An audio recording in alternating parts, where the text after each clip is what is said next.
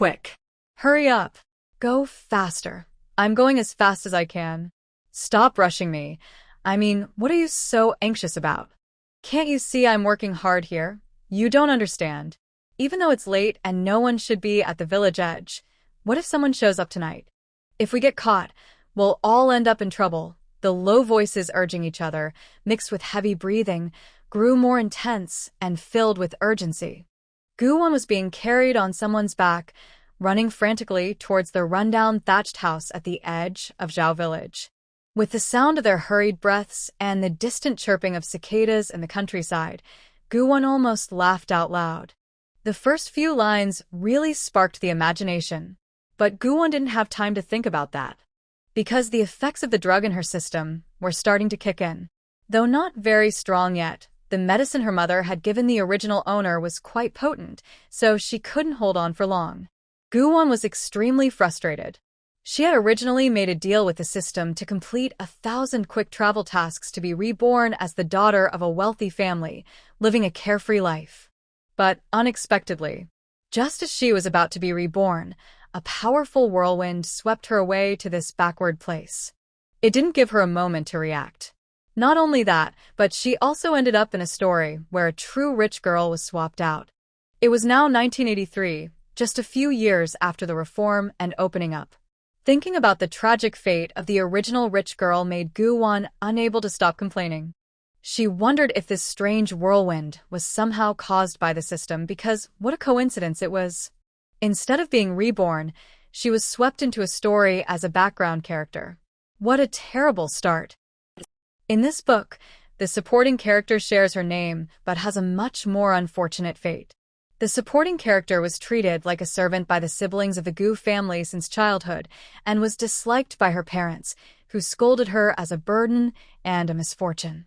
Recently, after the couple from the Gu family contacted their biological daughter, they saw the female supporting character as an obstacle to their daughter's success. They decided to drug the female character and have an old bachelor from the village ruin her reputation, completely cutting off her future. Soon after, they planned to bring villagers to the thatched house to catch her in a compromising situation, claiming she was shamelessly seducing the bachelor. For the villagers, such a scandal would be extremely embarrassing, and they would not tolerate it. The outcome was clear. The humiliated female character would be driven out of the Gu family and would eventually take her own life. With this threat removed, the false daughter could comfortably stay with the Xia family in the city, marry into wealth, and enjoy a prosperous life. Meanwhile, the unfortunate female character would become a tragic figure, ignored by everyone. What frustrated Gu-won even more was that in the story, when the female character's biological parents learned that the daughter they raised was not their own, they did nothing. Instead, they felt ashamed that their biological daughter had brought disgrace to the family. So, weighing their interests, the couple decided to continue treating the false daughter as their own, completely ignoring the real one. This was not how real parents should act. It was clearly. Gu-won took a deep breath, realizing that the situation was truly heartless. They had known each other for so many years and completed many tasks together, yet at the moment of parting, the selfish leader had thrown her here to suffer. Fortunately, the leader had some conscience and allowed her to bring her space with her. Lost in thought, they arrived at the thatched house. Haha. Gu's mother strode into the shabby house, roughly throwing Gu onto the ground and gasping for breath. She looked at the unconscious Gu-won with disgust and said coldly, "I almost exhausted myself. This ungrateful girl looks so thin, yet she feels heavy to carry." After saying this, she kicked Gu-won in frustration. Gu-won gritted her teeth and held back her anger, a fleeting coldness in her eyes. "You old witch, kick as much as you want. Soon, you'll regret it." Sister One always believed in one thing. It's better to ruin others than to let oneself suffer. Suddenly, Gu's mother shivered, feeling a strange fear. But thinking of her precious daughter, her expression quickly turned resolute again. "Big brother, keep an eye on that girl. I'm going out to see if Lee Motzi has arrived. Little sister, hurry home and find Dad. Tell him to gather people to catch them in the act at the thatched house in about 20 minutes. Tonight's plan must succeed." Their family was about to move to the city for a better life. To ensure that their past of switching children would never be discovered by outsiders or the Xia family, Guwon must stay in Zhao village. She could only stay there. Even if it meant death, she could only die here. Hey, I'm going to find my dad right now, the boy said excitedly before running out of the thatched house. Gu's mother quickly followed, giving Guwon a cold glance before dragging her out without mercy. As soon as Gu Xiuhua saw Gu's mother leave the thatched house, she immediately focused her gaze on Guwon, her eyes filled with a mix of pride and jealousy. Ugh. You worthless girl. So, what if you're pretty? So, what if you come from a good family? You've still been treated like a servant for years. After saying that, she smugly boasted to Guwon, you won't believe it, but in half an hour, you'll be the laughingstock of our village. No one will respect you or feel sorry for you. Someone like you doesn't deserve to compete with my sister for the title of young lady. When she mentioned the title of young lady, jealousy and hatred intensified in Gu Xiuhua's eyes. She was envious that her sister had transformed from a country girl into a wealthy young lady, and she was angry that her parents hadn't switched her to that rich family. Just thinking about missing the chance to be a wealthy heiress twisted Gu Xiuhua's face with rage, her features contorting as hatred surged within her. She glared at Guwon with resentment, wishing she could stare a hole through Guwon's naturally beautiful face. It's all your fault, you vixen. You made it impossible for me to be a rich young lady. I could just scratch you to pieces. As she spoke, she reached out to grab Guwon's face. She had been jealous of Guwon's looks for 19 years. No matter how much hard work Guwon did in the fields or how much sun she got, her skin remained fair and smooth, like a peeled egg. Every time she looked at that fairy-like face, her jealousy grew stronger. Just as Gu Xiuhua's fingers were about to land, Guwon, who had been unconscious, suddenly opened her eyes. In an instant, her eyes, like water almonds, were exceptionally cold. You. Reading Guide 1. The story is entirely fictional. Important to note, everything is made up, so please do not relate it to real history. 2. Dual purity. The main couple remains pure in both lives. 1v1. No misunderstandings or amnesia, just sweetness all the way. 3. The female lead is someone who acts rather than talks, seeks revenge, and is decisive. The male lead is quiet and cunning, with a talent for attracting attention. If you prefer stories with overly kind characters or those who let bad people off easily, this is not for you. 4. Please don't overthink it while reading. The author wrote it with a wild imagination. Don't question historical logic. Just enjoy the story. 5. If you dislike the female lead for being infatuated or harsh, or if you can't accept this type of character or writing style, it's best to leave now. There's no need to waste our time. 6. I've already given a warning, so there's no need to watch for a few minutes or hours and then come back to criticize the characters or my writing. It's really unnecessary. You. Gu Xiuhua didn't even have time to scream before she was knocked out. When Gu's mother returned with Li Matzi, they felt an inexplicable chill as soon as they entered the thatched house. The next moment, there were 2 loud bangs. Both people collapsed to the ground. Looking at the unconscious figures, Guwon's cold gaze flashed with determination. Since this body now belongs to her, she would take full control. If someone wanted to harm her, they would have to pay a heavy price. Guwon dragged each person roughly, bringing them together and placing them down. Then she took out 6 pills from her storage space. Each of the 3 would get 2 pills, doubling the effect. Next, she hoped this mother and daughter would enjoy their unexpected gift. Leaving the thatched cottage, Guwon suppressed the heat rising within her and gathered some straw from the side. She lit it with a lighter, watching the flames grow, then quickly took a shortcut back to the village. Fire! Fire! Help! Someone come put out the fire. The thatched cottage at the end of the village is on fire. Guwon used a loudspeaker from her storage space and shouted several times before putting it away and slipping into the night. Once she entered the mountains, she ran at full speed. Although her storage space was filled with many items, It lacked anything to counteract such potent medicine, and she had no miraculous healing water.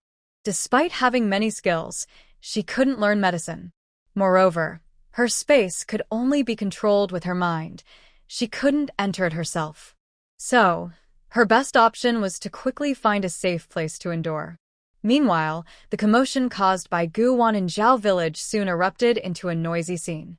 From a distance, the shouts for help from the thatched cottage could be clearly heard. In the quiet countryside at night, the villagers' loud and powerful voices echoed, even reaching into the mountains. Huh? Didn't they say the thatched cottage was on fire? Why isn't it? No matter if it is or not, let's put out the fire first. Suddenly, several villagers who were rushing to help were left speechless, frozen in place. They had come to extinguish the fire. Suddenly, before the fire was even out, a loud and attention-grabbing voice was heard. What happened? What's going on? Didn't they say they were going to put out the fire? Why is everyone just standing there? A woman who had come to help with the fire noticed that the people in front had suddenly stopped. She was momentarily stunned, but her curiosity quickly took over, and she stepped forward, her eyes fixed on the thatched house. When she heard the voice from inside the house, she realized it was that troublemaker, Hitsuefen. Her eyes widened in shock. In the next moment, she shouted loudly, "Oh my goodness, isn't that Hitsuefen and her daughter? That man looks like Lee, the single guy from our village." Her voice was so loud that it echoed throughout Zhao family village. The woman stared intently at the thatched house, hardly believing what she saw. She slapped her thigh in excitement, her eyes shining with enthusiasm. Wow, it turns out the fire was just a cover. There's someone sneaking around with a man. Other women quickly joined in. I can't believe Gu Jianxi's wife and daughter are so bold, the two of them with a man. Oh my, this is scandalous. Exactly. Those two really have no shame. Just look at Gu Jianxi's face. It's as dark as can be. Maybe he's secretly enjoying it, right? In no time, the villagers were all gossiping about the mother and daughter from the Gu family. Since the fire outside had already been put out, there was a spectacle to watch, and not watching would be a big loss. The village chief finally snapped back to reality and angrily shouted at Gu Jianxi, "Gu Jianxi, what are you doing just standing there? Hurry up and pull them apart." What a disgrace. Especially the noise from the thatched house was getting louder, and the unpleasant sounds made the village chief's already grim face look even worse. Meanwhile, Gu Jianxi and Gu Tianbao stood frozen in the crowd, as if they had lost their souls, showing no reaction at all. Just then, the thatched house erupted with excited shouts from both a man and a woman. The village chief's face darkened, and he angrily shouted at Gu Jianxi, "Gu Jianxi, are you deaf?" His furious roar nearly shattered everyone's eardrums. Oh, I'm coming right now." This shout finally brought a bit of clarity back to the dazed Gu Jianxi. He responded in a daze, feeling heavy-headed and sensing that something was very wrong. He couldn't understand why Gu Wan, who should have been in the thatched house, was nowhere to be found, while his wife and eldest daughter were involved in such embarrassing behavior. "Youngest, come in and help."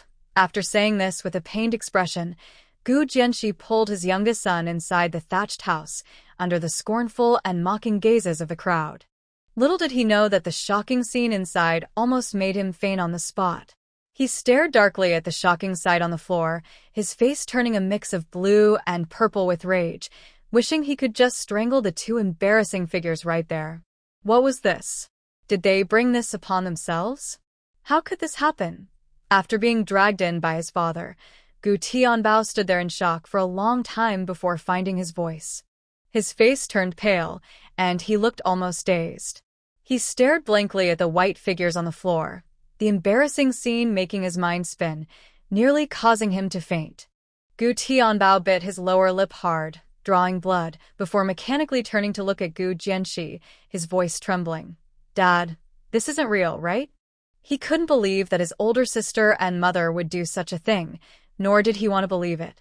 It should have been Gu Wan who was ruined, so how did it turn into?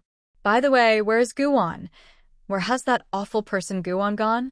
Thinking of Gu Wan, Gu Tianbao quickly turned his head to look around, only to realize that there was no sign of her in the thatched house. Gu Tianbao panicked, his eyes wide open in shock, almost popping out of his head, and disbelief spread across his face. How could she be missing? He furrowed his brow tightly, his eyes filled with fear. We clearly gave that girl medicine. There's no way she could have woken up in just one night.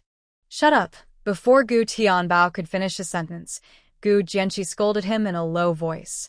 He gritted his teeth and said quietly, "Hurry and get your mother and the others back. Don't mention anything else, not a word." There were many people outside the thatched house, and no one in the village was foolish. If they heard Gu Tianbao mention Gu Wan, they would certainly think of other things. So, it was best to keep quiet.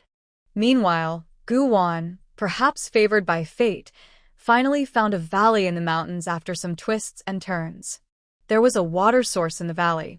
Gu Wan's eyes lit up with joy, and she rushed toward the lake.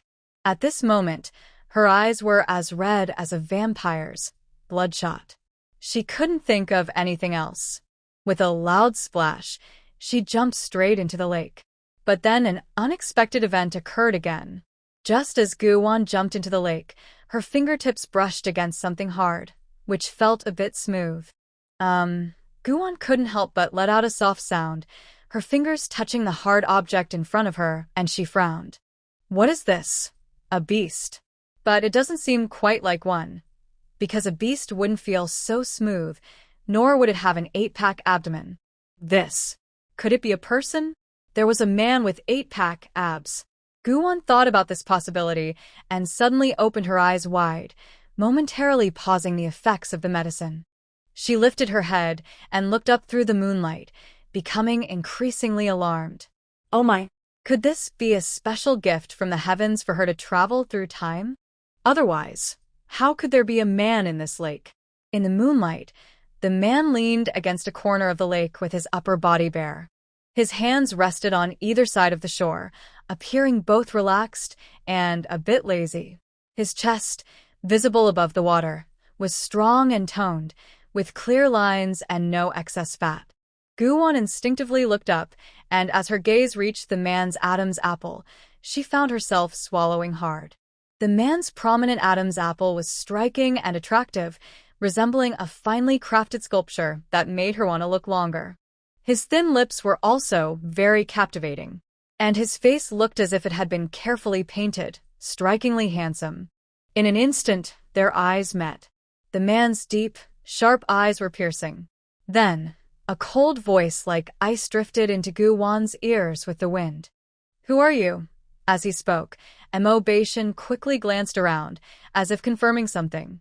When he realized that this valley was indeed the same one he had been in during his past life, his initially puzzled expression suddenly tightened, filled with shock and disbelief. What was happening? Why was the scene different? In his previous life, there had never been anyone else in this valley until he left. Why was there someone here this time? Mo Beishan furrowed his brow, his expression serious, as he focused on the young woman standing before him. A hint of contemplation appeared in his slightly reddened eyes. Everything that happened tonight felt increasingly strange. It was even hard to believe. Just a few minutes ago, he had returned from a hospital bed decades in the future to the year 1983. That night was the same one when I was caught off guard and fell into a trap. Suddenly reborn, Mo Beishan was shocked and confused for a while before he could barely accept the fact that he had come back to life. Unexpectedly, the next moment, he heard a flurry of footsteps. Just as he was about to get up to check the situation, he was caught off guard by the scene in front of him. Hearing the noise, Gu Wan instinctively lifted her chin to look at Mo Beishan, blinked her eyes, and smiled as she replied, "I am sent by heaven to be your wife." As she spoke, she pointed to the sky, her lips curling into a sweet smile, completely unfazed by his cold, swirling gaze.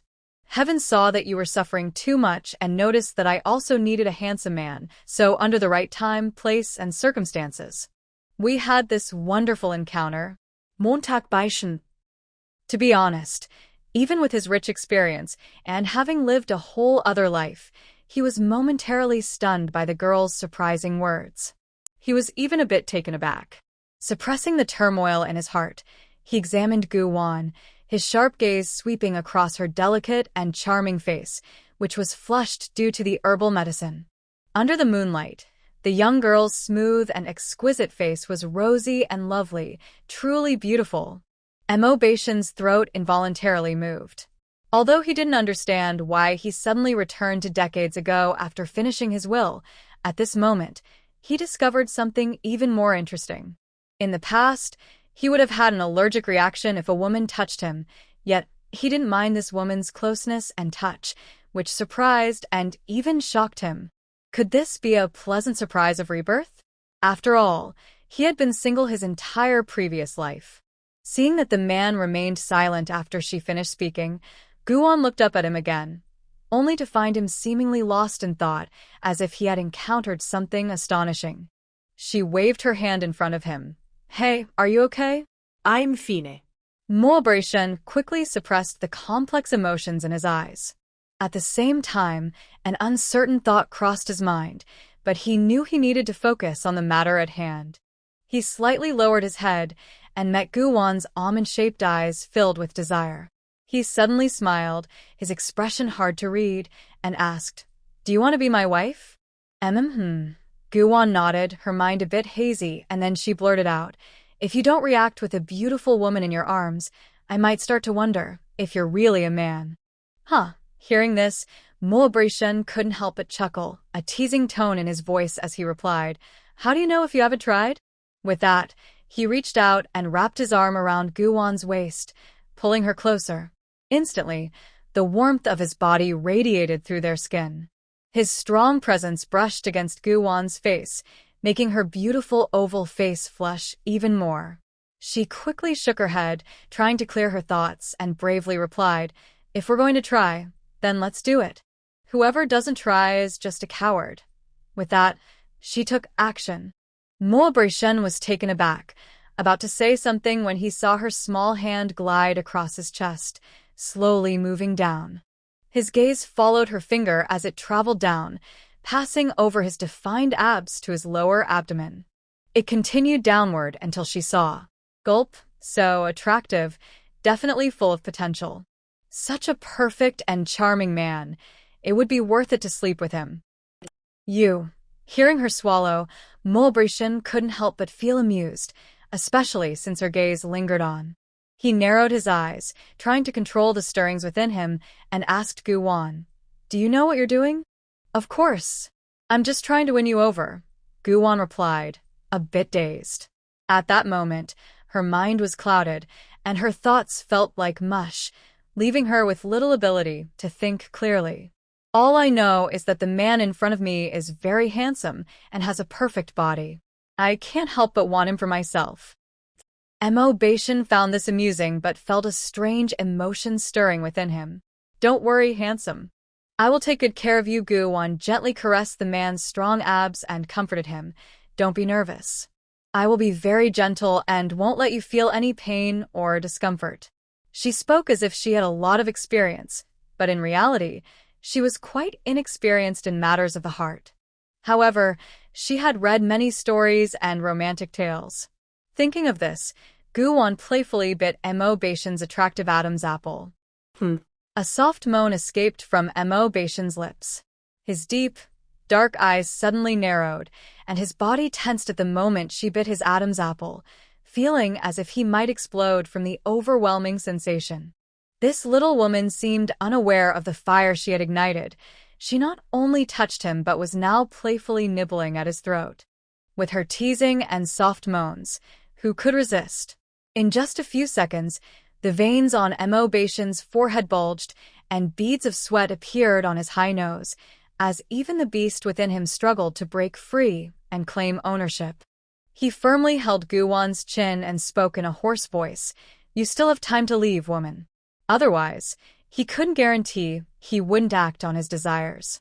"That's not going to happen." Gu Wan gently shook her head, looking at him with determination. "Don't worry, I will make it up to you." At most, when she woke up tomorrow, she would take him to get a marriage certificate.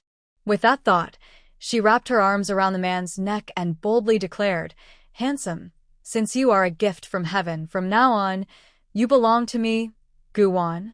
Mo Beishin was taken aback. "Very well, this woman has quite the boldness. I'm sorry, but I can't assist with that." Finally, even Gu-won's pleas were completely silenced by Mo Beishin's kiss. The moon was the matchmaker, the lake was the bed, and the night was filled with wild excitement. Warm little theater. Mo-yi, woman, let go, or you will face the consequences. Gu-won, what are consequences? I won't back down. I will only push for more. Movie. Very well, if there are no 7 rounds tonight, don't expect to stop. Gu-won couldn't remember how she fell asleep that night. Vaguely, she recalled that as she was drifting off, she bit the man's collarbone and mumbled, "You scoundrel. Dog of a man. I want to return this," and then she completely passed out. She didn't even have time to ask the man's name. It was only later when Mo Beishin carried her back to the hotel in Jean City that she woke up for a moment. Although she was only awake for a minute or two and barely opened her eyes, Gu-won at least knew she had been taken away from the valley to his place and learned his name, Mo Beishin. He was the man she remembered most vividly from that novel, and the one she wanted to be with. However, before she could confirm his name, she heard him gently say, "Sleep peacefully," and she fell back asleep. The next day, Gu-won woke up because she was hungry. As her eyelids fluttered, she instinctively tried to stretch, but before she could even lift her arms, a wave of soreness swept over her body. Ouch! It hurt so much. The pain and soreness felt like she had just fought a fierce battle, and every part of her body was aching. In an instant, memories from last night flooded back, and the vivid images reminded Gu-won that not only had she crossed over, but she had also slept with a man of stunning beauty in that valley. Most importantly, it seemed she had said some maddening things while not fully aware. She was even holding the man possessively, teasing him. Gu-won was momentarily stunned, questioning if she had woken up the wrong way. Was she really that wild? She didn't realize that the man, who had been paying attention to her since she opened her eyes, was now looking at her, catching the surprise on her delicate face before she began to doubt herself. Mo Beishin's eyes flickered, and a subtle smile appeared at the corner of his lips. Awake, hearing his voice, Gu-won instinctively turned her head and immediately met his sharp and deep gaze. It was the man from last night. He was dressed in military uniform, elegantly sitting on the sofa and watching her. Wait, what did he say his name was last night? Montak Beishin? She felt like she had heard those 3 words somewhere. Suddenly, Gu-won's sleepy eyes widened with shock and disbelief. Oh my gosh! Did she really spend the night with a famous Mo Beishin? She couldn't believe that on her first night in this new world, she had ended up with such a big shot. It was unbelievable. Should she say she was incredibly lucky, or was it just fate? Suddenly, she noticed the man's gaze had taken on a teasing expression, making Gu-won feel embarrassed. She quickly looked away from him and focused on something else. What she didn't see was that at the moment she averted her gaze, the man on the sofa had a faint smile, his eyes sparkling with amusement. Last night, even in her sleep, she had occasionally murmured sweetly to him, and she had even hugged him and playfully nibbled on him. The crescent-shaped marks on his collarbone were quite evident. Her playful and competitive nature was truly amusing. Mo Beishin's lips curved slightly, and a gentle ripple of amusement washed over him. "Are you awake?" Hearing the man's charming voice again, Gu-won quickly suppressed her shock and nodded in response. "Yes, I'm awake." The voice suddenly stopped. Oh no! Her throat was so hoarse. Gu-won felt a bit embarrassed, and just then, she noticed the man's smile deepening. Now it felt even more awkward. A blush crept onto her face, and her earlobes turned slightly red. Mo Beishin raised an eyebrow, his gaze sweeping over Gu-won's delicate face. Because of her shyness, her cheeks turned a rosy hue, like a red apple, adding a touch of charm to her beauty. He felt a warmth in his heart, put down the newspaper, and stood up. In an instant, his long legs came into Gu-won's view. Gu-won's eyes lit up. Wow. This man was truly impressive. He was like walking charisma. Standing about 6 feet tall, with a stunningly handsome face and a cold, noble demeanor that exuded an unmatched confidence, he was simply captivating. Just as Gu-won was secretly admiring him, Mo Beishin walked over to the bedside with a cup of water. "Drink some water to soothe your throat." After saying this, he helped Gu-won sit up against the headboard. "Thank you," Gu-won said hoarsely, expressing her gratitude to Mo Beishin before taking the cup and drinking. After finishing the glass of water, her throat felt a bit better. Mo Beishin was very considerate, quietly standing by the bed. Once Gu-won finished drinking, he took the cup and placed it on the bedside table. Then he asked with concern, "Did you sleep well?" Hearing this, Gu-won instinctively nodded, pretty well, though her body was quite sore. However, at that moment, Gu-won couldn't think about her soreness. She just wanted to confirm the man's identity. She looked up at Mo Beishin and tentatively asked, "Mo Beishin?" Her voice was filled with uncertainty, but her heart raced at that moment. Thump, thump, thump. It was beating faster and faster. Is this man in front of me really the powerful figure mentioned in the book, Mo Beishin? He is also the one she dreams of being with. Mo Beishin's eyes flashed with an unreadable light as he smiled, looking at Gu-won with a teasing expression. "What's wrong? Did you wake up with amnesia and not recognize me? Or perhaps," he paused, his gaze sweeping over Gu-won's face. Noticing her expression stiffen, he smirked knowingly. "Do you want to be like those people who take what they want and then just walk away without a word?" "Gu-won, that's not how it works." As he spoke, Mo Beishin moved closer to Gu-won. "The leader once said that dating without the intention of marriage is just playing around. Besides, you've already marked me as yours, and the signs are still fresh." His words caught Gu-won completely off guard. Cough, cough, cough. Suddenly hearing such shocking words, Gu-won choked on her drink, her face turning bright red, even her ears flushed. Feeling shy, Mo Beishin chuckled softly, noticing her growing embarrassment. His smile deepened. "Last night, you were quite bold, holding on to me and being playful." He leaned closer to her ear, his voice low and enticing. "But Gu-won, you look very cute when you're shy. And when you're being flirty, even cuter, so sweet. Especially when a girl is emotional, her beautiful eyes filled with tenderness, pure yet alluring, soft and delicate, making one want to drown in her affection." His words made Gu-won's face turn crimson. She suddenly recalled the intimate moments from last night, the way he kissed her repeatedly, coaxing her with a voice as enchanting as a mythical creature, almost overwhelming her senses. "You." Gu-won glared at Mo Beishin, her face still flushed. "Can you act a bit more normal? Even a slightly more normal tone would be nice." However, Gu-won did not realize that last night she had flirted with Mo Beishin quite passionately, and now it was Mo Beishin who was teasing her and testing her little by little. "Do you mean I should flirt with you like you did by the lake? Is that the proper way?" Mo Beishin asked Gu-won with a hint of confusion, but his eyes were filled with teasing and mockery. "Honestly, the way you looked at me back then makes me nostalgic." Before he could finish his sentence, the man's lips were covered. "Don't say any more." Gu-won's face turned bright red, and she shot Mo Beishin an annoyed glare before covering her face with her hands, completely hiding her embarrassment. "This is so embarrassing." At that moment, she just wanted to find a place to hide. "All right, I won't say anything, after all." Mo Beishin paused mid-sentence, his gaze lingering on Gu-won's exposed neck for a few seconds before he completed his thought. "I am already yours." Gu-won froze in her actions. "What? Is this really the Mo Beishin from the book? This doesn't match the story at all. Also, didn't the book say that Mo Beishin couldn't touch women?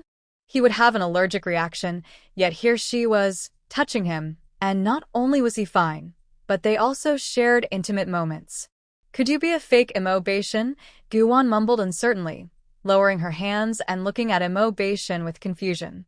She never expected him to be so different from the cold character in the book. He was quite flirtatious. And what about his supposed condition? Seeing the surprise and confusion on her face, Mo Baishan's eyes shifted slightly, and a smile appeared as he said, "Do you want me to help you relive the details of last night? Believe it or not, I would be happy to assist with that." His voice carried a mix of teasing and laziness. Wow. This man is quite bold. Guwon was shocked and stared at Mo Baishan in disbelief. After a long moment, she finally asked, "You weren't like this last night." He had been so serious then, but now. Mo Baishan raised an eyebrow and spoke in a more teasing tone. "That's because you hadn't taken advantage of me yet. But after last night, I suddenly feel like this isn't so bad." Hearing this, Guwon's eyes widened in disbelief. She took a deep breath, grabbed the front of his shirt, and pulled him closer, glaring at him as she asked, "What do you want?" She suspected this man was intentionally trying to get back at her for what happened last night. Mo Baishan was suddenly pulled closer, and he noticed her face was flushed, her beautiful eyes filled with shyness and embarrassment, yet she still tried to look fierce. He couldn't help but smile. "Wow, Guwon, you really are heartless.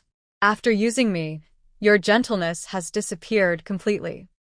Guwon was stunned, her mind racing with questions. Who am I? Where am I? What did I just hear?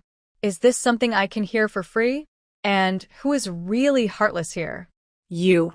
Just as Guwon was about to speak, he interrupted her with a teasing tone. "Guwon, as the saying goes, a favor from a night's sleep should be repaid with commitment. So, you have to be responsible for me." After saying this, Mo Baishan leaned in closer to Guwon, their noses almost touching. "After all, I'm a good single guy who suddenly got taken advantage of by you last night. You can't just walk away without acknowledging it, right? What the? Is he sure they didn't mix up their lines?" At that moment, Guwon was completely thrown off by Mo Baishan's boldness and forgot to create distance. She stood there, her mind blank. After a while, her face burning, she retorted, "Didn't you take advantage of me completely?" If we're being honest, she was the one who ended up at a loss here. He seemed to act like a wronged little wife, as if afraid she would just leave after putting on her pants, always teasing her and reminding her to take responsibility. Guwon felt frustrated thinking about it, so she quickly flipped over and pinned Mo Baishan beneath her, lifting his chin. "As soon as I wake up, you keep mocking me. You just want to remind me to be responsible for you, right?" As she spoke, she pinched the man's chin, looking at him with a fierce expression. "If being responsible is what you want, I can take you to get married right now." Mo Baishan was amused by her bold behavior, a faint smile appearing in his handsome eyes. He lazily rested his hands behind his head and said, "It's only right for Awan to be responsible for me.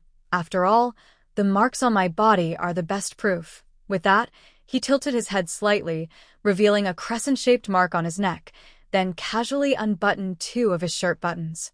Instantly, the scratches on his chest came into view for Guwon. Wow. This man was really something else. Guwon's face turned bright red, and she felt hot all over.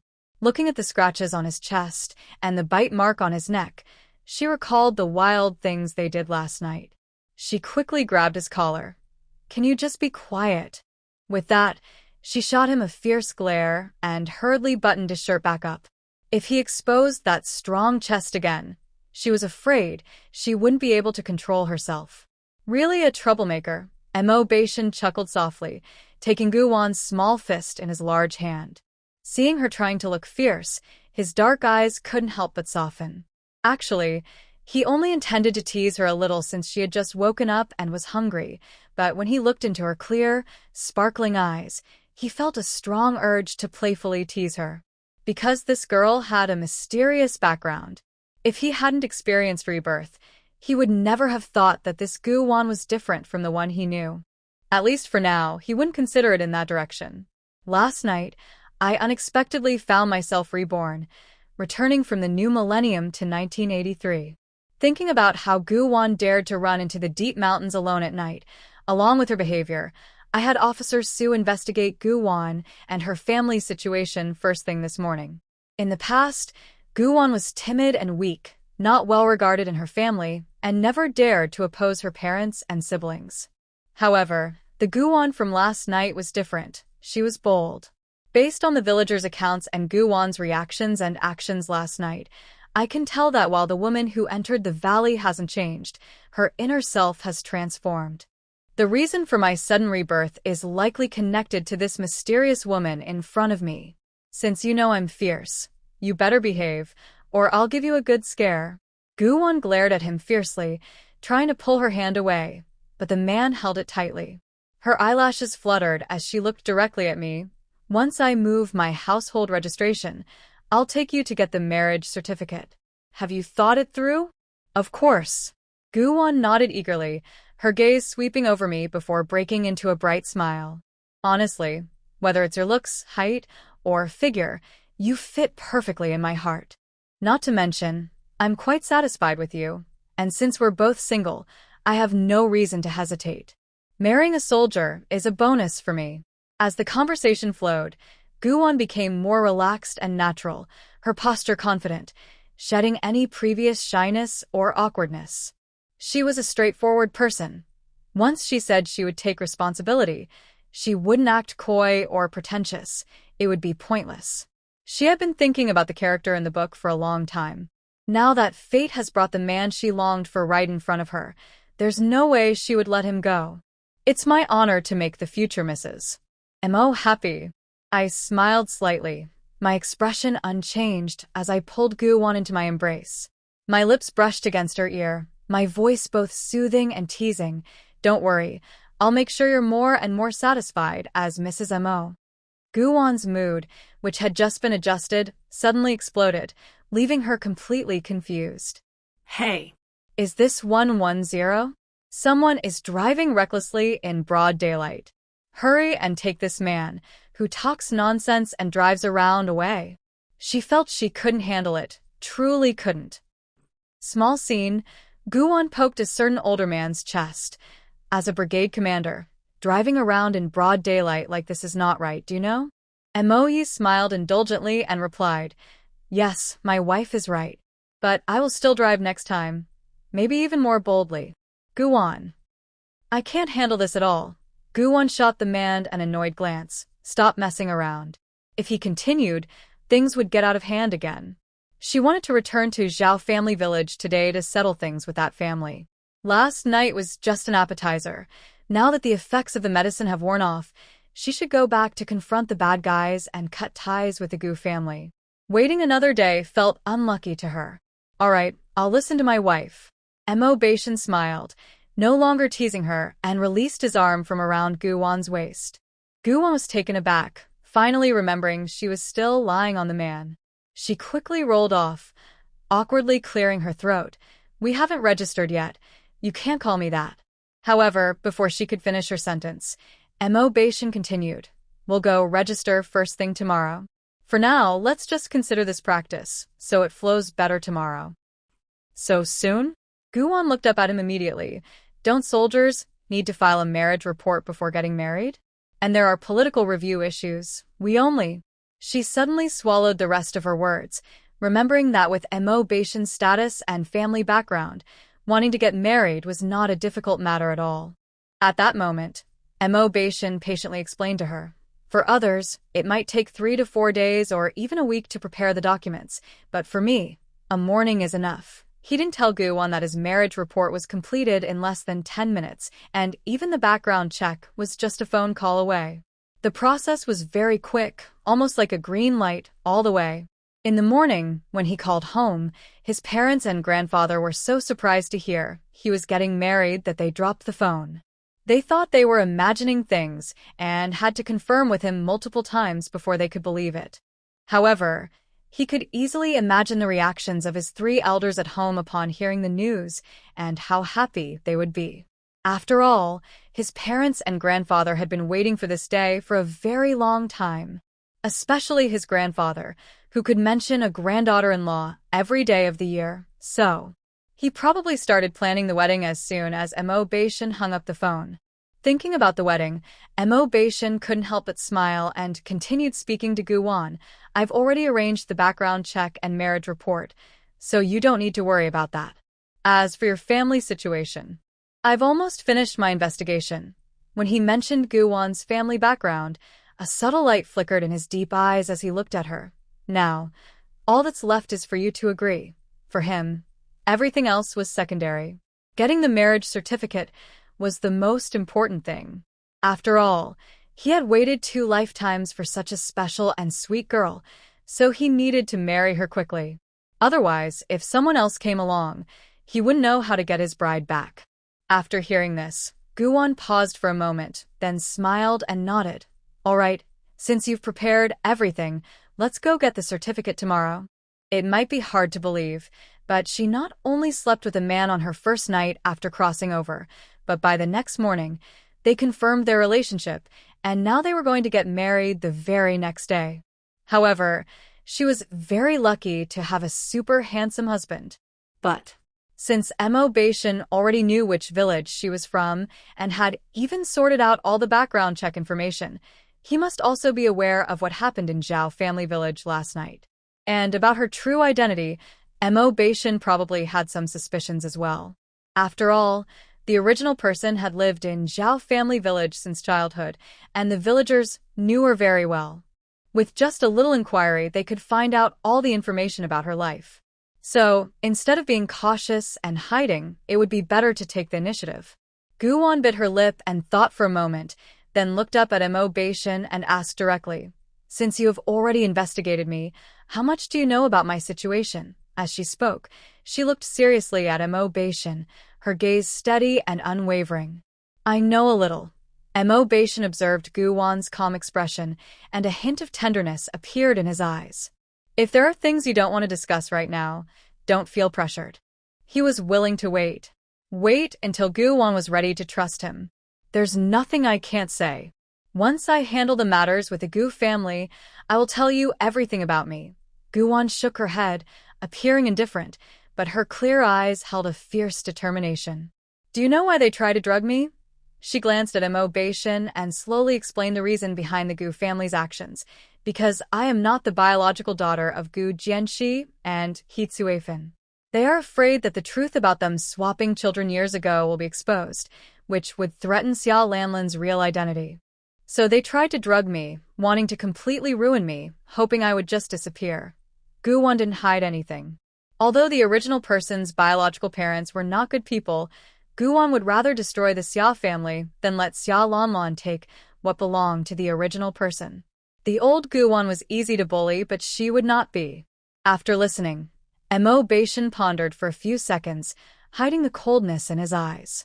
He reached out and gently rubbed the top of Gu-won's head. "It's all in the past. No one will mistreat you anymore, and no one will make you suffer again." His deep, endless gaze turned sharp after hearing what Gu-won had to say. Everything made sense now. No wonder. Even though they had 2 daughters, the Gu couple only treated their eldest daughter well. No wonder, despite both being their children, Gu Jianxi and He Tsuefan disliked their second daughter, Gu-won, even going so far as to call her a jinx. Last night, they even tried to ruin her reputation by drugging her, and the reason was. Hearing this, Gu-won felt a warmth in her heart, but her gaze was fierce. "I want to go back to Zhao village later. I need to cut ties with Gu Jianxi and He Tsuefan, move my household registration, and make them pay for what they've done." Mo Baishan initially wanted to say not to worry about the household registration issue because he could handle it, but when he met Gu-won's determined eyes, he changed his words to, "Okay, I'll go with you." His simple statement of support touched Gu-won's heart and greatly increased her fondness for him. A man who is willing to stand by his wife is definitely a good man and a good husband. Gu-won looked at Mo Baishan, unable to stop a smile from creeping onto her face. She was definitely someone who appreciated good looks, and Mo Baishan fit her ideal perfectly. From now on, she would hold tightly onto her amazing husband. Gu-won grasped Mo Baishan's arm and leaned in, giving him a loud kiss on his handsome lips. "Let's make it official, Mo Baishan. From now on, you belong to me." She declared that the man other women feared, she, Gu-won, would claim for herself. Thinking back to the story about Mo Baishan, Gu-won's lips curled into a smile, and her bright, dark eyes sparkled. In the story, Mo Baishan was from the top family in Shengjing, the Mo family. He was the only child of the Mo couple and the next heir to the family. Everyone called him Master Mo because he was the most untamed man in Shengjing. He was mysterious and cold, an untouchable figure, a commander of a special forces unit, and the strongest officer in the military district, known as the cold-faced demon. With countless achievements, exceptional abilities, and an impressive background, he was someone who seemed unreachable. But everyone knows that the proud and aloof Mo Beishan from Shengjing has a hidden issue. He is severely allergic to women. As soon as a woman touches him, he breaks out in red rashes all over his body. So, despite his high status and being a young general, no young woman is willing to marry into the Mo family and live a lonely life. According to the only page in the book describing the plot, Mo Beishan remains unmarried for life, leading to the decline of the Mo family line in his generation. It can't be said that the family completely fell apart because Mo Beishan has an adopted son, a child from his good friend, whom he knows well and has lived in the Mo household since childhood. Guwon was recalling Mo Beishan's ending in the book when suddenly everything went dark and she found herself pinned beneath him. Hey, what are you doing? In broad daylight, could this man be? Just the thought of Mo Beishan's incredible strength made her heart race, and she immediately went on high alert. Seeing the fierce look on the girl's face as if to say, "If you dare to misbehave, I will fight you," Mo Beishan's lips twitched slightly, and then he spoke meaningfully. "Of course, I'm here to teach you, Oan, what a real deal is." As soon as he finished speaking, his kiss swept over her.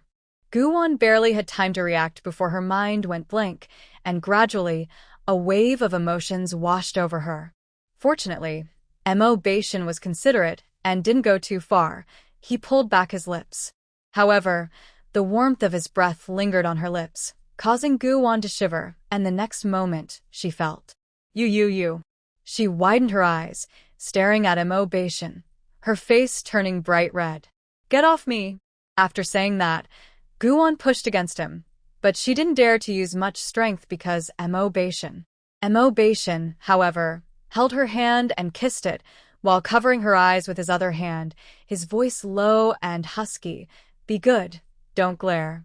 Otherwise, he might lose control. This silly girl might not even realize how charming she truly is." In the past, when he was in the army, Mo Beishan would scoff whenever his comrades talked about relationships, thinking they were just bored and found comfort in family life. However, after last night, he no longer felt that way. He realized that desire was like a poison, hard to resist, especially since Guwon was a very special girl who affected him deeply. When Guwon heard this, she shot him an annoyed look. So, it was her fault that he was unsatisfied. But thinking about his energy, she quickly softened her tone, saying, "I won't glare at you anymore. Just get up quickly." She was still in pain. Just then, a rumbling sound came from her stomach, protesting her hunger. Guwon thought, "Is this a sign from above to help me?" Mo Beishan chuckled softly, took a deep breath, got up, and left the bed. "Go wash up. The bag has clothes and shoes I bought for you this morning in your size. There are also toiletries inside." As he spoke, he picked her up, grabbed the bag from the bedside, and took a few big steps into the bathroom with her in his arms. "Be careful while washing. The floor might be slippery," he reminded her before gently setting her down. "Okay," Guwon replied, a bit surprised. She didn't expect him to go to the mall early to buy her clothes and toiletries. A man so thoughtful and considerate was truly rare. Mo Beishan looked at her softly and said, "I'll wait for you outside. Then we'll go out to eat and head back to Zhao family village." Guwon nodded. Once Mo Beishan left the bathroom, Guwon immediately looked into the mirror. Seeing her reflection, she sighed in relief. She looked just like the original owner, a true beauty. However, she was shorter now, standing at about 1.65 meters instead of her previous 1.70 meters, and her figure had changed as well. Fortunately, both the original owner and she have a natural ability to stay fair-skinned, so even after being exposed to the elements, their skin remains as tender and white as a peeled egg. Around 1 o'clock in the afternoon, after finishing lunch, Guan got into a military jeep with Mo Beishan and headed towards Zhao village. The vehicle drove steadily down the street. Guan looked out the window at the sights of Jin City. Even though it was only 1983 in this parallel universe, Long Country's economy had made significant progress. On both sides of the street, there were many small shops and vendors, and several multi-story buildings had also been constructed. However, very few people owned cars at this time, so besides bicycles, small cars were hardly seen. There were few motorcycles typical of that era. After about an hour, the jeep arrived at Zhao village. It was lunchtime, and most villagers were sitting under the elm trees in the center of the village to cool off. A group of men sat around on stones playing cards and chatting about the crops, while children played nearby in a pond, and women sat mending clothes and gossiping about the Gu family. As the jeep entered the village, it caught the attention of many villagers. They immediately turned to look and saw the military jeep. "Hey, did you see that girl in the red dress in the car? Isn't she Gu Jianjia's second daughter, Guwan? It really looks like her." The girl in red is definitely Wan, and there are two young men in military uniforms with her. I remember now, the young man driving came to our village this morning and asked me about Guwan and her family. Is that true? Could it be that Guwan really ran away with someone just like Gu Tianbao said? Otherwise, why would she suddenly come back, especially in a car? Surely that can't be the case, right? Guwan usually seems like a very honest and hardworking person, so how could she? Alright, stop guessing. If you want to know if Guwan ran away with someone, just ask her and you'll find out. In the crowd, someone shouted this, and as soon as the words were spoken, everyone saw a woman running towards the Gu family's direction. She moved so quickly, it looked like something was chasing her, and in the blink of an eye, she was far away. Seeing this, the others quickly grabbed their things and followed her. Meanwhile, Guwan's jeep had already stopped in front of the Gu family's gate. She opened the door, stepped out, and stood in front of the gate, her eyes showing nothing but indifference. Guwan reached out to push the door open, but just then, she heard a loud crash from inside the house, followed by Gu Xiuhua's sharp screams and curses. Ah, that despicable Guwan. Why doesn't she just disappear? Gu Xiuhua was almost driven mad, throwing things around. By noon, she looked worn out, like a 30-year-old woman, her features twisted with rage, looking terrifying. She couldn't understand why Guwan, who had been knocked out, suddenly woke up and became so strong, able to knock out several people and ruin everything for her and her mother. Just thinking about being looked down upon by the village's old bachelors and the scornful gazes of the villagers made Gu Xiuhua wish she could tear Guwan apart. Mom, what should I do? I'm only 21 and my reputation is ruined. So many people have seen me, and now even the nearby villages know about it.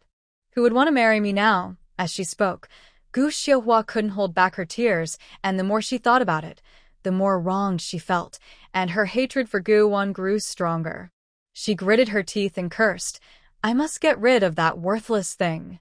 It's all her fault for pretending to be faint and causing this mess. That heartless seductress shouldn't be alive." After saying that, her face twisted even more, and her eyes bulged with anger. Gu Tianbao looked at his sister, who resembled a terrifying figure, and was startled. His body shook, and he nearly fell to the ground. He widened his eyes in shock and quickly grabbed the edge of the table to avoid hitting the floor. Feeling a bit angry, Gu Tianbao glared at Gu Xiuhua and shouted in an irritated tone, "Sister, have you lost your mind?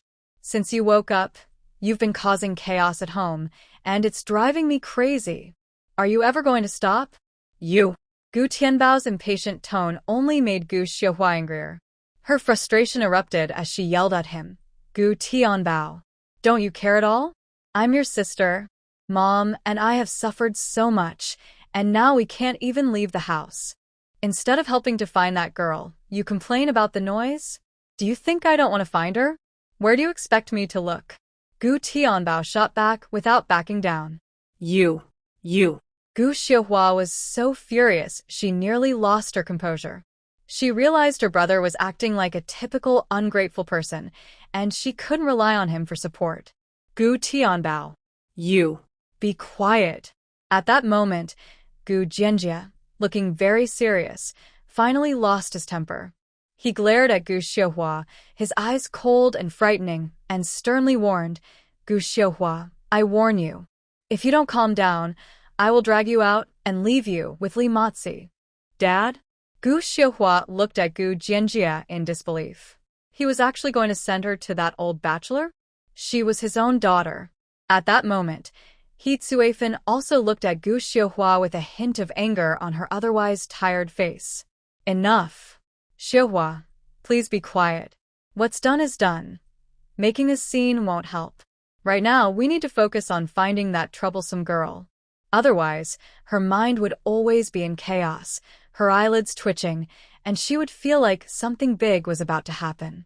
Gu Xiuhua had just opened her mouth when suddenly there was a loud bang. The courtyard door, which had been tightly shut, was suddenly kicked open by Gu Wan. "Everyone's here." Gu Wan casually walked into the courtyard, glanced at the few people sitting in the main room, and scoffed, "Perfect, I won't have to clean up one by one." Hearing her voice, the 4 people inside immediately turned their heads and saw Gu Wan walking in with 2 unfamiliar men, slowly making their way toward the main room. In an instant, several sharp voices rang out almost simultaneously. "Gu Wan, you shameless girl. How dare you come back? Gu Wan, today I will make sure to teach you a lesson for your wickedness," Gu Xiuhua said fiercely, and then suddenly stood up, rushing out of the main room towards Gu Wan, her hands raised, ready to scratch Gu Wan's face. Gu Tianbao and Gu Mu followed closely behind. Gu Tianbao swung his fist directly at Gu Wan's face, while Gu Mu grabbed a wooden stick from the main room and aimed it straight at Gu Wan's head. Just as they reached Gu Wan, they felt a blur in front of them, and before they could react, they were kicked away. The 3 of them were almost simultaneously slammed against the courtyard wall and fell heavily to the ground. "Ah! Ow!" In an instant, screams filled the air. Mo Beishan, Su Jiong, the word, "watch out," got stuck in their throats. Su Jiong's eyes widened in disbelief as he looked at the people lying on the ground. Mo Beishan also showed a moment of surprise, but it quickly faded, and his gaze casually swept over Gu Wan's face, his deep eyes sparkling with amusement. It seemed that the young girl had many secrets. From the speed and strength Gu Wan had just displayed, it was clear she had at least 10 years of martial arts training. However, at this moment, Mo Beishan did not realize that he had underestimated Gu Wan's strength until one day. When Gu Jianjia saw his wife and children being kicked away, he was completely stunned. The villagers who had come to watch were also wide-eyed in shock. Their mouths hung open, and their faces showed extreme surprise. Is this still the quiet Gu Wan from before? How did she suddenly become so powerful? "Commander, does my sister-in-law know martial arts?" Su Jiong was dazed for a while before he asked Mo Beishan in amazement, his eyes fixed on Gu Wan, suddenly feeling like he was blind. He thought his sister-in-law's earlier move, "No, it was a kick," was incredibly impressive. Mo Beishan casually replied, "Yes, she does," but his gaze remained on Gu Wan. "Ouch, it hurts. My stomach hurts so much." Gu Mu and Gu Xiuhua were stunned from the kick until they heard Gu Tianbao crying out in pain, which brought them back to reality. However, they were in so much pain that they could only lie on the ground, their positions quite awkward. "Gu Wan, you ungrateful thing. How could you kick your own mother, sister, and brother? Are you even human?" After a while, Gu Mu managed to get up, holding her stomach. As she raised her head, she began to scold Gu Wan. "You beast. You ungrateful wretch. I must have been incredibly unlucky to have given birth to you, huh?" Gu Wan let out a cold laugh, looking at her mother as if she were a joke. "Gave birth to me? Are you sure you carried me for 10 months? You?" Facing Gu Wan's half-smiling gaze, He Tsuefan suddenly felt her heart tremble. She was uncontrollably filled with an inexplicable fear. She quickly steadied herself, regained her confidence, straightened her back, and glared fiercely at Gu Wan. "You little girl, have you grown wings? If I'm not your mother, who else could have given birth to you? I'm sorry, but I can't assist with that." Overnight, her personality changed drastically, and she became even fiercer than the tough guys. Look at Gu Xiuhua's hands. They were all scraped and bleeding. That's really harsh. I can't provoke her. He Chui Fun and Gu Jianxi only snapped back to reality when they heard their eldest daughter's cries. They quickly looked over and saw Xiuhua's hands bleeding as she fainted from the pain. Both of their faces darkened, and they angrily shouted, "Gu Wan, what are you doing?" Just then, Gu Tianbao got up from the ground. Seeing his sister fainted because of Gu Wan, his pale face turned red with anger. Grinding his teeth, he picked up a wooden stick from the ground and swung it hard at Gu Wan's head. "Die, woman. Sister, be careful." Hearing this, Gu Wan immediately turned around, reaching for the stick in Gu Tianbao's hand. But in the next moment, she saw Mo Beishan rushing over like lightning. Then he lifted his foot and kicked, sending Gu Tianbao flying. He soared through the air and then crashed heavily to the ground. After spitting out blood, Gu Tianbao fainted. He Chui Fun and Gu Jianxi were shocked by this scene. They had lived in Zhao family village for so many years and had never encountered such bullying. You. Who are you? How dare you hit my son?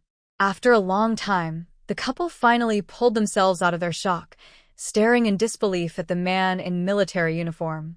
Gu Jianxi was about to question him, but found himself speechless when he met those icy cold eyes. You.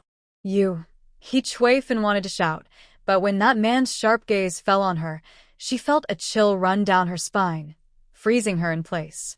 She quickly looked away, her mouth shut tight, and even Gu Wan was too scared to speak, limping toward where her younger brother had fainted. As for Xiuhua, she would have to wait a little longer to check on her. Gu Wan looked at He Tsuifin's frightened expression and couldn't help but let out a cold snort. She glanced at Gu Xiuhua, who had fainted from the pain, and coldly released her foot. Then, she reached out and linked her arm with Mo Beishan's. After a look at Gu Jianxi, she turned her gaze to the onlookers and smiled. "Let me introduce my boyfriend to everyone." As soon as the girl finished speaking in her sweet voice, a chorus of surprised voices erupted. "That's impossible. What? This guy is Gu Wan's boyfriend. Oh my, Gu Wan actually has a boyfriend. No wonder she came back in a car. Turns out she's dating a soldier." In an instant, the crowd buzzed with excitement. Everyone looked at Mo Beishan, then at Gu Wan, finding it hard to believe. Gu Jianxi was stunned for a while, trying to process the news. He looked at Gu Wan with a mix of confusion and surprise, narrowing his eyes. He never expected that this girl, who had been out all night, would bring home a boyfriend, especially one who looked tough. "That's impossible. How could you have a boyfriend? You hardly ever leave the village. When would you have the chance to date? Besides, this man is a soldier. How could Gu Wan know someone like him?" The man's imposing presence made it clear he was not an ordinary person. How could a girl raised in the countryside know someone like that? He Tsuifin's face was filled with disbelief. Sitting on the ground with Gu Tianbao in her arms, she stared intently at Gu Wan and the man, convinced that Gu Wan was lying. After living under the same roof for so many years, she knew exactly what kind of person Gu Wan was. "By the way, I should thank your family. If you hadn't given me that drugged water last night, I wouldn't have had the chance to meet my boyfriend," Gu Wan said with a slight smile, looking at He Tsuifin. Then she raised her eyes to Mo Beishan and gave him a sweet smile. "Right, Ashen?" Mo Beishan responded with a soft, the corners of his mouth barely twitching. When the girl didn't need him, he was just Mo Beishan, but when she did, he became Ashen. Her ability to change her expression so quickly. Ha. It's faster than singing Sichuan opera. The villagers widened their eyes in shock. What did they just hear? He Tsuifin and Gu Jianxi drugged Gu Yadu? Gu Wan noticed everyone's expressions and continued to stab at He Tsuifin and Gu Jianxi. "But He Tsuifin, you and your eldest daughter are not as lucky as me. As for me, my partner saved me just in time, and I came out unscathed.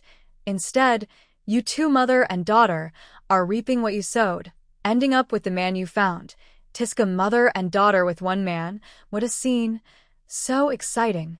Each word struck the hearts of the crowd, especially hitting He Chui and Gu Jianxi hard. The last sentence was particularly sarcastic. Wow, everyone's gaze instantly turned to Gu Jianxi and He Tsuifin. Gu Jianxi and He Tsuifan turned red with anger, their chests heaving as they struggled to catch their breath, barely holding back their fury.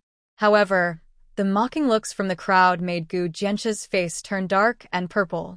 He clenched his fists and glared at Gu Wan, angrily questioning her.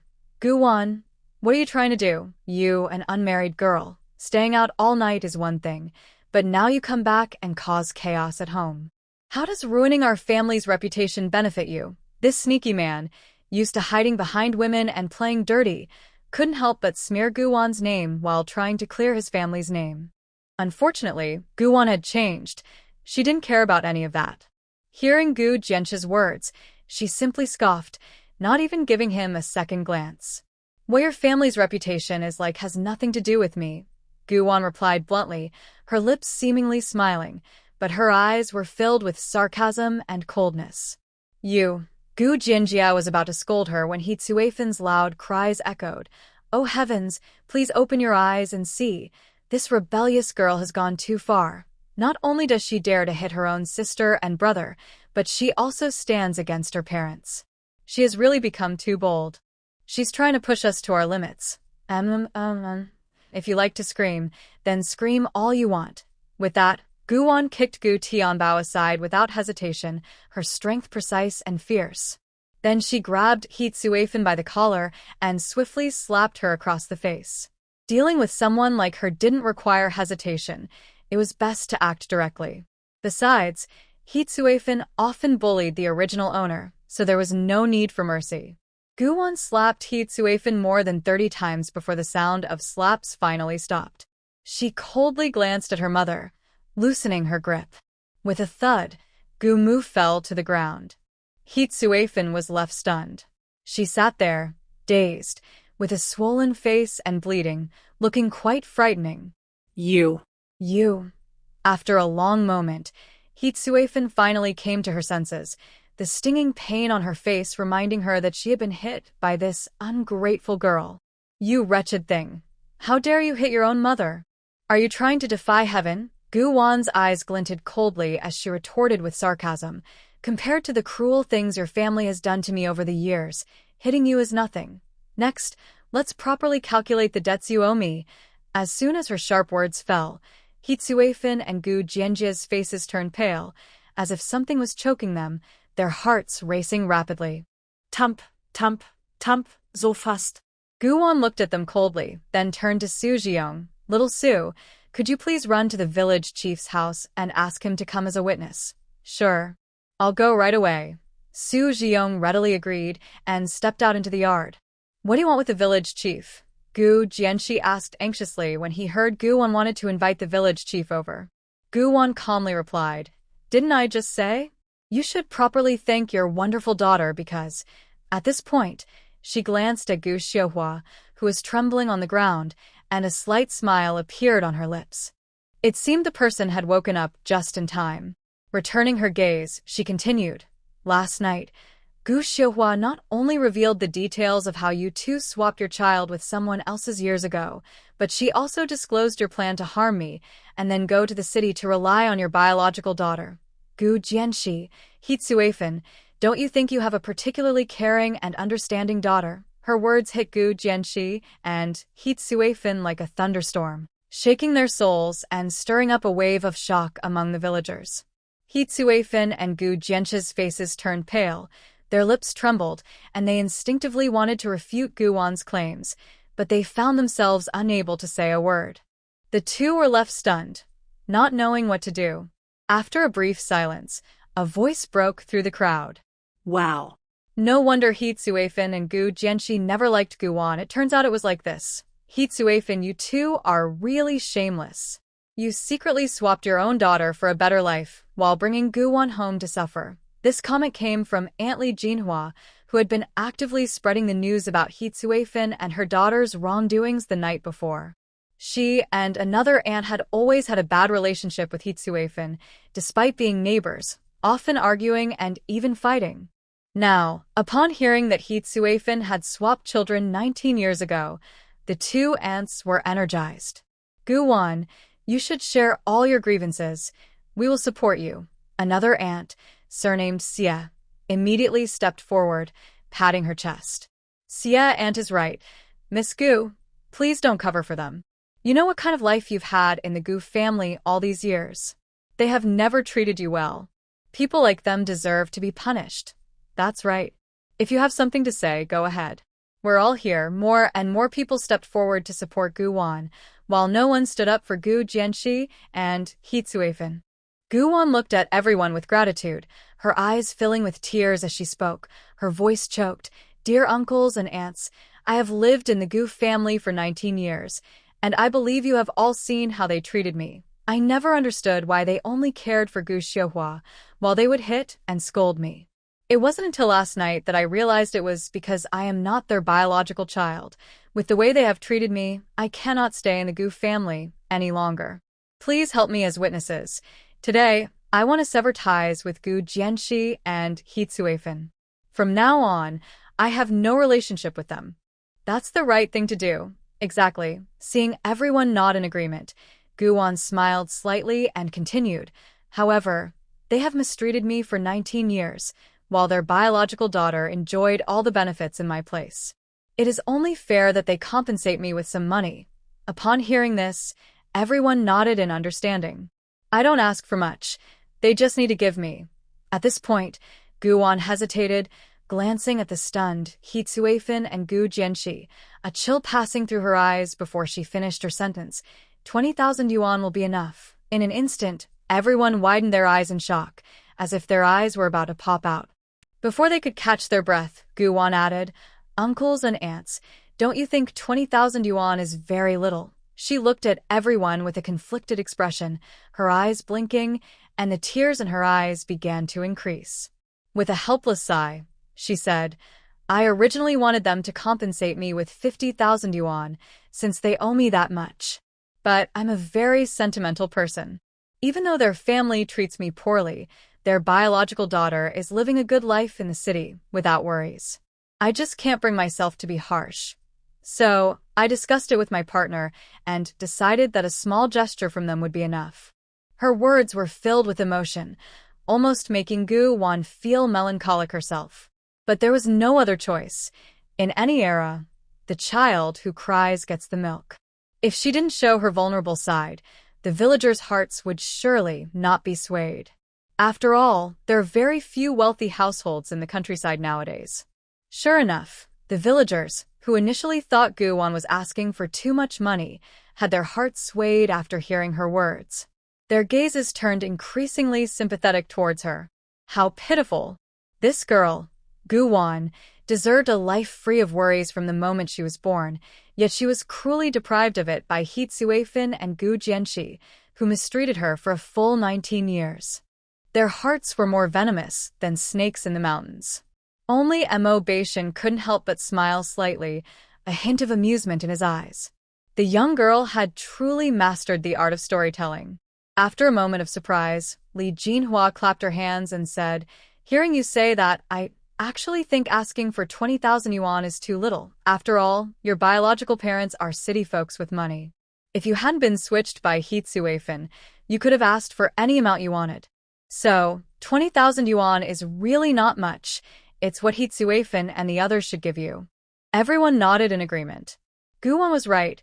She was originally a city girl but had become a country girl due to Gu Jianxi and He Tsuifan's selfishness.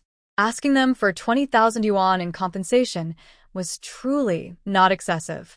I also think Gu Wan isn't asking for much. Exactly. Gu Jianxi and He Tsuifan are so cruel that they would go as far as to steal a child for their own daughter. Now, Gu Wan is just asking them to give a little money, which is already generous of her. I'm sorry, but I can't assist with that. Who would have thought? Before she could even touch Gu Wan's clothes, Gu Wan had already grabbed her by the neck. You. He Tsuifan stared wide-eyed at Gu Wan, her sharp and mean expression clear as she shouted, You little brat. I am your mother. If you dare to hurt me, you'll be struck by lightning. Even though she wasn't Gu Wan's biological mother, she raised Gu Wan after all. The debt of raising her was greater than anything, and He Tsuifan didn't believe Gu Wan would actually do anything to her. Stop trying to use morality to manipulate me. Guwon was not swayed by her words. Her fierce gaze landed on Hitsuefin and Gu Jianxi as she coldly stated, Hitsuefin, Gu Jianxi, you have only one choice. Sign the severance agreement, and from now on, you will have no relationship with me. Then you have 3 days to gather 20,000 yuan and transfer it to the designated account. If you refuse, I will go to the Xia family in Shenzhen tomorrow morning to bring back your biological daughter, and then I will report you to the police. I will accuse you of child theft and attempted murder. The moment Guwon finished speaking, Gu Jianxi turned pale. As for Hitsuefin, her face was already red and swollen from Guwon's earlier blow, so any change in her expression was hard to see. Guwon didn't give them a chance to respond and continued, Don't tell me again that you are my biological parents. I am neither foolish nor blind. Besides, my partner said that if we want to confirm our blood relationship, it's simple. We just need to send our blood samples abroad for a paternity test, and the results will be ready in half a month.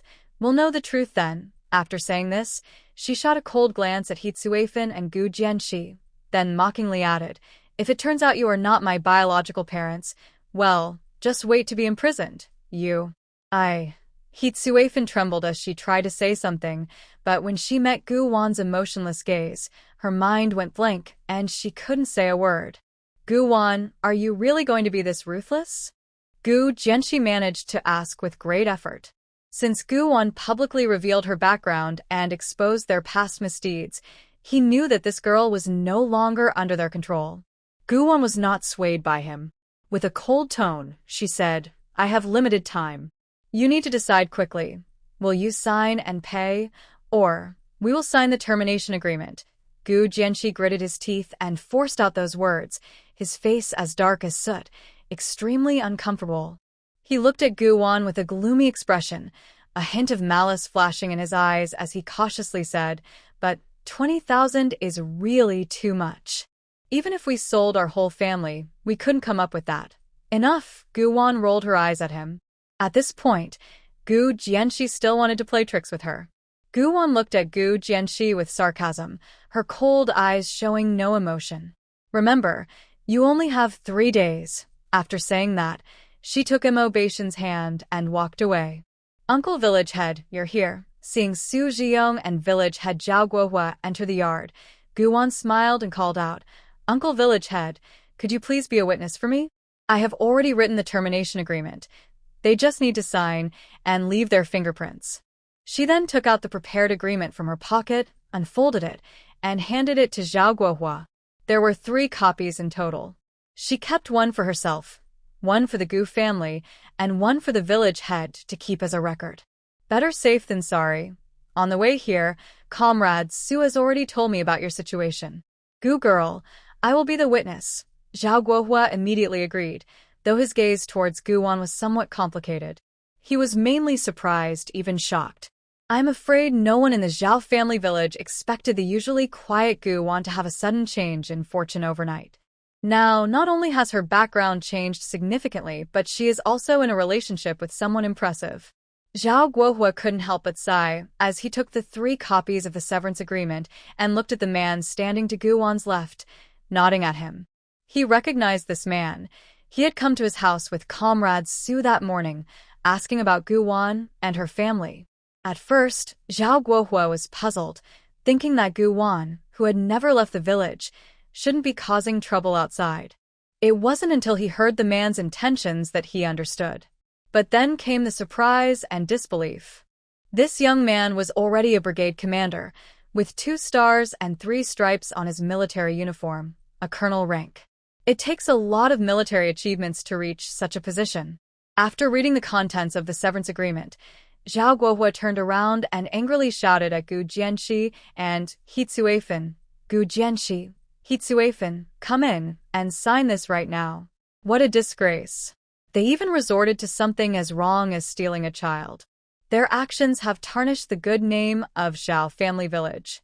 When Gu Jianxi and Hitsuefin heard the village chief's voice, they fell silent, like withered plants. Soon, a group of people entered the main room. After sitting down, Mo Baishan took out a Hero brand pen and handed it to Guwon. Guwon thanked him, took the pen and quickly signed her name on the severance agreement, pressed her thumbprint, and then handed it to Gu Jianxi and He Tsuifan. Gu Tianbao and Gu Shihua need to sign too. Tianbao is still unconscious from your kick. How can he sign? And Shihua, you've hurt her hands, and she's still out cold. Before He Tsuifan could finish her sentence, Zhao Guohua slammed his hand on the table and shouted, "They may be unconscious, but you are here.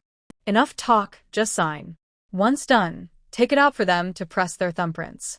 The couple trembled and resignedly picked up the pen to sign and press their thumbprints. Gu Wan watched the scene with a slight smile, not revealing that Gu Xiuhua had already woken up. She planned to give Gu Xiuhua a big gift when she left later. After a moment, the 3 copies of the severance agreement were signed. At the same time, He Tsuifan, having finished her fingerprint, immediately started to push people out. She glared at Gu Wan fiercely, wishing she could poke holes in her face. "Gu Wan, we signed the severance agreement as you asked, and we agreed to give you the money in 3 days. Can you leave my house now?" And about my Lanlan, hearing this, Gu Wan slowly raised her eyes to look at her and casually replied, "Don't worry, as long as the money is ready, Xia Lanlan can continue living happily in the Xia family." Upon hearing Gu Wan's words, He Tsuifan instantly let out a long sigh of relief, and her mind began to calculate quickly.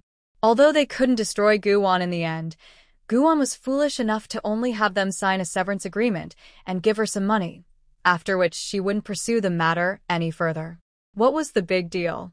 She could call Lanlan for help with the money, but from now on, Gu Wan would be left homeless.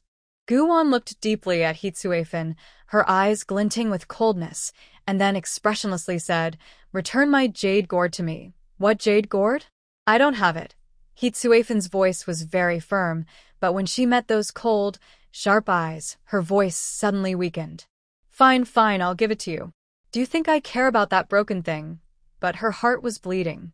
She glared at Gu Wan in anger and reluctantly got up to go back inside for the jade gourd. In less than 2 minutes, He Tsuifan returned to the main room, stomping heavily as if she wanted to crush the floor with each step. She threw the jade gourd in front of Gu Wan and ordered, "Here.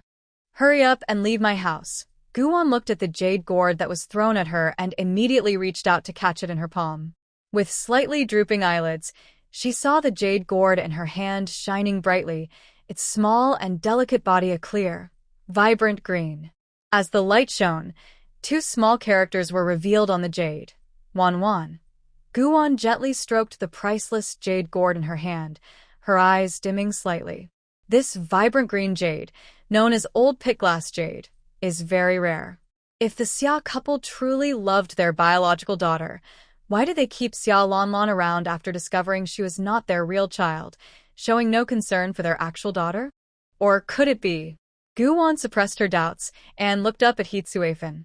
When He Tsuifan met her seemingly indifferent gaze, which was actually sharp enough to pierce the heart, the hairs on her arms stood on end. With a red and swollen face, she shouted at Gu Wan in a harsh tone, "What do you want now?" "Gu Wan, don't go too far. I'll let you know that I don't have anything of yours here. So, you should leave quickly." In the past, Gu Wan would let them bully and command her, but now, she was a force to be reckoned with. He Tsuifan had never felt as frustrated as she did today in her 40-plus years of life. "Why are you so tense?" "I'm not going to hurt you." Gu Wan casually raised an eyebrow, resting her chin on her hand as she looked at her. "Besides, you look so delicious that even if you offered yourself to me, I wouldn't want to eat you." After saying that, she shrugged her shoulders in exasperation and lazily added, "I just want you to run another errand to remove my name from your household register. Since we have severed ties, my registration should be moved. And also, what else?" As soon as He Tsuifan heard her say, "and also," she became furious, glaring at Gu Wan and shouting with a voice so sharp it was almost distorted, "You brat. What would happen if you just said everything at once? I'd go crazy. I'd hit someone. And I'd call the police to catch the bad guys." Gu Wan replied bluntly. Su Ziyong, village head Zhao Guohua. The villagers gathered outside the main room. Everyone couldn't help but twitch their mouths, especially when they saw He Tsuifan and Gu Jianxi getting angrier and angrier. their faces turning dark and smoke almost coming out of their heads. They burst into laughter. Ha ha. It was truly hilarious. Guwon's words were really getting to them. Just look at how upset Gu Jianxi and Hitsuefen were. Hitsuefen, she was so angry inside. Mo Beishan smirked slightly, looking at Guwon's profile, his eyes filled with amusement. That girl's mouth could really drive someone crazy. Gu Jianxi clenched and unclenched his hands, taking a long time to suppress his burning anger before asking Guwon, "What else do you want to say? Just say it quickly. Then get out." Unexpectedly. "It's simple." Guwon snapped her fingers and smiled as she said, "Yesterday you drugged me. Legally, your actions constitute attempted murder, even though your plan ultimately failed, and you ended up losing a wife and a daughter. You caused me emotional trauma, mental distress, and even harm to my physical development and so on." Before Gu Jianxi and Hitsuefen could respond, she continued, "So you must compensate me an additional 3,000 yuan. You, don't say you don't have money. I know you saved some. Last time you went to Deep City to see Xia Lanlan, she gave you 3,000 yuan. Strictly speaking, every penny of the summer orchid originally belonged to me. When I ask you to pay, it sounds nice to say it's compensation, but frankly, it's just asking you to return my money. You. Hitsuefen was about to shout angrily when Guwon said, "If you refuse to cooperate, fine. I will have my partner report this to the police and have your whole family arrested, and then I will rush to Shenzhen to kick Xia Lanlan out of the Xia family." The threat was clear. "Give it to her." Gu Jianxi immediately gritted his teeth upon hearing this. Xia Lanlan was their biggest weakness. They had taken a huge risk to send their youngest daughter to live with a wealthy family, and they couldn't let Lanlan be kicked out and return to being a rural girl. They still needed Lanlan to help them live a good life in Shenzhen. At that moment, Gu Jianxi was lost in his daydream, unaware of the reality. Hitsuefen felt a lump in her throat at Gu Jianxi's words, making her feel extremely uncomfortable, as if her heart was about to burst. You. Hitsuefen was truly furious, especially seeing Guwon smiling so happily, her face beaming with joy. Her chest heaved up and down, and her teeth ground together. If she didn't get rid of this troublemaker soon, she would surely lose her temper. In a fit of anger, she threw out a warning, "You wait for me," and went back inside to gather her household registration and money. When Hitsuefen returned, feeling as if her heart was being torn apart, she suddenly threw the items in front of Guwon and slammed the table, saying, "Hurry up and leave. Otherwise, before this troublesome girl could leave the Gu family, she might meet her end first." The 3,000 yuan Lanlan had given her was still warm in her hands when Guwon had extorted it all away. Just thinking about this made her heart ache. "All right, then I'll leave now." Guwon smiled sweetly, calmly putting the money into her bag. This afternoon, she specifically asked Mo Beishan to take her to the department store to buy a backpack, which is meant to hold money.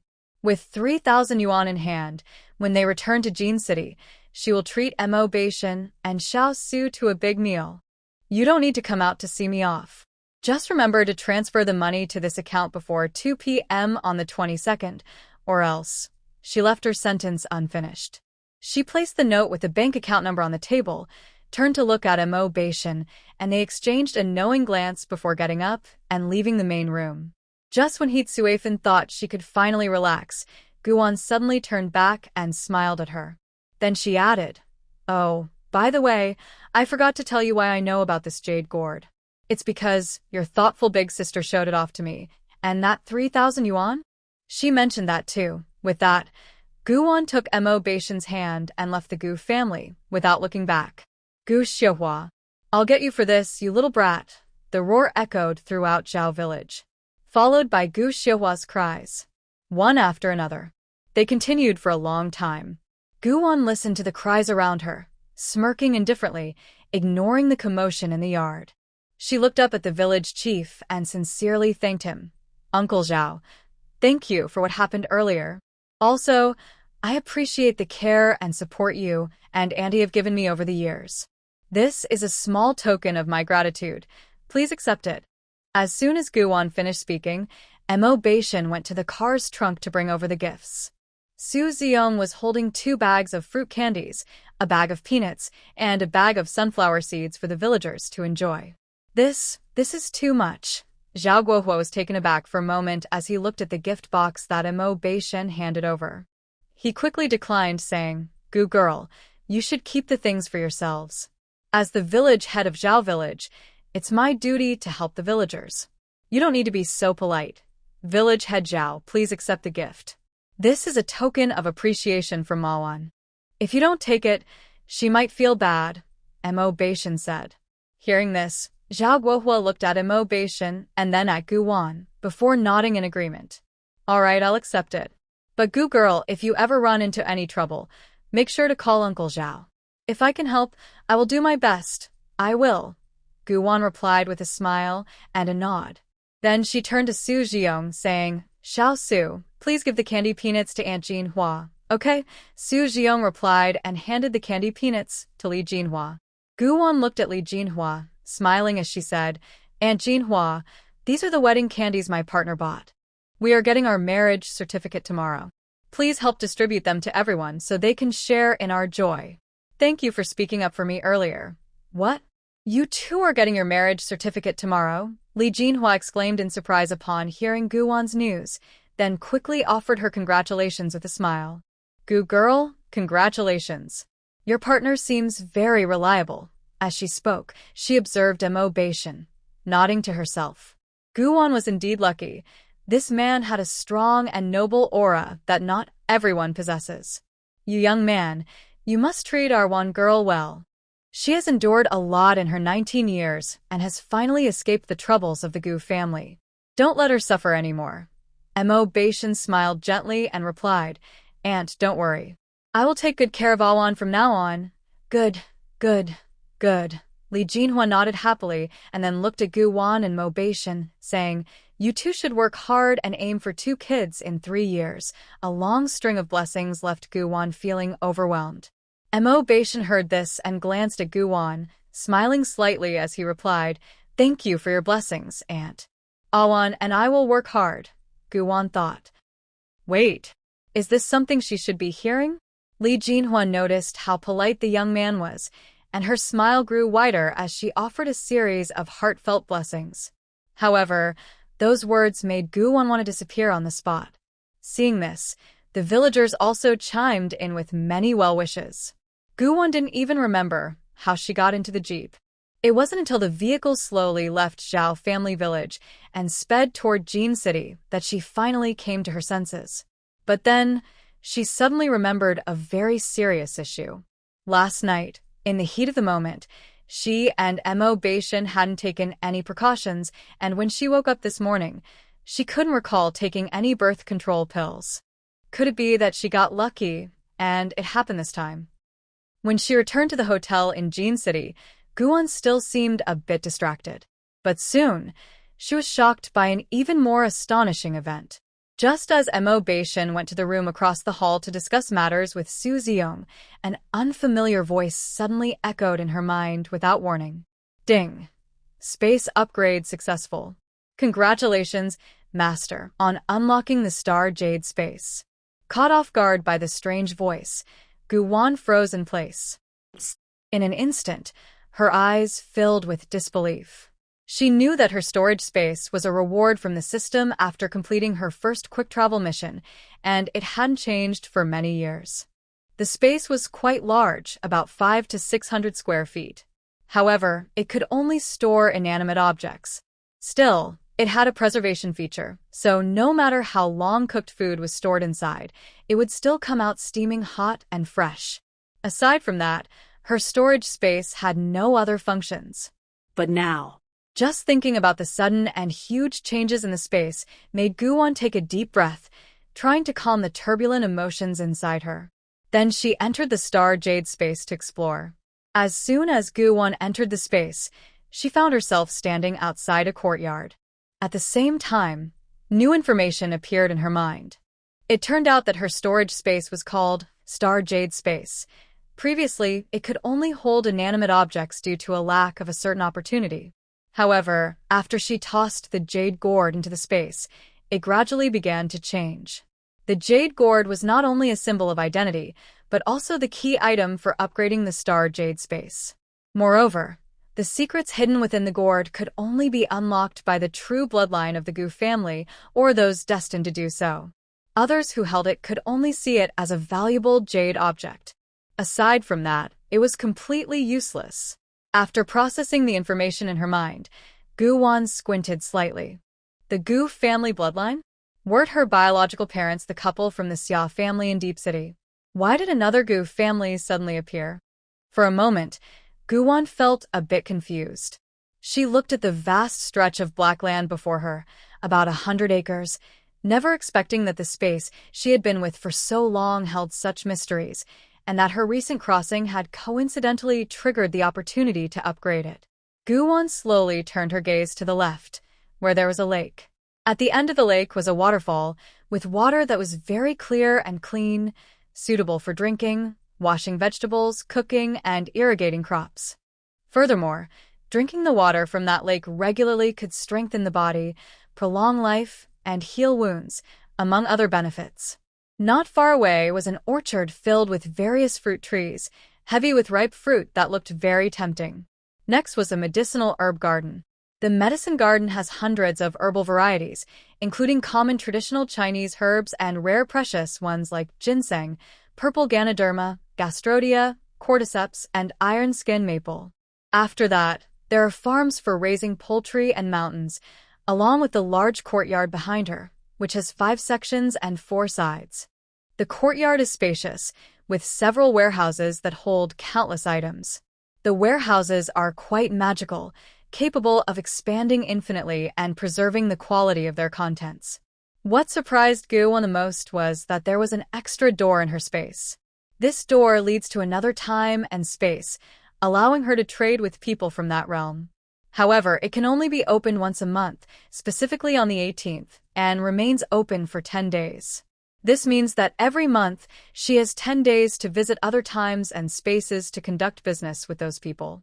Wow, I really am the favored daughter of the heavens. After discovering the new surprises in her space, Gu Wan couldn't help but express her amazement. Then, she opened her arms to embrace the beauty of her surroundings.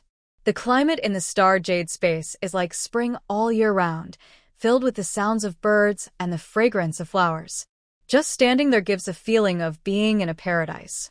Thinking about the black soil that hasn't been planted yet, Gu Wan used her mind to take some seeds from the warehouse and planted them in the ground, then sprinkled some lake water on them. Time moves quickly in the space, and the seeds will mature in about 4 to 5 days. Once the 100 acres of black soil are filled with crops, she slowly walked to the edge of the waterfall and scooped up some water to drink. Instantly, a warm sensation flowed through her body. Gu Wan's eyes sparkled with delight. The lake water is truly wonderful. It is sweet and clean, just like spring water from the mountains. She quickly drank 2 more handfuls of lake water before leisurely walking to the orchard to pick some fruit to eat. When Mo Beishan opened the door and entered, Gu Wan was sitting on the big bed counting money. Hearing the door open, Gu Wan looked up and met Mo Beishan's bright, star-like eyes. She smiled and said, "You're back. Your tone is familiar, and your smile is natural." Mo Beishan responded with a sound, his gaze drifting over the stack of money on the bed. With a slight smile, he asked, "Are you so happy counting money?" He watched Gu Wan, sitting cross-legged on the bed, her smile growing as she counted the money, clearly in a very good mood. Mo Beishan raised an eyebrow, closed the door, and took a few big steps to the bedside. Gu Wan glanced at him, lifted the money in her hand, her eyes sparkling with joy, and said in a clear voice, "Of course I'm happy. This is my earnings for today." It was also her first money since arriving here. With money, once she and Mo Beishan settled in the army, she could start her plan to earn more. Looking at the 3,000 yuan she had organized, her smile deepened, and just thinking about how angry He Tsuifan and Gu Jianxi will be, yet they can't do anything about it, makes me really happy and excited. Excited to see the Gu family frustrated. Even more excited to see Gu Jianxi and He Tsuifan's expressions when they get caught. Hearing this, Mo Beishan couldn't help but smile, reaching out to tuck a loose strand of hair behind her ear. Don't worry, your wish will come true soon. He had already instructed Su Jiyoung to talk to the police chief in Jean City, and on the morning of the 23rd, they would go to Zhao Village to make arrests. This was the girl's wish, and he would naturally help her fulfill it. I know. Gu Wan nodded with a smile, putting the money into her backpack. Gu Jianxi and He Tsuefan probably thought she would just ask them for 20,000 yuan and let them off easily. How they were really too naive. Mo Beishan watched as Gu Wan organized the money and happily placed it in her bag, her expression full of excitement. He couldn't help but laugh. From now on, all the money in our family will be managed by you. Huh.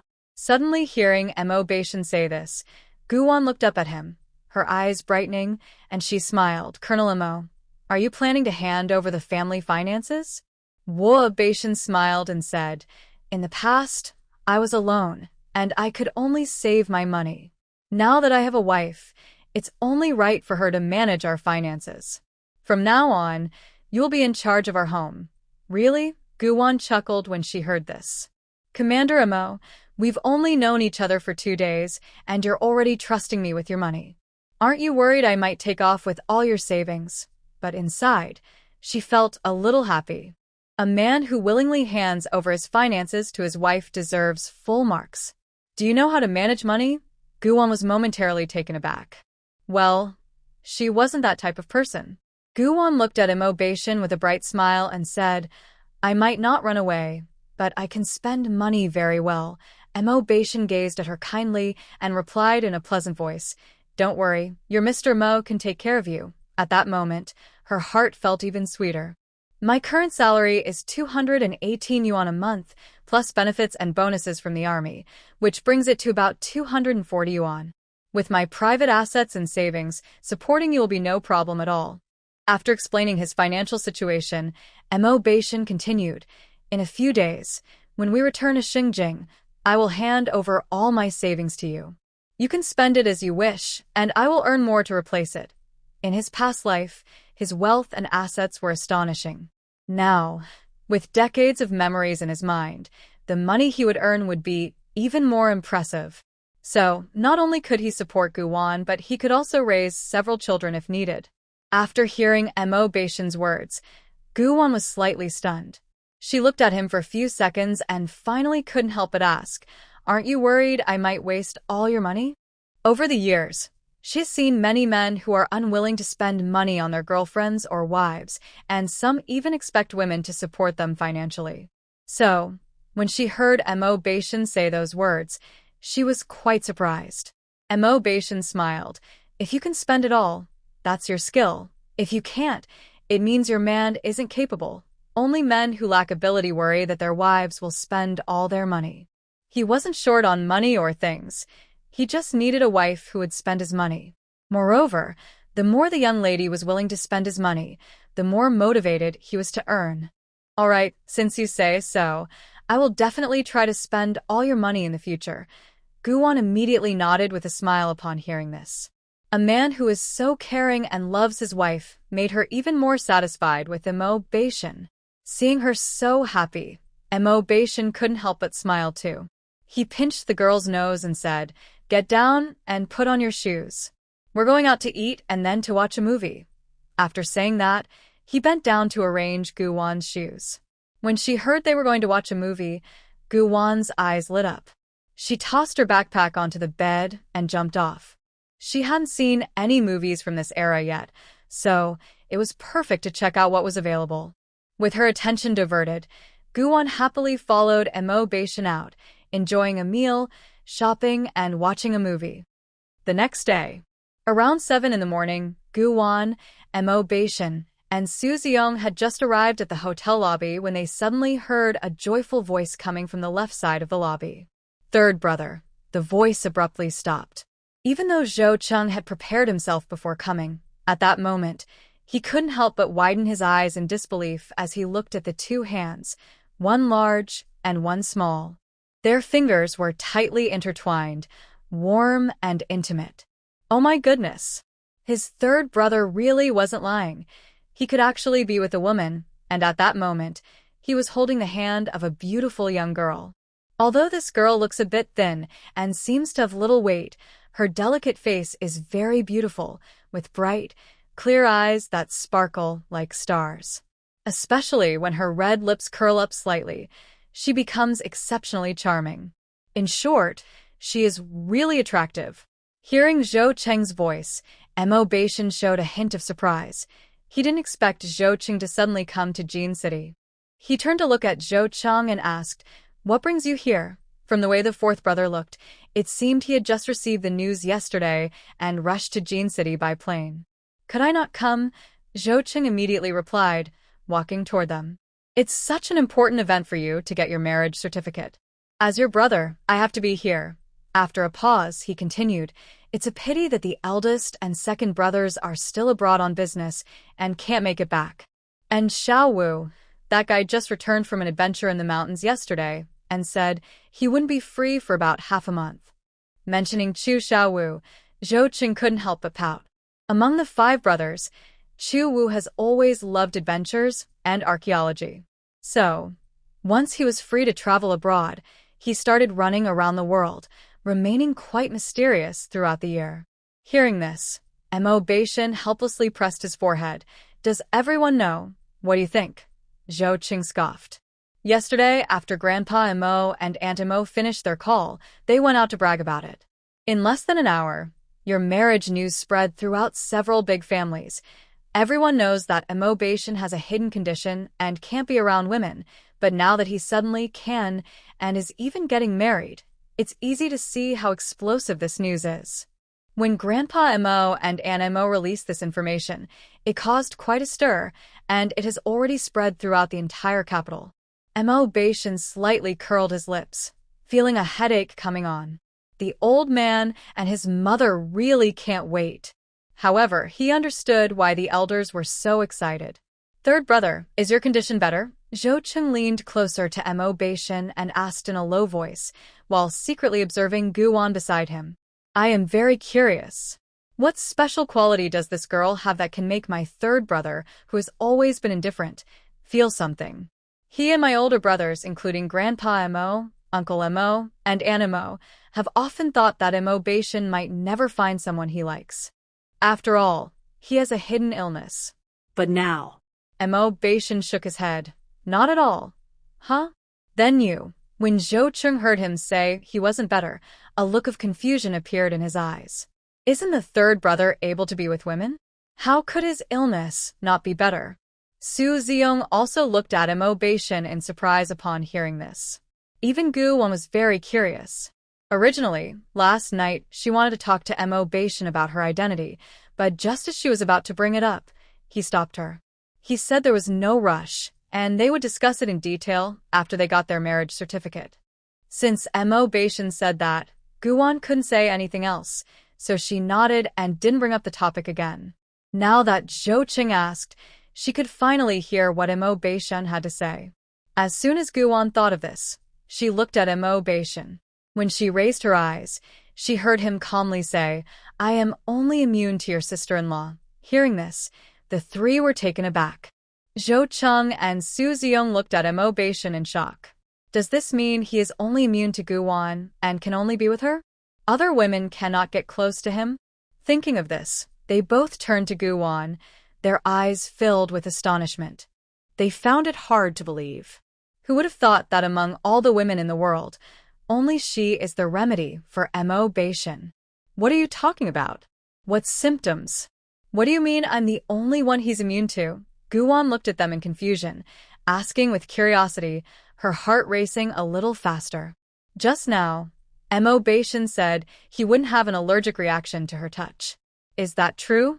The fourth brother asked if my hidden illness is better. As Mo Beishan spoke this to Gu Wan, a subtle shadow crossed his eyes. He smiled slightly and calmly explained, "I have had a hidden condition since I was young. I can't be around women. Even a light touch on my arm would cause an allergic reaction, but you are the only exception." At first, even Mo Beishan was quite surprised, never expecting that after being single for 2 lifetimes, he would meet such a special girl in that valley. Guwon was the only woman who could get close to him without causing an allergic reaction. Ah? So, am I your remedy? Guwon said, her eyes sparkling with surprise as she looked at him. You are right. Mo Beishan nodded slightly, reached out to pat her head, and his deep gaze became even more intense. So, Guwon, you can't escape this lifetime. His guess was indeed correct. Guwon knew him, or rather, she had heard of him, which is why she called out to him with confusion and uncertainty when she woke up yesterday. Mo Beishan's eyes flickered. He was very curious about what expression Guwon would have when he revealed her true self. At this moment, Guwon was completely unaware that her disguise was about to be uncovered. She smiled at Mo Beishan. If I'm not escaping, then I'm not. After all, I'm attracted to your charm, and besides, we have a connection now and are about to get our certificate. Why would I run away?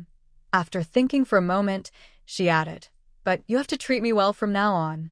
Okay, I will only treat you well. Mo Beishan looked at her gently, a smile in his eyes, and then seriously added, I will only treat you well for this lifetime. After all, he had waited 2 lifetimes for a wife. I'll trust you for now, Guwon said with a smile. She felt inexplicably happy inside.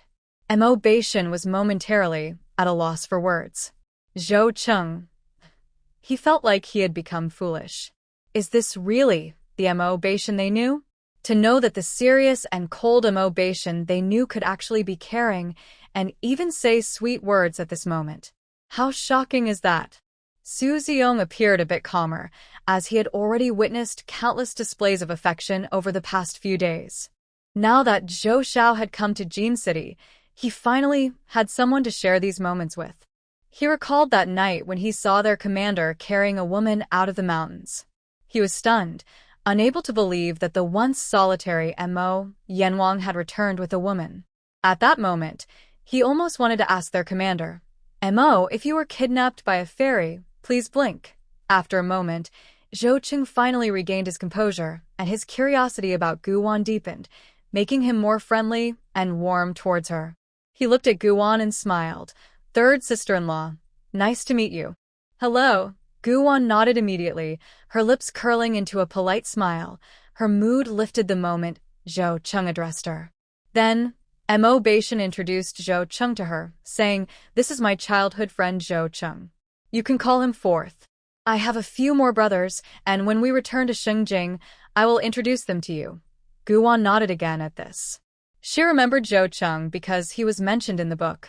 Mo Beishan had 4 close friends, the eldest Tang Yuezha, the second Shen Yunfei, the fourth Zhou Cheng, and the fifth Chu Yeshuan, with Mo Beishan himself being the third. They were not only childhood friends but also brothers, able to trust each other completely. Especially the eldest, Tang Yuezha, who had adopted Mo Beishan as a son, continuing the Mo family lineage. She didn't expect to meet the fourth so soon, Zhou Cheng. Zhou Cheng looked at Mo Beishan and Guwon, glancing back and forth between them before asking with a smile, Third sister-in-law, may I ask how you and my third brother met? He had a playful smile at the corner of his mouth, and his eyes were filled with curiosity, clearly showing on his handsome face. When Guwon heard this, her eyes flickered slightly, and she replied with a smile, Because I have a connection with him. So fate brought me and Shen together. She looked natural, showing no signs of deception.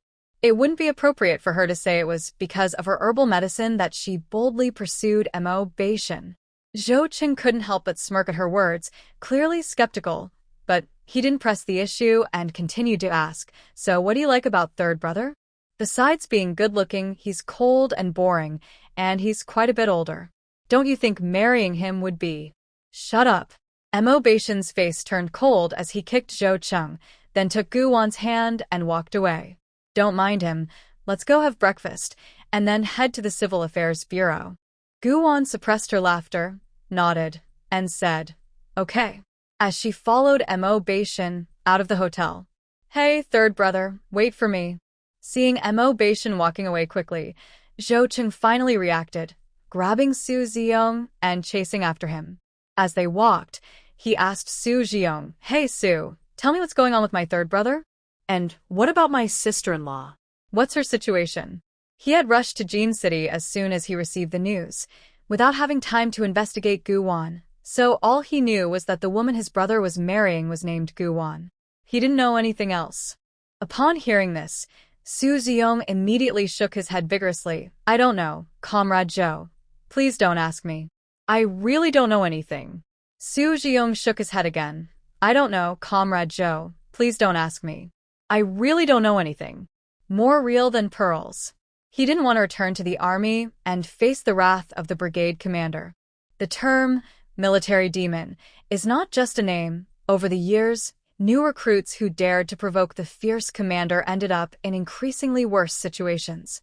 Thinking about the ruthless nature of Mo Beishan, Su Ziyong quickly said, Zhou Xiao, if you're really curious, you should ask the commander. He knows more than I do. Asking me is the wrong choice. After saying that, without waiting for Zhou Qing to respond, Su Ziyong ran off quickly. Wow. Why did Su Ziyong run so fast? He looked like he was being chased by a ghost, and in the blink of an eye, he disappeared. Zhou Qing was left stunned. Do I really look that scary? An hour later, the jeep stopped in front of the Civil Affairs Bureau. A few people walked into the bureau. In no time, 2 marriage certificates were issued. The process of getting a certificate in this era was very simple. Plus, since Mo Beishan was a military officer, he handed over the documents, materials, and photos to the staff. The photos were taken last night, and with urgency, they received the certificates in half an hour. Then, the two took their vows, and the marriage certificates were in hand. As soon as Mo Beishan and Guwan received their marriage certificates, Su Ziyong immediately sent his congratulations. Commander, congratulations to you and your sister-in-law on your marriage. Wishing you a loving relationship, a happy life together, and may you have children soon. The young man's words were truly sweet. Hearing this, Mo Beishan smiled slightly, his eyes filled with warmth. Thank you for the blessings. Once we return to the army, my wife and I will treat all the brothers to a celebration. Great, Su Ziyong responded enthusiastically. Zhou Qing also offered his congratulations. Third brother, third sister-in-law, congratulations on getting your certificate. We brothers have prepared gifts and contributions, just waiting for you to host the wedding in Shengjing. At that moment, he was genuinely happy, truly happy, because his third brother was finally getting married. From now on, they wouldn't have to worry about his lifelong affairs anymore. Mo Beishan glanced at Zhou Qing and smiled. Thanks. His eyes sparkled with joy, and his lips curled up slightly. Clearly, he was in a great mood, and his heart was filled with excitement. The wheel of fate had finally turned in a different direction. In his past life, he lived to 60, with power, influence, and wealth, but his heart always felt empty. Just as Mo Beishan was lost in thought, Zhou Qing suddenly said, Third brother, you thanked the wrong person. You should really thank our sister-in-law. After all, he paused, glancing between Guwan and Mo Beishan, then grinned.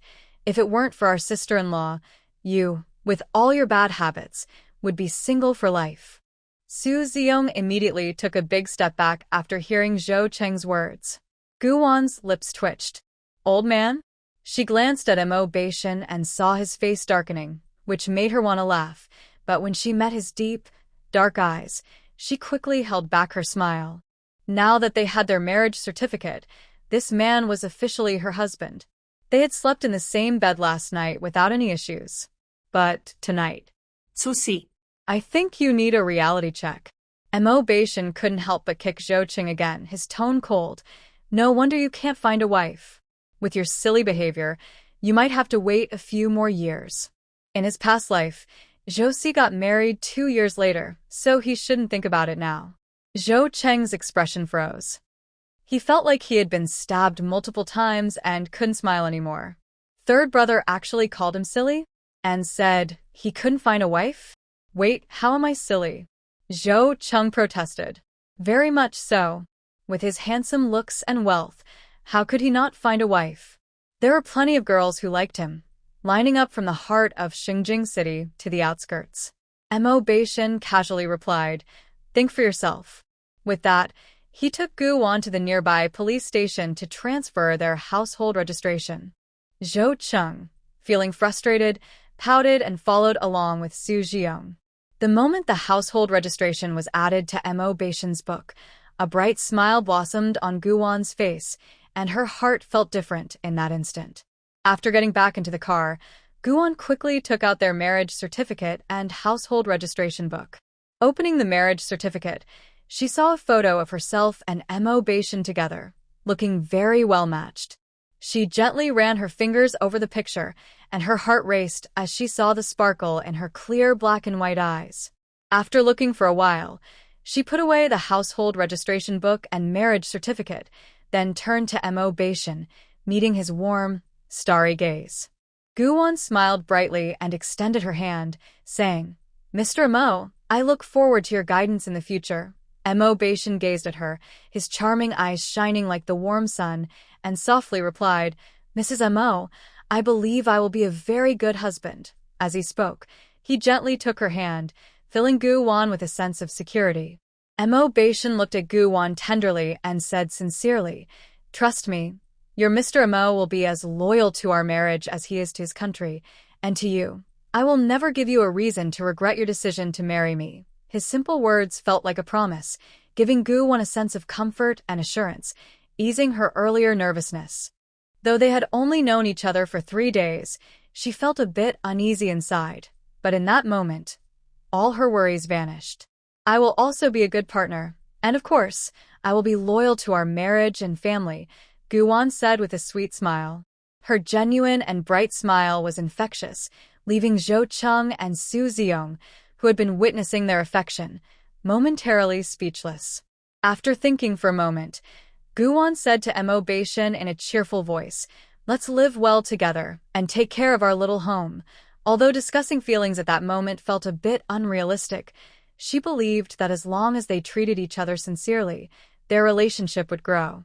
There's an old saying, "Those with fate can meet even if far apart. Those without fate may not meet even when close." Since she and Mo Beishan met in the mountains, it must mean they are meant to be. Mo Beishan looked at Gu Wan, slightly distracted. He patted her hand and said, "From now on, Mrs. Mo, you are not alone. You can cry if you want, and you can be upset if you want. With me here, no one will dare to bully you." He would protect his little girl, making her feel secure and helping her gradually trust and rely on him.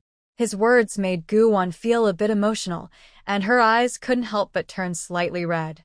She sniffed and then showed a bright, joyful smile. "Mo Beishan, thank you. Thank you for the promise. I will treat you well in return." At that moment, Gu Wan felt her lonely heart finally warming up. In her past life, she was an orphan and never experienced a day of parental love. Therefore, every time she faced hardship, she could only endure and fight back, wiping her own tears. Back then, she told herself to be strong and to learn to be tough. Because only if you are tough can others not bully you. Mo Beishan noticed Gu Wan's emotional shift and gently tapped her forehead, speaking softly, "Silly girl, we are already married now, and we are a family. You don't need to be so polite with your husband anymore." Hearing this, Gu Wan quickly gathered her thoughts and nodded with a smile. "Okay, I understand." Just as she finished speaking, they arrived at the Yunshi shopping mall. Zhou Cheng's eyes lit up when he saw they had arrived, thinking he wouldn't have to witness any more romantic moments. As he unbuckled his seatbelt, he said, "We're here. Third brother, third sister-in-law. Hurry and get out. After shopping, we should go eat. You two just got married, so you must celebrate with a good meal. I'll treat you." With that, he opened the car door and jumped out. After witnessing so much romance, Zhou Cheng felt overwhelmed, as if his teeth were soft from all the sweetness. He thought he could skip lunch because he was already so full. In Shengjing, he often watched his older brother and sister-in-law, as well as his second brother and sister-in-law, being affectionate. Now in Jincheng, he was still surrounded by romance. How could his heart handle it? Thinking about it makes me a bit uneasy. After Su Jiong parked the car, he quickly left. At this moment, he felt just like Zhou Cheng. thinking that staying in the car for even one more second was unnecessary. He couldn't understand why, just 2 days ago, he was a very indifferent person, but now, Mo Yi not only became gentle but also showed patience in comforting women. If the brothers in the army saw this, they would surely be shocked. Seeing the two of them rush into the mall, Guwon couldn't help but smile and said to the man beside her, "You scared them." Mo Beishin raised an eyebrow, unfazed. "They are just envious. Single guys are like that. If they don't have a partner, they can't stand to see others show affection. Their emotional resilience is too weak." Guwon, she looked at Mo Beishin, thinking he was something else. This man just got his marriage certificate and is already showing off. "Let's go, time to shop." After saying this, Mo Beishin took Guwon's hand and led her into the department store. As they walked, he reminded her, "If you see anything you like, just buy it. Get the good and expensive stuff. We don't want anything cheap. We have money," so she could shop freely. Hearing this, Guwon chuckled. "We just got our certificate. The marriage license isn't even warm yet, and you're already spoiling me, letting me pick only the best and most expensive things. Aren't you afraid of spoiling me?" Mo Beishin smiled at her. "Once you get to the Mo family, you'll understand what it means to be spoiled and cherished." When he brings Guwon back to the Mo family, the elders will probably spoil her to the heavens. After all, she is the daughter-in-law/granddaughter-in-law they have been waiting for many years. "I'm looking forward to it." With that, Guwon pulled Mo Beishin into the mall. Once inside the mall, Mo Beishin took Guwon straight to the 7th floor. This department store is large, with 7 floors, and opened 2 years ago. The owner is a local from Jean City who moved abroad with his family for development and returned to the country in 1980. The mall had a lot of items, all kinds of things for sale. Guwon only had time to take a quick look before the man pulled her to try on clothes. As soon as Mo Beishin arrived on the 7th floor, he scanned the area with sharp eyes, a habit he developed as a soldier. In no time, he pointed out 7 or 8 outfits suitable for Guwon to wear, not giving her a chance to choose one by one. He quickly picked out the best pieces. "Get this purple long dress, those 2 suits on the right, and those few in the back. Take them all down for my wife to try on, all in the smallest size." His speed and precision were impressive. "Okay, please wait a moment," the salesperson immediately responded. She was an experienced employee at Yun's department store and had a keen eye. These customers clearly had a distinguished status. Especially the gentleman. His military uniform was striking, and his noble and elegant demeanor showed he was a wealthy person. She first took down the purple long dress and cheerfully recommended it to Guwon, saying, "Madam, please try on this dress first. If it doesn't fit, I can get you another one. And these suits are the latest styles we just brought back from Hong Kong. You are beautiful, with fair skin and a great figure. They will look wonderful on you. Please follow me. I'll take you to the fitting room." The salesperson was exceptionally friendly and warm, her smile bright. Guwon nodded slightly and followed her to the fitting room. However, when the salesperson returned with about 20 outfits, Guwon was taken aback. She frowned, wondering what Mo Beishin was thinking. Was he trying to empty the entire Yun's department store? Didn't he say they would return to Xinjiang once he finished his business? Buying so many clothes would be a hassle to carry on the way back. Guwon only tried on 3 outfits symbolically before stopping. It simply wasn't necessary. The clothes picked by Mo Beishin fit perfectly and look great. It seems he understands her preferences very well, as every piece matches her taste. After less than 10 minutes, Guwon opened the fitting room door and stepped out. Mo Beishin frowned slightly and took a few steps forward. "Have you tried on all the clothes? Or are they not fitting well?" Saying this, he turned to pick out other styles. "Don't go." Guwon quickly grabbed his arm and said softly, "I tried them on, and they all fit well. Plus, I like the styles, but I think we should just buy 2 sets for now and we can get more when we go to Xinjiang." Mo Beishin replied, "2 sets are too few. Let's settle on 10 sets. That was final." Guwon thought, so, was she just talking to herself? The salesperson, however, was thrilled. Even though they didn't take all the clothes, 10 sets were still a lot, especially since each set cost over 100 yuan. That meant over 1,000 yuan in total. As a salesperson, she would earn a nice commission. Wrap up these 10 sets. Mo Beishan quickly selected 10 of the newest styles. After paying, he waited for the salesperson to pack the clothes, then took Guwon down to the 6th floor to choose shoes and jewelry. In the end, they only bought 2 pairs of shoes, a women's backpack, and a few sets of undergarments. They didn't even buy a wedding ring before heading down to the 5th floor. The reason was simple.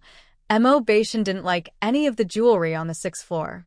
He believed the young lady deserved better, so he decided to design a set of jewelry himself when they returned to Xinjiang and have it made by Chenier.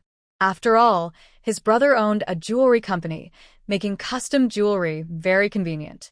They continued browsing down each floor until they reached the watch counter. Zhou Cheng loved collecting various styles of watches, and his eyes lit up as soon as they reached the watch display. He quickly spotted a pair of matching Patek Philippe couple watches. "Take a look at this watch," he said, pointing directly at the couple's watch set, thinking it was the best choice for his brother and sister-in-law among all the watches in the display. The salesperson was initially taken aback, thought for a moment, and then reminded him, "Sir, this pair of watches costs 6,888 yuan. They are imported luxury brands, and both are diamond-studded gold watches." Before the salesperson could finish, Zhou Cheng raised his hand to interrupt her. "Just wrap it up for me." A few thousand yuan was nothing for him. Besides, he was buying this pair of watches as a wedding gift for his brother and sister-in-law. Even if it cost over 10,000, he wouldn't mind. The bond between the brothers had long surpassed that of many biological siblings. Now that his brother had finally found someone he liked, and she was the only girl who could get close to him, he certainly wanted to treat her well. Seeing his firm attitude, the salesperson quickly agreed and opened the display case to take out the Patek Philippe watches and prepare the receipt. Zhou Cheng paid without hesitation and then handed the watch box to Mo Beishan and Guwon, smiling as he said, "Brother, sister-in-law, I think this couple's watch set is perfect for you. Hurry and try them on." Guwon was momentarily stunned, surprised that Zhou Cheng had bought the watches for her and Mo Beishan. Mo Beishan, however, remained calm. When Zhou Cheng asked the salesperson to bring out the watches, he had already guessed his brother's intention. He understood Zhou Cheng's nature very well. The 5 brothers always shared good things, earned money together, and faced difficulties together. This had never changed over the years. "Mrs. Mo, let me put it on for you." Saying this, Mo Beishan gently took Guwon's left hand and took the women's watch from the box, placing it on her wrist and fastening the clasp. The delicate silver strap looked particularly beautiful on Guwon's slender wrist. It suited her elegance perfectly. Mo Beishan smiled with satisfaction. "It looks great. This watch not only highlights your beauty, but also complements your elegance and skin tone." As he spoke, he took off his Rolex gold watch and casually put it in his pocket, then picked up the men's Patek Philippe watch to wear on his wrist. Mo Beishan smiled slightly, looking at Guwon with a deep, charming voice. "You can wear the watch for now. When we return to Xinjiang, I'll ask my brother to buy a few more watches from abroad for you to choose from. Just wear whichever one you like." His tone was so generous. It was simply beyond extravagant. Guwon's lips twitched slightly. They say a woman's shopping desire is terrifying, but now she felt that when a man has a shopping desire, it can be truly wild. Take Mo Beishan and Zhou Cheng, for example. Once these 2 brothers enter a mall, they want to buy everything they like for her, always choosing the best and most expensive options. If the quality is even slightly below their standards, they won't consider it. If she hadn't stopped them, they probably would have emptied the whole mall. Guwon looked into Mo Beishan's intense eyes and smiled, saying, "1 watch is enough. It's just for checking the time, so there's no need to buy too many. That would be a waste. Besides, 4th brother has great taste." As she said this, she glanced at Zhou Cheng and continued to praise him. 4th brother really knows how to choose watch styles. This couple's watch is particularly exquisite in both design and craftsmanship. To be honest, she was captivated the moment she saw this watch. Actually, she already had several watches in her storage space, including various famous brands and about 10 limited editions, but she couldn't wear them at the moment. Fourth brother's taste is indeed impressive. Mo Beishan agreed, with a smile. Then he shared Zhou Cheng's hobby of collecting watches. Fourth brother's biggest hobby is collecting various watches. Whenever he sees a good one, he buys it, even if he doesn't wear it. He has watches from all kinds of brands, and at home, he has at least 20. Huh? In this day and age, there are still people who like to collect watches? Guan looked at Zhou Cheng in surprise, not expecting him to be a watch enthusiast. But that's good. Since Zhou Cheng likes watches, when the time is right, she can take one from her storage to give him as a gift for his collection. Zhou Cheng, we accept your kind gesture. In the future, if I come across a nice watch, I will buy one to give to you. After thinking for a moment, she added, of course, when you have a girlfriend, I and your third brother will also give you both an extra gift. Zhou Cheng's smile suddenly froze. A girlfriend? He didn't even know where to find one. However, the thought of his sister-in-law saying she would buy him a watch made him a bit excited. Your sister-in-law is right. Not only when you have a partner, but even when you get engaged, we will give you a pair of watches. You can choose the style, no matter how expensive. But it depends on how hard you work. Mo Beishan patted Zhou Cheng on the shoulder and added, come on, I'm waiting to celebrate your wedding. He then took Guan downstairs. Zhou Cheng was stunned by Mo Beishan's words. He stared wide-eyed at Mo Beishan's back. Wow. His third brother was really hitting hard. He didn't even have a girlfriend yet, let alone talk about marriage. Was he supposed to marry the heir? Zhou Cheng felt frustrated, as if he had made a mistake coming to Jin City. Wasn't it better to stay in Xinjiang, enjoying good food every day? Why did he have to come to Jin City to suffer?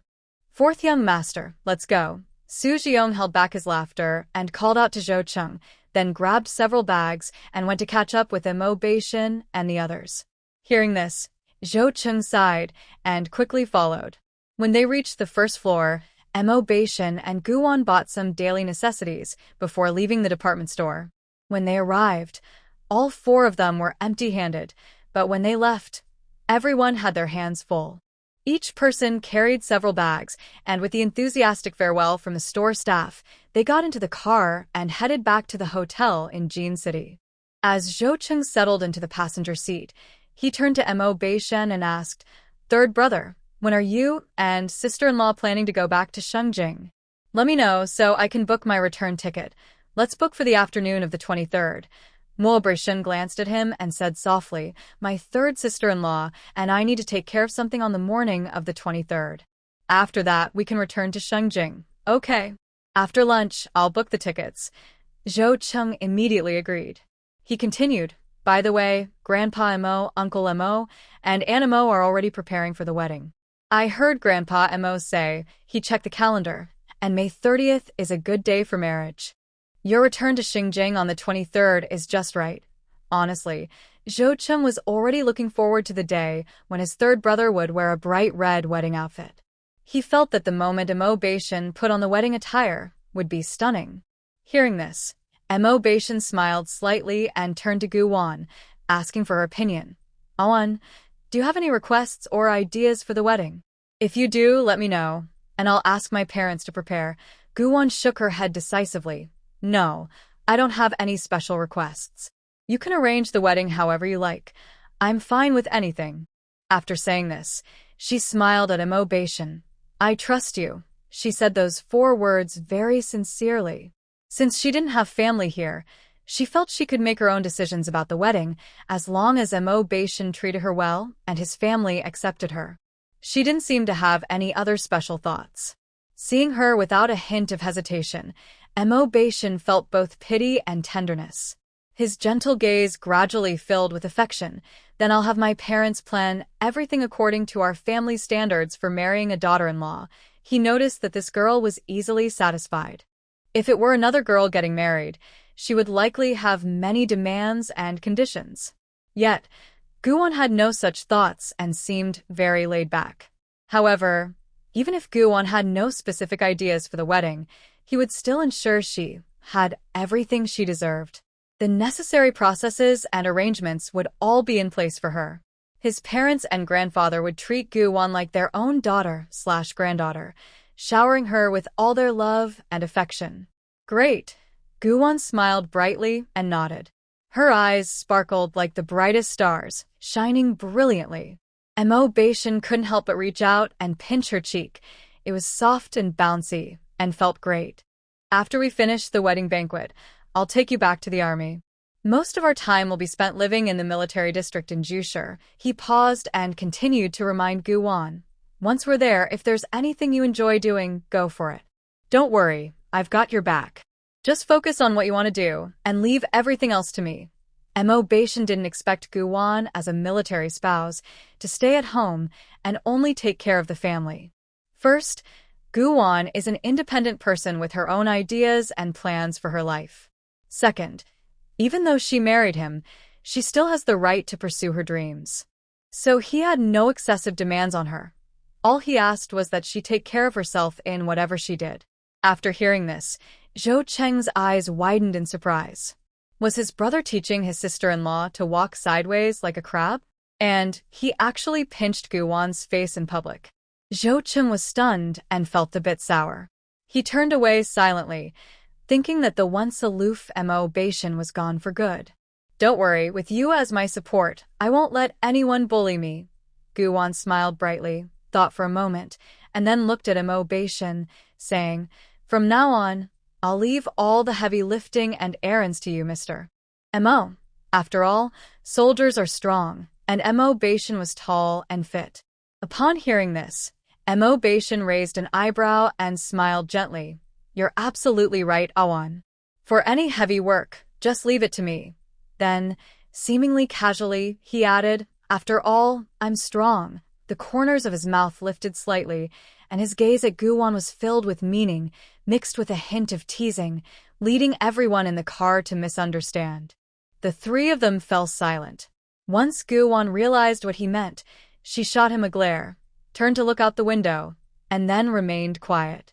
Zhou Cheng and Su Ziyong exchanged a glance, deciding that the first thing they would do upon returning to the hotel was to keep their distance from the newlyweds, to avoid being overwhelmed by their affection. Fortunately, it wasn't long before they arrived at the hotel. Su Ziyong parked the car, and he and Zhou Cheng opened their doors almost simultaneously. They hurried to the trunk to grab their things. They quickly tossed out, We're heading back to our room. See you at lunch. And then rushed into the hotel lobby, taking the elevator to the 6th floor. Guwon watched as the two people who had just been in front of her vanished from sight in an instant, her lips twitching as she suddenly felt like she was in a tricky situation. After all, when Mo Beishin brought her back to their room, the door had barely closed before he pressed her against it. Guwon's heart raced, and she stared wide-eyed at Mo Beishin, wondering if he really intended to take things further in broad daylight. Little did she know she was completely wrong, because the man was not acting on impulse, but rather, You. Guwon opened her mouth to speak, but her lips were gently pressed by the man's fingertip.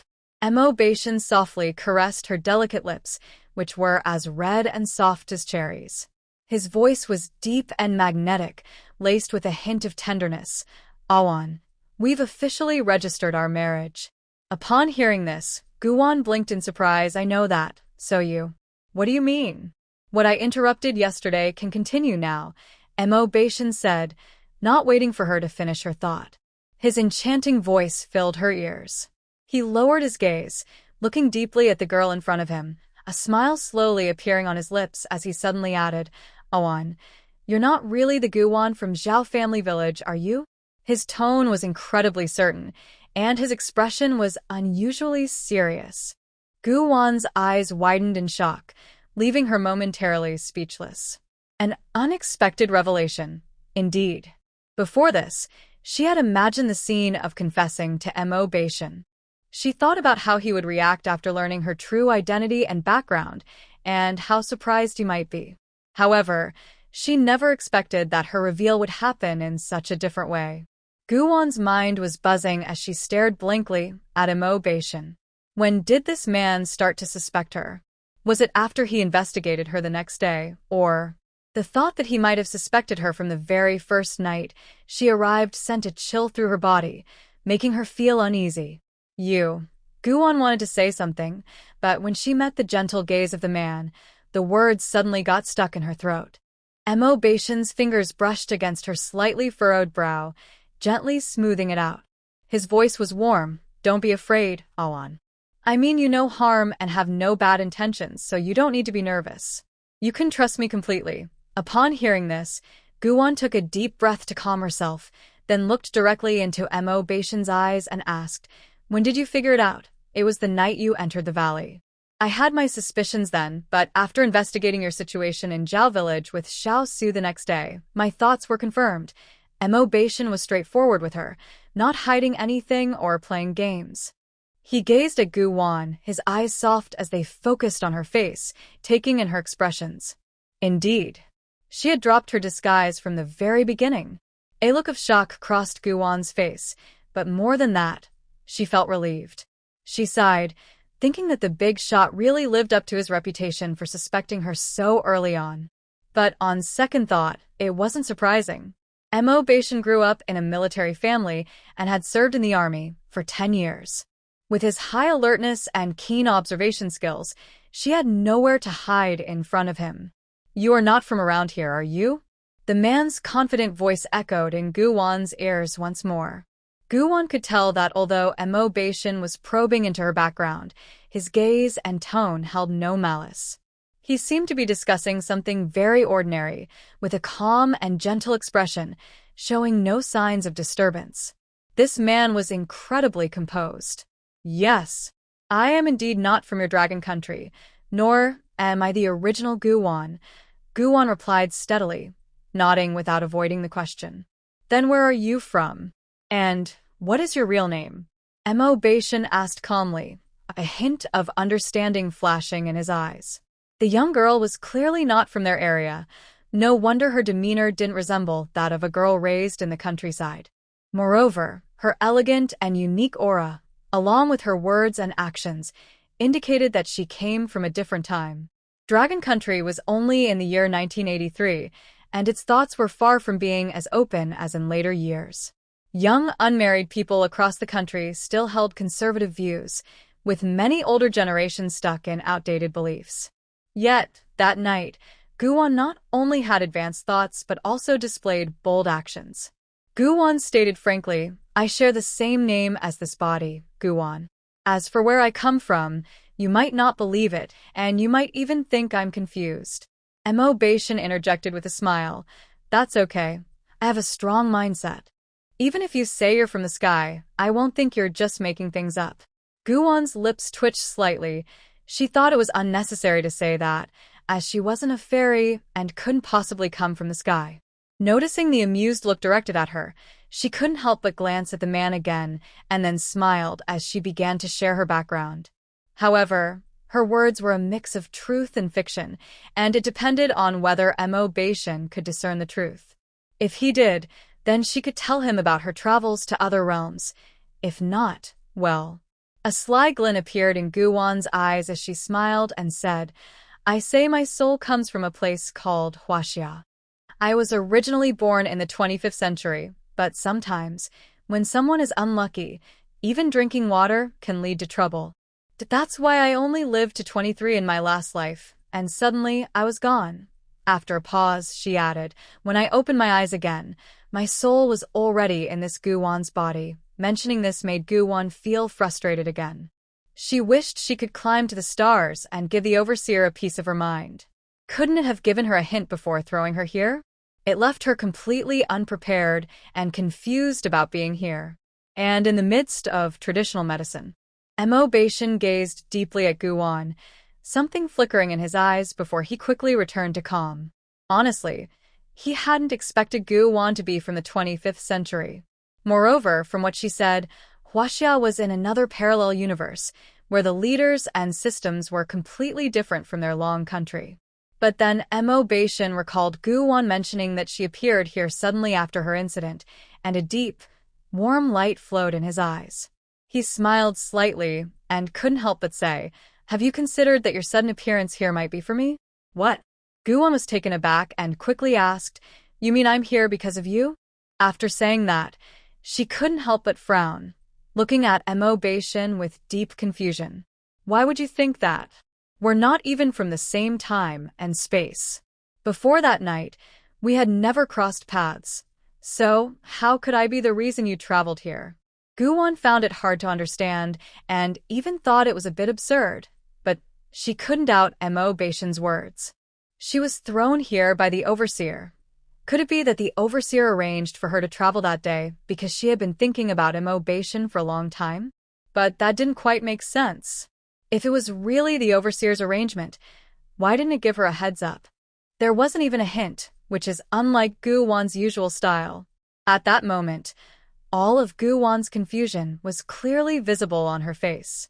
She didn't realize that after drinking the spiritual spring water, her delicate, pleated face was visibly becoming rosy and smooth, like finely carved jade, exquisite and perfect.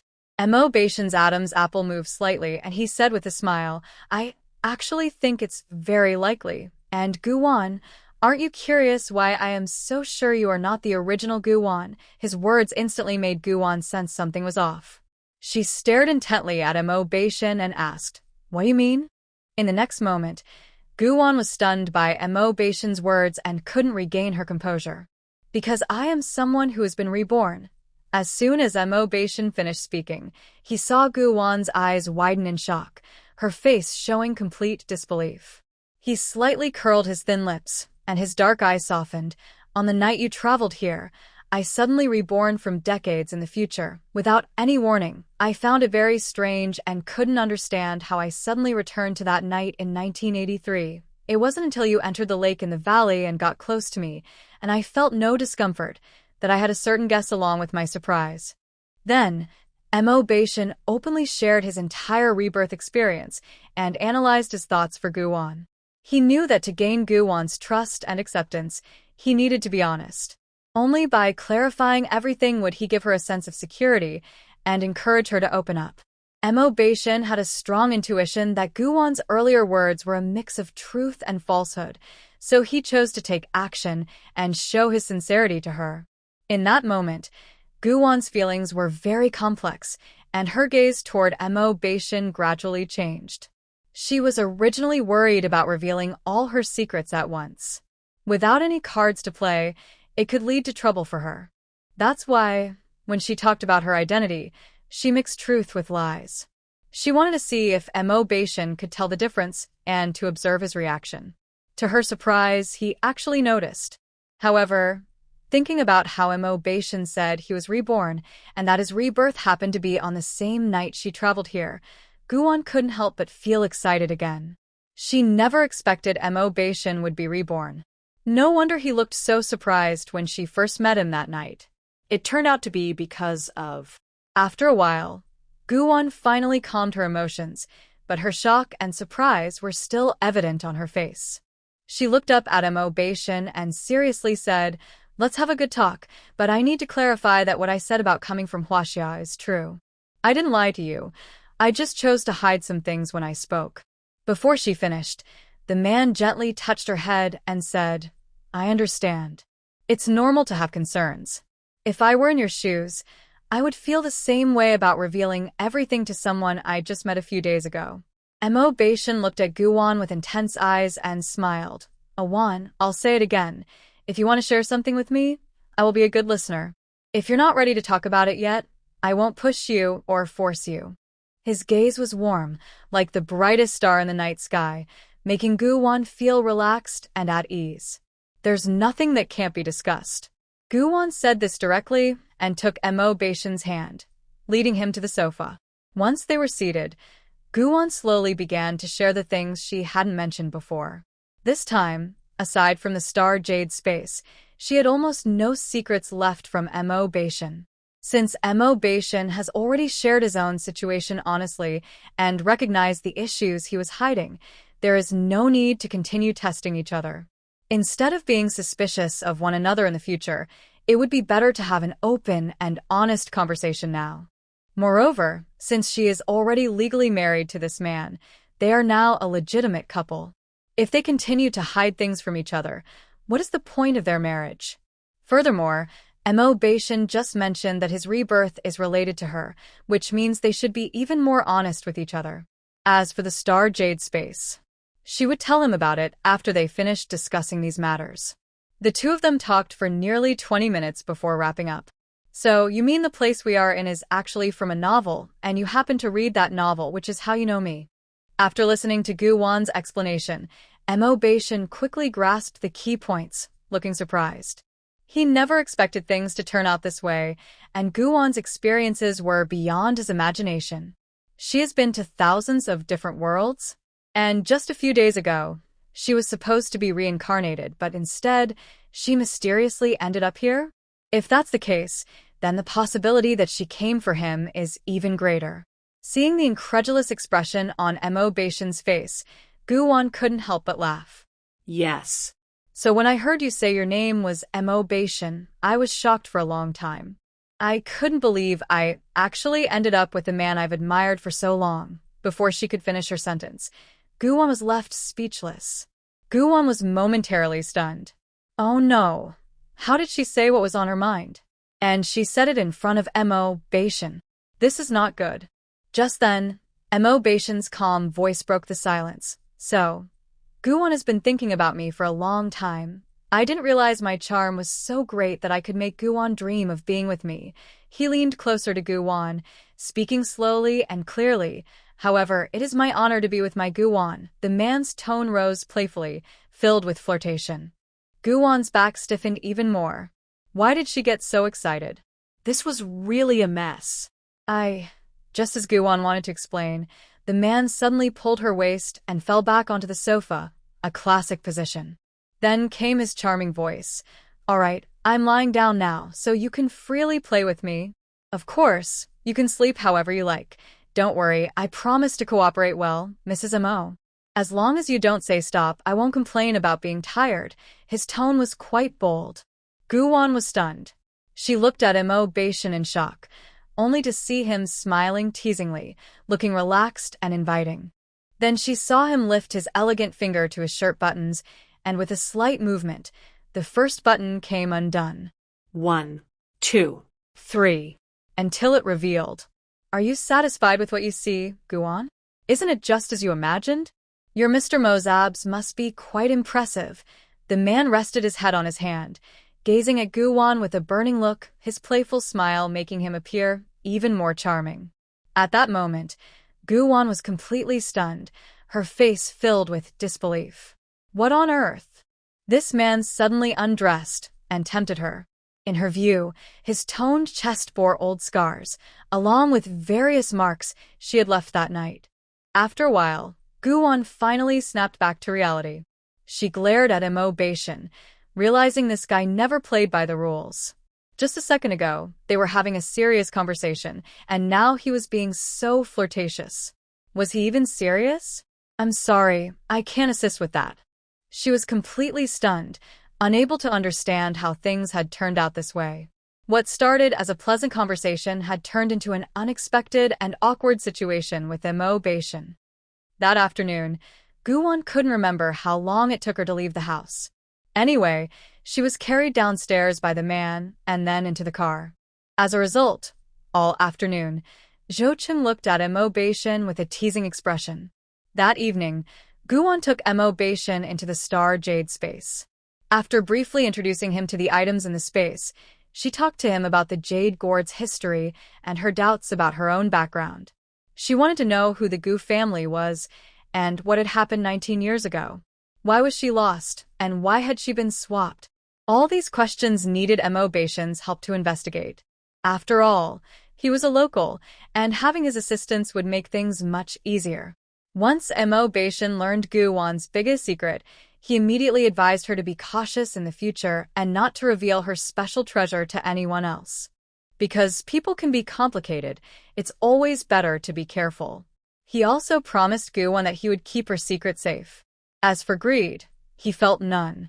He was not a greedy person. Even if the treasure Gu Wan possessed had incredible powers, his resolve remained unshaken.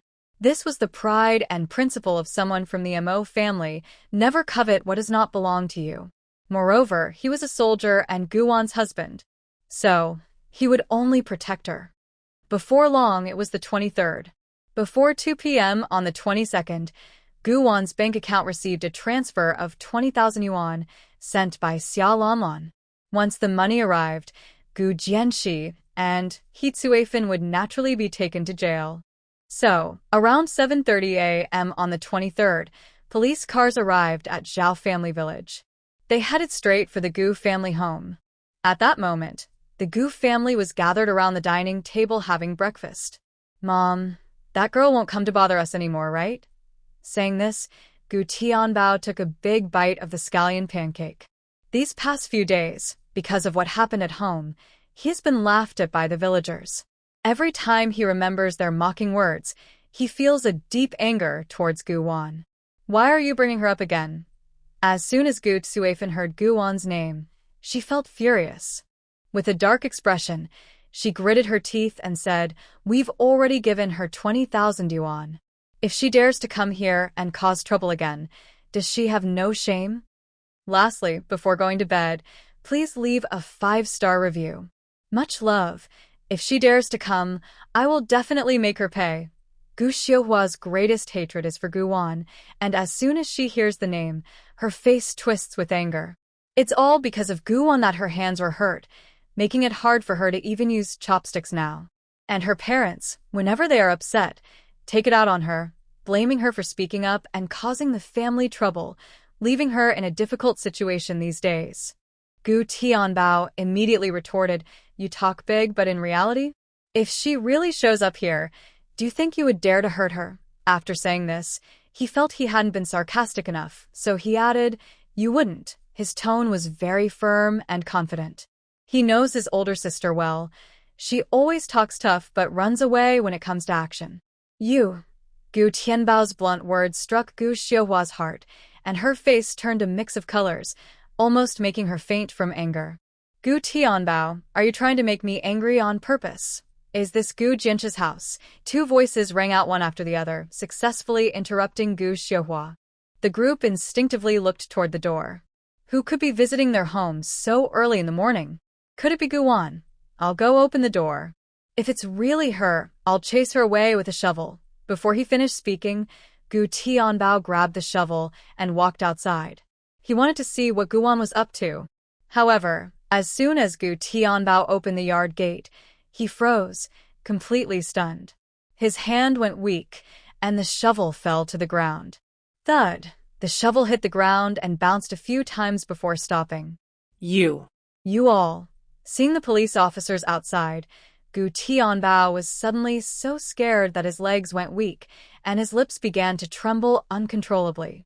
One of the officers looked at him and asked seriously, "Are Gu Jianjie and He Tsuefan at home?" They're here," Gu Tianbao responded almost instinctively. In front of Gu Wan, he could act tough, knowing she would never stand up to him. But as soon as he saw someone in a police uniform, he immediately shrank back, more scared than anyone. "That's good. We are from the city police department. They are involved in a case of child theft from 19 years ago. Now, we need to take them back to the station for questioning." After saying this, the officer put his credentials away, grabbed Gu Tianbao, and walked into the yard. Gu Tianbao stood there, wide-eyed and stunned, his heart racing. What did that person just say? His parents stole a child? Stole whose? In the next moment, Gu Tianbao shouted at the top of his lungs. Dad. Mom. It's bad. The police are here to arrest you. They said you stole someone else's child and are going to take you away for questioning. The villagers, who were unaware before, quickly learned what was happening after Gu Tianbao's shout. Hearing that the Gu family was in trouble again, everyone picked up their bowls and rushed to the Gu household. The Gu family has been having a lot of bad luck lately. One day after another, problems keep coming, and now even the police have shown up at their door. It seems that Gu Jianxi and He Tsuefan won't be able to escape this time. The three people sitting in the living room felt a wave of panic when they heard it was the police. Just as they were about to get up, several officers in uniform walked in. When Gu Jianxi and He Tsuefan saw the police, they instantly became anxious, their faces turning pale. They even dropped the chopsticks they were holding without realizing it. The couple was already feeling guilty, and the memory of someone getting arrested for misbehavior in the village a few years ago was still fresh in their minds. Now, seeing the police at their door, they could hardly keep calm. After a long pause, Gu Jianxi nervously asked, "Police officer, what brings you here?" That question took almost all his courage. The leading officer was the director of the Jin City Police Department. He gave Gu Jianxi a sharp look and then turned to He Tsuefan. He stated their purpose directly. "He Tsuefan, Gu Jianxi, you are connected to a child theft case from 19 years ago. Now, please come with us." Without any further discussion, the officers at the door stepped into the living room, pulled out handcuffs, and immediately cuffed the couple. He Tsuefan's mind went blank at first, but as she realized what was happening, she began to struggle. "What are you doing? You've got the wrong people. We're just honest farmers. How could we steal a child?" Inside, she was extremely anxious. She never thought she would face arrest one day. Guwon had clearly said that if they transferred the 20,000 yuan to her, she wouldn't pursue the matter from years ago. Yet that girl had deceived them. Gu Jianxi also regained his senses and quickly tried to explain. "Officer, you must be mistaken. We haven't done anything illegal." Before he could finish, the serious officer interrupted. "Enough talk. Whether you did or not will be determined later." With that, the director instructed his subordinates, "Take them away." Hearing this, the family of Fur almost fainted in shock. He Tsuefan wanted to argue and resist, but the police didn't give her a chance. They quickly took her and her husband out of the Gu family home and drove them away. The villagers who had just rushed over to watch were stunned by the scene. They couldn't believe the couple had actually been arrested. Instantly, everyone began to discuss what had happened. Meanwhile, Gu Xiuhua and Gu Tianbao, still in shock, came to their senses when they saw the police car leave the Gu family home. The siblings looked blank, their faces pale as paper. "Sis, what should we do now? Mom and Dad have been taken away, and we don't know how long they will be gone. It's just the two of us left at home. How will we manage?" Gu Tianbao looked at Gu Xiuhua, feeling lost and without any ideas. Gu Xiufan replied, her face white. "If you ask me, who should I ask? Mom and Dad were taken by the police. Should I go to the police station and throw a fit to make them release them? Then what do we do?" "I have an idea. We can ask our second sister for help. Let's hurry to town and call her. She has money and should be able to help get Mom and Dad out." Gu Tianbao suddenly remembered his second sister who lived in the city and quickly said this, grabbing Gu Xiuhua as they headed for the door. "Wait, I need to get some money." At that moment, Gu Xiuhua didn't argue and quickly ran into the room where their parents slept. She moved fast, found the hidden money, and stuffed the remaining 200 yuan into her pocket before rushing out with Gu Tianbao. Unfortunately, when the siblings finally arrived in town, they frantically called the Xia family 4 or 5 times. Each time, an elderly woman answered and, upon hearing they were looking for Xia Lanlan, immediately said she wasn't there and hung up. They didn't get a chance to say anything more, and all they heard was the dial tone. The siblings were left anxious and returned home empty-handed. At the same time, outside the Jin City Public Security Bureau, Guwon sat in a military jeep, a cold smile appearing on her lips as she watched the approaching police cars. There is a saying, "Karma may be slow, but it will come." Gu Jianxi and He Tsuefan mistreated the original owner for 19 years, and now they are finally facing the consequences. She felt no sympathy for such people, because they deserve it. As He Tsuefan and Gu Jianxi were taken off the police car, they saw Gu Wan stepping out of another vehicle. "Gu Wan, you deceitful person. You clearly said that as long as we gave you the money, you wouldn't hold the past against us. Why are you going back on your word?" He Tsuefan was so frightened on the way that she was stunned, but upon seeing Gu Wan, her anger erupted instantly. She struggled to break free from the officer's hold, wanting to rush at Gu Wan in a fit of rage. It was all this girl's fault. Because of her meddling, their family had become a laughingstock, and she and Gu Jianxi had been arrested. Hearing this, Gu Wan's cold and sharp voice rang out. "Did I ever say I wouldn't hold the past against you? I don't think so, He Tsuefan. Is your hearing not very good? That day at the Gu family, I only said I wouldn't kick Xia Lanlan out of the Xia family.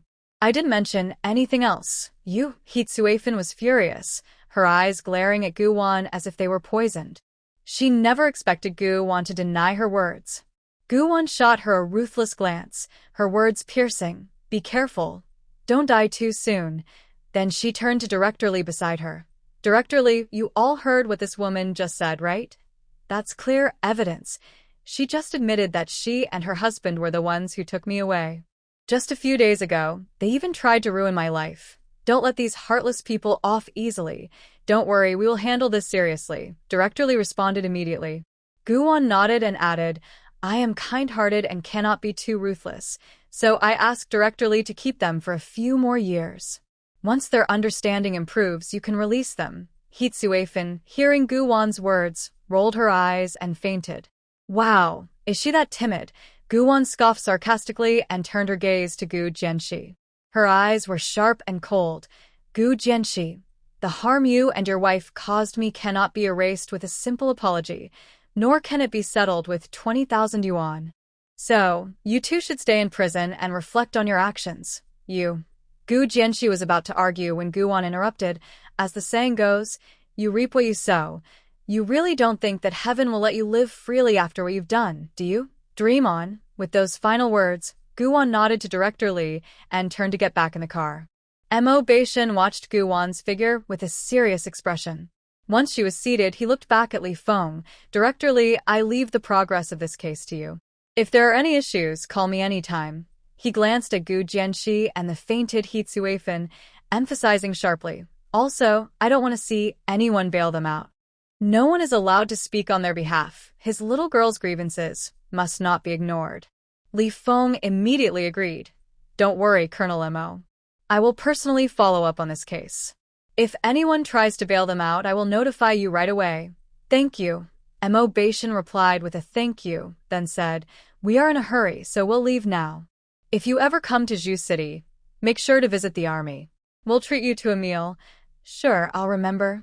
If I have time to go to Zhu City, I'll definitely come by for a drink, Li Feng said with a hearty smile, nodding in acceptance of Mo Beishin's offer. Mo Beishin nodded slightly, and then turned to leave. Soon, the jeep disappeared from everyone's sight. Gu Jianxi and Hee Sue-fin were taken back to the police station, where they would face a long and difficult time in prison. Around 12:30 p.m., Gu-won, Mo Beishin, Zhou Cheng, and Su Zhiyong boarded a plane to Xinjiang. As for the military jeep, Su Zhiyong had already returned it to the army in Jin City. Before long, the plane took off. Mo Beishin took out a box of pastries and placed it in front of Gu-won, saying, it will take about 4 hours to fly from Jin City to Xinjiang. It's a long time, so have a few pastries to fill your stomach and then get some good sleep. When you wake up, we'll be there. Gu-won shook her head. I'm not sleepy right now. She felt a bit complicated and nervous. In about 4 hours, she would meet Mo Beishin's family.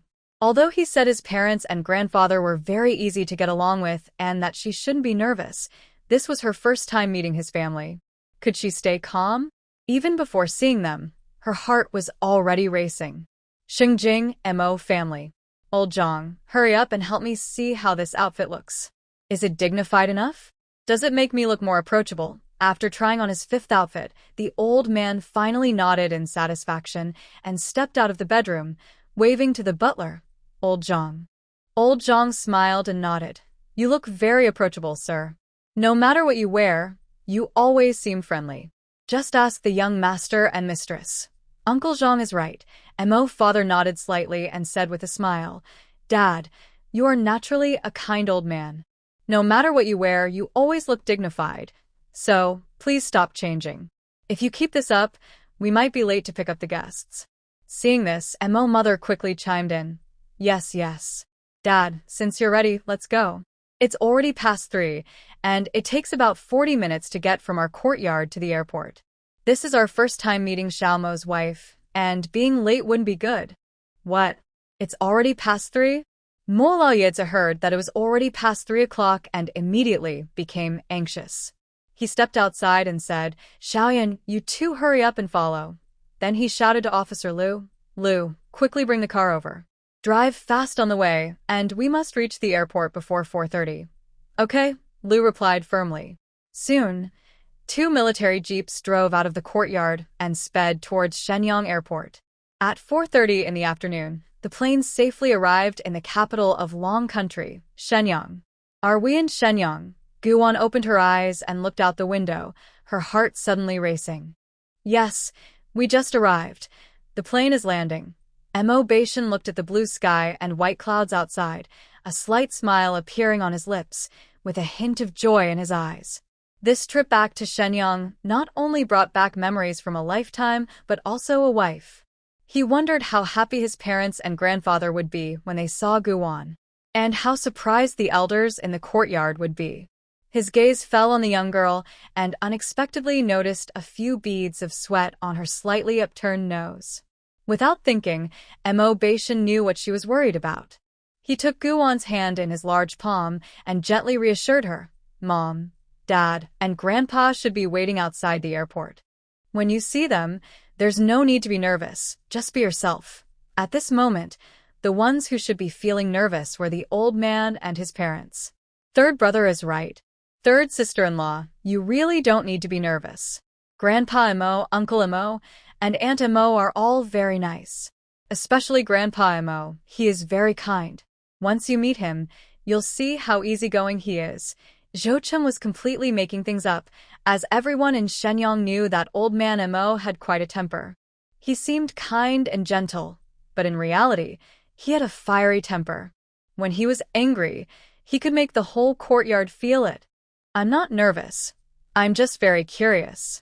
This is my first time seeing the capital of our long country, and I feel a bit excited and thrilled. Guwon smiled brightly at them. She, like Zhou Cheng, was trying to change the subject awkwardly. Hearing this, Zhou Cheng couldn't help but twitch his mouth. He didn't expect his sister-in-law to be as good at making up stories as he was. All right, let's go. Mo Baishan smiled slightly, took Guwon's hand, and led her out of the cabin. Zhou Cheng and Su Jiong quickly grabbed their luggage and followed behind. After getting off the plane, they followed the signs and soon exited the airport. Meanwhile, outside the airport, old Mr. Mo checked his watch every few minutes and stretched his neck, staring intently at the arrival gate. Shaoran, why don't you ask the staff if this flight is delayed? It's taking so long. Why haven't Xiao Mo and the others come out yet? He was really anxious. Old Mr. Mo paced back and forth, his eyes fixed on the arrival gate. He was worried. Why was it so hard to see his granddaughter-in-law? Dad, please be patient. Maybe Xiao Mo and the others will be out soon. As soon as he finished speaking, they saw Mo Baishan's tall figure appear in their line of sight. Dad, Xiaoyun, look. Xiao Mo and the others are coming out. When Mo's mother saw her son walking out with a beautiful girl, she became instantly excited. She shouted to her husband, Mo Xiaoyun, and old Mr. Mo, her face glowing with joy. This is wonderful. Her son finally brought back the girl he likes. Old Mr. Mo and Mo Xiaoyun also saw the group walking toward them, and their excitement grew in that moment. Xiao Montak. Over here, old Mr. Mo shouted loudly, waving to Mo Baishan. His slightly wrinkled face was now beaming with happiness. Look, Grandpa and your parents are so excited. The moment they saw you, all their eyes were focused on you, and they couldn't look away. Mo Baishan nodded at the elders while talking to Guwon. His gentle demeanor surprised the elders, who looked at him in disbelief. Wow. Has our little Mo changed? In the past, even a 3-year-old would cry in fear if they got too close to Mo Baishan, but now he has become gentle. Could it be true that, when a man finds love, he changes, and now that he has brought a partner home, winter has turned into spring? Dad, Mom, Grandpa, I'm back. Mo Baishan, holding Guwon's hand, walked up to them and formally introduced her. Grandpa, this is Guwon, my wife and my lifelong partner. Hearing this, the elder nodded happily. Oh, good, good. Marriage is great. It makes people more caring. And he could finally hold his great-granddaughter. Hello, Uncle, Aunt, Grandpa. Guwon politely greeted the elders. Though surprised by Mo Baishan's straightforward introduction, she smiled and allowed the Mo family to observe her. Hey. Good. Little one, nice to meet you. Mo's mother quickly took Guwon's hand, gently patting it. From the moment she saw her, she liked this daughter-in-law. This girl looked like a wonderful child, with bright eyes and a clean, genuine demeanor. She was polite and her actions were graceful, without any pretense. When she spoke, her gaze was focused, and she wore a polite smile, which made her very endearing. The more Mo's mother looked at her, the more she liked her, and soon her well-maintained face was filled with joy. She held Gu-won's wrist and said happily, "But little Won, you should call me Mom. Since you and little Mo are officially married, you are now our rightful daughter-in-law and granddaughter." Upon hearing this, Gu-won was taken aback. Was it really so sudden? Did they expect her to call them Mom and Dad right after meeting? Yes, little Won, Grandpa has even prepared a welcome gift for you, a big one. Look, I have it with me. With that, Grandpa Mo took out a red envelope from his pocket. As he said, it was indeed a big one. Little Won, you must be tired from the journey. Come on, let's go to Grandpa's house. Once we get home, we can sit down and have a good chat. Grandpa Mo cheerfully placed the red envelope in Gu-won's hand and pulled the girl towards the parking area. His sudden action left Mo father and Mo mother stunned. Meanwhile, Grandpa Mo was in high spirits, walking with a spring in his step, radiating joy. Watching Grandpa Mo walk away, Mo mother was momentarily speechless, taking a while to process what just happened. She turned to Mo father. Xiaoyan, Dad did that on purpose, right? Weren't we supposed to wait until we got home to give little Won the welcome gift and other presents? He secretly took the envelope with him. They were completely caught off guard. Grandpa Mo had handed the welcome gift to Gu-won right away, while they had foolishly left the envelope at home, planning to give it to their daughter-in-law along with jewelry when she arrived. And now? Come on, let's hurry and catch up.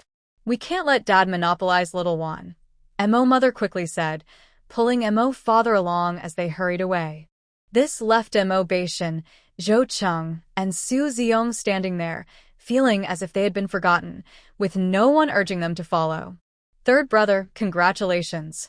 Your status in the Mo family is dropping fast. Once Zhou Cheng regained his composure, he immediately looked at Mo Beishan, grinning as he made the teasing remark, even showing a hint of schadenfreude on his face. Mo Beishan raised an eyebrow. That's fine by me. With that, he turned and left the airport. Zhou Cheng. It felt like hitting a pillow. He exchanged glances with Su Ziyong, shrugged, and quickly walked towards the parking area. Soon, 2 jeeps drove out of the parking lot and headed back to the East District compound. On the way back, Grandpa Mo and Grandma Mo kept talking to Gu-won. They insisted that Mo Beishan move to another car, so he could sit with Zhou Cheng and Su Ziyong, while the 3 elders took over the seats with Gu-won. However, it wasn't long before Gu-won felt her smile freeze. She sat between Grandpa Mo and Grandma Mo, listening to them share all sorts of funny stories about Mo Beishan from childhood. They revealed almost all of Mo Beishan's secrets, even mentioning the time when Grandma Mo dressed him in a skirt for some photos when he was just a few months old, and the pictures taken when he turned 100 days old. Gu-won blinked slightly, surprised that Mo Beishan's family was so warm and friendly. Although Grandpa Mo spoke the least among the 3 elders, he was very kind. Despite his high position, he had a commanding presence, even when smiling. What surprised her the most was the attitude of the 3 elders towards her. There was no difficulty or dissatisfaction, not even a hint of wanting to test her. They were particularly friendly and approachable. This exceeded Gu-won's expectations, and she felt a huge sense of relief. It was her first time meeting her partner's parents, and she had no experience, so she was a bit worried. But thankfully, the Mo family was wonderful, and Grandma Mo was very gentle and easygoing, clearly a great person to get along with. The group chatted back and forth in the car, creating a warm atmosphere. There was no sense of awkwardness from just meeting. Before they knew it, they had returned to the East District compound. The neighbors, who had received the news early, instantly lit up when they saw the Mo family's car return. Everyone was there to confirm the truth. At the age of 28, Mo Beishan suddenly got married, and no one was curious. Everyone thought it was a joke from old man Mo. It wasn't until the Mo family announced a wedding banquet at the only five-star hotel in Shengjing on the 30th of this month that people began to believe Mo Beishan was really getting married. But seeing is believing, and hearing is not. Since no one had seen Mo Beishan bring his partner home, some still thought the news was unreliable, which led to today's events. They're here, they're here. The Mo family is back, an elderly man suddenly shouted in the crowd. We need to see what kind of girl Mo Beishan brought home that could make him want to marry her. She must be pretty good-looking. Before the man finished speaking, Dong Wanqiu appeared, leading a young woman out of the car. Wow. In an instant, gasps filled the crowd. Oh my. This girl is stunning. The next moment, an excited woman exclaimed, Oh my. Look at her lovely face, so fresh and beautiful, and her big eyes. No wonder Mo Beishan fell for her. I would be smitten too. Exactly. This girl's charm is unmatched.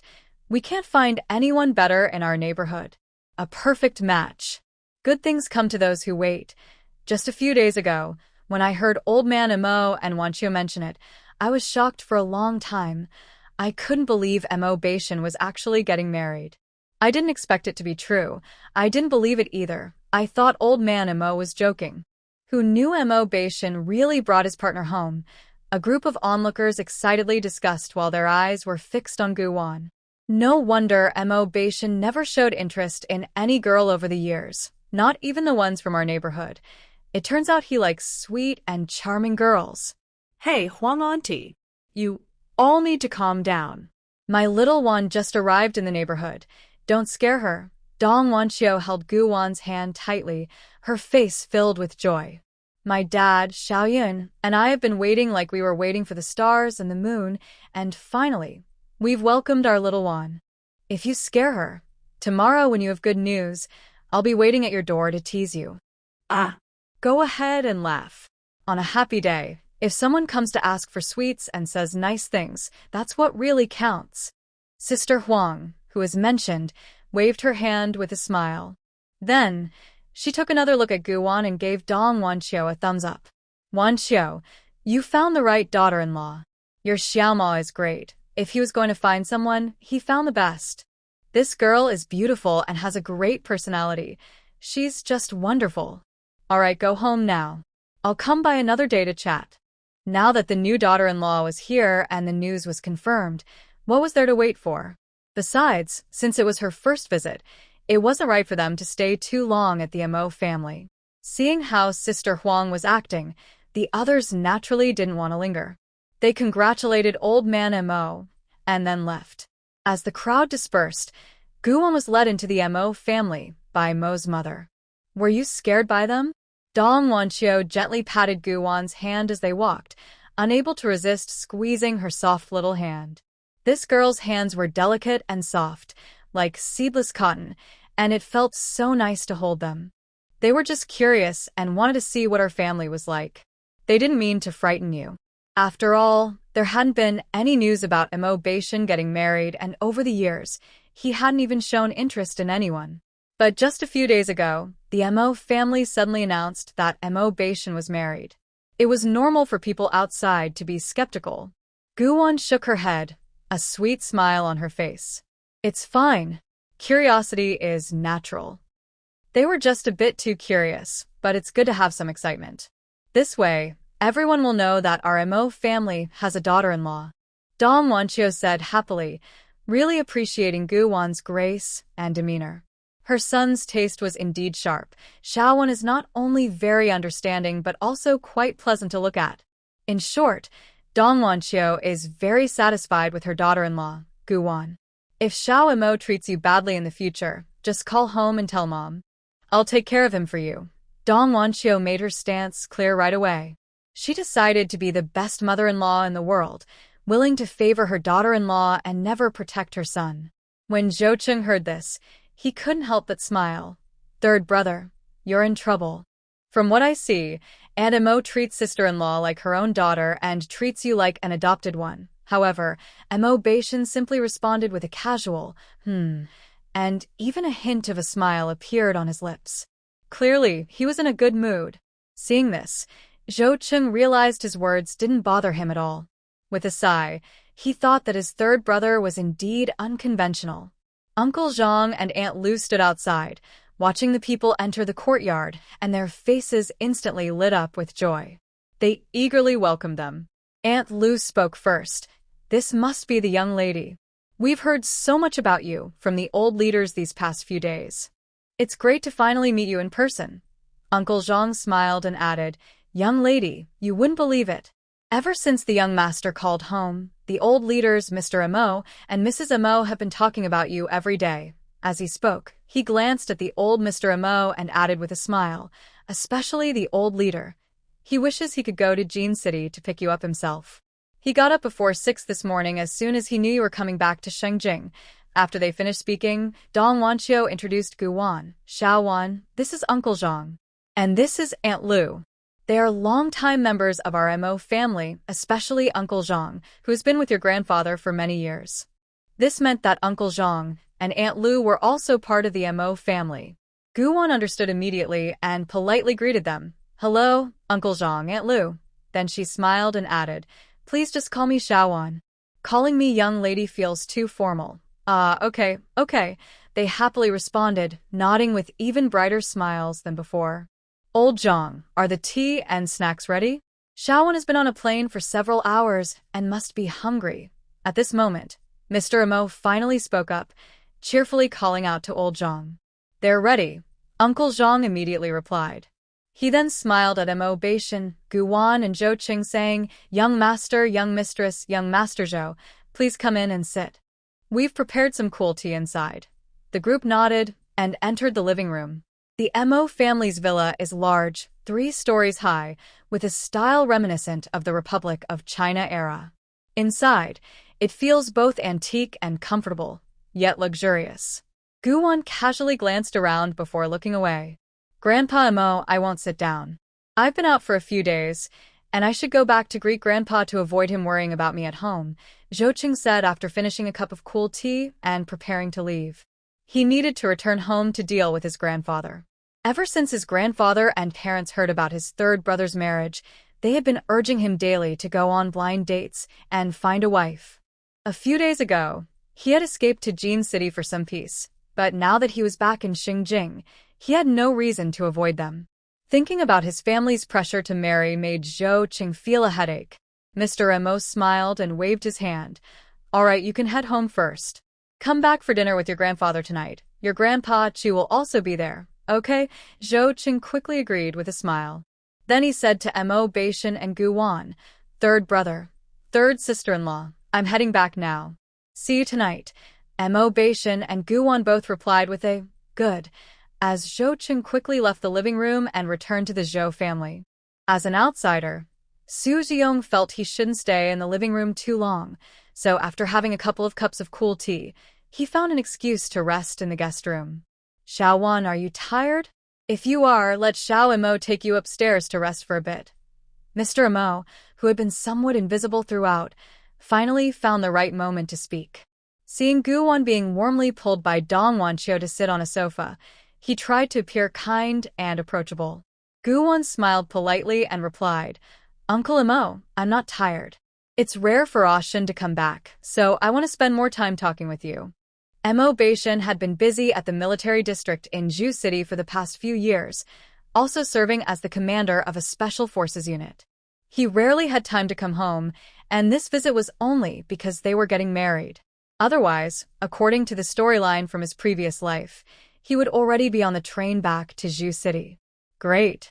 Since you're back, let your mom tell you about the details of your wedding," Mo Xiaoyan said happily upon hearing Gu Wan's words.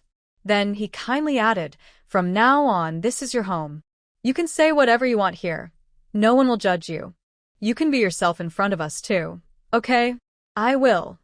Gu Wan nodded with a smile. After saying this, she glanced at Mo Beishan. He looked back at her, his eyes sparkling with a smile that put her at ease. Their silent interaction surprised Mo's father, Mo's mother, and Grandpa Mo even more. They hadn't expected such a big change in Mo Beishan in just a few days, but thinking about it, they grew more and more satisfied and fond of Gu Wan. Especially Dong Wanqiu, who was now extremely pleased with Gu Wan. She thought this girl was just too charming. Suddenly remembering she hadn't given Gu-won a welcome gift, she quickly said, "Xiaowan, please sit for a moment. I'll go to the bedroom and get something. When I come back, we can continue our chat." After saying this, Dong Wanchio went upstairs. Gu-won was still a bit confused and hadn't reacted when Dong Wanchio returned to the living room. She came back holding a jewelry box, her eyes filled with joy as she walked toward the sofa, her gaze toward Gu-won warm and kind. "Here, Xiaowan, this is a welcome gift from your dad and me." After saying this, Dong Wanchio sat back down on the sofa. She opened the jewelry box, took out a pair of family heirloom jade bracelets, and gently placed them on Gu-won's wrist, nodding in satisfaction. "They look beautiful. Your fair skin is perfect for wearing jade jewelry. This pair of jade bracelets has been passed down in our family for generations. When your grandmother handed them to me, they were already from the 9th generation. Now, with little Mo, we are at the 10th generation. Now, I pass them to you. From now on, Xiaowan, you will be the head of our family in the 10th generation." Dong Wanchio sighed as she said this, looking at her son, then gently patting Gu-won's hand. She continued, "In the past, we were very worried that because of Xiaomo's health issue, he might never find a wife. But thankfully he met you.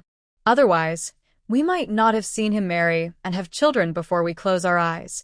Hearing this, Gu-won slightly pursed her lips and a hint of emotion flashed in her eyes. Actually, what Mother Mo worried about was not unfounded, because in his past life, Mo Beishan really did not get married, which almost led to their family's bloodline being. Gu-won wanted to suggest that such a precious item should be given to her after the wedding banquet, as by then she would officially be the daughter-in-law of the Mo family, making it more appropriate to accept the heirloom. Just then, they suddenly heard the old man Mo's slightly annoyed voice. "Oh dear, I've been talking so much that I almost forgot something important." The old man suddenly stood up, patting his thigh, and before anyone could ask, he hurried back to his bedroom. Gu-won looked at Mo Beishan in confusion, and he gave her a reassuring glance. Fortunately, the old man soon returned with a box. It was made of rosewood. He beamed as he placed the box in front of Gu-won, his smile so wide that the corners of his eyes crinkled. "Here, Xiaowan." After saying this, the old man immediately became serious and emphasized, "You cannot refuse. I am your elder, your grandfather, so you must listen to me, and you should also keep our family's jade bracelets." Gu-won, what a bold old man. "Listen to your grandfather and accept it. Back when I was dating your mom, your grandmother gave her the family heirloom bracelet. A few days ago, you and Xiao Mo got your marriage certificate, so it's time to officially pass this bracelet to you." Since the elders made it clear, Gu-won accepted it without hesitation. However, since the elders had taken this step, she knew it was time to change how she addressed them. As Gu-won was getting ready to serve tea to the 3 elders, Mo Beishan also stood up at that moment. He took 3 clean teacups, poured tea into them, and handed one to Gu-won. Then, Lu-ma came over with a soft cushion and placed it in front of her. Gu-won thanked Lu-ma and smiled at Mo Beishan before kneeling on the cushion. She took the cup of tea from Mo Beishan and presented it to Grandpa Mo with both hands, sweetly saying, "Grandpa, please enjoy your tea." "Ah, good. My dear granddaughter-in-law, make sure to live happily with Xiao Mo. If he ever bullies you, just tell Grandpa, and I'll support you." As Grandpa Mo spoke, he took the teacup with a joyful smile that lit up his face when Gu-won called him Grandpa. He took a couple of sips from the cup, handed it to Lu-ma, and then pulled out a red envelope from his pocket to give to Gu-won as a token for her new title. Gu-won graciously accepted it, saying, "Thank you, Grandpa. I will take good care of the Mo family's heirloom and will honor you both with Shun." Hearing this, Grandpa Mo laughed joyfully, repeatedly saying how wonderful it was. At that moment, he felt incredibly happy. It wasn't easy. He had waited 28 years for this cup of tea from his granddaughter-in-law.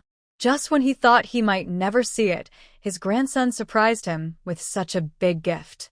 After serving Grandpa, it was time for Dad and Mom Mo.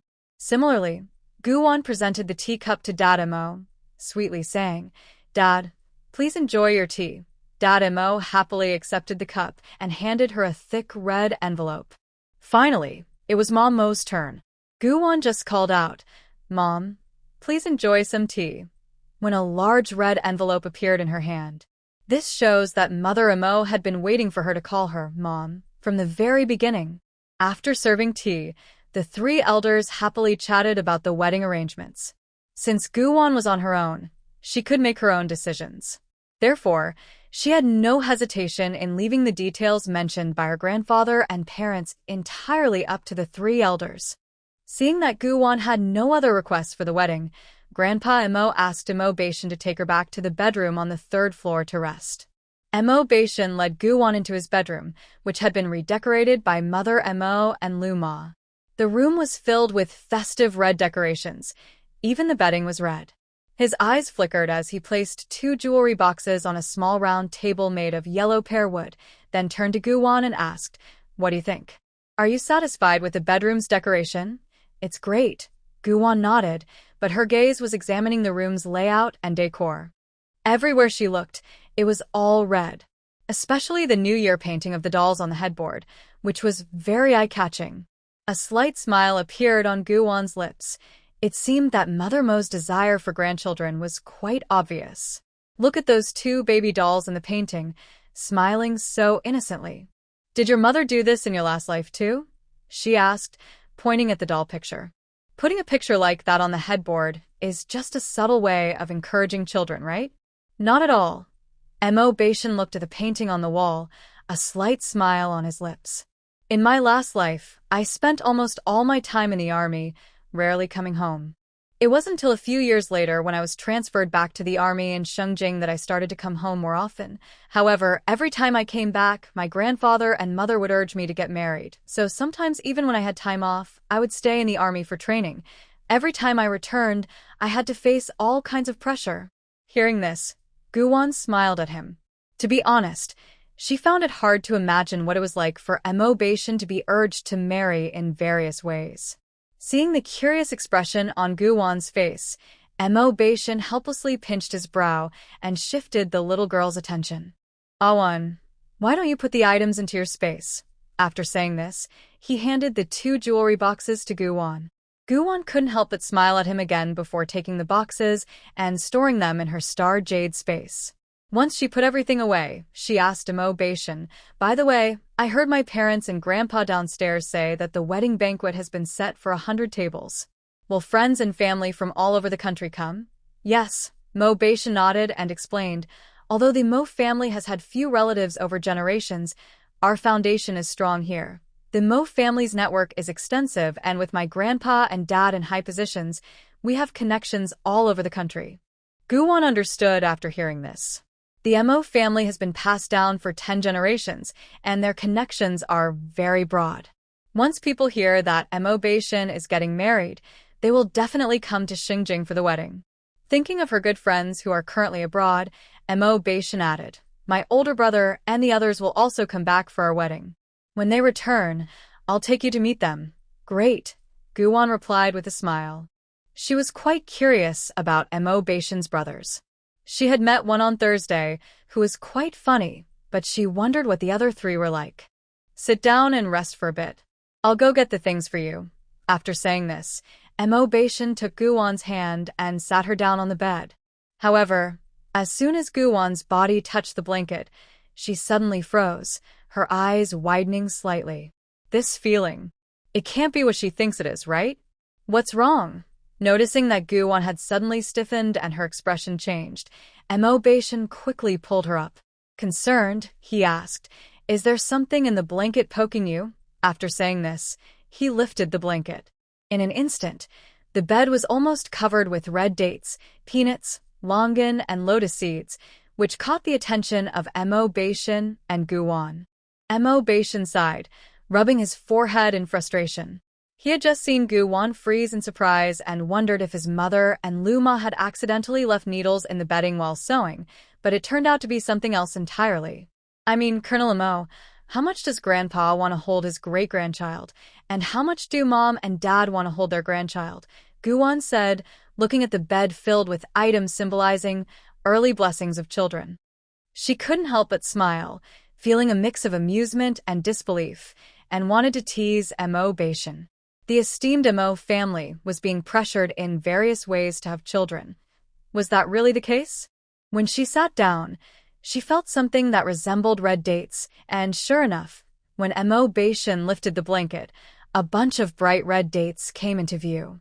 Guwon couldn't help but picture countless scenes of Mo's mother making the bed. I didn't know Mom would be this eager, Mo Bashan said with a hint of helplessness.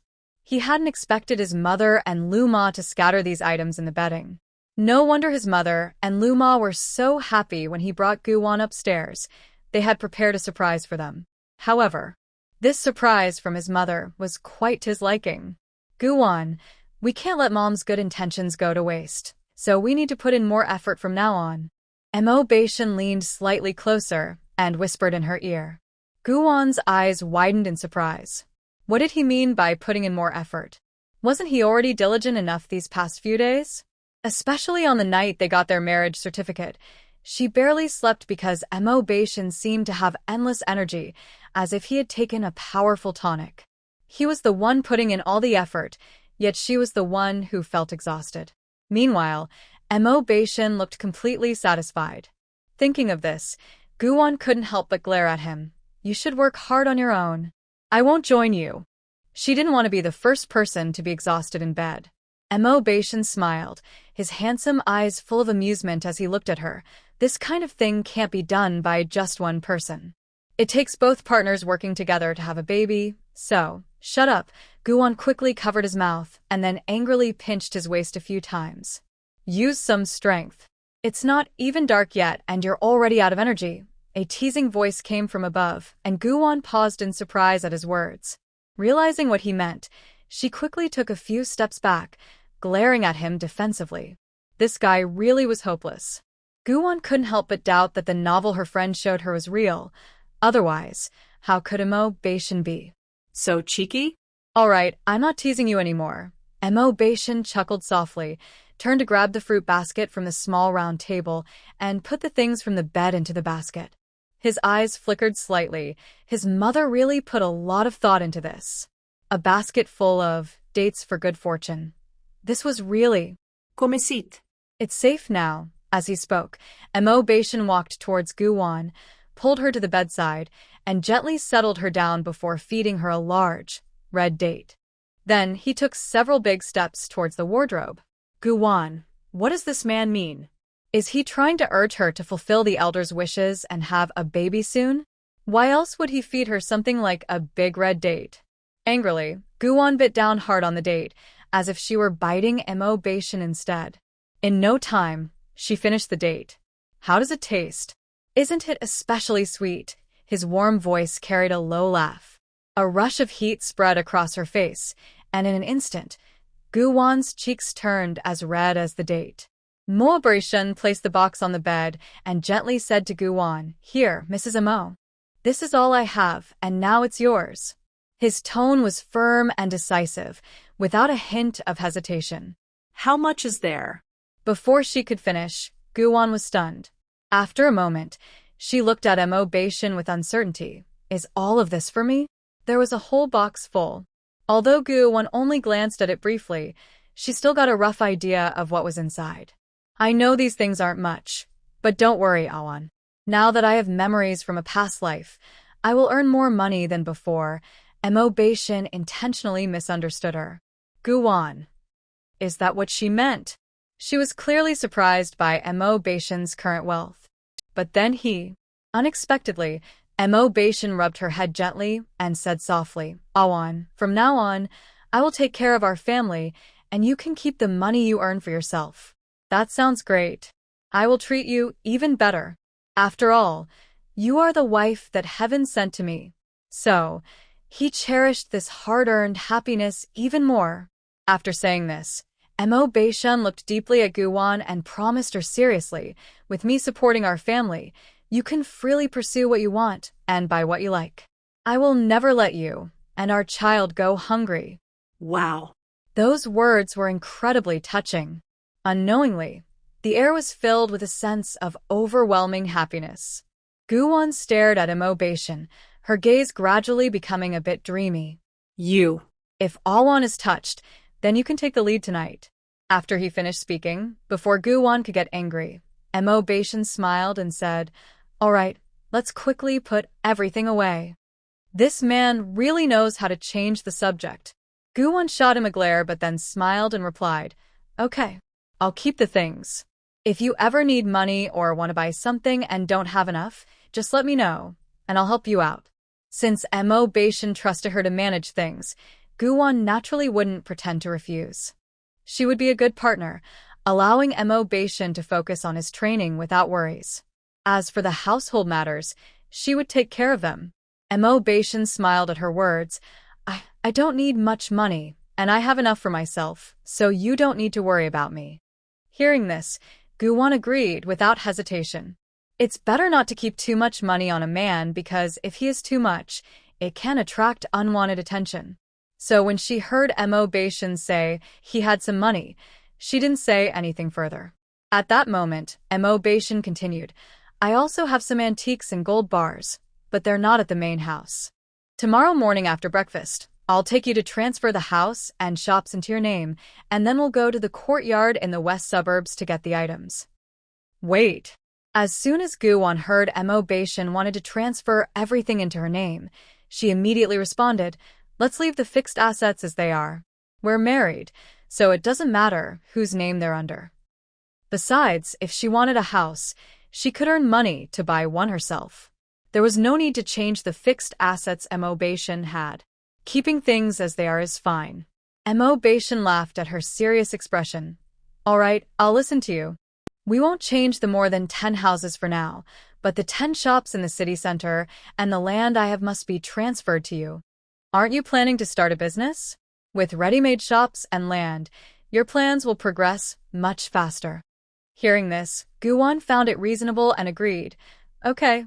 After she finished speaking, she casually looked through the things in the box. There were many property deeds, a thick stack of them, including houses, shops, streets, and land, just a lot in general. Next, there was cash in various currencies, and then there were bank books. To her surprise, there were 6 bank books and 7 or 8 deposit slips. Finally, there were a few share contracts. "Hey, am I supposed to keep these too?" Guwon looked at the contracts in her hand and turned to Mo Baishan. He had previously told her that he held 15% of the shares in the company founded by Tang Yueza, Shin Yunfei, and Chu Yeshuan. The annual dividends were not small. They were definitely over 2 million. Mo Baishan looked at her gently and said, "I spend most of my time in the army, and I have limited time. Also, my identity is special. Now that I have you, it's best to let you manage my assets." Hearing this, Guwon immediately understood. Given Mo Baishan's identity, it would indeed be difficult for him to manage too many side businesses. Thinking of this, Guwon smiled and said, "Then I will take care of all these things. Don't worry, I will manage your assets well, make them grow, and expand our business worldwide." After saying this, she put everything back in the box and stored it away. "By the way, when we go out tomorrow, let's take a look around. I want to explore the market in Shengjing so I can decide what to do first." "Sure," Mo Baishan replied with a slight smile. His little girl has ambitions and dreams, full of passion and energy. That's a good thing, and he certainly wouldn't stop her. Just then, there was a knock on the door from Su Jiyoung. "Commander, the old leader wants you and your wife to come down. We have guests at home." "I'll be right there," Mo Baishan responded and pulled Guwon up. "Let's go downstairs." At this time, the only guests at home were a few elderly gentlemen and ladies, along with his older and younger sisters-in-law. Before long, the two of them walked downstairs hand in hand. The people in the living room noticed the young couple coming down and were instantly brightened by the sight. "Old Mr. Mo lovingly waved to Guwon, saying, "Shaowon, come here. Let me introduce you to some gentlemen." Guwon nodded and walked over to the sofa with Mo Baishan. As soon as they reached the sofa, Guwon was pulled to stand beside old Mr. Mo. His joyful voice filled the living room. "Shaowon, this serious-looking gentleman is your Grandpa Tang. Next to him is your Grandma Tang. This gentleman is your Grandpa Shin, and sitting across from him are your Grandpa Chu and Grandma Chu. The other one is your Grandpa Zhou." After the introductions, Guwon politely greeted them all. Seeing her polite greeting, the elders nodded kindly in response. Old Mr. Mo then continued introducing two young women to Guwon. This is Luo Wan, your Grandpa Tang's granddaughter-in-law, and next to her is Wang Qingqing, your Grandpa Shen's granddaughter-in-law. As soon as she heard their names, Guwon recognized them. Luo Wan was Tang Yuez's wife and Mo Beishan's sister-in-law, while Wang Qingqing was Shin Yunfei's wife, making her Mo Beishan's second sister-in-law. However, she noticed that this second sister-in-law seemed to be staring at her. To be precise, she was staring at her neck. Guwon furrowed her brows slightly, then naturally greeted them. Luo Wan smiled back at Guwon and walked over with something in her hands. She warmly took Guwon's hand, placed the item in her palm, and said kindly, "Xiaowan, this is a small token from me and your big brother. Your big brother is still on a business trip abroad. He and Shen Air booked their return tickets for the 27th. Once they're back, we can all sit down and have a good gathering. Thank you, sister-in-law." Guwon smiled and thanked her, graciously accepting the gift. Earlier, when she came downstairs, Mo Beishan had told her to accept whatever the elders and her sisters-in-law gave her without worry. "Because my older brother and sister-in-law, as well as my second brother and sister-in-law, got engaged and married years ago, my grandparents and parents gave gifts to both sisters-in-law. Now, everyone is giving her a gift as a normal return gesture. She understands the importance of social exchanges." After giving the gifts, Luo Wan noticed that Wang Qingqing hadn't followed her. She turned to look at Wang Qingqing and was surprised to see her sitting on the sofa, lost in thought. "Qingqing, what's wrong? Why are you so distracted?" Her friend is usually very graceful and composed, always steady. "What's going on today?" When others heard Luo Wan's words, they all turned to look at Wang Qingqing. Old Mr. Shen also noticed something unusual about his granddaughter-in-law and immediately asked with concern, "Qing girl, are you feeling unwell?" Wang Qingqing quickly snapped back to reality. Seeing everyone looking at her, she smiled and replied, "I'm fine. Grandpa, I'm sorry. I just lost my composure for a moment." She had unintentionally noticed the jade gourd around Guwon's neck and was momentarily distracted. That jade gourd triggered a sense of familiarity in her. But when she tried to recall where she had seen a similar jade gourd, she suddenly realized she couldn't remember at all. Seeing her look normal, old Mr. Shin smiled and advised, "That's good to hear. If you feel unwell at all, you must let us know." Wang Qingqing quickly nodded in agreement, relieved that she hadn't been too rude. It would have been embarrassing to lose her composure during her first meeting with the third brother's wife. However, that feeling of familiarity kept her heart restless. To avoid causing misunderstandings with Guwon and the elders, Wang Qingqing decided to temporarily set aside her doubts and walked over to Guwon with the gift. Just as she was about to hand the gift to Guwon, Mo Beishan suddenly called out to her, "Second sister-in-law, I noticed you were staring at the jade gourd around Awan's neck. Is there something wrong with it? Or have you seen it before?" At his words, the smile on Wang Qingqing's face faltered slightly, and she let out a sigh. As expected from a soldier, Lao San's insight is still sharp as ever. She looked up at Mo Beishan, then glanced at Guwon and said honestly, "I do have a bit of an impression of this jade gourd that Xiaowan is wearing." After pausing for a moment, she continued, "However, my memory is quite vague. Just now, I was lost in thought, and suddenly felt like I had seen a similar jade gourd somewhere before, one made from this old pit glass." Upon hearing this, Guwon immediately looked up and exchanged a glance with Mo Beishan, then quickly asked Wang Qingqing, "Sister-in-law, are you saying that you have seen this kind of jade gourd somewhere else? Is it exactly like the family heirloom I'm wearing?" After speaking, she took off the jade gourd from her neck and handed it to Wang Qingqing, hoping she could remember something. Wang Qingqing took the jade gourd and then handed the gift box to Guwon, smiling as she hugged her. "Xiaowan, it's nice to meet you. Now, my sister-in-law and I have another friend to go shopping and eat with. Thank you for the gift, sister-in-law. I'm also very happy to meet you," Guwon replied playfully, opening her arms to hug Wang Qingqing back. Wang Qingqing smiled at Guwon and began to carefully recall her memories with the jade gourd. However, The result disappointed Guan, as Wang Qingqing went through almost all her memories, but still couldn't remember where she had seen this jade gourd. "I'm sorry, Xiaowan. I still can't remember," Wang Qingqing said apologetically, returning the jade gourd to Guan. After thinking for a moment, she added, "But your second brother and older brother might have some impressions. They often travel abroad and meet many business people. When they return to Xinjiang, I'll have them take a look. They might know." At that moment, she really couldn't recall, but maybe after thinking about it more at home, she would remember something. Regarding Guwan's background, she and her sister-in-law had heard Zhou Cheng mention it on the way here, so she understood why Guwan was so excited. Guwan smiled brightly and said, "It's okay. Sister-in-law, if you can't remember, don't worry about it. When my second brother comes back, I'll have Ashin show the jade gourd to them."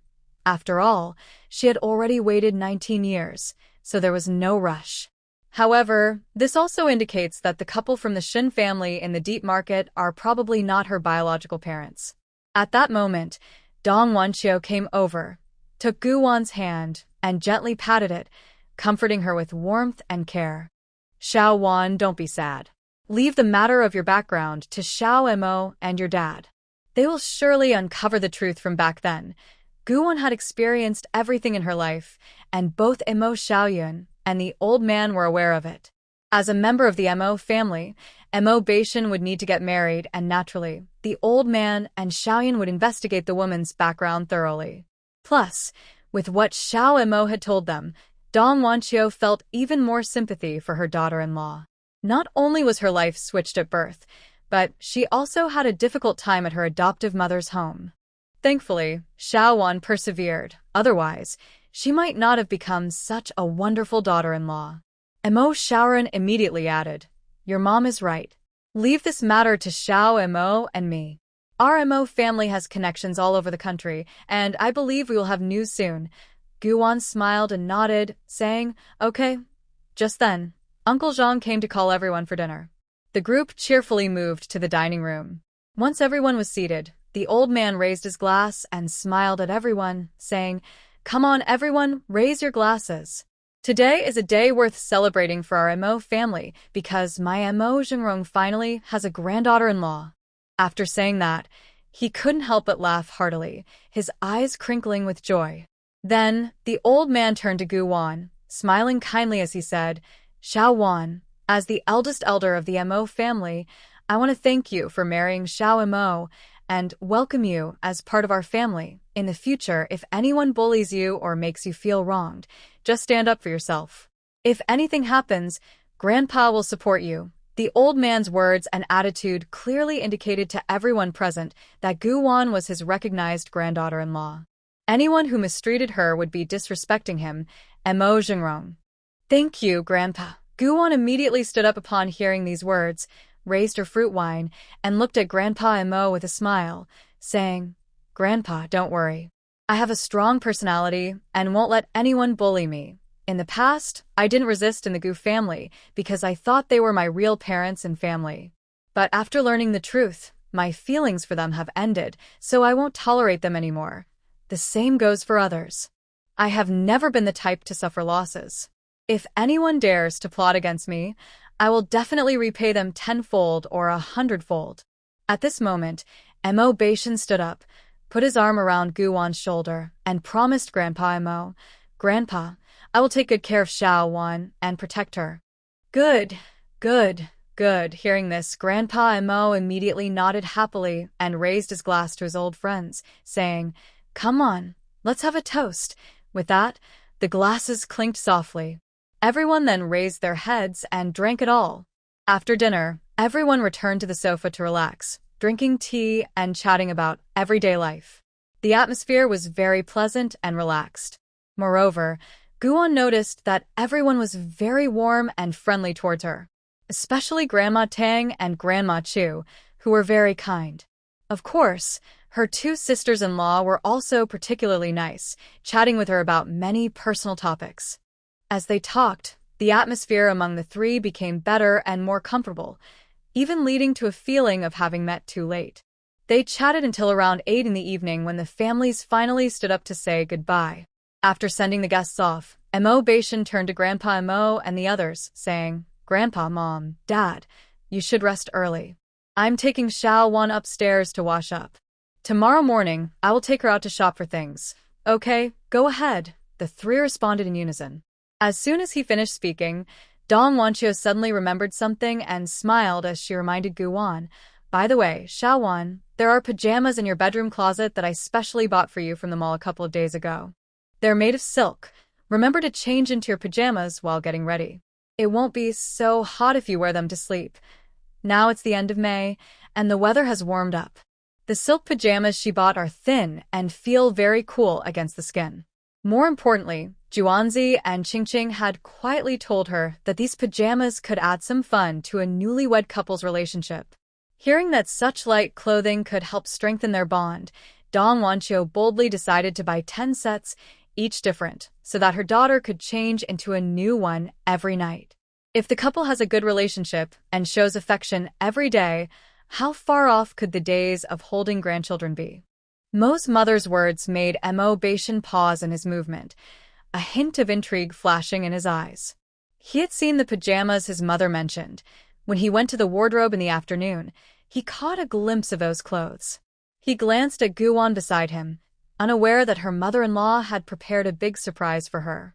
Thanks, Mom. Guan smiled and nodded. At that moment, she had no idea that her mother-in-law was planning a significant surprise for her. Well, Shun and I will head upstairs now. You and Dad, along with Grandpa, should also get some rest. Okay, go ahead. Dong Wanchio waved her hand with a bright smile. Guan thought, why do I suddenly feel a bit chilly? Unfortunately, before she could think more about it, she was pulled upstairs by Mo Bashan. Dong Wanchio kept an eye on the movements upstairs, watching the young couple go to the 3rd floor, then hearing the door close. She couldn't help but giggle, covering her mouth.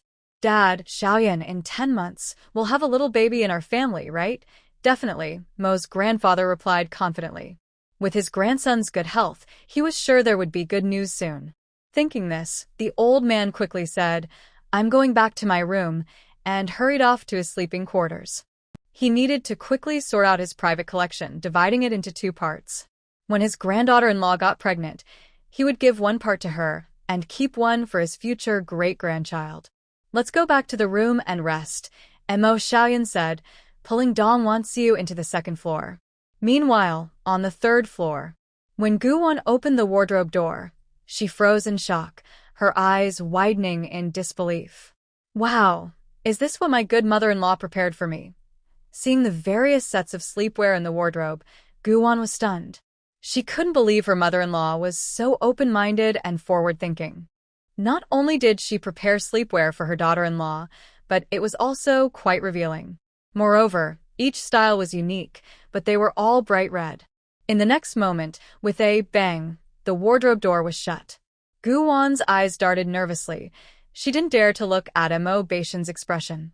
She quickly said, I'm going to take a shower, and dashed toward the bathroom. However, she was fast, but Mo Bashan was faster. Just as Guwan reached the bathroom door, she suddenly found herself lifted into the man's arms. Oh no, Guwan was about to protest when the man said, Awan, we agreed this afternoon that tonight. It's your turn on top. What kind of agreement is that? Guwan glared at Mo Bashan, but met his intense gaze. Mo Bashan smiled, carrying her into the bathroom. Look, since my mother has planned this so well, it would be a shame to waste such a wonderful night. So what? Guwan couldn't imagine. Of course, she didn't have time to think about it, because the large bathtub that could fit 2 people soon echoed with inappropriate sounds. The next day, Guwan woke up around 8 in the morning, awakened by a kiss from the man. After they got ready and went downstairs, Guwan clearly noticed that her mother-in-law was in a particularly good mood, glowing with happiness and radiating joy. Xiaowan is awake. Come sit here, I'll get you some breakfast, Dong Wanchio said kindly, waving to Guwan. When Guwan stopped in front of her, Dong Wanchio immediately took her hand and asked with concern, Did you sleep well last night? Is it hard to adjust to the new place? Guwan smiled and replied, I'm fine. I can sleep anywhere. When I'm sleepy, I just fall asleep. Besides, she was exhausted from the previous night. Being completely worn out, she had no energy to worry about where she was sleeping. Mo Beishin quietly listened to the conversation between the mother and daughter-in-law, a slight smile appearing at the corners of his mouth, with a hint of amusement in his eyes. Dong Wanchio glanced at her son and nodded happily. As long as you slept well. I was worried you might not adjust to being home, but now that I see you looking rosy, I can relax. Guwan? She felt there was another meaning behind those words. Especially the way Dong Wanchio looked at her, as if saying, seeing you in such good spirits, I know my surprise was just right. After finishing breakfast at home, Guwan and Mo Beishin headed out. Su Ziyong did not come along. He stayed at the Mo family home to help the elder. Another important reason was that Su Ziyong didn't want to witness the couple's affection, so when he heard the elder had tasks for him, he immediately agreed. He was quick to respond. Once Guwan settled into the passenger seat and fastened her seatbelt, Mo Beishin started the car and drove out of the East District compound, heading towards the housing authority. Mo Beishin glanced at Guwan. First, we'll go to the housing authority to complete the transfer paperwork, then we'll head to the courtyard. The courtyard in the western suburbs has been renovated, and it is well equipped. Usually, Lu Ma and Uncle Zhang go there regularly to clean the yard. When you return to Xingjing, if you find living in the big courtyard troublesome, you can stay at the courtyard instead. Is that okay? As soon as Guwan heard she could live outside, her beautiful eyes lit up. She didn't mind living with her elders, but it was too complicated to live in the big courtyard. Every time she came and went, her identity had to be checked, which was less convenient than living outside. Once her business took off, she would be very busy.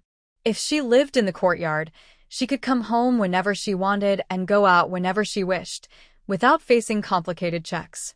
It would be free and easy. Mo Beishin smiled. As long as you want, you can. Guwan immediately asked, will Grandpa and my parents agree? I'll talk to them. Mo Beishin replied, looking at her with a smile. They are very open-minded. They know you want to start a career, and they won't stop you. In fact, they will support you and help you as much as they can. He didn't tell Guwan that his parents and grandfather already knew about her business plans. They even took out all the shops they owned to transfer them to her later. Grandpa and his mother asked him not to mention it yet, saying they wanted to surprise their daughter-in-law/granddaughter-in-law. Hearing this, Guwan nodded gently. She believed it. Although she had just arrived in Xingjing yesterday and hadn't spent much time with the Mo family, their attitude and warmth towards her were genuine. Especially her mother-in-law, Dong Wanchio, who personally prepared pajamas for her, showed that she was a very understanding and kind mother-in-law. Thinking about the pajamas in the wardrobe that she hadn't worn yet made Guwan feel a bit uneasy. Last night, a wave of heat suddenly rushed to her face, and Guwan felt her cheeks burning. She quickly rolled down the car window to cool off, and then made up her mind. Never mind, don't mention it to Grandpa and the others for now. There's still plenty of time. Once I have everything settled, I'll bring it up with Grandpa and my parents. Now, she is no longer the independent Guwan she used to be. She has to consider her family's feelings and opinions in everything she does. As the family became lively, she suggested moving out in the future. This action was like pouring cold water on the enthusiasm of the Mo family. What would the elders think? While speaking, Guwan pondered, and after a few seconds, she quickly discussed with Mo Beishin, maybe we can do this. When we're not busy, we can stay at the main house, and when we are busy, we can stay at the courtyard. This way, we can be with our family and also focus on our careers. Work and family time can go hand in hand. Okay, I'll listen to you, Wan. Mo Beishin smiled, his eyes sparkling as they glanced over Guwan's flushed cheeks, and his smile deepened. Feeling hot? Your face is all red. Should I stop the car so you can cool down a bit? No need, Guwan replied immediately upon hearing him. After saying that, she shot him a glare. This guy must be doing it on purpose. Alright then, I was thinking of blowing some cool air your way until your cheeks weren't so red, but since you don't need it, I'll just keep driving. Listen to that. His words are so ambiguous. Guwan glared at him in frustration and turned to look out the window. This conversation was going nowhere. She was afraid it would make her too upset. It took about half an hour to drive from the East District to the housing authority. Xinjiang, the capital of Long Country, is developing much faster than Jin City. At this time, there were already many tall buildings, large shopping malls, restaurants, and clothing stores along the streets, which Guwon noticed. After Mo Beishan parked the car near the housing authority, they took their document folder and walked toward the nearby office. The director recognized Mo Beishan. When he heard that Mo Beishan wanted to transfer all his shops and land to his wife, Guwon, the director was surprised but quickly took them to handle the transfer procedures. Having connections is great. The efficiency was very high. In no time, all the shops and land were transferred to Guwon's name. However, Mo Beishan surprised Guwon by taking out several land deeds from another folder, which belonged to his mother and grandfather, and handed them over to her. When Guwon saw the deeds, she was completely stunned. She never expected that her mother and grandfather would know about her business plans so early. Without even asking her, they gifted her their shops. In that moment, Guwon felt so touched that she couldn't find the words to describe her emotions. Thinking about how well her grandfather and parents treated her, she decided to use the spiritual spring water from her space to help them stay healthy every day before leaving Xinjiang. The spring water could strengthen the body and prolong life. Her grandfather and father had both fought in battles when they were younger, leaving them with old injuries, so it was perfect for their care. Mo Beishan had been drinking the spring water for the past few days. She also planned to leave some ginseng and reishi mushrooms for her grandfather and father, so they could brew them in water or use them for soup, as both were very beneficial for health. After leaving the housing authority, they were ready to head to the courtyard in the western suburbs. "You didn't tell me that Grandpa and my parents gave me so many shops," Guwon asked Mo Beishan as soon as she settled into her seat. To be honest, her emotions were still overwhelming. She was just so touched. She had never experienced such kindness before. Now that she had just arrived at the Mo family, they were so open-hearted towards her. Guwon couldn't express her feelings. They were very complex, but she understood the meaning of mutual kindness. Mo Beishan looked at her and honestly said, "It's not my fault. Grandpa specifically told me not to say anything. They were afraid you would refuse if you knew in advance, so they asked me to keep it a secret until the transfer was complete." Guwon replied, well, she couldn't argue with that reason. But since her parents and grandfather treated her so well, she decided to treat them well in return. Before long, the jeep stopped in front of the courtyard. Guwon unbuckled her seatbelt and jumped out of the car, looking around with bright eyes. "This place is wonderful.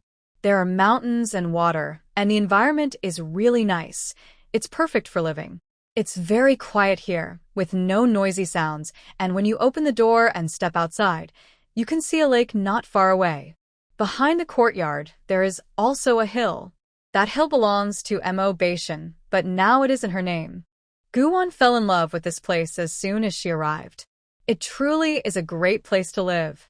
Not only can she enjoy the beautiful scenery, but she can also use that hill to plant various fruit trees and herbs and build a farm to grow organic vegetables and fruits. This way, she could be self-sufficient while running a restaurant in Xinjiang. "How do you feel? Do you like it?" A gentle voice came from behind her. Guwon turned around and smiled sweetly at Mo Beishan. "I really like it." Her fondness for the place made her want to stay here permanently. Unfortunately, after their wedding, she and Mo Beishan had to return to the military district in Ju City, so even though she loved it here, she would have to wait to come back. Mo Beishan unlocked the door and took her hand to lead her into the courtyard, chatting as they walked. "I have 2 villas in Haishur, both large and already decorated. Next time I have a break, I'll take you to Haishur for a few days." Great. Guwon was happy to go out and wouldn't refuse. "We also have 2 apartments in the city center of Haishur, with 4 bedrooms and 2 living rooms. My older brother and second brother got into real estate 2 years ago, and when the buildings were finished, they gifted each of us brothers an apartment. The houses are next to each other, so we can all stay together when we vacation in Haishur. You brothers have a great bond." Guwon couldn't help but exclaim. To give away houses like that, especially in the city center of Haishur, is impressive. In 20 years, The property prices in Haishur will likely soar, and a 4-bedroom apartment could be worth several million or even tens of millions. To be honest, she couldn't quite imagine how deep the bond was between Mo Beishin and his 4 brothers, to the point where they would go all out like this. Yesterday, Luo Wan and Wang Qingqing gave her very valuable gifts. Each of them gifted her 2 sets of jewelry, 1 set of jade and 1 set of pink diamonds, both of high quality. In today's Longwa, each set is worth at least 6 figures, and even more in the future. Grandma Tang and Grandma Chu, as well as Grandpa Zhou and Grandpa Shen, also gave her valuable antiques, paintings, and jewelry. Of course, the gifts from her grandpa and parents were priceless. From now on, your sisters-in-law will treat you well. Upon hearing Mo Beishin say this, Gu Wan's naturally gentle eyes instantly turned crescent-shaped. I will treat them well too. True feelings for true feelings. She would sincerely treat anyone who treated her well. As they spoke, they entered the large courtyard. This traditional courtyard was spacious, with many rooms, and Mo Beishin had stored things in the underground chamber of the main courtyard. Gu Wan looked around as they walked, her eyes dazzled by the sheer size of the place. In the front courtyard, there was a large pond with clear water, where lotus roots were planted and many edible fish were raised. Beyond that was a big garden, followed by a vegetable patch and a pavilion for relaxation. And along the walls, there were several fruit trees. At that moment, the peach trees were laden with fruit. What surprised Gu Wan even more was that the vegetable patch had dozens of strawberry plants. Under the sunlight, the nearly ripe strawberries were big and red, looking very delicious. Mo Beishin, who had been paying attention to Gu Wan, noticed the sparkle in her eyes when she saw the strawberries, and his gaze flickered slightly. In a lowered voice, he asked, "Do you like strawberries?" "I do," Gu Wan replied casually, but her gaze had already shifted to the garden nearby. The garden was filled with all kinds of colorful flowers, blooming vibrantly. "All right, tonight I'll treat Awan to strawberries." A man's vague statement made Gu Wan furrow her brow involuntarily. Before she could react, Mo Beishin took her into the hall. Soon, they arrived at the underground secret room. The moment they stepped into the secret room, Gu Wan realized she had underestimated Mo Beishin's wealth. This was not just a collection of antiques and paintings, it was an entire room filled with them. The secret room was about 200 square meters, filled with wooden boxes of various sizes. The sheer number was astonishing. Seeing Gu Wan look at him with a skeptical expression, Mo Beishin smiled slightly. "Let's gather everything. Once we're done, I'll take you to the department store my brother runs to shop." After a pause, he continued, "Today is already the 24th. In 6 days, we have our wedding. We need to buy everything we want and take it back." "Okay," Gu Wan smiled brightly. Then, with a wave of her hand, she stored all the treasures in the secret room into her space. Looking at the now empty room, Gu Wan smiled at Mo Beishin and said, "All right, we can go now." As for the house, she could come back another day to explore. Mo Beishin nodded lightly and led Gu Wan out of the secret room and away from the courtyard. 40 minutes later, they arrived at the Shen department store. "Wait here for me. I'll park the car and come back," Mo Beishin said, unbuckling her seatbelt so she could get out at the entrance. Once Gu Wan was safely on the sidewalk, he drove the car into the parking area. Gu Wan looked at the bustling city center, surprised by how quickly Xingjing had developed. Thinking that Mo Beishin would be coming soon, she entered the store first. "Sister," just as Gu Wan stepped into the department store, a child suddenly hugged her leg from behind, calling out to her in a sweet voice. The child held onto her tightly, repeatedly calling her sister. Gu Wan was taken aback, her expression puzzled as she looked down at the child clinging to her. Whose child was this? Gu Wan looked at the little boy clinging to her leg, around 5 or 6 years old, with soft, fair skin like a doll. His big, bright eyes sparkled like crystal grapes. "What a cute little guy. Where are your parents, little one?" As she spoke, she quickly glanced around but saw no one else nearby. This is strange. From the boy's outfit, he didn't seem like he was alone. "You, Awan," Mo Beishan, who had parked the car and rushed over, saw the little boy holding onto Guwon's leg and quickly approached her. What's going on?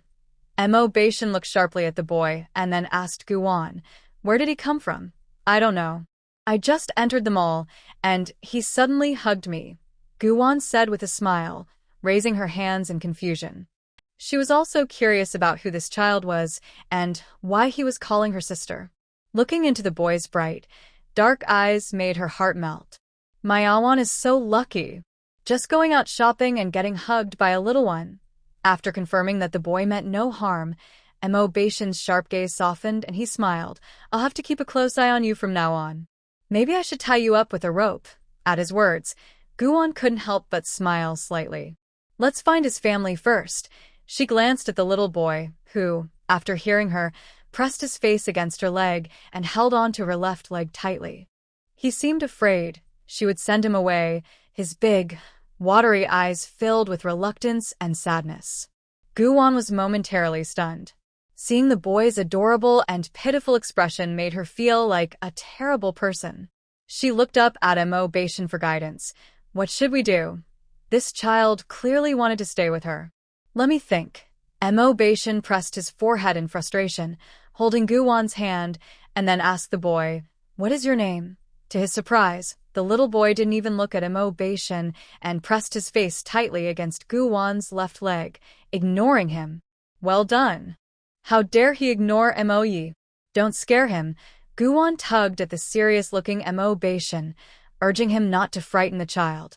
I see he's dressed nicely, so there should be an adult nearby. He probably slipped away while the adult was distracted. With such fancy clothes and a sweet appearance, it was unlikely that his family would intentionally lose him. Mo Beishan furrowed his brow, pulling his gaze away from the boy and quickly scanning the surroundings, but he didn't see anyone looking for the child. He pinched his brow.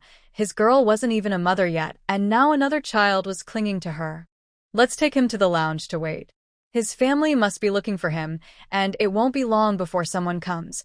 After saying that, Mo Beishan bent down to pick up the little boy, but the child refused to let go of Guwon's leg. The boy looked at Mo Beishan with suspicion, silent and unafraid. His chubby little hands had quite a strong grip. Forget it, I'll handle it. Seeing the two of them staring at each other, Guwon helplessly said, while trying to pick up the child, he must be a well-loved child. Most kids would be scared and cry if you looked at them like that, but he's calm and just stares back at you. After saying that, she patted the child's head and took a closer look at his clothes. Definitely a child from a wealthy family. The couple carried the child to the lounge. Mo Beishan had shares in Shun's department store, so the staff recognized him. After he explained the situation, they immediately brought over 2 cups of tea and a bottle of milk. Here, drink this. Don't worry, it's free. After placing the boy on the sofa, Guwon opened the milk bottle and handed it to him, smiling as she teased him. Thank you, sister. Oh, he finally spoke. Guwon smiled at the boy and then looked up at Mo Beishan, giving him a wink. It seemed that getting the boy to talk would require some effort. Just like now, he was sipping his milk slowly with one hand while tugging at Guwon's clothes with the other, insisting on staying close to her. However, he refused to give Mo Beishan even a glance. I must say, this child has a strong personality, managing to make Mo Yanwang feel embarrassed twice. Seeing that the boy was finally willing to speak, Guwon observed him for a few seconds and then asked, Can you tell your sister your name? Where are your parents? Would you like me and this big brother to help you find them? As soon as she finished speaking, the little boy suddenly looked up at Guwon and sweetly said, It's uncle. After that, he turned to Mo Beishan, sitting on the opposite sofa, and seriously emphasized again, he is not a brother. He is an uncle. Baftaha. Guwon couldn't help but burst out laughing. This child. He really knows how to touch people's hearts. Mo Beishan's face darkened instantly. Awan, I think we should just leave him here. After all, he's not our child. If anyone should be worried, it's his family, not us. Don't go, sister. As soon as the boy heard that he might be left behind, he immediately grabbed Guwon's wrist and sweetly called out to her, Sister, I'm very good. Please don't leave me. Then, He looked at Imo Bashan with an expression of regret and apologized. Big brother, I'm sorry, I shouldn't have called you uncle. But his eyes clearly told Imo Bashan and Guwon that he was speaking the truth. Imo Bashan looked much older, while Guwon seemed like a young girl. I can't help it, Colonel Imo. Please allow me to laugh a little longer. Before she could finish her sentence, Guwon was already laughing heartily. So funny! This little guy is simply a bundle of joy. Is it that funny? The man's voice had a hint of danger, causing Guwon to stop laughing immediately and shake her head. Not funny. Not funny at all. A smile at the corner of his mouth couldn't be hidden. Just as the words fell, a voice filled with urgency came from nearby. Young master, in the next moment, two young men, showing deep concern on their faces, quickly approached Guwon and the boy. The moment they saw the child, their hearts finally relaxed. Young master, how could you run off alone? Thankfully, you're okay. Otherwise, how would we explain this to the elder master and sir? One of the men exclaimed as he hugged the boy tightly, clearly shaken. They had nearly lost their minds when they suddenly realized the young master was missing. The other young man quickly asked, Young master, are you all right? Guzoi, held tightly by the bodyguard, frowned uncomfortably. I can't breathe. Oh, how about now? Do you feel better? The bodyguard quickly loosened his grip and lifted him up, still feeling his heart racing. Looking at Guzoi, he said helplessly and with concern, I was just so worried about you. After Gucci and I realized you were gone, we went crazy searching for you. When we heard from the mall staff that you were here, we rushed over. The other bodyguard earnestly advised, Young master, please don't run off like that again. If something happened to you, it would cost us all our lives, and we couldn't bear that. I just really miss my sister. Guzui pouted. He knew he shouldn't have run off, lowering his head as tears welled up in his eyes. Yet he held back, never crying out loud like other children, even as the tears threatened to spill over. Despite feeling so sad, he remained incredibly strong, quietly feeling wronged all alone. His brave and understanding demeanor made Guwon's heart ache, as if it were being pierced by something sharp. Imo Bashan also glanced at the boy, his gaze softening. It was the first time he had seen such a strong child. The two bodyguards exchanged a look, their eyes filled with concern and helplessness. Because the young lady has been missing for 19 years, the Gu family has been searching for her all over the world. However, after so many years, there is still no news about her. Sometimes even the eldest young master can't help but wonder if the young lady has really. The young lady will come back, the bodyguard comforted Guzui by patting his small back. Then he suddenly added, Young master, you should come back with us. We heard that young Master Zedong is already on his way back to Xinjiang, and in a few days, the eldest young master will return too. Ah? My brother is? Just a moment ago, Guzui was tearful, but when he heard that his brother was returning to Xinjiang, his big watery eyes widened in surprise, and tears fell from the corners of his eyes. He looked at the two with a pout. Gucci, Gujio, you two bad guys, how could you tell my brother on me? Now he was in big trouble. The family had always kept a close eye on him because 19 years ago, his newborn sister was taken away. Since then, his father and brother had been searching for her. His brother originally did not allow him to return home, but he sneaked onto a private plane while his family wasn't paying attention. It was only after the plane took off that his cousin Gu Zedong discovered him hiding in the cabin. It nearly gave his cousin a heart attack. As soon as the plane arrived in Hong Kong, Gu Zedong immediately called the Gu family to inform his brother. However, what Guzui didn't know was that thanks to Gu Zedong's timely call, the already chaotic Gu family might have faced a serious crisis. But since Guzui refused to return to country Y, insisting on following Gu Zedong back to the mainland to find his sister, he would not have been in Xinjiang at that time and would not have met Guan. It was young Master Zedong who asked us to inform the eldest young master immediately. After the bodyguard finished speaking, he turned to Imo Bashan and Guwan, thanking them. Sir, miss. Thank you. If we hadn't met you, our young master would have run far away. It was nothing. Guwan waved her hand. Then she couldn't help but add, but you all need to keep a close eye on him. Not everyone is as easy to talk to as us. There are many bad people around, especially since he looks so cute and chubby like a little doll. He's exactly what they like. Yes, yes, we will definitely keep a good watch on him. Gujio immediately nodded in agreement, sounding helpless and worried. This young master is back in the country for the first time and doesn't understand the situation here. He thought it would be safe to go out alone, so he made an excuse to use the restroom and sneaked out of the restaurant. No wonder my husband and I waited so long at the door without seeing anyone looking for a child. He actually ran out by himself. After hearing the explanation, Guwon finally understood how brave this child was. He dared to slip away from his bodyguards to wander around. Luckily, she and Mo Beishin found him. If he had run into the wrong people, who knows what could have happened. Guqi and Gujio once again bowed and thanked Guwon and Mo Beishin seriously. Guzi pouted and explained unhappily, I wasn't just wandering around.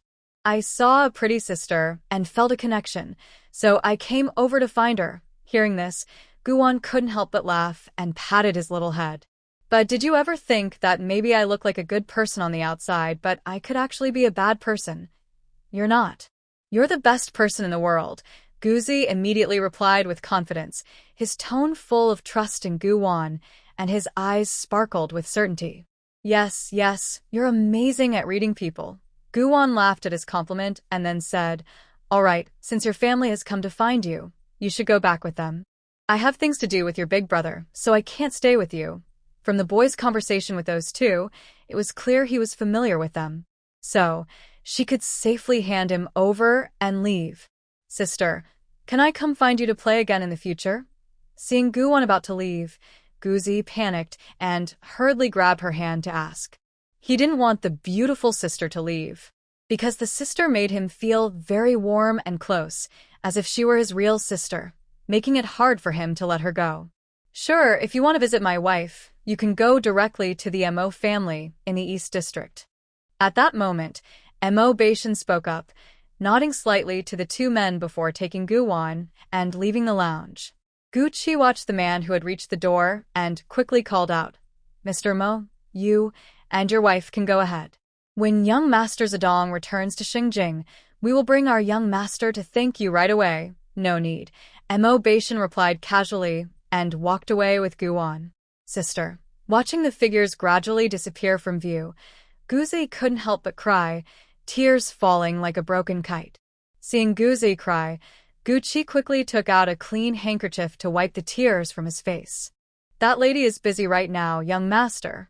If you really like her, you can visit her another day. Oh, Guzi responded softly, not feeling very cheerful.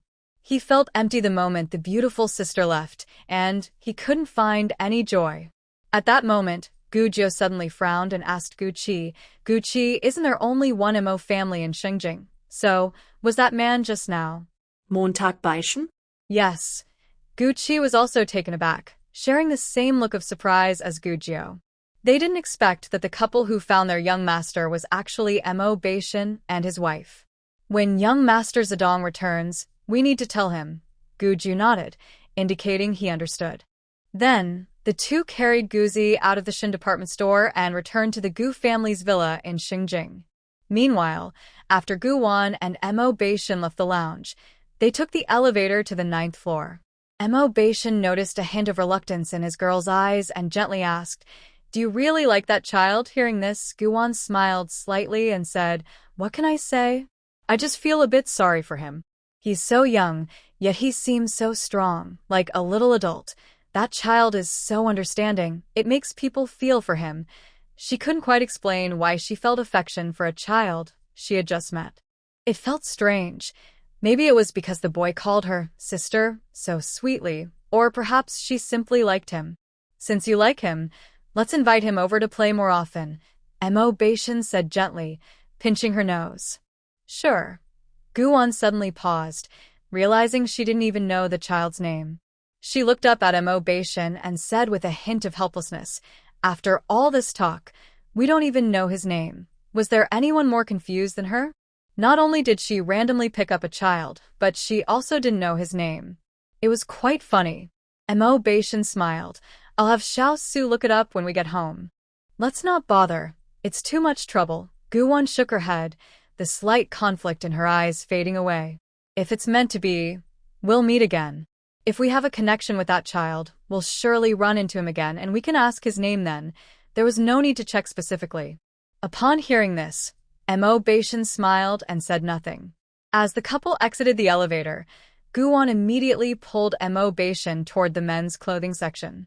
She had been wanting to buy him some clothes for a while, but she felt something was missing in the clothes from Jean City, so she hadn't acted on it. Now that they were in Shengjing, her shopping desire was unstoppable, and she began to shop enthusiastically.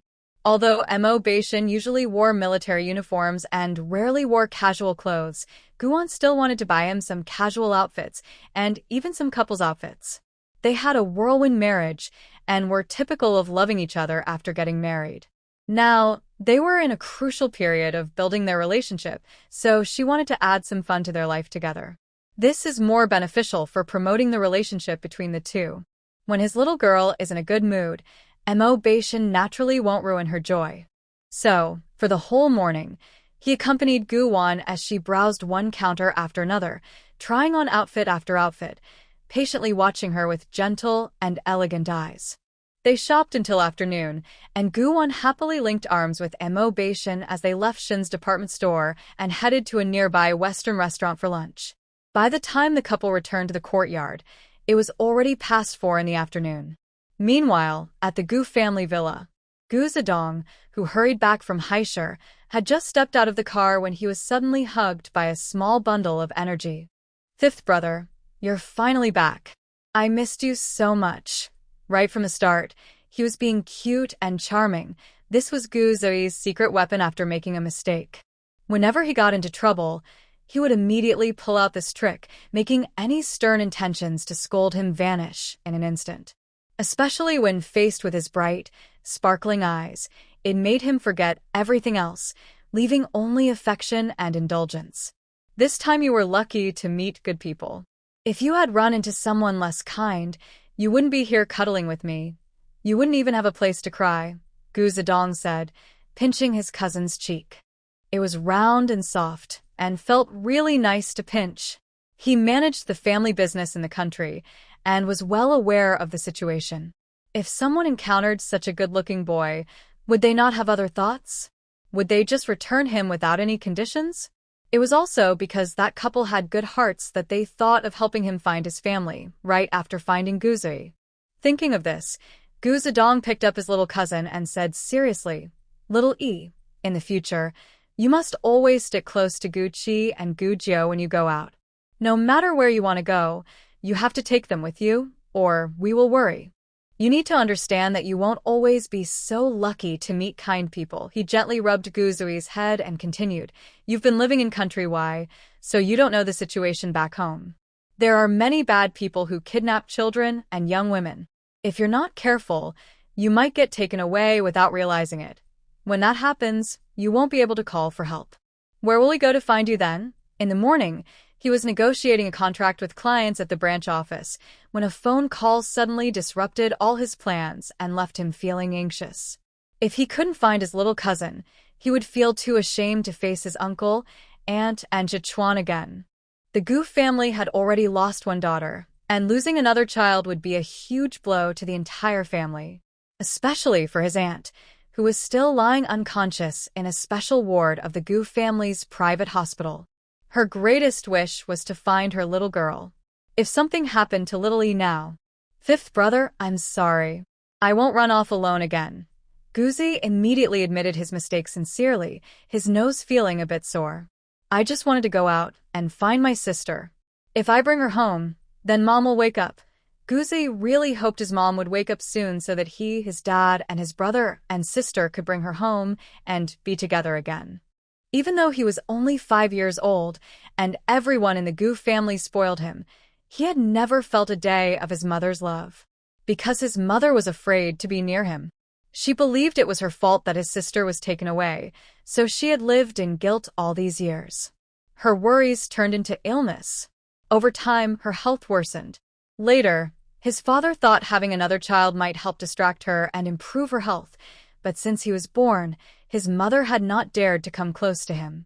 Whenever she did, she would remember the moment his sister went missing. So, 5-year-old Guzui really wanted to find his sister. He believed that if she came home, his mother's health would improve, and she would no longer avoid him. Be good. Gu Zedong, who had a lot to say, suddenly found himself speechless when he heard his little cousin. His eyes filled with concern as he gently rubbed Guzui's head and then carried him into the living room. Guzui pouted and mumbled, "I'm already very good." He leaned on his cousin's shoulder and fell silent. He was thinking about that pretty sister, wondering if she missed him too. After they parted, did she also feel that even delicious food didn't taste good anymore? Gu Zedong was unaware of his cousin's thoughts. If he knew, he would surely try to cheer him up. Once in the living room, Gu Zedong handed his briefcase to his assistant and turned to Gu Jiao, saying, "Gu Jiao, do you know the names of the people who found Xiaoyi? Have they been thanked?" "Not yet," Gu Jiao replied honestly, then added, "The young master who met Xiao Xiao is Mo Beishan, along with his wife. That Mo Yi." Gu Zedong's eyes widened in surprise. Thinking about the other person's identity, he immediately asked his assistant, "Assistant Wu, didn't the Mo family invite guests to the Xie Hotel for Mo Beishan's wedding on the 30th of this month?" "Yes." After hearing this, Gu Zedong's heart stirred. "Reschedule my appointments for the 30th. I want to attend in person." If it were anyone else, he wouldn't care as much, but since it was Mo Beishan and Xiao Yi had encountered his wife, as Xiao Yi's older brother, he should attend their wedding. Actually, when he first heard about Mo Beishan's marriage, Gu Zedong was shocked for quite a while. In his memory, the young master of the Mo family was someone who never approached women. Although he hadn't spent much time in Xinjiang, he was quite familiar with the wealthy elite there. Everyone called Mo Beishan flawless, but he had one major issue. He couldn't get close to women. Yet just a few days ago, it was suddenly announced that he was getting married. "Fifth brother, can you take me with you? I want to attend the pretty sister's wedding too," Guzui exclaimed, looking up at Gu Zedong with his big, sparkling eyes when he heard his cousin was going to the hotel for the wedding. "You're allowed to go, but you must behave." Gu Zedong couldn't help but pinch his soft cheek again. "Also, your older brother is coming back at the end of the month. You are not allowed to act cute or be spoiled. You must go back to Y country with him." He didn't want to be scared to death by this mischievous child. It had already happened twice. If it happened again, he would definitely be in trouble. Guzui had just returned to Xinjiang a few days ago and was unwilling to go back to Y country. He firmly refused. "I'm not going back. If anyone is going, it should be you." Even though he had lived abroad for a long time, it didn't mean he didn't want to return to his homeland. Besides, he couldn't bear to leave his beautiful sister. "You have no choice." Gu Zedong looked at him calmly and said seriously, "Your brother is very angry because he heard you sneaked out alone to avoid Gu Qi and Gu Jiao. So this time, whether you like it or not, you have to go back to Y country." "You bad people." Guzui jumped up in anger and shouted at his cousin. After yelling, he glared at Gu Zedong in frustration and stomped up to his bedroom on the second floor. The next second, a loud bang echoed through the house. The bedroom door was slammed shut. Gu Zedong glanced upstairs, feeling a headache coming on. He then instructed Gu Qi and Gu Jiao, "You two must keep an eye on him for the next few days. You can relax your watch only when Zichuan returns to take him away." Hearing this, Gu Qi and Gu Jiao nodded in agreement. Gu Zedong thought for a moment and then reminded Assistant Wu, "Assistant Wu, please prepare some thank you gifts. Once I finish up in a day or two, I'll take Xiao Yi to the Mo family to express our gratitude." He had several urgent contracts to sign, which had been scheduled with clients a month ago. Making changes at this time would negatively impact the company. So, he could only wait until he finished signing those contracts before going to thank Mo Beishan and his wife. "Understood, Mr. Gu." Assistant Wu immediately agreed, and then left the Gu family. After Assistant Wu left the living room, Gu Zedong gave a few more instructions to Gu Qi and Gu Jiao before heading upstairs to comfort the difficult little one. For the youngest cousin in the family, they both spoil and feel helpless towards him, as he is the youngest, about 20 years younger than them. Therefore, they can't be strict with him at all. A few days later, The wedding outfits that Mu's mother ordered urgently for Mu Beishan and Guwan were ready. At the same time, on the morning of the 27th, several of Mu Beishan's good friends returned to the country. They arrived at Shengjing Airport around 11 in the morning. After having lunch at home, the group hurried over to the Mu family. When Tang Yueza and his friends arrived at the Mu family, Guwan and Mu Beishan had just finished trying on their wedding outfits. "Yueza, you guys are back." Seeing the young men brought into the living room by old Zhang, Grandpa Mu immediately called out with a smile. Grandpa Mu. "Aunt Mu." They all greeted Grandpa Mu and Aunt Mu at the same time. Then, Tang Yueza smiled and said, "We originally booked tickets for the evening of the 27th, but we finished our work early. Knowing that the third one is getting married and the family must be busy, Yunfei, Xiaowu, and I changed our flights to come back early." "Great, great. Little Mu has such good friends. The wedding will be much easier," Grandpa Mu said with a smile, then turned to Mu Beishan. "Little Mu, introduce Yueza and the others to Wan." Mu Beishan nodded slightly, about to take Guwan over to greet his friends when he suddenly heard Grandpa's aide, Xiao Lu, shout from the living room, "Old leader, Comrade Mu, a Comrade Gu has come to visit you with a young brother." "Comrade Gu?" Mu Beishan paused, narrowing his eyes slightly. Who could this Comrade Gu be? "Quick, invite the guest in." Although Grandpa Mu and Dong Wanqiu were puzzled, they quickly thought that the visitor had come specifically to pay a visit. Grandpa Mu hurriedly told Xiao Lu to welcome them in. Guwan's eyelids trembled slightly. For some reason, upon hearing the surname Gu, her heart inexplicably fluttered. Even her heartbeat quickened a little. Soon, Xiao Lu led a few people into the living room. Besides the little boy he had met briefly and the two bodyguards, there was also a young man. Judging by the young man's appearance and clothing, he should be the Comrade Gu that Xiao Lu mentioned. Big sister. As soon as Gu Zui was invited into the living room, his joyful eyes immediately found Gu Wan. His eyes lit up, and he ran straight toward her. While running, he sweetly called out, "Sister, I finally see you again.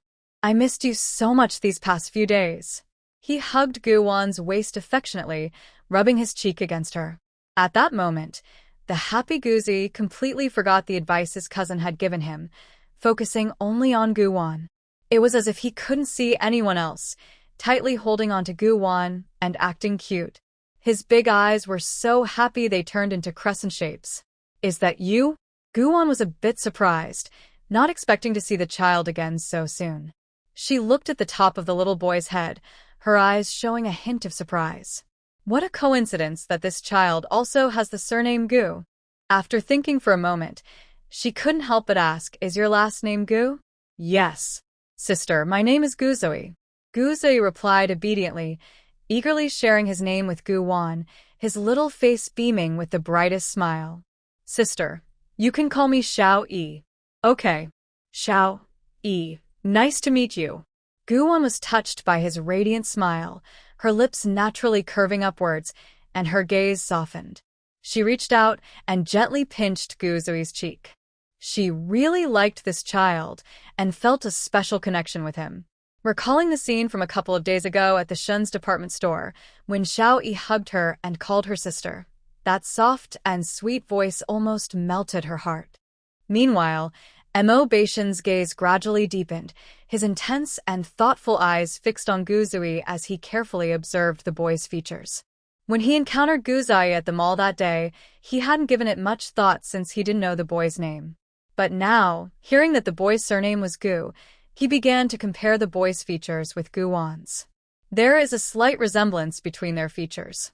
A certain answer is about to emerge. Mo Beishan quietly observed Gu Zui, then casually shifted his gaze to the young man before returning it. Originally, he and his father were preparing to investigate the Gu family in Haishur. As the top noble family in Haishur, the Gu family suddenly moved abroad 19 years ago and has since settled in London, Y country. The timing fits, but the Gu family has kept their secrets well, making it difficult to investigate what happened back then. Unexpectedly, the Gu family came to visit at this time. Gu Zedong was taken aback by his younger cousin's actions. After a few seconds of shock, he quickly asserted his authority as an older brother and scolded him, calling for Zai. Zai, don't be rude. Hurry over and call for someone. He felt truly exhausted. At home, he had repeatedly reminded Zai to behave properly while visiting the Mo family, and Zai had promised quickly. Yet, as soon as he arrived at the Mo family, he seemed to forget all of his advice. "Oh, I'm coming right away." Hearing his cousin scolding, Guzi quickly responded, looking up with a sweet smile at Gu Wantian, saying, "Sister, wait for me. I'll go call for someone and be back soon." With that, he dashed over to Gu Zedong. Gu Zedong quickly composed himself, bowing deeply to Old Master Mo and stating their purpose. "Old Master Mo, I am Gu Zedong, and today I brought my younger brother to thank young Master Mo and his wife for finding him at Shen's department store a few days ago." Hearing his cousin use the word found again, Guzi immediately protested. Pouting, he quietly corrected him. It was clearly a meeting. Meeting, okay. How could it be called finding? He wasn't an object. Besides, he was so cute, well-behaved, and sweet-tongued. Could just anyone easily find him? Be quiet. Gu Zedong was both amused and annoyed, lightly tapping his forehead and urging him, "Hurry and call for someone." Guzi quickly exclaimed, "Oh," and then turned to Grandpa Mo and Aunt Dong, sweetly calling out, "Hello, Grandpa." "Hello, Aunt. My name is Guzui." After greeting the two elders, he tilted his head to look at Mo Beishan, showing a bright smile. "Hello, big brother. It's nice to see you again." Mo Beishan nodded at him, and Guzui then politely greeted everyone sitting in the living room, including Tang Yuezha and others, calling them brother and sister, even if he didn't know some of them. His little mouth was so sweet. With deep dimples, his smile was very charming. Such a polite and adorable child was truly likable. "Is it little E? Come, sit next to Grandpa." The sweet call of Grandpa made Grandpa Mo very happy. He took Guzui's small hand and pulled him to sit on the sofa, gently patting the child's head, then looked at Gu Zedong. Smiling, he invited him to sit. "Little Gu, you sit down and chat too." "Okay." Gu Zedong was slightly surprised by Grandpa Mo's friendly tone, smiled in response, and then took a seat on the nearby sofa. As soon as he sat down, a cup of tea appeared in front of him, handed over by Mrs. Mo. "Comrade Gu, have some tea?" "Thank you." Gu Zedong thanked Aunt Dong, took a few sips of tea, and at the same time, he exchanged a glance with Gu Qi and Gu Jiu. Seeing this, Gu Qi and Gu Jiu immediately stepped forward and placed the gift boxes they were holding in front of Gu Wan. Since there were many gift boxes, they didn't put them on the coffee table. At this moment, Gu Zedong set his teacup back on the coffee table, looked at Gu Wan, and spoke politely. "Mrs. Mo, thank you for helping little E find Gu Qi and the others. Please accept this small token of appreciation." While speaking, he quickly glanced at Mrs. Mo. A hint of admiration crossed his eyes. No wonder Mr. Mo suddenly got married. Mrs. Mo was truly beautiful. "Comrade Gu, I appreciate your kindness, but please take the gifts back." Gu Wan remained unaffected, her gaze never straying to the expensive gift boxes. She glanced at Gu Zui and smiled slightly as she continued, "Not to mention that I am a military wife. Even if I were just an ordinary person, I would still do this if I encountered a lonely child outside." Gu Wan's words not only earned her more respect from Gu Zedong, but also made Grandpa Mo, Mrs. Mo, and Tang Yuezha's group think even higher of her. A person's character can be seen at a glance. Gu Wan's eyes were clean and clear, without any impurities. Her words and actions showed the grace and poise of a well-bred lady. The woman Mo Beishan admired was indeed extraordinary. When Guzui heard the pretty sister refuse the gift, he immediately became serious and said, "That won't do. Sister, these gifts are for you and Big Brother. Once a gift is given, it shouldn't be taken back. This was not how the Gu family did things." Gu Zedong chimed in. "Xiao Yi is right. Madam Mo, you must accept these gifts. They were specifically entrusted to me by Xiao Yi's older brother." After a pause, he smiled and added, "If I take the gifts back unchanged, not only will Xiao Yi be unhappy, but the rest of the family will scold me too." "Exactly. So, sister, you can't refuse this small gift. Guzi's expression was very serious. He stared at Guwon. His little eyes seemed to say that if she didn't accept it, he would cry right away, which made Guwon laugh. At that moment, Mo Baishan spoke up, "Awan, just accept it." Upon hearing Mo Baishan say this, Guwon immediately looked up at him and saw him nodding, indicating she should accept it. Then, she instinctively looked at the head of the family and saw her grandfather nodding as well, so she finally accepted the gift. Seeing her relent, Guzi instantly smiled widely, feeling that his sister was finally warming up to him. Gu Zedong was also very satisfied with this outcome. He took a few sips of tea and then looked at Shin Yunfei, Tang Yueze, Chu Yeshuan, and Zhou Cheng. Among these four, he was most familiar with Shin Yunfei and Tang Yueze. This was because the Gu family had collaborations with Shin Yunfei's Shin Company and Tang Yueze's Tang Group. Gu Zedong smiled and greeted, "Shin Xiao, Tang Xiao, when did you come back to the country?" "Chu Xiao, Zhou Xiao, it's been a long time. We three brothers just got home at noon. We just arrived at Ah Shun's house, and you showed up before we even had a sip of tea." Shin Yunfei spoke first. He flashed a standard smile at Gu Zedong before turning his gaze to Gu Ziyu. After looking at Gu Ziyu for a few seconds, Shin Yunfei smiled and asked, how could President Gu let his precious younger brother live in the country? As far as he knew, the Gu family protected this young master very well since Gu Ziyu was born to Mr. Gu and his wife later in life, making him very cherished and cared for. Then there was Gu Zekuan, the eldest son of the Gu family, and the next heir.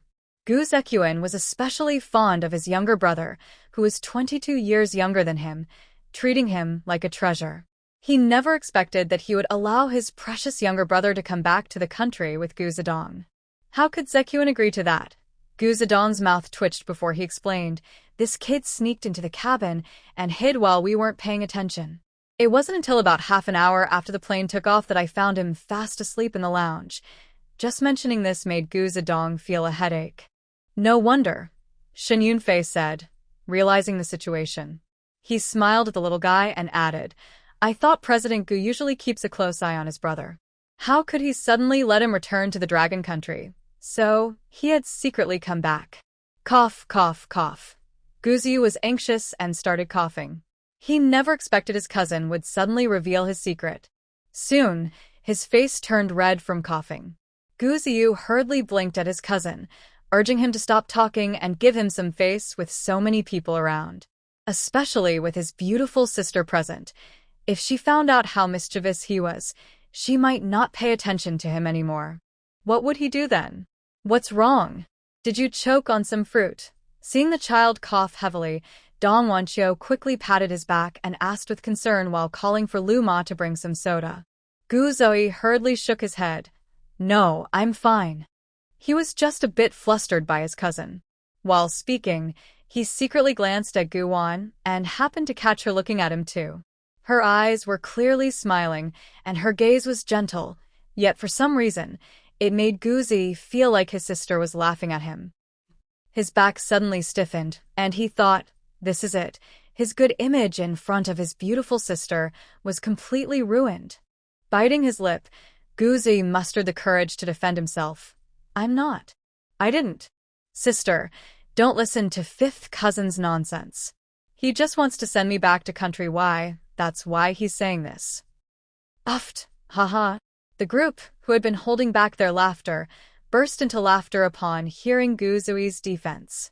Zhou Cheng's laughter was the loudest. It was the first time he had seen such a funny child, even more entertaining than Tang Haoyu from his older brother's family. Gu Zui. He wished he could dig a hole and hide. After a while, Gu Zui, with a flushed face, called out, "Sister." Then he squirmed and slowly moved toward Gu Wan, his little hand reaching out like a tiny worm, slowly stretching toward her finger. Just as his finger was about to touch the corner of Gu Wan's clothing, a surprised voice rang out amidst the joyful laughter. "I remember now." She finally remembered. Wang Qingqing, excited, stood up from the sofa, her eyes fixed on Gu Zui as she hurried to confirm. "Xiao Yi, I remember you have a jade pendant, right? It's a beautiful jade gourd." The day she saw Gu Wan wearing a jade gourd around her neck, it looked familiar to her. So, She had been pondering this question for the past few days, especially after seeing Gu Zedong and Guzi appear in the Mo family. Certain memories began to gradually become clearer. Guzi couldn't help but exclaim and turned to look at the older sister. He blinked and reached for Guwan's hand while smiling. "Big sister, it's been so long. Do you still remember my jade pendant?" As he spoke, he instinctively touched his neck, only to find it empty. He paused for a moment, suddenly recalling that he had eaten something he was allergic to a few days ago, causing red, itchy bumps all over his body. He had taken off the jade gourd because it was bothering him and left it on his bedside table. Feeling embarrassed, he scratched the back of his head and smiled apologetically at Wang Qingqing. "I left my jade gourd at home." "Big sister, do you want to see it?" "I can ask Guqi to go get it." Wang Qingqing quickly waved her hand. No, I just wanted to confirm. Since you really have it, I think I have my answer." With that, she immediately looked at Guwan. The others began to understand what was happening and turned their attention to Guwan. Mo Baishan's dark eyes flashed with realization. No wonder his sister-in-law felt familiar with Guwan's jade gourd when they first met. She had seen a similar one before, which turned out to be the same as Guzoi's. At that moment, Guwan was also very surprised, her delicate face showing her astonishment. She had imagined what it would be like to find her family and wanted to uncover the truth from that time, but she never expected this moment to come so quickly. It was so fast that she wasn't prepared at all. "What are you all staring at the pretty sister for?" Guzi blinked in confusion, wondering why everyone was looking at Guwan instead of talking about his family heirloom. Gu Zedong, who had spent many years in the mall, sensed something unusual. He squinted and focused intently on Guwan's face, observing her carefully. The more he looked, the more familiar she seemed.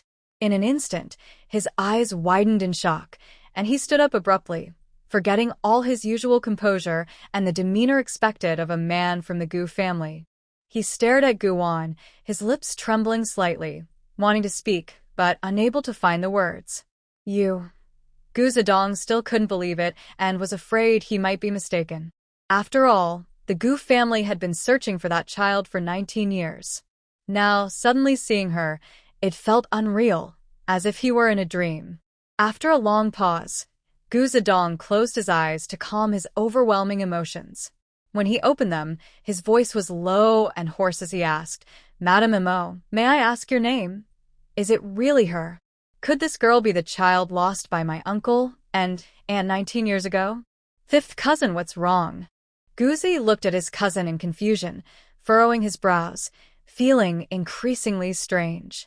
Just a moment ago, everything was fine, but suddenly the atmosphere in the living room changed. Mo Baishan glanced at Gu Zedong and said softly, "My wife's surname is Gu, and her name is Wan." He put his arm around Gu Wan's shoulders, giving her the greatest sense of security, assuring her not to be afraid. He would always stand by her side to protect her. Ah? The pretty sister's name is also Guwan? That's the same name as my real sister. My sister is also named Guwan, but my sister. Suddenly, Guzi's mouth dropped open, and his eyes widened in disbelief and surprise as he looked at Guwan. "You are." "My sister?" After thinking for a moment, he quickly repeated, "My biological sister?" This time, Guzi's tone was clearly more certain. Guwan pressed her lips together and shook her head. I don't know. She truly didn't know, as she had never been tested. For now, there was only a matching jade gourd, so she couldn't jump to conclusions. What if it turned out not to be the case? That would only lead to disappointment for both sides.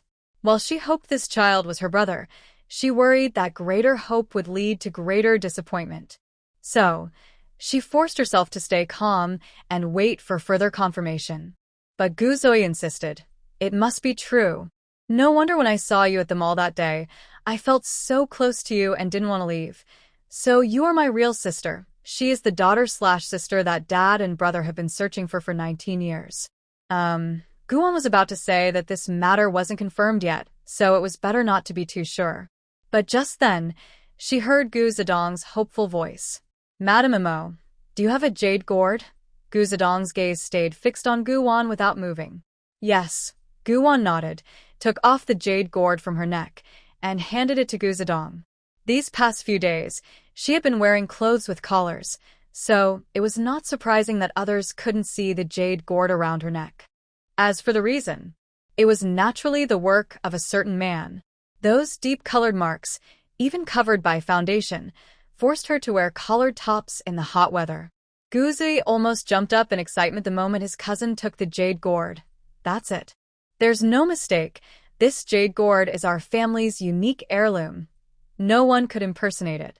Because the family heirloom of the Gu family is very special, engraved with unique characters, and it requires a blood test for verification. If it is a true descendant of the Gu family, when a drop of blood touches it, the jade gourd will immediately change. On the other hand, if someone pretends to be a member of the Gu family and brings this jade gourd to claim kinship, a single drop of blood will reveal the truth. Gu Zedong's heart raced as soon as he saw the jade gourd. He could no longer remain calm. He looked at Gu Wan, his eyes filled with excitement as he asked, "Madame Imo, have you worn this jade gourd since you were young?" As he spoke, he unconsciously tightened his grip on the jade gourd, almost breathless with excitement. Gu Wan understood his meaning and replied honestly, "The jade gourd is indeed mine, but I only started wearing it a few days ago." At this point, she glanced at Gu Zedong and continued, "Because when I was first brought back to the village, my adoptive mother took the jade gourd away." After Gu Wan finished sharing her experience, Gu Zedong immediately asked, "Were your adoptive parents not good to you? How could it possibly be good?" At that moment, Zhou Cheng suddenly chimed in. He looked at Gu Zedong and revealed everything about Gu Wan's adoptive family, saying, "My sister-in-law's adoptive parents are truly terrible. They treated her very poorly since she was young, even encouraging their own biological children to mistreat her. You have no idea how much my sister-in-law has suffered in that home over the years." After his speech, Zhou Cheng painted Gu Wan as the most pitiful person in the world. Gu Wan listened and tried to hold back her emotions, but in the end, she couldn't help but smile slightly. She thought it was a shame that Zhou Cheng didn't become an actor. His way with words was unmatched, and his acting skills were truly top-notch. Mo Beishan raised his eyebrows slightly at Zhou Cheng's words, casually glancing at him before looking away. The next moment, Guzui jumped up angrily. "This is too much. Really too much." He put his hands on his hips, looking fierce as he said to his cousin, "Fifth brother, we must make sure to repay all the grievances our sister faced in that house. Although that couple had already been dealt with, their children were still around. Why get upset? If you let it get to you, it only benefits those bad people." Gu Zedong softened his gaze and patted Guzui's head, gently reassuring him, "Don't worry. Whether it was the ones who took your sister away or those who mistreated her, our Gu family won't let any of them go." His voice was warm and elegant, but his words carried a chilling intensity.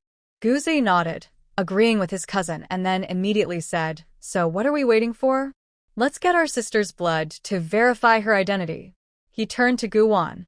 "Sister, can I borrow a drop of your blood?" He asked this very cautiously, his voice trembling slightly, and his palms were even sweating a bit. It felt like he was facing a huge challenge, putting him in a tense state. Gu Zedong looked at Gu Wan with great anticipation. At that moment, he just wanted to quickly understand Gu Wan's identity. If she really was the child of his uncle and aunt, then he would immediately share the good news with the Gu family, telling his uncle and Sichuan that they had found the young lady of the Gu family.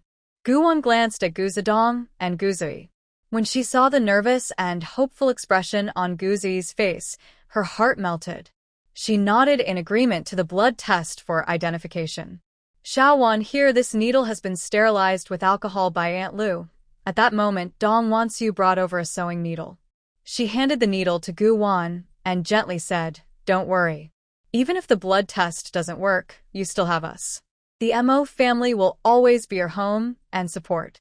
You are like a daughter to me and Xiaoyun. In nearly 30 years since Dong Wansu married into the Mo family, she had never faced any unfair treatment.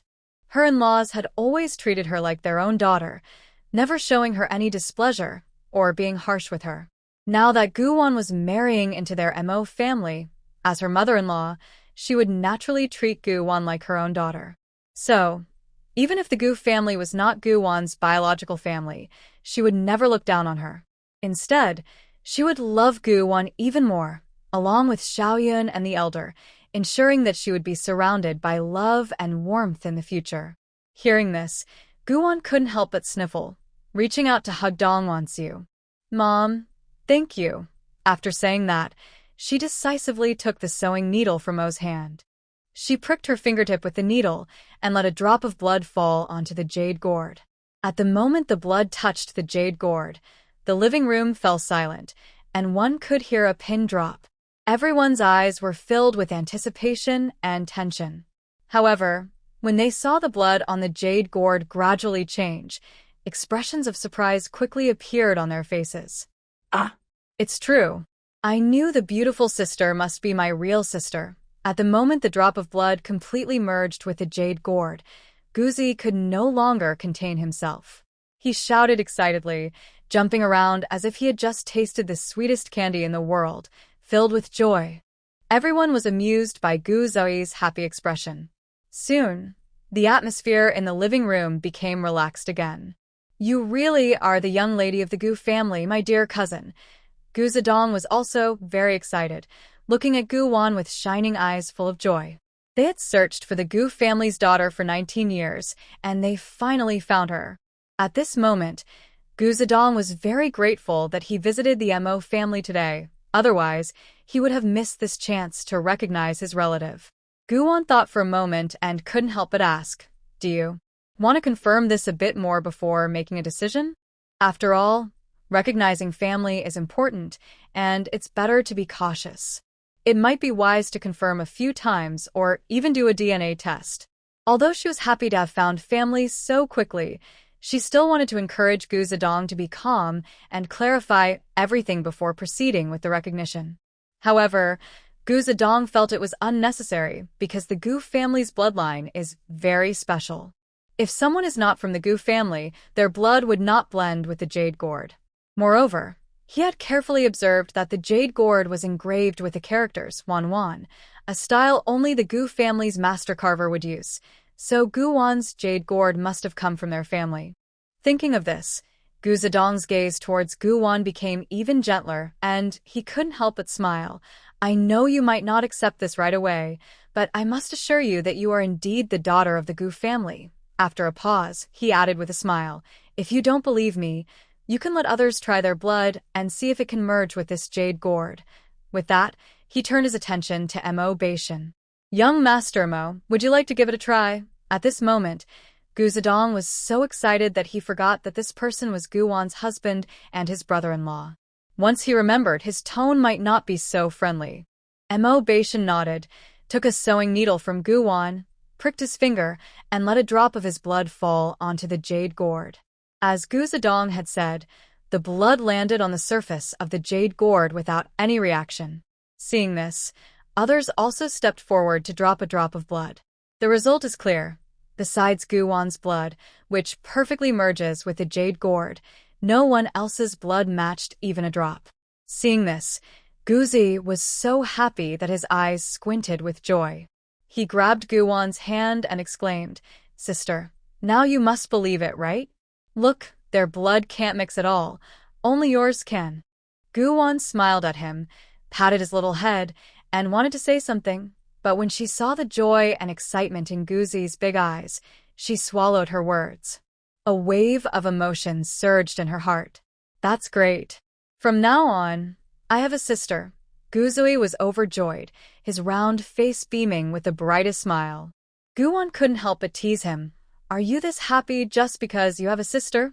To be honest, she had never experienced life with siblings, so seeing little E so happy made her feel a surge of happiness as well. yes. "I'm really happy." Guzi nodded with a big smile. Then, he affectionately hugged Gu Wan, feeling the warmth from his sister. "If Dad, Mom, and Big Brother knew I found you, they would be so happy too. Especially Mom. If she knew her daughter was back, her illness would surely get better. Maybe it wouldn't be long before Mom's health would improve." Thinking of their mother, Guzi quickly said to Gu Wan, "Sister, come back to Y country with me. I'll take you home to see Dad and Mom."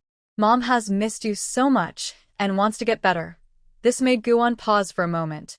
When Zhou Qing heard that Guzi wanted to take Guwon back to Y country, he became anxious and quickly spoke up before the two involved could respond. How can that happen? If my third sister-in-law leaves now, who will my third brother marry on the 30th? What a joke. Today is the 27th, and in just 2 days, it's his family's third brother's wedding. If the bride ran away now, his third brother would surely become the laughingstock of the entire Xinjiang and even the whole Long country. Mo Beishan glanced at Zhou Qing upon hearing this, his expression slightly darkening. Old Four's words suddenly reminded him that his family's girl now has a family of her own. If the Gu family opposes Guwon marrying him, then... While Mo Beishan was thinking about how to discuss this matter with his father-in-law far away in country Y, Guwon suddenly hooked her pinky finger with his. Looking down slightly, he met the smiling almond eyes of his girl. Guwon smiled at Mo Beishan, silently telling him that their wedding would go on as planned. As for the Gu family, she would go. But not now. Yes, our little one can't leave Xinjiang yet because their wedding is on the 30th. The old man Mo also realized this. He looked at Gu Zedong and Gu Zai. Comrades Gu, if you want to take little one back to the Gu family to meet her relatives, we have no objections. You just need to wait a few more days until the couple finishes their wedding. Dong Wanqiu agreed. That's right, their wedding is in 2 days.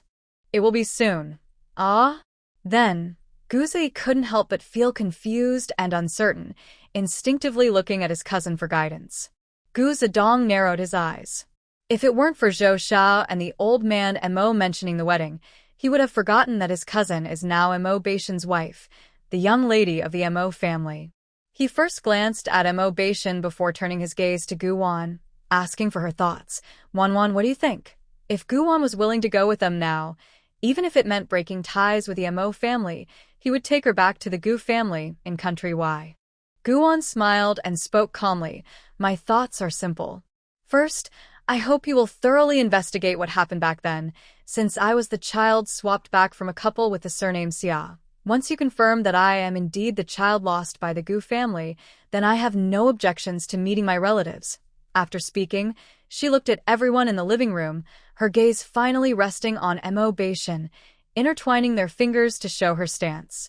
Secondly, Ah Shun and I have already registered our marriage, and now we are officially husband and wife. We sent out the invitations for our wedding banquet a week ago. So, I cannot leave my husband and go away alone at this time. Guwon's attitude was very clear. She could accept this relationship, but only after everything was revealed. She didn't want to suddenly face someone claiming to be a member of the Gu family in the future. Moreover, she couldn't abandon her husband and family to go abroad just before the wedding, leaving Mo Beishan alone to deal with all the embarrassment. To her, the Gu family was still a stranger, but Mo Beishan was the one who shared all her secrets. Compared to the unfamiliar Gu family, it was clear she would choose Mo Beishan without hesitation. He was the first person to treat her well after she arrived in this place, and he was her chosen husband. So Guwon made the best choice without any doubt. But Guzui was about to speak when he was interrupted by Gu Zedong. He pulled Guzui close and patted his head, saying, All right, little E, let's go back and share this good news with your dad and older brother to make them happy. And also, your sister is getting married on the 30th. As her family, we can't let her leave empty-handed. He understood the meaning behind Guwon's words. She was telling him that she would acknowledge the Gu family, but even if her identity changed, her relationship with Mo Beishan would not change. Gu Zedong sighed helplessly. Okay, Wanwan, you can stay at the Mo family for the next couple of days. I'll go back to prepare the house and come to pick you up. Fearing that Guwon might misunderstand or refuse, he quickly added, On the wedding day, the brother carries the bride out, so even if you have some concerns, I hope you can leave from the Gu family on the 30th. He knew that Guwon was now an adult, and it was impossible to control her thoughts and decisions, so he respected her choice. At Uncle Sand and Sichuan's place, he still hadn't figured out how to talk to them later. Should he just say directly that the young lady from the Gu family has been found, but she is already married and has become someone else's daughter-in-law? Okay, I understand. Guwon smiled and nodded, agreeing to Gu Zedong's suggestion. As soon as Gu Zedong heard Gu Wan's agreement, a joyful and excited smile appeared on his handsome face. Then I'll leave first. I'll have Xiao Yi stay here with you. After saying that, he gently patted Gu Zi's head and reminded him, you must listen to your sister while you're here. No mischief, and you mustn't disturb Grandpa Mo and the others while they rest. Fifth brother, don't worry. I promise I will behave. Gu Zi immediately patted his chest to assure his cousin when he heard he could stay at the Mo family with his sister.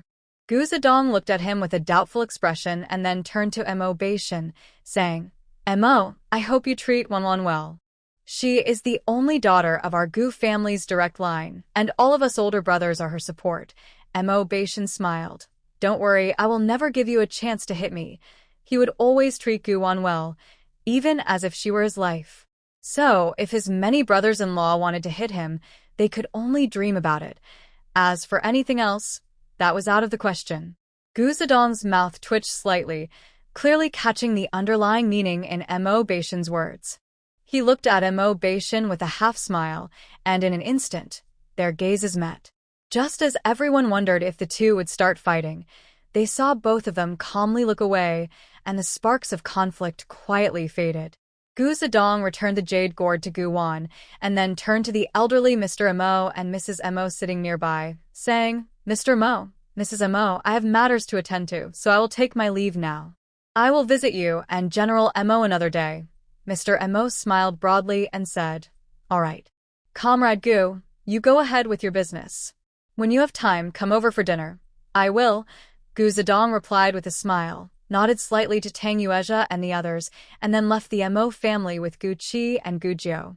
As soon as he got in the car, Gu Zedong immediately instructed Gu Qi, drive faster.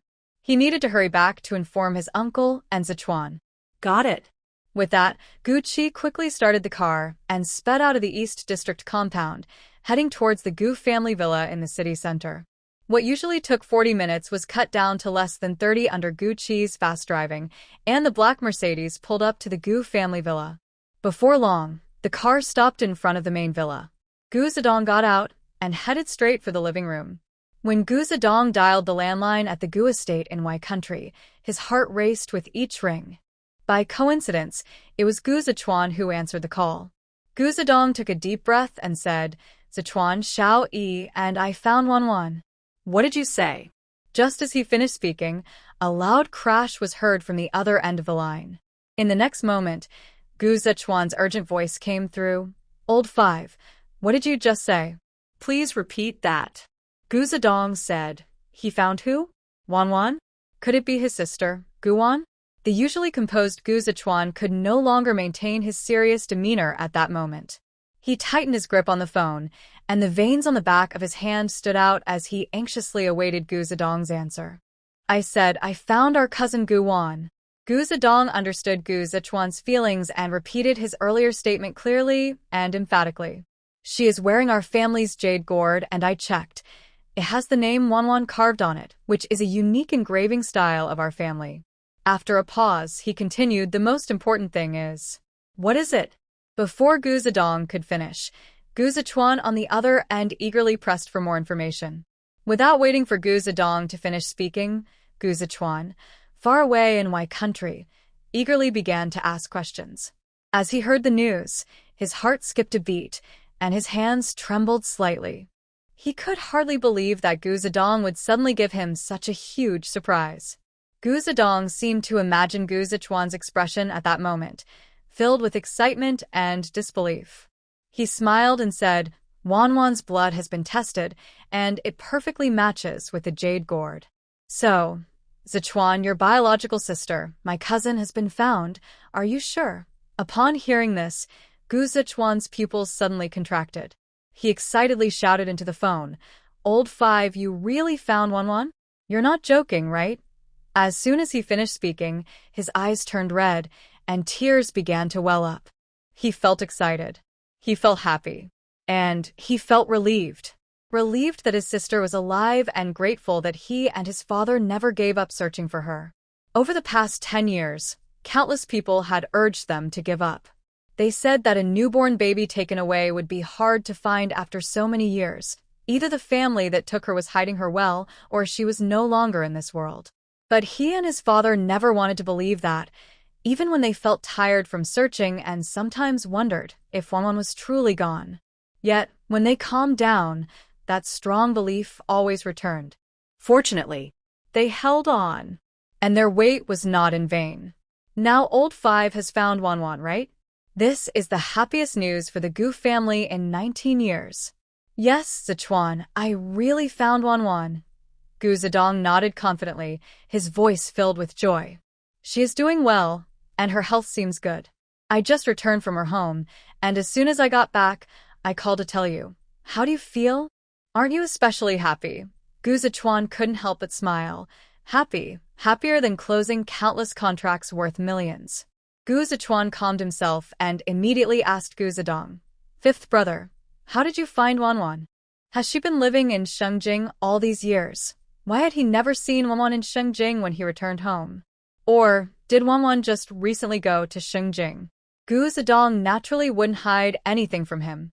He smiled and said, "Speaking of this, Sichuan, let me tell you, the reason Xiaoyi and I were able to find Wanwan today was all thanks to Mrs. Shen Yunfei. It was her who suddenly asked about the jade gorge Xiaoyi was wearing, and that's when I realized that the person who helped Xiaoyi at Shen's department store that day was our sister, whom we have been searching for 19 years.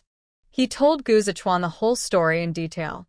After hearing the story, Gu Zichuan felt an indescribable joy, and at that moment, he was truly excited.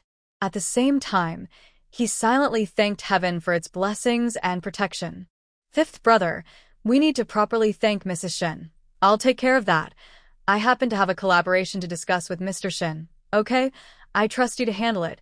Gu Zichuan replied with a smile, then asked about Gu Wan. "By the way, fifth brother, has Wanwan been doing well these years? How are her adoptive parents treating her?" When Gu Zichuan mentioned Gu Wan's adoptive parents, the smile on Gu Zedong's handsome face instantly vanished, and his voice turned cold. "Not well. Wanwan has been living in a rural area in Jin City all these years, and her adoptive parents have treated her very poorly. Before, she didn't know her true identity and thought that couple were her real parents, until recently, when she suddenly found out that she was taken by them." Crash. Before Gu Zedong could finish, a sound of something shattering came from the phone. Gu Zichuan had punched the flower pot. In an instant, the pot shattered, and pieces scattered everywhere. Then, drops of bright red blood dripped from his hand onto the clean marble floor, staining it, but failing to warm his cold heart. After hearing Gu Zedong recount Gu Wan's life story, Gu Zichuan was filled with guilt and regret for her. He had just thought that Gu Wan's adoptive parents must treat her well. Otherwise, they wouldn't have kept her hidden for so long. But now, Gu Zedong told him that the family treated Gu Wan very poorly, often hitting and scolding her. How much suffering and hardship had his sister endured over the years? Thinking about how badly Gu Wan had lived in the countryside made Gu Zichuan's throat feel tight, and his heart ached as if thousands of needles were piercing it. After a moment, he managed to say, "Fifth brother, you and Xiao Yi take good care of Wanwan. I will inform father that Wanwan has been found. Once I sort out the company matters, I will return home immediately to see her.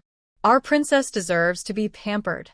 From now on, he would bring all the good things in the world to his sister, so she would never have to worry about how others treated her again. Gu Zedong nodded, "I will.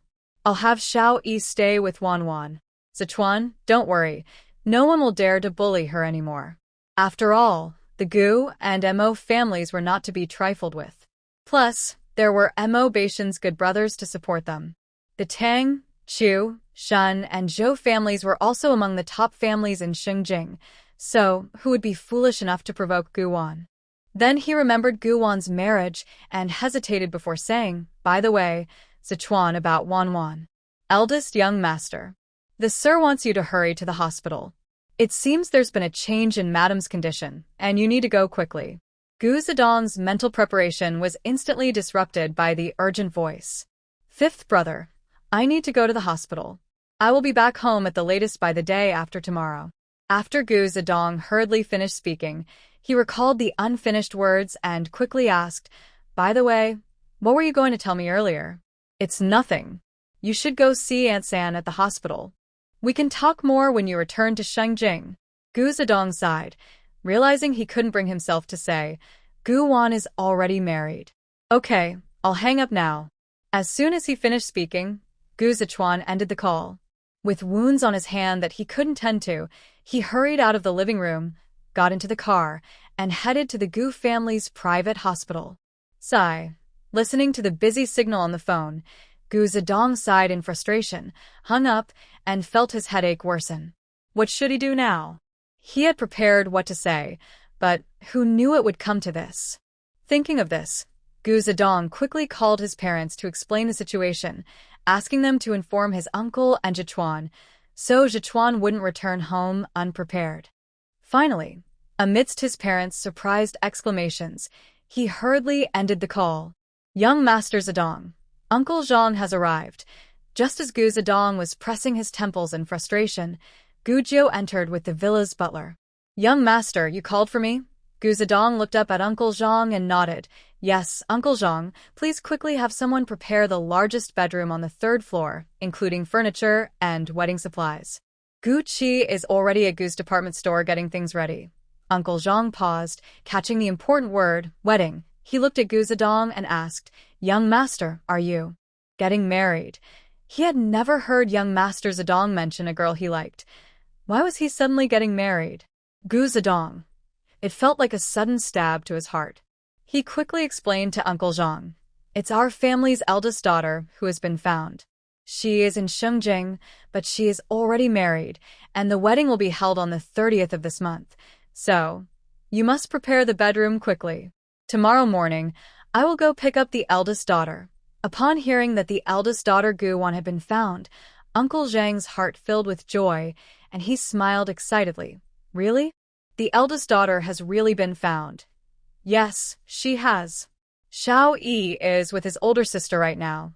Gu Zedong nodded with a smile. Great, great. This is wonderful. After so many years, we have finally found the eldest daughter. Uncle Zhang was so happy that he couldn't stop smiling, nodding repeatedly, completely overjoyed. He looked at Gu Zedong and said happily, Young Master, don't worry. I will arrange the young lady's bedroom today, okay? Thank you, Uncle Zhang. Gu Zedong replied lightly, thought for a moment, and then reminded Uncle Zhang. By the way, Uncle Zhang, when you arrange the bedroom, please prepare some items and toys that girls like. Wanwan has had a tough time these years. Now that we have found her, we must give her the best of everything and make up for the 19 years we missed. Understood, young master. I will arrange it right away. Uncle Zhang responded with a smile. After saying this, he nodded slightly to Gu Zedong and went to organize the staff to set up the bedroom on the 3rd floor. Once Uncle Zhang left, Gu Zedong turned to Gu Jiu and instructed, Gu Jiu, hurry to the jewelry company under the Gu Group and have them prepare 30 sets of jewelry. They should be the best. Also, prepare some clothes, shoes, and bags. After a moment, he added, additionally, contact Gu Air and have him bring a Rolls-Royce and the latest BMW from Xiangjiang back to Xinjiang tomorrow. These were all gifts he was preparing for Wanwan. Although there weren't many items and the preparations were rushed, it was his heartfelt intention as her older brother. He hoped Wanwan would like them. They couldn't make up for the hardships Wanwan endured, but from now on, all her brothers would cherish her dearly. So, he wanted to prepare more gifts for Wanwan, ensuring she had a grand wedding and could stand tall in her new family, becoming the center of attention on her special day. Okay, young Master Zedong. Gu Jiu nodded respectfully and went to get busy with the tasks assigned by Gu Zedong. That evening, Uncle Zhang and his team transformed the largest bedroom on the 3rd floor into a brand new space. Furniture, clothing, jewelry, and wedding supplies were all ready. The entire bedroom was filled with a festive atmosphere. Meanwhile, on the Mo family's side, as Gu Zedong left with his team, everyone began to discuss. Zhou Cheng looked at Mo Beishan, noticing that his 3rd brother still had a calm expression and couldn't help but tease. Third brother, aren't you worried? What if the Gu family hears that sister-in-law is getting married on the 30th and disagrees with the marriage? What will you do then? Mo Beishan casually peeled an apple, seemingly ignoring Zhou Cheng's words, and focused on handing the apple to Gu Wan. Zhou Cheng felt awkward and touched his nose, But he didn't give up and continued to tease Bashan. I mean, brother, aren't you worried at all? I think the Gu family is not easy to deal with. If they find out you secretly brought sister-in-law home, who knows how they will react? At this moment, Tang Yueza chimed in with a laugh. Fourth brother is right. Third brother, your sister-in-law is the apple of the Gu family's eye. Have you thought about how angry your father-in-law and brother-in-law will be? They might even want to take Bashan down. Finally, Bashan looked up, glanced at Zhou Cheng and Tang Yueza, then lowered his head again, casually saying, "It's fine. As long as Awan stands by me, there's nothing we can't solve." Bashan's voice was deep and firm, with a hint of pride. Everyone exchanged glances, surprised by this sudden display of affection. Guwon turned to look at Bashan. She realized that this man felt confident because of her strong attitude. And Bashan paused, looking at Guzui with a smirk. If it really comes to it, I have another plan. That is to deal with my brother-in-law first. Once I handle him, my father-in-law and brother-in-law will naturally follow. Hearing this, everyone was stunned. Guzui's eyes widened in disbelief. He turned to Bashan with a look of incredulity on his face. He wanted to say he wasn't that easy to bribe. Before he could speak, Bashan casually threw out, "I have a tank and an armored vehicle made from bullets. Wanna see?" Bashan said nonchalantly, while secretly observing Guzui's expression. "I don't care." Guzui wanted to say this right away, but when the words were on the tip of his tongue, he felt as if something was holding him back, making it impossible to speak. "And there's a model airplane." Really? When Guzui heard there was a model airplane, the two little voices in his head stopped arguing, and the winner was clear. "You're not just trying to trick me, are you?" He looked at Bashan with suspicion, but his body instinctively moved closer to him, then quickly pulled back, struggling with his indecision. Dear readers, if you like this book, please give it a 5-star rating to give Wanzi's new book a chance. Sending lots of love. Bashan smiled slightly, looking at Guzui with a friendly gaze. "I never lie to kids." Guwan, everyone else, they all turned their eyes to Bashan, wondering how he could so seriously tease a child without feeling guilty. Yet, Yi proved with his actions that he felt no guilt at all, and he completely won over little Guzui. Then what are we waiting for? Let's go! In the end, Guzui couldn't resist his curiosity. He reached out and tugged at Bashan's shirt, urging him to lead the way. But he couldn't help feeling puzzled. How did Bashan know about his interests? It was as if he understood them perfectly.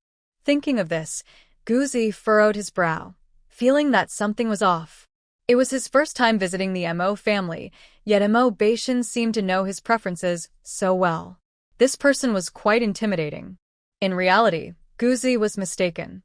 Bashan noticed his interests because when Guzui sat on the sofa, his eyes would subconsciously glance at the model jeep nearby. That was the first trophy that Bashan brought back to the family after joining the army. Once assembled, it was placed in the most prominent spot in the living room by the elder Mr. Bashan said a few words to Guwan and took Guzui up to the 3rd floor. When they came back down, Guzui was already calling him brother-in-law sweetly. He was really enjoying it. In addition, Guzui was holding a model airplane. "Brother-in-law, we have a deal. You have to make me a bigger and better tank next time. No backing out or I won't help you again." Guzui was lovingly touching the model in his hands, his bright eyes filled with excitement. He absolutely loved this airplane made from bullets. It looked very cool, and he couldn't bear to put it down. "Don't worry, I won't trick you," Bashan replied, a slight smile on his lips and a hint of amusement in his eyes. "All right, I'll trust you this time."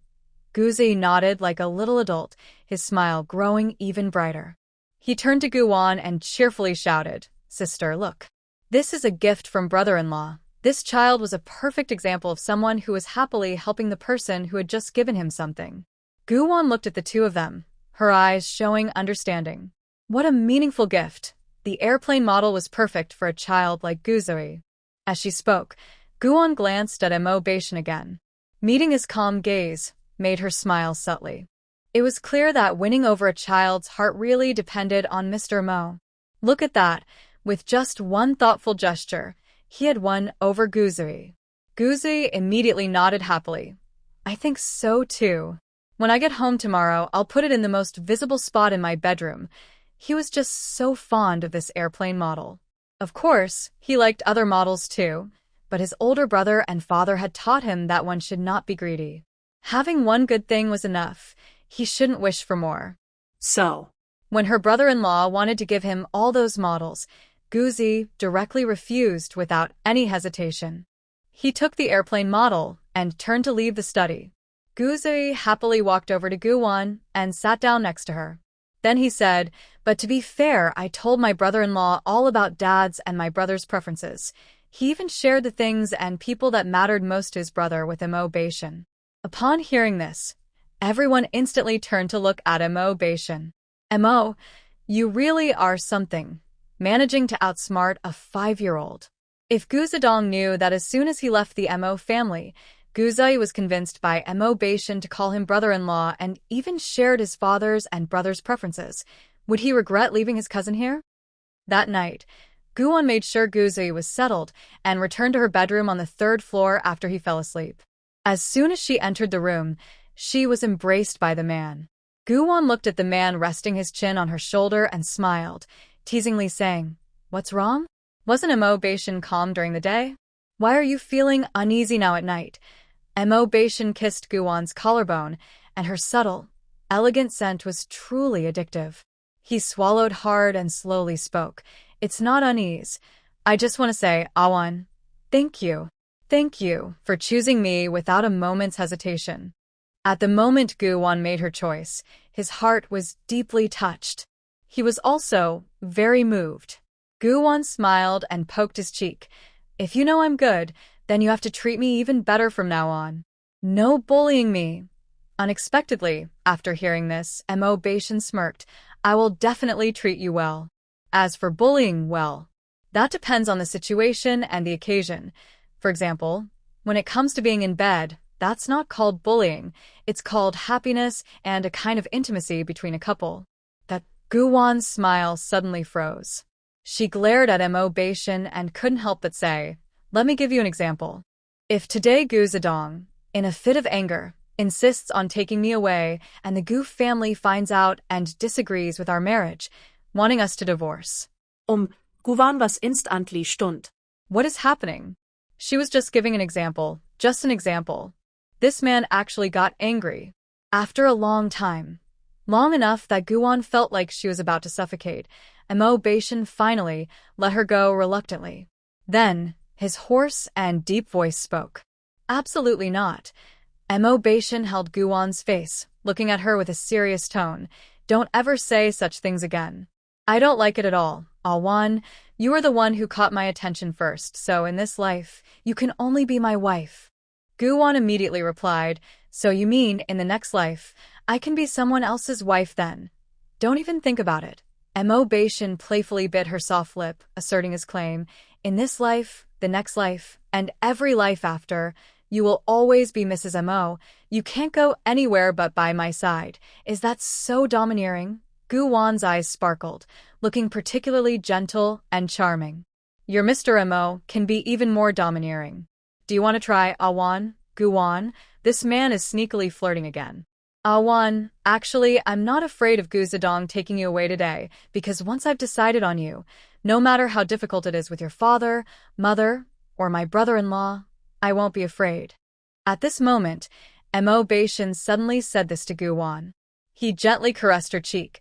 I will work hard to gain their approval and let them know that I will treat you well for a lifetime. And he would make sure everyone in the Gu family knows that Guwon did not marry the wrong person.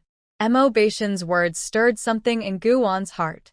She looked at Mo Beishan, a sweet smile spreading across her face as she wrapped her arms around his neck and promised, We will face the Gu family together. And don't worry, I will never leave you. I'm a very stubborn person. Once I decide on someone, I will stick with them no matter what anyone says, unless... After a pause, Guwon added, Unless you betray me, betray our marriage. At that point, I won't need anyone else to tell me. I will cut ties with you. That day will never come. Mo Beishan said this with great certainty. He pressed his forehead against Guwon's, his gaze gentle and affectionate. Awon, your Emo will never waste a glance on another woman, so you don't have to worry. That will never happen. Don't say such silly things again, okay? As he spoke, he gently pinched Guwon's nose. The action was light, with no force at all. Understood, Mr. Emo. Guwon playfully saluted, her smile bright and radiant at that moment. Good. Emo Bashan tenderly patted her head and then held her hand in his palm. Unknowingly, a sweet atmosphere filled the entire bedroom. Just as Guwon sensed danger, the man picked her up. A classic Princess Carrie. Guwon quickly wrapped her arms around his neck, opened her mouth to speak, but her lips were silenced. In the next moment, she heard him say with a smile, Awon, didn't you just say I shouldn't bully you anymore? So, it's time for us to wash up and go to bed. What? Is that what she meant? She clearly wanted him to take it easy. Otherwise, her waist would be in trouble. Instead, Emo Bashan took it as a cue to be more active and strengthen their relationship.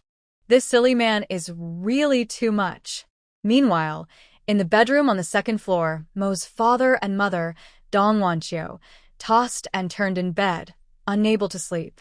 Usually, at this time, she would be fast asleep, but tonight, she couldn't fall asleep.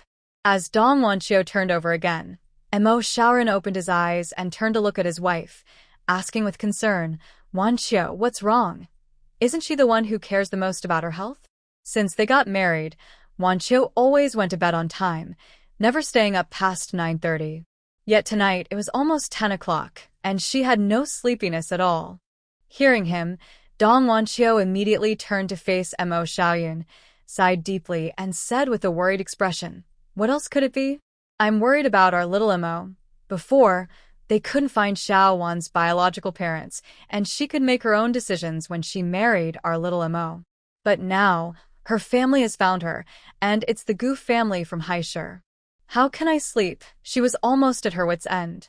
Although this afternoon, she, the old man, and Xiaoyun doubled the betrothal gifts, preparing for Gu Zedong to come to their home tomorrow to take Xiao Wan to the Gu family's villa, she still couldn't shake the worry that the Gu family might not agree to the marriage. After all, Xiao Wan had been lost for 19 years.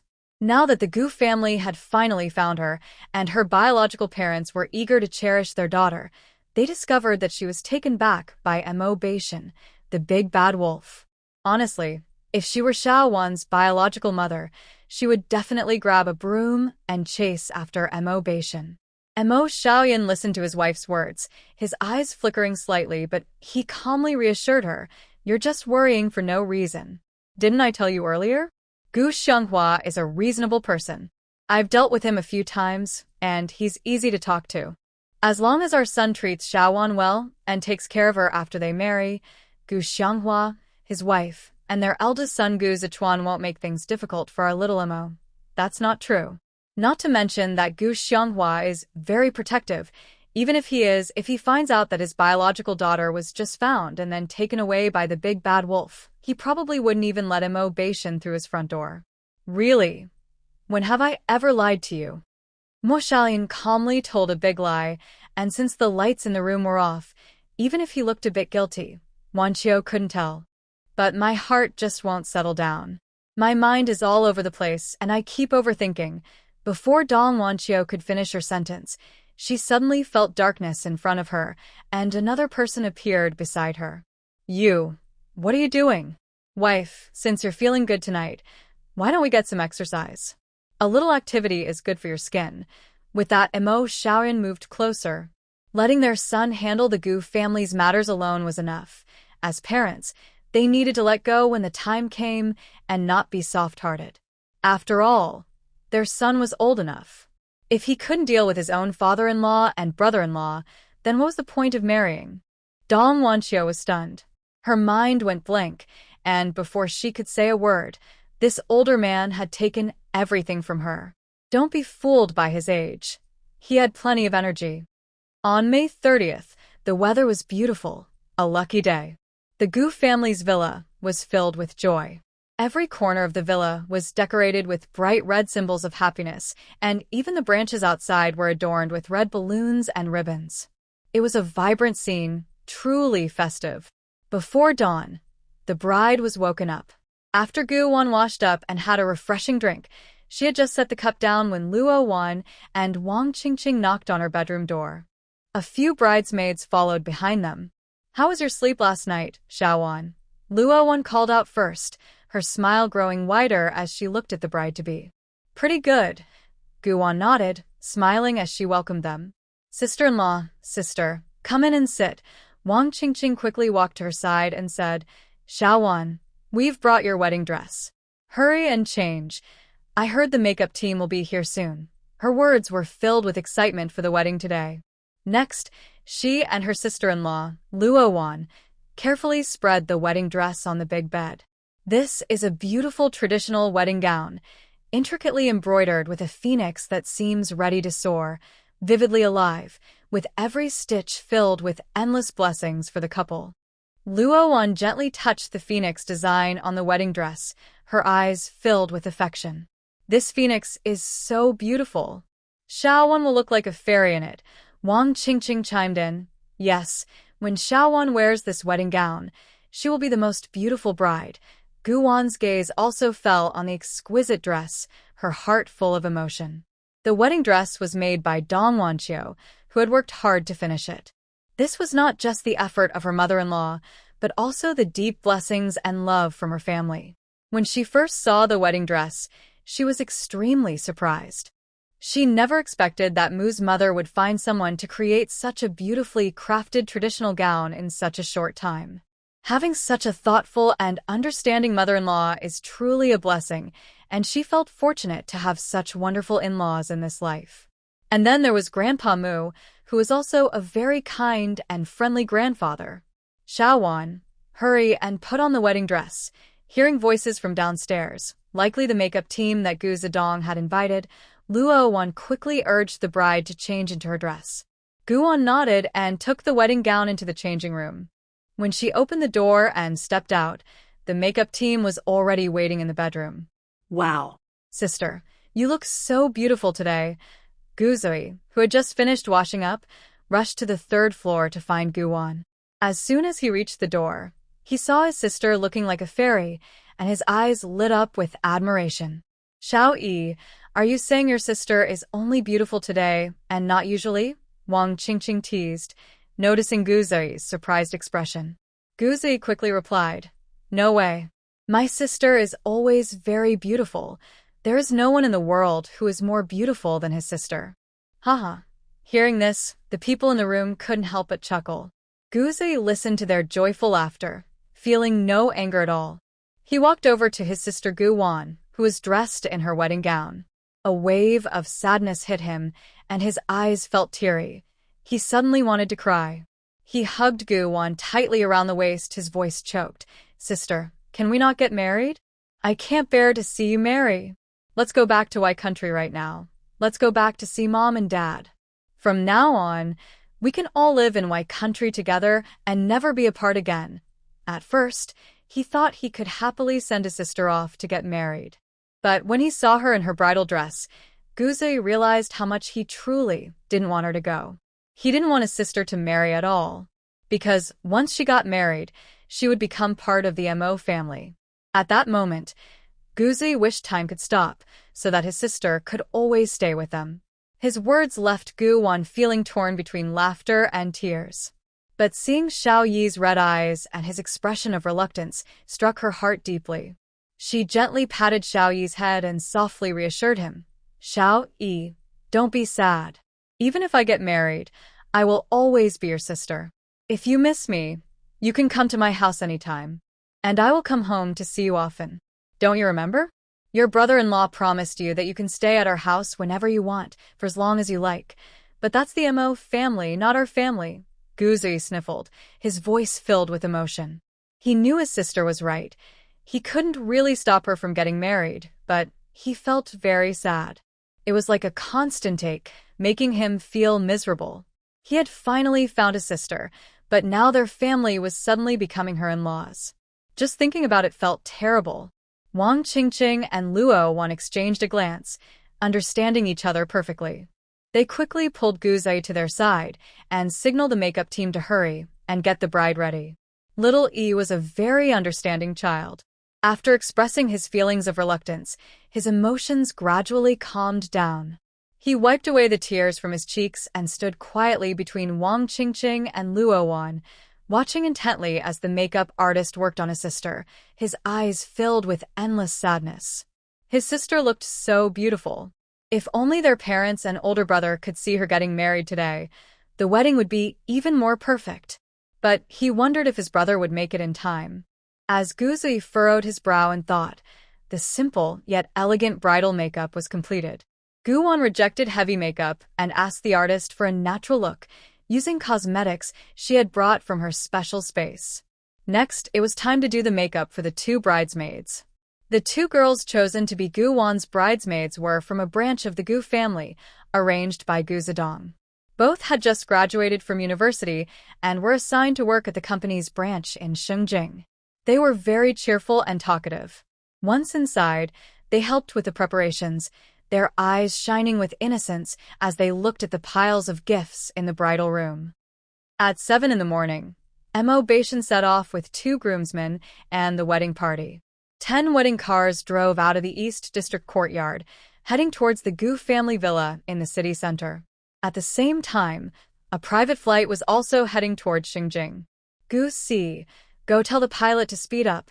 Suddenly, a cold voice echoed in the cabin. The man glanced at his watch, frowning as time was running short. He wondered. Yes, after giving his instructions to Gu Si, the man turned to the middle-aged woman sitting in the back seat and asked with concern, "Mom, how are you feeling?" Can you hold on? "I'm fine," the middle-aged woman replied softly, though her face was pale, and she appeared weak from just waking up. She looked at her eldest son and gently said, "Zichuan, you don't need to worry about me. Let them hurry back to Xinjiang. I want to personally see my Wanwan get married." She had already missed 19 years of her daughter's life, missing her growth and many important moments. Now that her daughter was getting married, she didn't want to miss this joyful day. Heaven was kind to her, allowing her to wake up 2 days ago. Upon learning that Wanwan was getting married on the 30th, Xia Yunyao refused to stay in the hospital. She insisted on returning to her home country with her husband, son, and father because she wanted to see her daughter get married and to see what kind of husband Wanwan had found and if he treated her well. Otherwise, she wouldn't feel at ease. Yunyao, actually as soon as Xia Yunyao heard her husband speak, she knew what he wanted to say. She shook her head and interrupted Gu Xianghua before he could finish. "Xianghua, you can't do that. Our Wanwan has already suffered enough. Now that she has found her happiness, as her parents, we should bless her, not try to break them apart. Because if they did that, Wanwan would hate them and might completely distance herself from them." Hearing this, Gu Xianghua narrowed his eyes and pressed his lips together, feeling extremely upset. His only precious daughter, whom he had searched for 19 years, had just been found by Xiao Yi and Gu Zedong. Just as his excitement was about to show on his face, a shocking piece of news shattered his joy. It crushed him completely. His precious daughter, whom he hadn't even had the chance to hold and cherish, was taken away by that boy from the Mo family. How could he be happy about that? At the moment he heard the news, Gu Xianghua felt an urge to lash out. He couldn't get over the hurdle in his heart. "Mom is right." Gu Zekuan glanced at Gu Xianghua and said seriously, "Dad, right now, to Wanwan we are still strangers she has never met, while Mo Bashan is her legally recognized husband. She has spent a lot of time with Mo Bashan. If we force them apart now, it will only make her resent us." Although he was not happy that his sister was getting married so early, they were too late to find Wanwan. If they had found her before her wedding, things might have been different, but now, besides wishing her well and happily sending her off, they couldn't really play the role of villains breaking up a couple. "Xianghua, listen to Yun Yao and Zhe Chuan. Once we get home, let's warmly welcome the guests who came to celebrate, and then joyfully send Wanwan off in the wedding car." Old Master Xie spoke up at that moment. Seeing this, others also chimed in with a few encouraging words. Gu Xianghua responded with a low "Hm," feeling quite unhappy and in a terrible mood. Since his father-in-law had spoken up, how could he disagree? He silently noted down a point against that boy from the Mo family. Today was his precious daughter's wedding. He could greet everyone with a smile, but once the day was over, he would have a serious talk with that boy from the Mo family. Soon, the Gu family side was ready, and the plane was set to land at Shengjing Airport. Gu Qi and Gu Jiu were already waiting outside the airport with their team. Meanwhile, the groom's side was gradually making its way toward the city center. Before they knew it, it was 7:40. The wedding car procession entered the city center, getting closer to the Gu family villa. The lead car was a silver Rolls-Royce, one of the gifts prepared by Gu Zedong for Gu Wan. At 8 o'clock sharp, the procession arrived at the ornate iron gates of the Gu family villa. Inside the bride's room, they suddenly heard the sound of car horns outside, followed by Gu Zi's exclamation, and Wang Qingqing quickly ran to close the door. They're here, they're here. The groom has arrived. Sisters, let's make sure the groom brings plenty of big red envelopes inside. If he doesn't, we won't let him in. Luo Wan smiled at her. Qingqing, are you planning to give the third one a hard time? I just want to have some fun. Wang Qingqing replied with a smile. She smiled and said, after all, marriage is a once-in-a-lifetime event. If we miss today, there won't be another chance to celebrate with him. So, big sister-in-law, you really shouldn't be too soft on him. Hearing this, Luo Wan smiled brightly and replied, you should be careful. Xiao Wan is sitting on the bed. If you mention him in front of her, be careful, she might whisper in his ear tonight. With that, her smile became even more radiant, as if she were about to burst into laughter. Gu Wan, with her charming eyes, smiled and said, I won't hear anything. So, feel free. Isn't marriage all about happiness? The more lively the atmosphere, the happier everyone will be. As long as things don't get too out of hand, it's all good. Thinking of this, Gu Wan felt a warm wave of happiness in her heart. Wang Qingqing's face lit up with joy, and she turned to Luo Wan, saying, look, even Xiao Wan agrees that he should give out more big red envelopes. Just then, the best man, Zhou Cheng, knocked on the bedroom door, his cheerful voice ringing out, big sister-in-law, second sister-in-law, hurry and open the door. Third brother is here to pick up the bride. Zhou Cheng's voice was filled with excitement. Next, he skillfully handed a red envelope inside and asked, is this enough? If not, I have more. Third brother is well prepared for the wedding. Zhou Cheng was quite experienced with this part of the ceremony. Since he was the best man for his older brother's weddings, he didn't need the bridesmaids to say anything. He just handed over the red envelopes. That fourth brother. The others exchanged smiles at this. Wang Qingqing bent down to pick up a red envelope, opened one of the big ones, and exclaimed, wow, it has 88 yuan inside. Truly, third brother is generous. Seeing the groom being so generous, they decided not to make things difficult for him and opened the door to let Mo Beishan and the wedding party in. As soon as Mo Beishan entered Gu Wan's room, his gaze immediately fell on her. In an instant, their eyes met. Mo Beishan gazed deeply at Gu Wan, who was sitting cross-legged on the bed. A slight smile appeared on his lips, and his eyes sparkled with joy. He walked steadily to her side. This was the first time he had seen her made up, and she looked beautiful. Mo Beishan's throat moved slightly as he leaned down, his narrow eyes filled with Gu Wan's lovely figure. Awan, I'm here to pick you up. As he spoke, he gently kissed the back of her hand. Gu Wan's eyes curved into a smile as she asked, did Xiao Yi and cousin give you a hard time? Mo Beishan smiled, his voice low and affectionate. No. Because I promised them as a soldier that I will always treat you well. Hearing this, Gu Wan understood immediately. For Gu Zedong and Gu Zai, Mo Beishan's promise was exactly what they wanted to hear. The two of them spoke sweet words to each other, oblivious to their surroundings. After a moment, Mo Beishan cheerfully said, Mrs. Mo, let's go home. He then kissed her cheek softly and knelt down to put on the red wedding shoes that were on the bedside table. He placed his hands on her waist, ready to lift her up. Wait! At the sound, everyone turned to look toward the door. A group of people suddenly appeared outside, and Gu Wan exchanged a surprised glance with Mo Beishan. From their hurried expressions, it was clear that the couple leading the group were Gu Xianghua, the head of the Gu family, and his wife, Xia Yunxiao. The young man supporting Xia Yunxiao was Gu Zichuan. The strong voice from earlier belonged to him. As everyone looked on in surprise at the Gu family, Xia Yunxiao released her husband and eldest son's hands and shakily approached Guan. My dear, she embraced her daughter, who was sitting on the bed, tears streaming down her face as her emotions overflowed. The tears fell like a kite that had lost its string, continuously dropping. Guan looked at her and sighed softly. Although she was very surprised to see the Gu family in Shengjing at this time, she couldn't run away from a situation.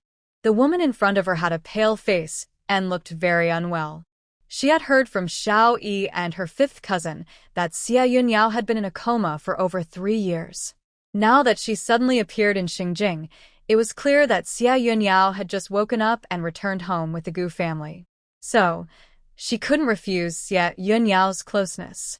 She gently patted her back and softly reassured her. Don't cry, I'm fine. I'm doing well now. Xia Yunyao immediately shook her head vigorously. No, my dear, you have not been well at all. I've heard everything from your brother. How could you be okay after being mistreated by that cruel family for 19 years? She trembled as she lightly stroked her daughter's cheek, her touch gentle and tender. Her longing was overwhelming and her heart ached. My dear, you have suffered. It's all my fault for not protecting you, letting you be taken away and endure hardships in the countryside. Her daughter should have lived a life without worries, but because of her negligence as a mother, Wanwan had been lost and mistreated for many years. Guwan helplessly continued to comfort her. That's all in the past. Look, I'm fine now, right? However, Xia Yunyao's tears flowed even more fiercely at these words. Being okay now just means you suffered a lot before. It's all my fault. If I had just held on a little longer, when your father came to the hospital, my daughter wouldn't have been taken away by that thief while I was unconscious. Guwan sighed softly and took the tissue that Mo Beishan handed her to wipe away Xia Yunyao's tears. Please don't cry. It wasn't your fault that I was taken away. It was done on purpose by someone. And you all never gave up on finding me over the years, which means so much to me. However, Guwan's comforting words only made Xia Yunyao's tears flow even more fiercely. Her eyes seemed fixed on Guwan, as if she wanted to engrave her daughter's image deeply in her mind, not wanting to look away for even a moment. 19 years. A full 19 years. She had finally seen her daughter. When she gave birth to her daughter back then, she was just a tiny bundle, but now, upon their reunion, the daughter has grown into a graceful young lady. And she is already married. Thinking about her daughter living in the countryside, with endless farm work and constant scolding, Xia Yunyao's heart felt like it was being gnawed by countless ants, causing unbearable pain. Tears flowed uncontrollably. Since entering the room, her eyes had only been on Guwan. Seeing this scene, everyone else couldn't help but feel teary-eyed as well. Guwan felt a headache coming on. In her 2 lives, she had visited many different worlds, but she had never faced a situation like this, where family recognition was involved. So, feeling a bit lost in front of the Gu family who had rushed back from abroad, she quickly sought help from Mo Beishan. This was something that needed Mo Yi to handle. Mo Beishan gave her a reassuring look, then turned to Xia Yunyao, calmly directing his gaze towards Gu Xianghua, Gu Zichuan, and the group outside. He scanned each person with a steady gaze before returning his focus to Xia Yunyao, his thin lips slightly parted. Mom, the past is behind us. We should look forward. Then he added seriously, and you, Dad, and Big Brother, along with every family member who cares for Juan, being here on such an important day to witness our happiness means everything to Juan. Your presence is more than enough. Sean is right. I'm really doing well now. Look, I even found the best son-in-law in the world for you, Guwan said, pulling Mo Beishan closer. She introduced him to Xia Yunyao. Mom, this is my husband Mo Beishan. As soon as she called out Mom, her heart instantly relaxed. What she thought would be difficult to say turned out to be so easy at that moment. When she heard Mo Beishan call her Mom so warmly, Guwan was quite surprised. But then she thought if even Mo Beishan could say it so naturally, what was she hesitating for? So, she quickly adjusted her mindset and tried to call out and to her surprise, it felt so easy and natural. Ah. Good, good, good. With a call of, Mom, Xia Yunyao's heart instantly softened, her tears stopped, and a joyful smile spread across her face. The moment she heard her daughter call her Mom, the paleness on Xia Yunyao's face faded significantly. Seeing that Xia Yunyao finally smiled, Guwan let out a huge sigh of relief. Xia Yunyao held her daughter's hand and turned to look at Mo Beishan, her eyes filled with warmth. Good child, thank you for taking Wanwan away from that terrible place and for sending that couple to the police. It is a blessing for Wanwan to marry you. On the way back, I heard Guqi and Gujio say that the couple was convicted in such a short time thanks to you, your father, and old Master Mo. You all worked hard to ensure they received a 20-year sentence. As she spoke, she secretly observed Mo Beishan. Seeing her son-in-law's calm demeanor and handsome appearance, even more attractive than Gu Zichuan, Xia Yunyao felt very pleased. As the saying goes, mothers-in-law often grow more satisfied with their sons-in-law the more they see them. Before meeting Mo Beishan, Xia Yunyao had worried about her daughter's choice, but now, looking at this perfect couple, her worries finally eased. Mo Beishan smiled gently and looked at Guwan with affection before addressing his mother-in-law. Being able to marry Awan is the greatest blessing of my life. This statement made Xia Yunyao even happier and more satisfied with her son-in-law.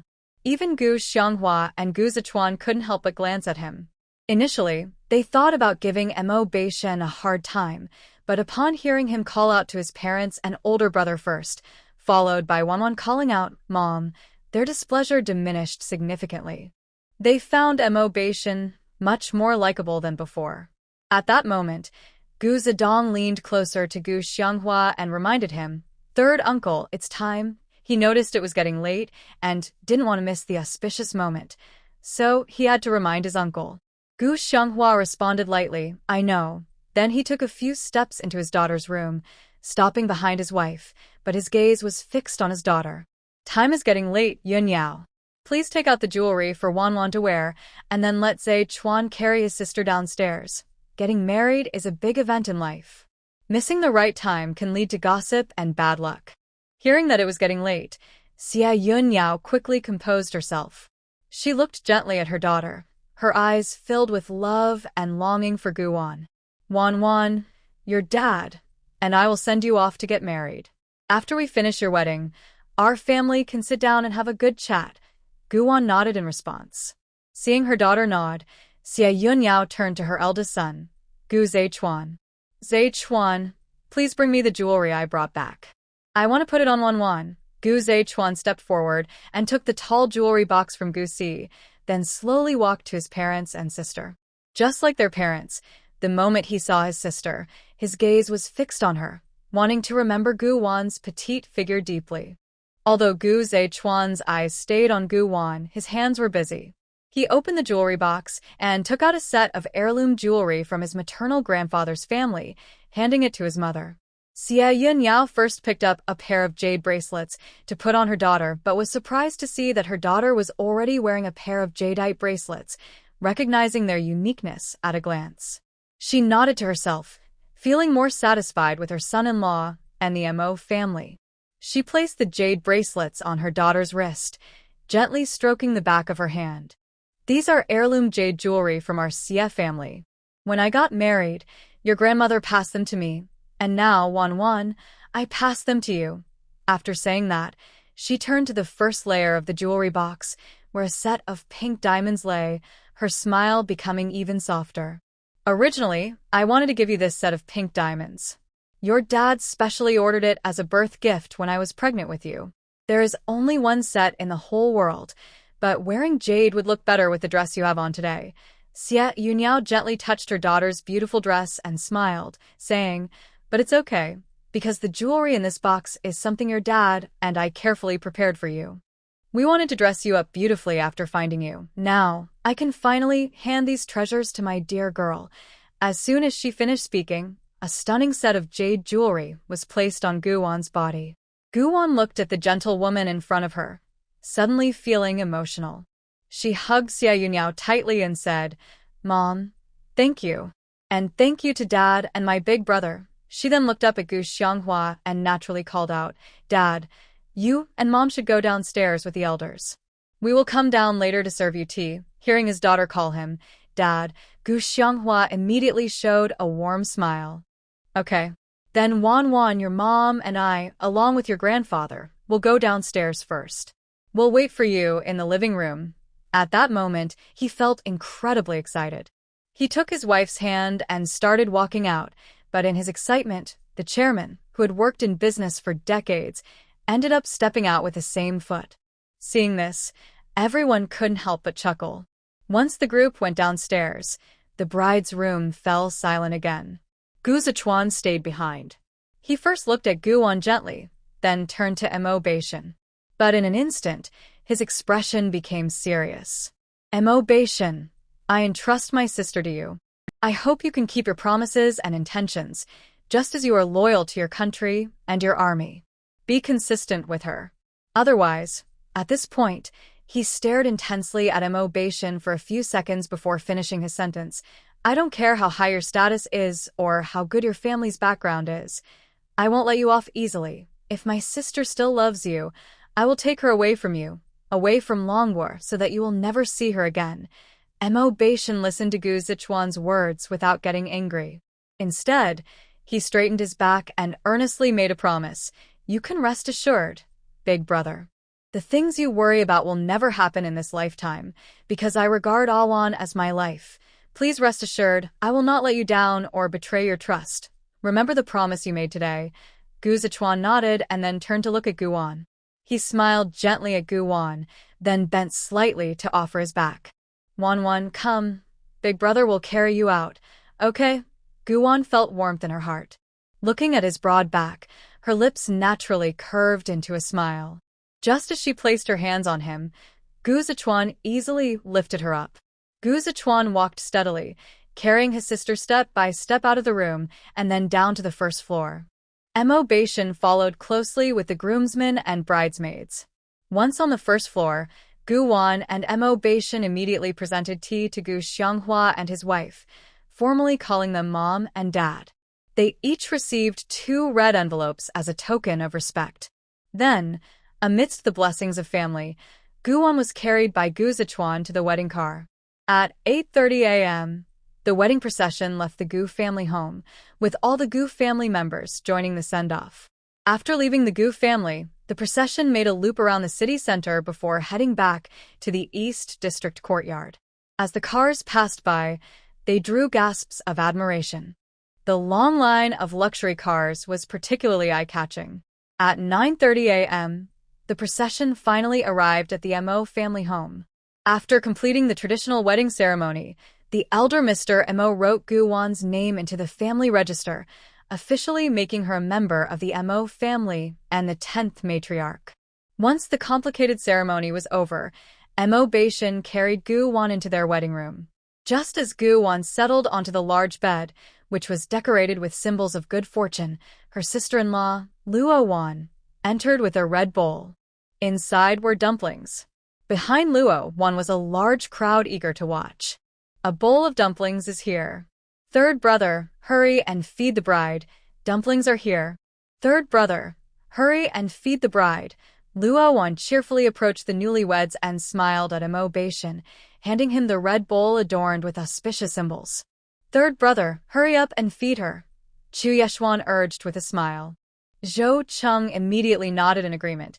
Yes, third brother, look, everyone is waiting, so please feed her quickly. Third, Shen Yunfei and Tang Yueza also softly called out, their voices filled with anticipation, their eyes fixed on the groom and bride. Everyone's gaze was focused on the newlyweds, each person showing excitement, looking forward to the moment when Mo Beishan would feed Gu on a dumpling, making the joyful atmosphere even livelier. Mo Beishan casually glanced at the crowd, took the bowl and chopsticks from Luo Wan, then looked at Gu Wan, his eyes naturally filled with tenderness. He gently picked up a dumpling and brought it to Gu Wan's lips, a slight smile appearing on his face as he focused his gaze on her. Feeling the attention of everyone, Gu Wan's cheeks turned red. Then, Under the watchful eyes filled with excitement and anticipation, she shyly opened her lips and took a small bite of the dumpling. Almost at the moment she bit into the dumpling, several bright voices rang out in the room. "Are you having a baby?" "Yes," Guwon replied shyly, her cheeks hot like a cooked shrimp. Mo Baishan's eyes flickered as he looked at Guwon, and the smile on his lips deepened. Zhou Cheng's eyes darted around, seizing the moment to ask his sister-in-law, "How many babies are you planning to have?" His tone was clearly teasing. "A whole bunch." The words slipped out, not only heard by those in the room but also by Dong Wanqiu, who had come upstairs to call them. She paused in surprise and quickly walked toward the bedroom. Meanwhile, laughter filled the wedding room as everyone joyfully reacted. "Third brother, you better work hard," Zhou Qing teased. "My sister-in-law said she wants to have a whole bunch for you." This immediately sparked another round of cheerful laughter. In an instant, the entire bedroom was filled with an atmosphere of happiness and joy. It would be best to have 2 in a year, 3 in 2 years.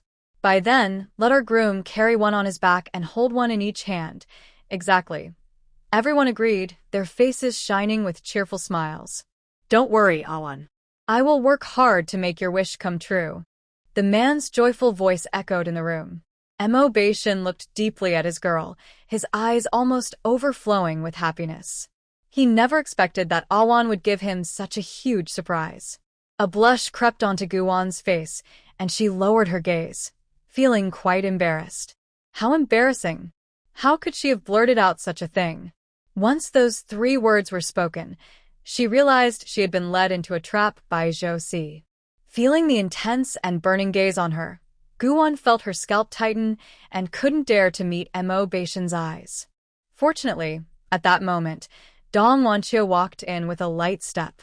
As soon as she entered the room, Dong Wanqiu playfully tapped Zhou Qing on the back of the head, her face beaming with joy. "Come on, Zhou Si. That's enough. If you scare your sister-in-law, tomorrow morning, I'll go to your house and ask your mom to find you a match." Though she seemed to be scolding Zhou Cheng, everyone could see that Dong Wanqiu was overjoyed, her smile wide and bright. Her delighted expression was as if she could already see a future filled with children around Mo Baishan. Dong Wanqiu was genuinely happy. Even though their family had only one child for generations, hearing Xiao Wan say she wanted to have a bunch made her heart swell with anticipation. Even if she could only hold one grandson or granddaughter, hearing such wonderful words on this joyful day made her incredibly happy. Seeing that Dong Wanqiu had spoken, Zhou Cheng immediately fell silent, but the smile on his face was radiant. He glanced at Mo Baishan, and in an instant, the teasing smile became even more apparent. Dong Wanqiu walked up to Guwon, smiling, and gently patted the back of her hand, saying, "Xiao Wan, don't listen to Zhou Si's nonsense. Even if you and Xiao Mo only have one child, your dad, grandpa, and I will still be very happy." Guwon smiled sweetly and called out, "Mom." Dong Wanqiu cheerfully responded and then said to her son, "Xiao Mo, you all need to get ready. It's time to head to the hotel." Mo Baishan nodded, acknowledging her. "You've had your fun, so everyone can head downstairs now." After saying this with a bright smile, Dong Wanqiu took the joyful bowl from her son and happily walked out of the wedding room, then went downstairs. Mo Baishan and Guwon tidied up a bit before leading everyone downstairs to prepare for the hotel. Around 10:30 a.m., the convoy arrived at the Xia Hotel.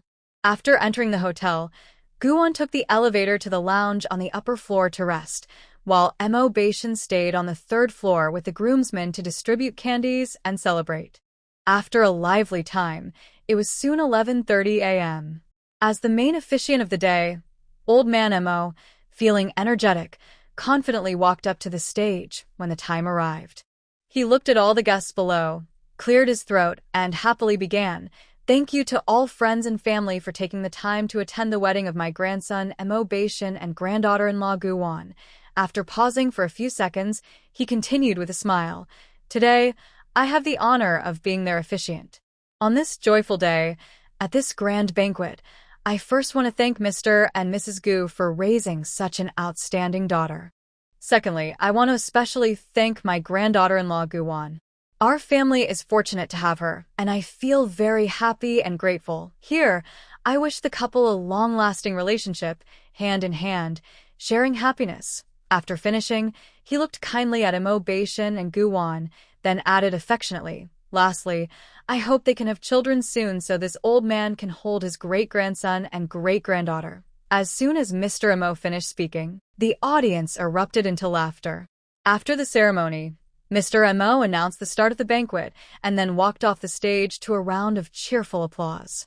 Next came the toasting segment. Gu Wan and Imo Beishin went to the lounge to change into matching outfits before heading out to toast. There were many guests today. In addition to the 100 tables originally reserved by the Imo family, the Gu family had booked an extra 36 tables, filled with relatives and friends from the Gu and Xie families. As prominent families in Haishur, the Gu and Xie families had many relatives and countless friends. However, due to the hurried return of Gu Xianghua and his wife, as well as Mr. Xie, many relatives could not be informed in time. Otherwise, 36 tables would not have been enough. The bride and groom toasted first to their parents, followed by Mr. Imo and Mr. Xie, and then to Gu's elder uncle and aunt, and the second uncle and aunt, in order of seniority. However, after a round of toasts, the groom was made quite tipsy by Gu Zichuan and his group. Gu Wan thought her brother and his cousins had incredible drinking abilities, each one better than the last. During the morning's wedding procession, she noticed that Gu Zedong and Gu Zichuan did not make things difficult for Imo Beishin, which seemed odd at the time, but it turned out they were saving it for the toasting. Everyone was focused on making Imo Beishin drink as much as possible, one cup after another, until he was completely drunk. Zhou Cheng and Chu Yeshuan, the two groomsmen, helped him drink a lot, along with Xin Yunfei, Tang Yuezha, and Su Zhiyong, who also assisted. Otherwise, Imo Beishin would have been utterly wasted. In the end, Imo Beishin was taken upstairs to rest by his good friends. This was a suite specially arranged by Gu Zedong for the bride and groom. It seemed that from that moment, Gu Zedong had been planning to have Imo Beishin rest in this suite after getting him drunk. Moreover, the room number was quite meaningful, 5520. Gu Wan stayed in the room to take care of Imo Beishin, while Tang Yuezha and the other brothers returned to the banquet hall to continue the celebration. After everyone left, Gu Wan quickly took out a cup of spring water from her space and gently poked the closed-eyed Imo Beishin, softly calling him, "Shin, wake up and drink this spring water." Imo Beishin opened his eyes in response, took the cup, and drank it all in one go. Then he pulled Gu Wan into his arms and kissed her. "Wan, you smell so nice." Gu Wan, suddenly kissed, rolled her eyes at him. She thought he was really drunk, but it turned out he was pretending. After a while, Imo Beishin finally let her go. "You really are something, pretending to be drunk to fool your brother." Gu Wan caught her breath and playfully poked his face, smiling at him. Imo Beishin held her finger and kissed it, chuckling softly. "If I hadn't pretended, my brothers would have kept pouring drinks until the banquet was over. He didn't want to be so drunk on his wedding day that he missed such an important night. Even if he could hold his liquor well, he couldn't handle being toasted by several brothers in a row. Especially since they were all drinking strong liquor on an empty stomach, with each cup downed. Even a saint would find it hard not to get drunk. Even Mr. Imo has things he's afraid of." Seeing his expression, Gu Wan immediately understood why he was pretending. She chuckled. "If your brothers find out you tricked them, they'll definitely make you drink again on the day we visit home." Imo Beishin raised an eyebrow, his low voice laced with laughter. "It's fine. On the day we visit home, they can drink as much as they want, and I'll gladly join them. But tonight is off limits because it's our wedding night. If I get drunk and can't remember anything, then my dear, Awan would be left alone in the room." At this, Gu Wan shot him a playful glare. He really knows how to make excuses. He clearly just didn't want to sleep on their wedding night, but he made it sound like he was concerned for her. "I must say, this man is getting bolder by the day." "Awan, I'm so happy." Imo Beishin affectionately pressed his cheek against Gu Wan's, his words filled with joy. "This morning, when I saw my father-in-law, mother-in-law, and older brother suddenly appear at the door, I thought about how they would test me before letting me take you home. But I didn't expect my mother-in-law to be so easygoing and accept me right away. With the mother-in-law's approval, the challenges from the father-in-law and brother-in-law were easily overcome. Gu-won immediately countered, "You wish. Dad, Mom, and your brother were just being polite, considering my parents and grandfather. They didn't want to make things difficult for you right then. They're all waiting for the day we visit them in 3 days." At that time, Gu's family would have a real test waiting for Mo Baishan. Mo Baishan looked at her with a smile. "That's fine. I've already married you. You are now Mrs. Mo Baishan, and even if my father-in-law and brother-in-law want to test me, I'm not afraid. As long as his in-laws didn't take his wife back to Y country, he feared nothing else. You're just taking advantage of the situation." Gu-won pouted, but her smile grew even brighter. Mo Baishan happily responded with a, Then he hugged Gu-won closely again. The couple rested in their suite for about half an hour before getting ready to go downstairs. Not long after they went down, Gu Xianghua and his wife, Gu Zhichuan, along with Gu-won's grandfather, old Mr. Xie, finished seeing off the guests. They agreed to meet Gu-won and Mo Baishan on the day of their visit, then said goodbye to their in-laws, Mo Xiaoyun and Dong Wanqiu, as well as old Mr. Mo afterward. The group returned to the Gu family villa. Once Mo Baishan and Gu-won finished seeing off the guests from the Mo family and returned to the main house, the family was so tired that they didn't even want to move while sitting on the sofa. Mr. Mo and old Mr. Mo had both drunk quite a bit, leaning on the sofa with slightly flushed faces. Gu-won, under the pretense of making tea, added a few drops of spring water to the teapot. She poured a cup of tea for everyone, and the spring water mixed in would not only help everyone feel refreshed, but also assist her father and grandfather in sobering up. Watching her family drink tea, Mo Baishan calmly stood up and said to his parents and grandfather, "Mom, Dad, Grandpa, Awan is tired. I'll take her to rest in our room. If we're not downstairs before dinner, you don't need to come and get us." Hearing this, everyone understood immediately. Dong Wanqiu's face lit up as she waved at her son and daughter-in-law. Go on, go on. Awan has had a long day and really needs to rest." At the same time, she secretly gave her son a look, reminding him to take it easy and not tire out his wife. After all, Gu-won was petite, and her waist was so thin that he could easily wrap both hands around it. But she also hoped the young couple would grow closer every day, and maybe in 10 months, she could hold her little grandchild. Old Mr. Mo had no objections. He could hardly wait for the couple to have his great-grandchild as soon as possible. So, under the loving and expectant gazes of their elders, Gu-won was taken back to their new home by Mo Baishan. As soon as the door closed, he picked her up and headed straight for the new bed. "Ashin, can we talk about something?" Before she could finish, Gu-won heard him reply, "No." Mo Baishan looked at her with a smile, his lips curling up as he confidently said, "Awan, ignoring your husband on your wedding day is very unethical. Wow." She realized just how shameless he could be. Gu-won poked his chest and huffed. "You know that's not what I meant. You're twisting my words on purpose. I think your military friends should see just how shameless the King of Hell is in private. And quite bold too.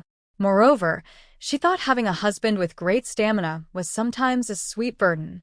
Unexpectedly, after hearing this, the man casually said, "Is having a wife more important than having a face?"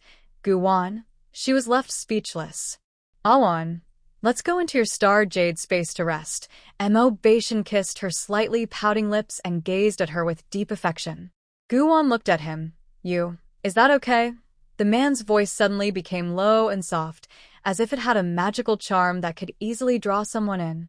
By the time Gu-won realized what was happening, she had already returned to the star jade space with Mo Baishan.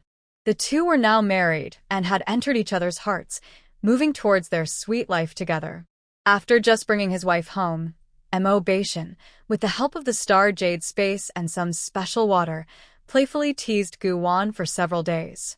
Finally, under Gu-won's warning gaze and serious threat that if he continued to be so reckless, he would have to spend a month alone, he reluctantly let her go.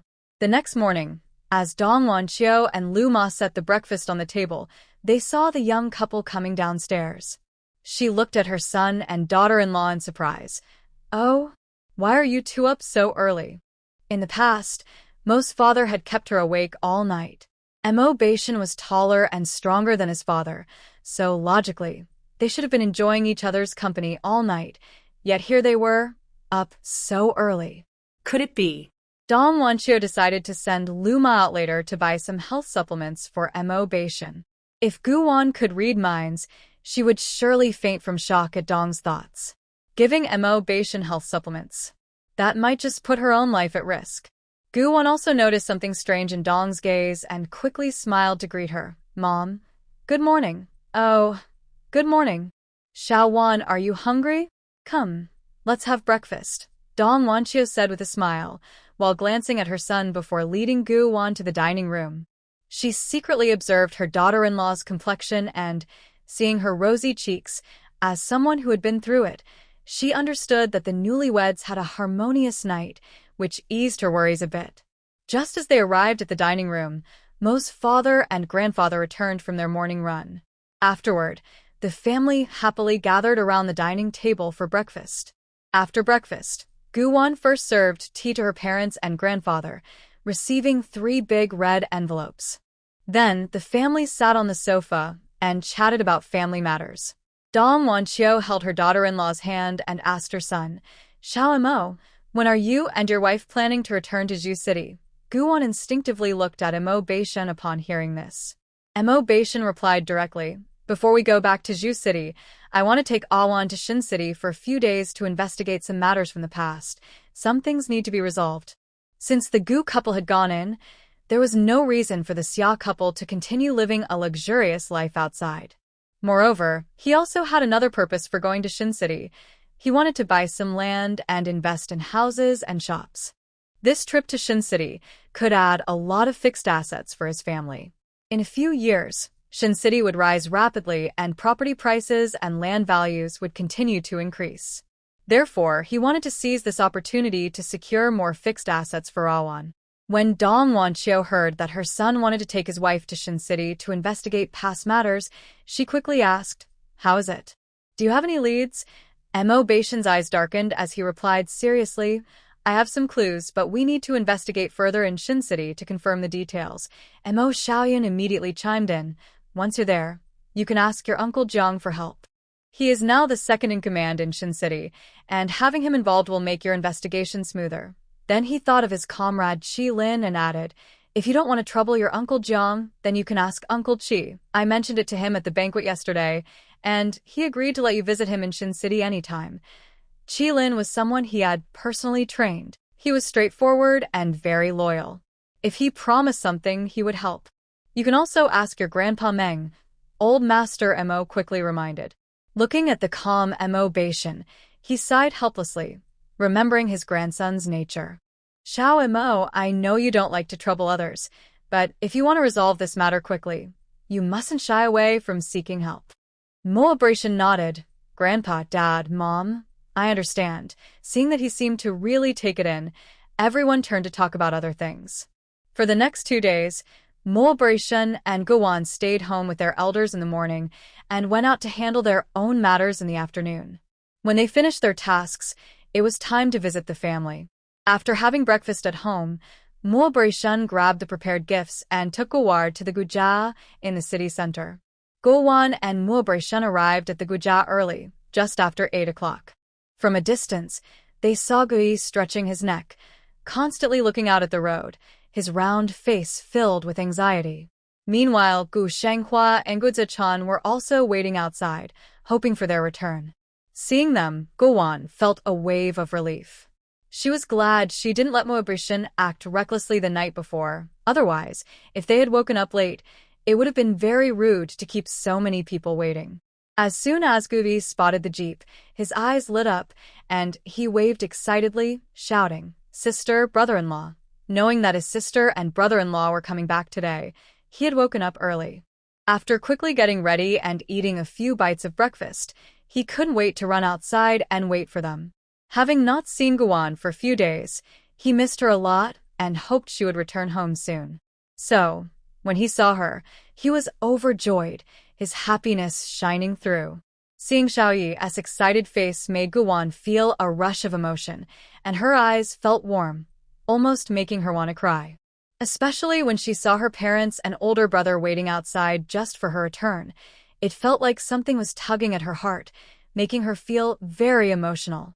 In the past, she had often wished to go home, to feel the warmth of family, and to eat the homemade meals prepared by her parents. Unfortunately, as an orphan, those were dreams that felt out of reach. But now, the dreams that once seemed impossible had become a reality. From now on, she also has a home, parents, an older brother and a younger brother, and many more relatives. At this moment, Guan had to admit that her feelings had changed. Once calm and indifferent, she was starting to feel greedy. Now, she not only wanted a partner but also a family, and she longed for a warm home. After the car stopped, Guan quickly got out. Seeing her little brother running up to hug her, she patted his head and said, "Did you wait a long time? Why didn't you wait at home? It's so sunny outside. It must be hot standing out here." "It's not hot at all." Guzi immediately shook his head with a smile. "We all wanted to come out to welcome you and see you as soon as possible." Then he expressed how much he missed her. "Sister, I really missed you. Ever since your wedding day, I've been looking forward to your return. Now that you're back, I can visit you at your husband's house anytime I want." He had wanted to visit his sister at her husband's house yesterday, but their parents and older brother wouldn't let him. They said she had just gotten married and hadn't returned home yet, so they shouldn't disturb her. At that moment, Mo Beishan picked him up and, while walking toward his in-laws, gently said, "If you miss your sister, just come home to find her. You don't have to hold back. Rules are just rules, but people are real. Besides, our family doesn't have so many customs and rules." "Really?" Little Yi's eyes sparkled with excitement when he heard his brother-in-law say this. He wrapped his arms around Mo Beishan's neck and sweetly praised him. "Brother-in-law, you're the best. There's no one else in the world as good as you."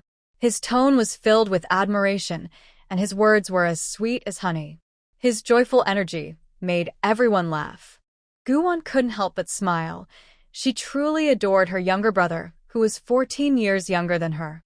Mainly, little E was so good at making people happy and had such a charming personality that anyone who met him couldn't help but like him. The couple walked up to Gu Xianghua and his wife, as well as Gu Zichuan, and shouted, "Dad, Mom, Big Brother." Xia Yuniao looked at the young couple and smiled happily. "Wanwan, Xiaoma, you're back." After saying this, she stepped forward and took her daughter's hand. Seeing her daughter glowing with health, she nodded in satisfaction, and a look of contentment appeared on her face. Seeing the good relationship between her daughter and son-in-law made her feel at ease. "Xiaoma, come inside and sit down." Xia Yuniao warmly invited her son-in-law and led her daughter and husband back to the villa. Mo Beishan did not follow them. He first set Guzi down, then walked to the car's trunk to carry the gifts.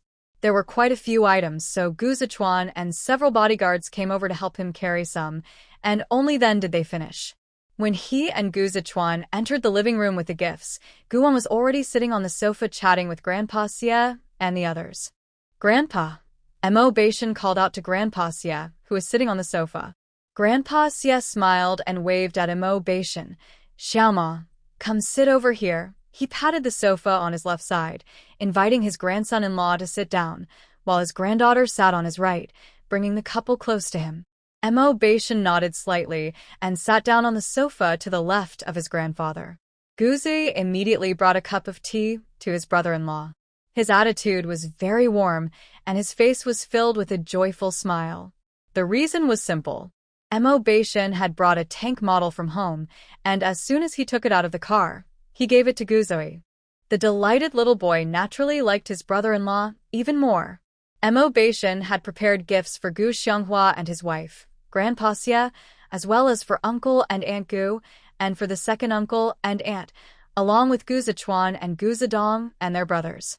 Each gift was carefully chosen and touched everyone's hearts. This made the Gu family increasingly satisfied with their new son-in-law. Especially Gu Xianghua and Gu Zichuan, who found their opinions of Mo Beishan subtly changing upon seeing the thoughtful gifts he had prepared. A big family sat in the living room chatting casually, creating a relaxed and joyful atmosphere. Today, Guwon returned home not only to talk with her parents and grandfather, but also to inform them that she and Mo Beishin would be going to Shenzhen in 2 days. When Gu Zui heard that his sister and brother-in-law were going to Shenzhen and would later return to the military in Zhushi, he felt anxious and quickly asked Mo Beishin, brother-in-law, "Can I go live with you in the military?" Mo Beishin nodded and replied with a smile, "Sure, if you want to go to Zhushi, we can take you along, but only if your parents and older brother agree." Hearing this, Gu Zui hurriedly looked at his parents and older brother. "Dad, can I go to Zhushi to play with my sister and brother-in-law for a while?" His father and older brother were the most authoritative figures in the family, so Gu Zui asked his father directly. If his father agreed, he could go with his sister to Zhushi. Gu Xianghua looked at his youngest son and was about to say yes when he heard his wife chime in, "I want to go too." Xia Yunyao immediately decided when she heard her daughter was leaving Xinjing. She smiled at Gu Xianghua and said, "Xianghua, weren't you and Zhichuan planning to move the company headquarters to Xinjing? Perfect timing. You two can go back to handle the move, and little E and I will go with our daughter to Zhushi. Once you're done, you can come to Zhushi to pick us up." The thought of being separated from her daughter made Xia Yunyao feel heartbroken. So, without any hesitation, she decided to live in Zhushi with her daughter and son-in-law. If her son-in-law thought it would be inconvenient for them to live together, she would buy a house in Zhushi, allowing her to care for her daughter without interrupting their time alone. "Yunyao, what about your health?" Gu Xianghua frowned, looking at Xia Yunyao with concern. He wanted his wife to be closer to their daughter, but Yunyao's health was too fragile. During their return home, she always had a caregiver and a family doctor with her, fearing she might faint without warning again. "I'm feeling great now, and I take my medicine on time every day. I'll be fine." Xia Yunyao showed a gentle smile, looking at her husband with focused eyes to reassure him. "And besides, I just reunited with my daughter. I don't want to be apart from her. In the past, when she couldn't find her daughter, she felt that living was a kind of suffering, which made her very ill. Now that her daughter is back, she only wants to stay by her side. She doesn't want to go anywhere else. Even the Gu family estate in Y country, she doesn't want to return to." Mom. Gu Zhichuan was about to persuade Xia Yunyao to come back with them to Y country to get treatment, but before he could speak, his brother-in-law suggested, "Let Mom come with us." Mo Beishin looked at them with a friendly expression, "I know a master of traditional Chinese medicine." His family used to have imperial physicians, and he is well known for his acupuncture. He happens to live in Zhu City. "Really?" Gu Xianghua immediately asked when he heard that his son-in-law knew a master. "Xiaomo, can that doctor really help your mom's health?" He stared intently at Mo Beishin, his eyes showing a hint of excitement and hope. His wife's health had always been a concern for him. Over the years, he had sought many famous doctors and even established a private hospital, hiring dozens of medical doctors at high salaries, but none had been able to cure Yunyao. This time, Yunyao suddenly woke up, and even the director found it unbelievable, considering it a medical miracle. So, he had been worried that his wife might faint again, just like before. Now, hearing his son-in-law mention a skilled acupuncturist, Gu Xianghua felt a spark of hope. As long as it could help Yunyao, he would be willing to trade anything, even his entire family. The others also looked at Mo Beishin. "It's worth a try." Montag bei Shen Smilets Lichtli. Then he calmly looked at everyone, his tone holding a bit of uncertainty. "I can't guarantee anything right now, but isn't it good to let Mom try?" Hearing this, everyone nodded in agreement, feeling that what he said made sense. No matter if it works or not, they should at least give it a chance. If they can really help Xia Yunyao's health, that would be great. If not, at least they tried. "Let's decide on this. Yunyao will go to Zhu City with Wanwan and Xiaomo for a while," Grandpa Xia said after thinking seriously. He added, "We will drive them there, and also buy a place in Zhu City for Yunyao and Xiao Yi to stay, and get a few more houses for Wanwan to have there." However, Mo Beishin said, "No need. Mom and Xiao Yi can stay with us in the military family housing. There's no need to buy a house outside." With my current rank, the family housing assigned to us has 4 rooms and a living room, which is enough space for our family. He suggested taking his mother-in-law to Ju City for a reason. Because the spring water in Awan's space has health benefits. These past few days at the Mo family home, Awan has been adding a few drops of spring water to the meals and tea, and her parents and grandpa look much healthier now. Even grandpa's white hair seems to have lessened. So, Guwon discussed with him about bringing her mother-in-law back to the military base, allowing her to receive daily care to recover sooner. Of course, he also knows a skilled traditional Chinese doctor who is a friend of his grandpa, but the results won't be as good or as quick as the spring water. So the only way is to use acupuncture as an excuse, combined with the spring water for her mother-in-law's care. At this moment, Guwon looked at them and smiled gently. Dad, Grandpa, let's listen to a shun. He mentioned this at home. He said Mom should stay with us. This way, we can take care of Mom and monitor her health closely, which is better than having her live alone outside. Seeing his granddaughter speak up, Grandpa Xia immediately agreed. All right, we'll follow Wan and Xiao Mo's suggestion. Once we investigate the matters from the past, we'll send them to the military base, set up their family quarters, and then stay there for a few days to see if there are any worthwhile investment projects in Ju City before returning to Shengjing. Finally, they will head back to Y country. This time returning to Luan City is mainly to move the company headquarters back to the country, and they plan to settle in High City for good. Now that the granddaughter has been found and the daughter has woken up, there is no longer a need to stay long-term in country Y. As people age, they often want to return to their roots. He is getting older, and it is time for him to go back to his hometown and enjoy his later years. His daughter, son-in-law, and father-in-law all said the same, so Gu Xianghua naturally did not oppose. After all, everyone was thinking about Yun Yao's health, so he nodded in agreement with his father-in-law's plan. At this moment, the happiest person was little Gu Zui. As soon as he heard that his grandfather and father agreed to let him and his mom visit his brother-in-law's military base, he was overjoyed. His eyes sparkled with happiness, and he was nearly grinning from ear to ear. Xia Yunyao was also very happy. She didn't expect Mo Beishan to actively suggest that she and little E move into their family housing. She had to admit, she was growing fonder of this son-in-law. After finalizing the trip to Ju City, Gu's family began discussing Guwon's dowry. Since they rushed back for the wedding, they didn't have enough time to prepare a dowry, so they could only bring back what they had as her dowry for now. The rest would be given to her once they were ready. Today, as Guwon returned home, they planned to give her the dowry and fixed assets. Led by Elder Xia, he asked Uncle Zhang to bring over the folder set aside, then smiled as he handed it to Guwon. Wan, this is the dowry and gift your grandfather prepared for you. Open it and see if you like it. Guwon was momentarily taken aback. On her wedding day, her grandfather did say he would prepare a generous dowry for her, mentioning that the items brought back from abroad were just a greeting gift for her to hold on to for now. The rest would be given to her once he was ready. At that time, she had advised her grandfather not to prepare anything extra, as the gifts he had already given her were priceless treasures.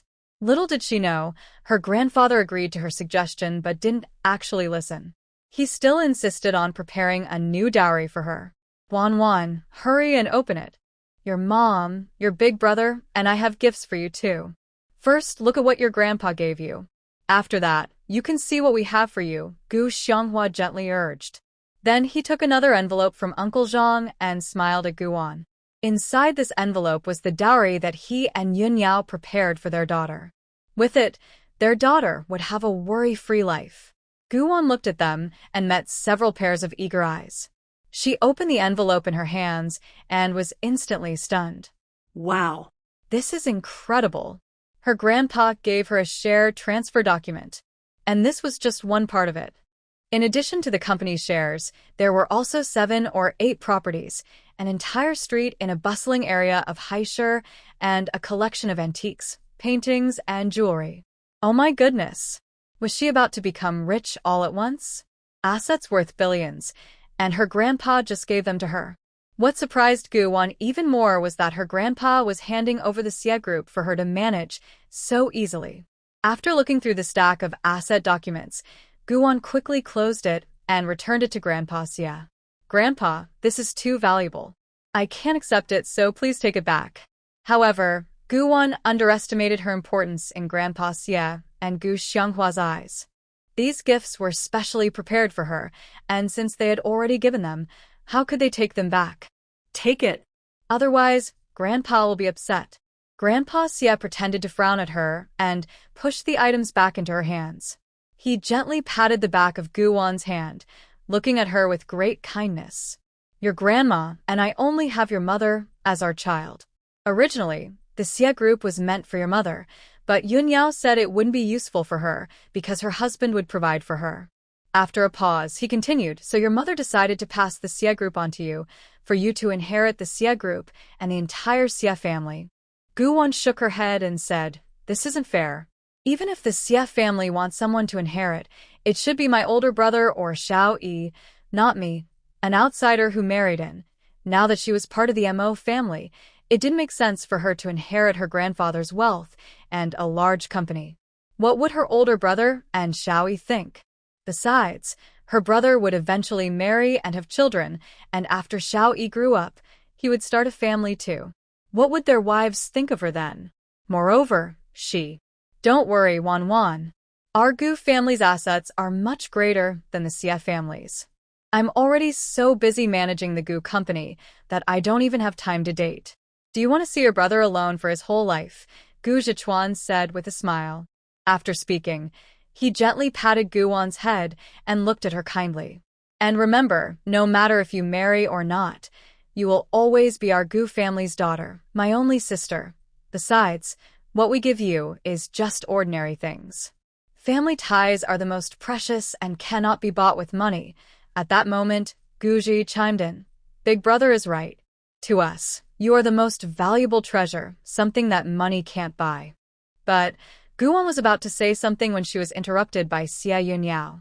Her mother looked at her warmly and said, Nuan, you can keep the things because this was agreed upon by your dad, your grandfather, and your older brother and Xiao Yi. You will inherit from the Xie family, while the assets under your dad's name will be jointly inherited by your older brother and Xiao Yi. After saying this, she glanced at her husband, who understood and walked over to hand the items to their daughter. Gu Xianghua gently stroked Guwon's hair, his warm touch filled with fatherly love. Nuan, no matter how much your mom, grandpa, and I give you, just accept it. Because our families may not have much else, but we have plenty of mines, oil, and money. You see, this little thing in your hand is just a tiny part of our many assets, not worth mentioning at all. Gu Xianghua deliberately downplayed what they had prepared after careful consideration, hoping to relieve his daughter's psychological burden. Guwon thought, can my dad be any more extravagant? He offered her a jade mine worth billions as a dowry, yet he called it a worthless trinket. If others heard this, they would surely be upset and cry out in disbelief. Before Guwon could gather her thoughts, Xie Yunyao spoke again. Nuan, just take it. If you accept it, we will feel more at ease, and our guilt will lessen a bit. Guwon rubbed her forehead in frustration and finally sighed. All right, I will accept the gift. But as for the Xie group, I believe you, Grandpa, are still young and healthy enough to manage the company, so please continue to oversee it. As she spoke, she turned to look at Grandpa Xie, sincerely hoping he would reconsider. A company of this size shouldn't be dismissed so easily. However, Grandpa Xie smiled and shook his head. If we're talking about youth, you're the real young lady. I'm just an old man now. I can hardly move. Once I relocate the company headquarters back to Haishur and handle my affairs, I will hand it over to you to manage. As for me, I plan to spend my days enjoying tea with old friends and playing chess, peacefully enjoying my retirement. Was that his way of saying there was no room for negotiation? Guwon felt her headache intensifying. She looked helplessly at Xie Yunyao and Gu Xianghua. To her surprise, the couple smiled happily at her. Nuan, your grandpa is quite stubborn. Once he makes a decision, he won't easily change his mind. If you feel guilty about it, then hurry up and have a few more babies with Xiao Mo, so your grandpa can hold his great-grandchildren soon. Upon hearing this, Guwon instantly fell silent.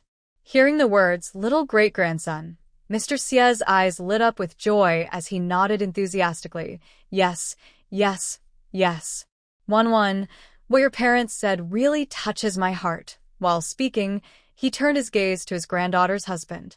Looking at Mo Baishan's handsome face and then at his granddaughter's, he thought the couple was very good-looking and their baby would surely be adorable. My sister's baby is my nephew, right? Does that mean I'm going to be an uncle soon? Guzi looked at Guwan with excitement, as if she were already expecting a baby, his big eyes fixed on her stomach. Guwan couldn't help but smile awkwardly, feeling a bit speechless. She quickly looked at Mo Baishan for help. Unexpectedly, he smiled back at her. He looked at Mr. Xie, a slight grin on his face. Grandpa, having a baby is something that happens in its own time. You can't rush it. After a pause, he added with a smile, but don't worry, Juan and I will do our best to make sure you can hold your great-grandson in 10 months. Guwan was speechless. She shot Mo Baishan an embarrassed glare. Why was he making such promises? What if, in 10 months, there was no baby? Where would he find a great-grandson for Grandpa? Mr. Xie was delighted to hear Mo Baishan say this, nodding repeatedly with a beaming smile. Good, good, good. He still had many things in his hands. He had given some to his granddaughter earlier, and the rest was mostly for the future great-grandson. Additionally, he had set aside a portion for Sichuan and Xiaoi, which he would give them when they got married and started their own families. However, the amount for them would definitely be less than what he gave to Guwan. After all, the Gu family would be inherited by the two brothers, and the Gu family's foundation was even stronger than the Xie family's, so he left the larger share for Wanwan, while Sichuan and Xiaoi would receive a little less. On the day of their return, Guwan and Mo Baishan stayed at the Gu family home for one night. The next morning, after having breakfast there, they headed back to the Mo family. They were set to leave for Shin City the next day, so they planned to spend the rest of the day with their parents and grandfather. They had arranged to meet Zhou Cheng and a few others for lunch at the Xingjing Grand Hotel. At 11:30 in the morning, when Guwan and Mo Baishan arrived at the hotel private room, Zhou Cheng and the others were already there. Third brother, third sister-in-law, you're here. Zhou Cheng turned around as he heard the door open and greeted them with a smile. Third sister-in-law, come in and sit down. The eldest sister-in-law and second sister-in-law saved a spot for you. He pointed to the seat between Luo Wan and Wang Qingqing. You all got here so early. Mo Baishan and I left before 10:30, but I didn't expect you to arrive even earlier, Guwan said with a smile as she looked at everyone in the room. She thought they were early, but it turned out Zhou Cheng and the others had arrived even sooner. It seemed they would need to leave earlier next time they met in Xingjing, or they would always be the last to arrive, which felt a bit awkward. Luo Wan waved at Guwan with a smile. Xiaowan, come sit over here. Guwan replied with a smile, letting go of Mo Baishan's hand and walking over to sit between Luo Wan and Wang Qingqing. After taking a seat, Guwan glanced around the room and noticed that Tang Haoyu was not there. She turned to Luo Wan and asked, eldest sister-in-law, why didn't you bring Haoyu? Tang Haoyu was Luo Wan and Tang Yue's son, a lively and adorable little boy just over 3 years old, the perfect age to be charming. When she had seen him last time, he was very sweet and good at charming people just like Xiao Yi. His little mouth was like it had been dipped in honey, making everyone smile. As soon as she mentioned her precious boy, Luo Wan's smile grew even brighter. He wanted to come, but his uncle picked him up from our house this morning. At that time, Haoyu didn't want to go with his uncle, but his uncle managed to coax him with some toys, and that's how he agreed to leave. Guwan smiled slightly and said, that's why I didn't see him.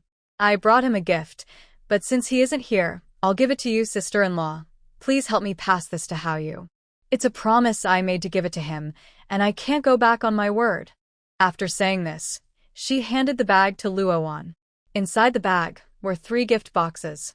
One was a toy for Tang Haoyu, which she had chosen from her collection, suitable for a 3-year-old.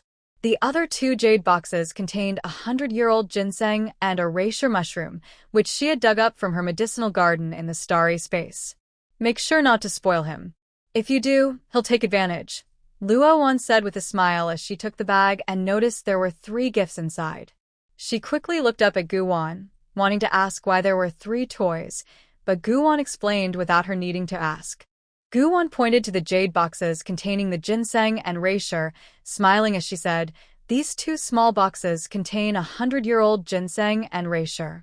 They are gifts for you and my brother. I originally wanted to give jewelry, but Shin said you and my second sister-in-law don't need more jewelry, so I decided to give you the ginseng and reishi I found in the mountains as a return gift." Then she smiled at everyone. "Everyone gets a gift. Second brother, second sister-in-law, the fourth and the fifth, here, this is for you. There aren't many gifts, so please don't mind." Seeing the two jade boxes Guwon placed in front of them, Shin Yunfei and the others looked surprised and puzzled. Ginseng? Reishi? And both are 100 years old? Their sister-in-law's gifts were 100-year-old ginseng and reishi, yet she said it wasn't much. A ginseng of just a few decades is already rare, let alone one that's over 100 years old. One piece could sell for thousands. They exchanged complex glances before opening the two jade boxes in front of them. Indeed, it was ginseng and reishi. Perfectly intact, even the roots were preserved very well. "Third brother, why didn't you stop my sister-in-law from giving away such valuable gifts?" Chu Yeshuan closed the box and looked at Mo Beishin with mixed feelings. This century-old ginseng and reishi mushroom are hard to find. Third sister-in-law must have taken great risks to find them deep in the mountains, yet she is giving them to us now. To be honest, he felt a bit complicated. The brothers didn't lack good things, but they didn't have well-preserved century-old ginseng and reishi mushrooms. Moreover, the most precious part is Guwon's thoughtfulness. Tang Yueza then spoke up. "Third brother, this gift from your sister-in-law is too valuable. You should quickly take it back." After saying that, he closed the two jade boxes. Mo Beishin smiled slightly and looked at them. "Eldest brother, don't underestimate Awan. The two ginseng and reishi mushrooms she left for my parents and grandfather are much bigger than what you have. So, don't be polite with her. Just accept the gifts." This is Awan's heartfelt gesture. Guwon immediately nodded in agreement. "Yes, you should accept them. If you don't, I'll return the gifts you gave me." Hearing this, Tang Yueza and the others exchanged glances before nodding. "All right, we will accept them. If you ever need our help, don't hesitate to call us. We will definitely assist you." "I will," Guwon replied with a smile. Just then, the waiter came in with the dishes. Seeing this, everyone quickly put the gifts away. Once all the dishes were served, Zhou Qing took out the bottle of red wine he brought and placed it on the table. "This bottle of red wine was given to me by a colleague. I've been saving it, but today I brought it to celebrate third brother and third sister-in-law." As he spoke, he poured wine for everyone, filling each glass before pouring for himself. Zhou Qing smiled and raised his glass, looking at everyone. "Come on, let's enjoy this fine wine together. Big sister-in-law, second sister-in-law, third sister-in-law, you should join us too." Hearing this, the three women smiled and nodded, then stood up. "Cheers!" In an instant, all the glasses clinked together. After finishing the first glass of wine, Shin Yunfei turned to Mo Beishin and said, "Third brother, when you have time, bring your wife back to Xingjing. The rest of us brothers, except for Xiao Wu who is always traveling, are all here. In the future, if you have any issues, you must tell us. Don't try to handle everything on your own." He looked at Mo Beishin, his expression serious as he emphasized again, "You need to know that we are brothers. If it's your matter, we won't stand by and do nothing." "Second brother, I understand," Mo Beishin replied, looking up at Shin Yunfei with a smile. He never doubted their words because their brotherhood had already stood the test of time, as he had witnessed in his previous life. At that moment, Tang Yuezha added, "As long as you know." He looked at Mo Beishin and said in a deep voice, "Third brother, you know how strong our bond is. We don't need to say more. Just remember, you are not alone. You have us behind you. Whenever you need help, we brothers will do our best to support you." Hearing this, Mo Beishin turned to Tang Yuezha with a smile and nodded, "I understand. Don't worry, big brother. If something happens, I won't hide it from you." After saying this, he raised his glass and smiled at his brothers.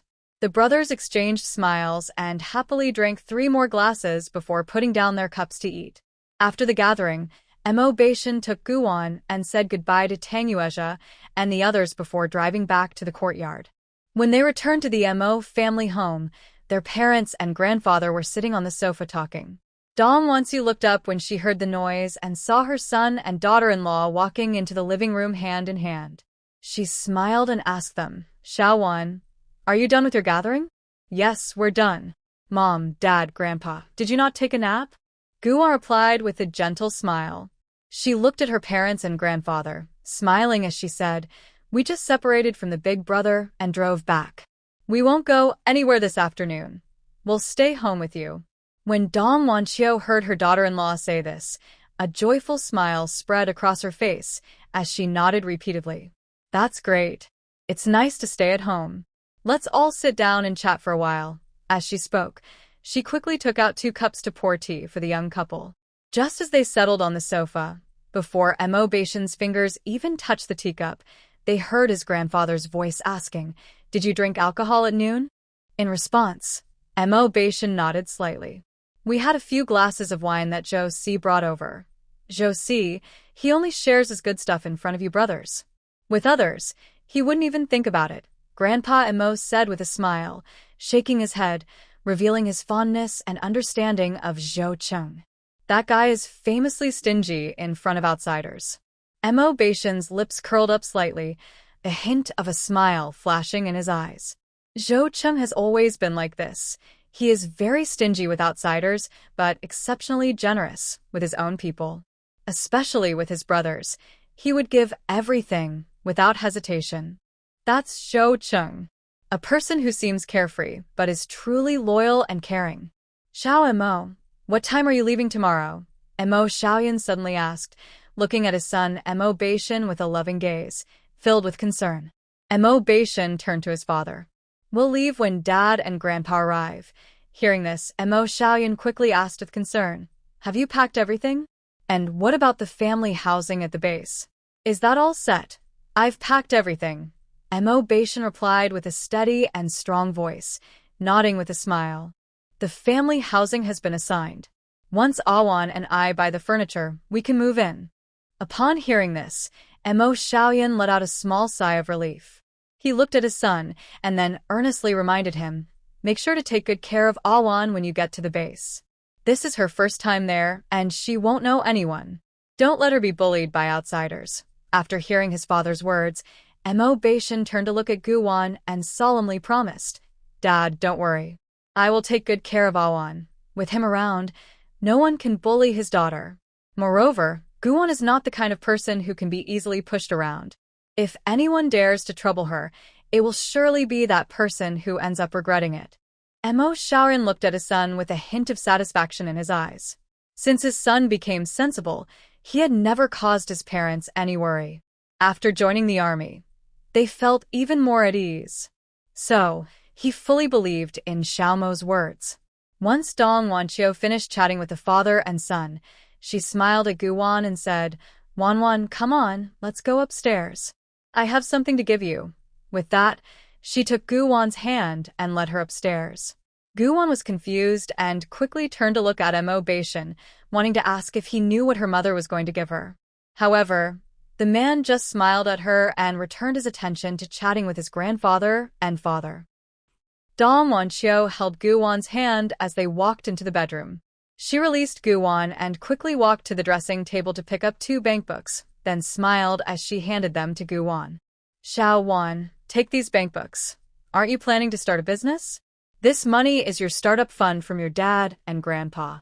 Use it for your business, and if it's not enough, I'll give you more, Mom." Guwan wanted to say she already had money, but before she could finish, Dong Wanqiu interrupted her. With a warm and loving smile, she looked at her. "Take it. Since you call me Mom, it's only right for a mother to support her child's business." As she gently patted Guwan's small hand, she encouraged her to accept the money. "Xiao Wan, if you want to start a business, go for it. Your dad, Grandpa, and I are your biggest support." Dong Wanqiu's tone was firm yet kind, making Guwan feel the warmth and care from her mother. Moreover, her mother's words brought her immense comfort. Having a supportive and loving family behind her made her journey so much easier than struggling alone. She couldn't help but feel a wave of emotion. Gu-won looked up at her mother and noticed the support and encouragement in her eyes. Dong Wanchio smiled gently at her, saying, "You know we only have little Mo as our child. Everything from the Mo family will be left to you. Right now, I'm just giving you a small part in advance," she quickly added, "and you might not know, but I have several of these bank books." Her tone was still as bold as ever. Even though Gu-won had been surprised by many things lately, she was still taken aback by her mother-in-law's confidence. She felt like the original story of her life had been completely rewritten. Since she arrived here, she had been on a lucky streak, transforming from a pitiful person into someone favored by fate. Now, she was truly the beloved one. Especially in the past few days, everyone had been showering her with affection, giving her a surreal feeling, as if she were walking on clouds. Gu-won quickly adjusted her emotions and smiled at Dong Wanchio, saying, "Mom, I have enough money for business. Besides, Ah-shun gave me all his savings, and when we got married, you, Dad, and Grandpa gave me a large bride price, and you didn't take any of the wedding gifts. You just handed them all to me. That was several tens of thousands in gifts, yet her mother-in-law generously gave it all to her. Your money is yours. It's not the same as what we give you." Dong Wanchio replied immediately. Gu-won's mouth twitched, wanting to say that it was all money, but when she met her mother's warning gaze, she smiled sweetly and held her tongue. Dong Wanchio pretended to glare at her and said firmly, "Take it. Your parents and grandfather gave you so much.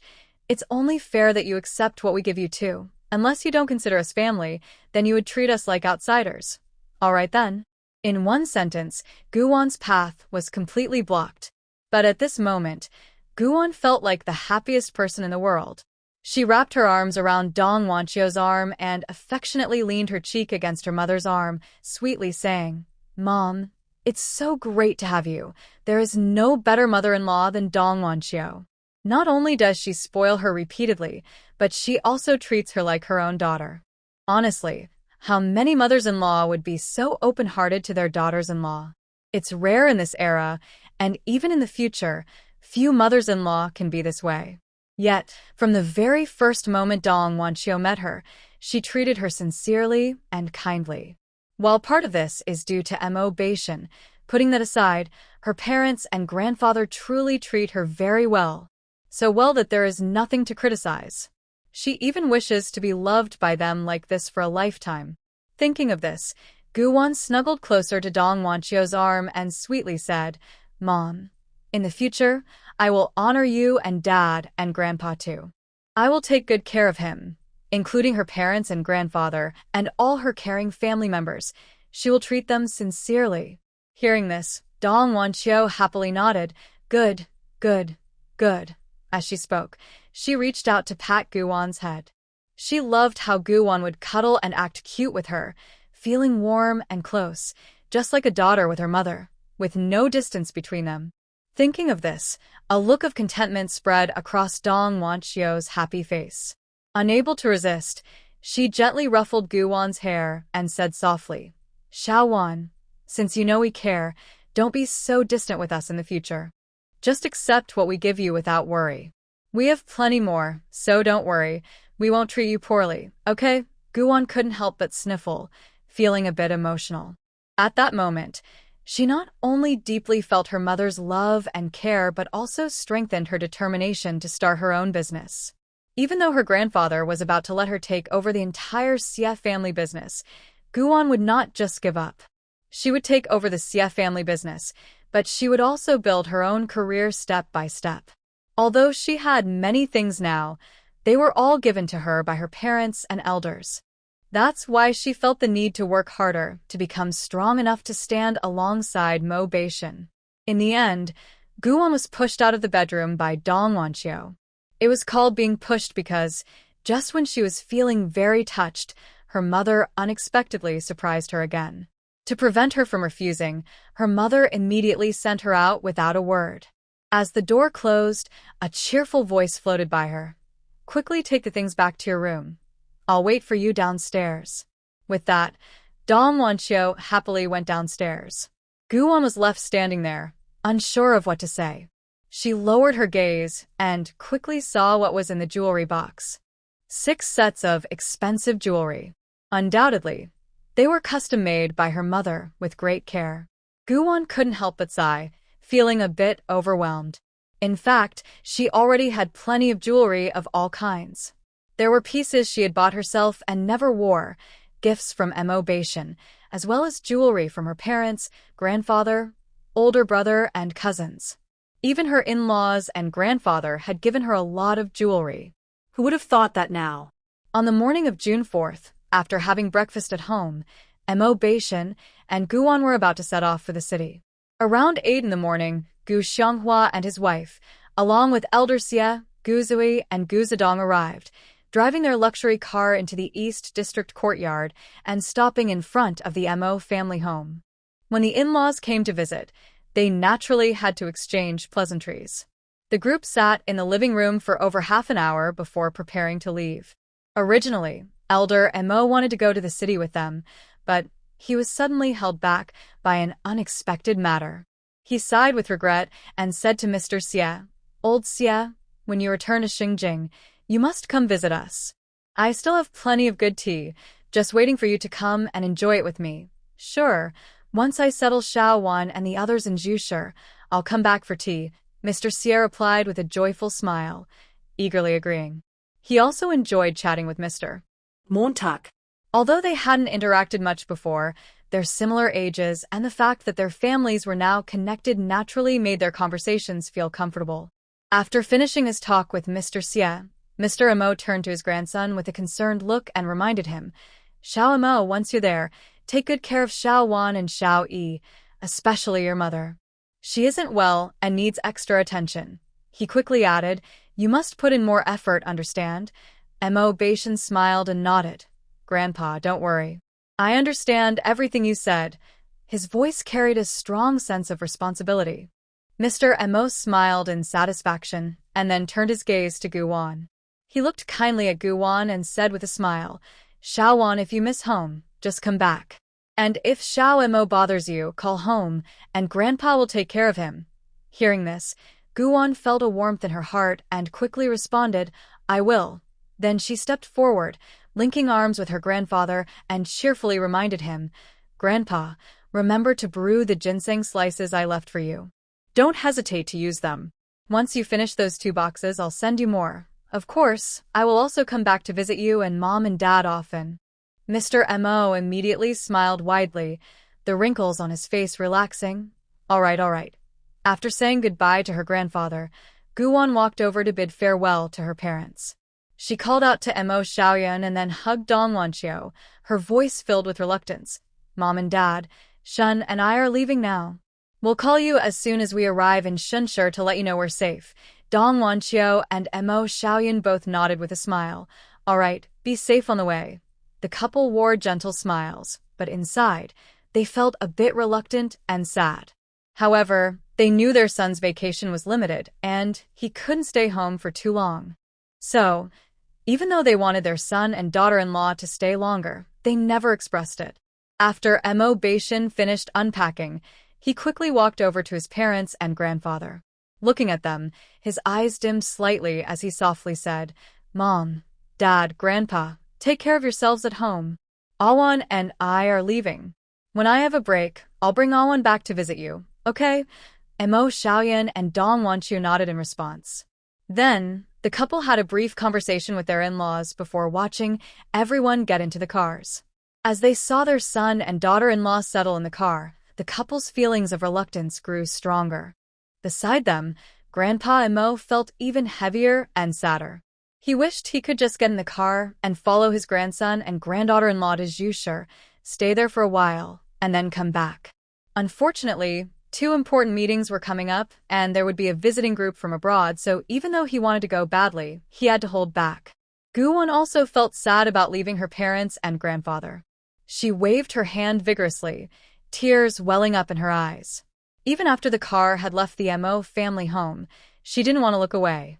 The 3 luxury cars gradually moved away from the East District courtyard, but she still occasionally glanced out the window, as if searching for her family's figures. Mo Baishan gently rested her head on his shoulder and softly comforted her. "It's okay. Don't be sad. We can come back to visit them often. Guwon responded with a soft, but her mood remained low. Although she had spent a short time with her parents and grandfather during her days in the Mo family, she truly felt their care and warmth. So, when she saw the reluctant expressions on her parents' and grandfather's faces, her eyes instantly filled with tears. Come sleep with me for a while. When you wake up, you might feel better. Mo Baishan's voice seemed to have a magical quality, gradually calming Guwon's mood. She slowly closed her eyes, snuggling in his arms and listening to his heartbeat. The next evening, 3 luxury cars drove into the city center and sped toward the Gu family's garden villa. Both the Gu and Xie families owned homes in the city, including Mo Baishan, who had a garden house there as well. However, his house had been empty for a long time, so he and his wife followed Gu's father's suggestion and moved into the Gu family home. Before long, the car arrived at the Gu family's villa. Guwon was helped out of the car by Mo Baishan. As soon as she stood steady, Xiao Yi ran over. He grabbed Guwon's wrist, smiled at her, and said in a sweet voice, "Sister, let me show you around. If you don't like this villa, Big Brother can get you a bigger one." After all, they had plenty of houses, so giving his sister a few more wouldn't be a problem. Hearing this, Guwon couldn't help but smile slightly. Her little brother was just too adorable. Changing villas was as easy as swapping a toy for him, and his tone was incredibly casual. Guwon pinched Xiao Yi's cheek and gently said, "That would be great, Xiao Yi. Not a problem." Xiao Zhe replied with a big smile, confidently patting his chest. Then, he took his sister and mother into the main villa's living room. At the same time, in the suburbs of the city, a middle-aged woman stormed into the living room, looking very upset. As soon as she entered, she began searching for her daughter. The middle-aged woman was furious. Seeing that her daughter was not in the living room, she frowned and immediately asked the housekeeper, "Zhang Ma, where is the young lady? Is she not home?" Her face looked terrible, and she was surrounded by intense anger because she realized her daughter had lied to her. A few days ago, Lanlan suddenly asked her for 20,000 yuan, claiming that her future son-in-law needed it to partner with a friend in a business venture, saying he was short on funds. She asked if her mother could lend him the money, promising to pay it back once the business was up and running. She believed it. She thought her daughter was genuinely helping her future son-in-law, but little did she know. This afternoon, while playing mahjong, she heard that her son-in-law hadn't started any business at all and didn't even have plans to do so. Thinking that her daughter had deceived her made her furious. She lost all interest in the game and hurried home from the tea house. "Yes, Mrs. Upstairs," Zhang Ma immediately replied. As she spoke, she quickly glanced at her employer's face and noticed it didn't look good, so she quietly stood by after saying this. As a housekeeper, she didn't dare to interfere in the family's matters. Upon hearing that Xia Lanlan was in the bedroom, Mrs. Xia ordered Zhang Ma sharply, "Go call her. Tell her to come down to the living room right away. I need to ask her something." Zhang Ma didn't dare to delay and quickly headed upstairs. In less than 2 minutes, a young woman in a yellow dress came out of the bedroom and happily walked downstairs. "Mom, why are you done with mahjong so early today? I heard from Zhang Ma that you wanted to talk to me. What is it?" She smiled brightly at Mrs. Xia, completely unaware that her mother knew about her lie.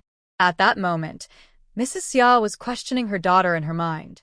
"Yes, I'm done," Mrs. Xia replied flatly, her voice sounding a bit stiff as she clenched her fists, trying to control her emotions. She fixed her gaze on Xia Lanlan, her eyes reflecting a complex and difficult-to-read emotion. Suddenly, she felt a sense of unfamiliarity towards the daughter she had raised. Once, Mrs. Xia thought she knew her daughter well, but now she suddenly felt she couldn't understand Xia Lanlan at all. Was it because she had been too indulgent with Lanlan in the past that it led her to lie to her parents? This thought kept swirling in Mrs. Xia's mind, making her feel anxious, as if something was slipping out of her control.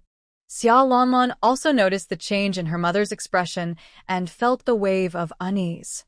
She furrowed her brow for a moment, then quickly walked to her mother and naturally hugged her arm. With concern, she asked, "Mom, what's wrong? Why do you look so upset?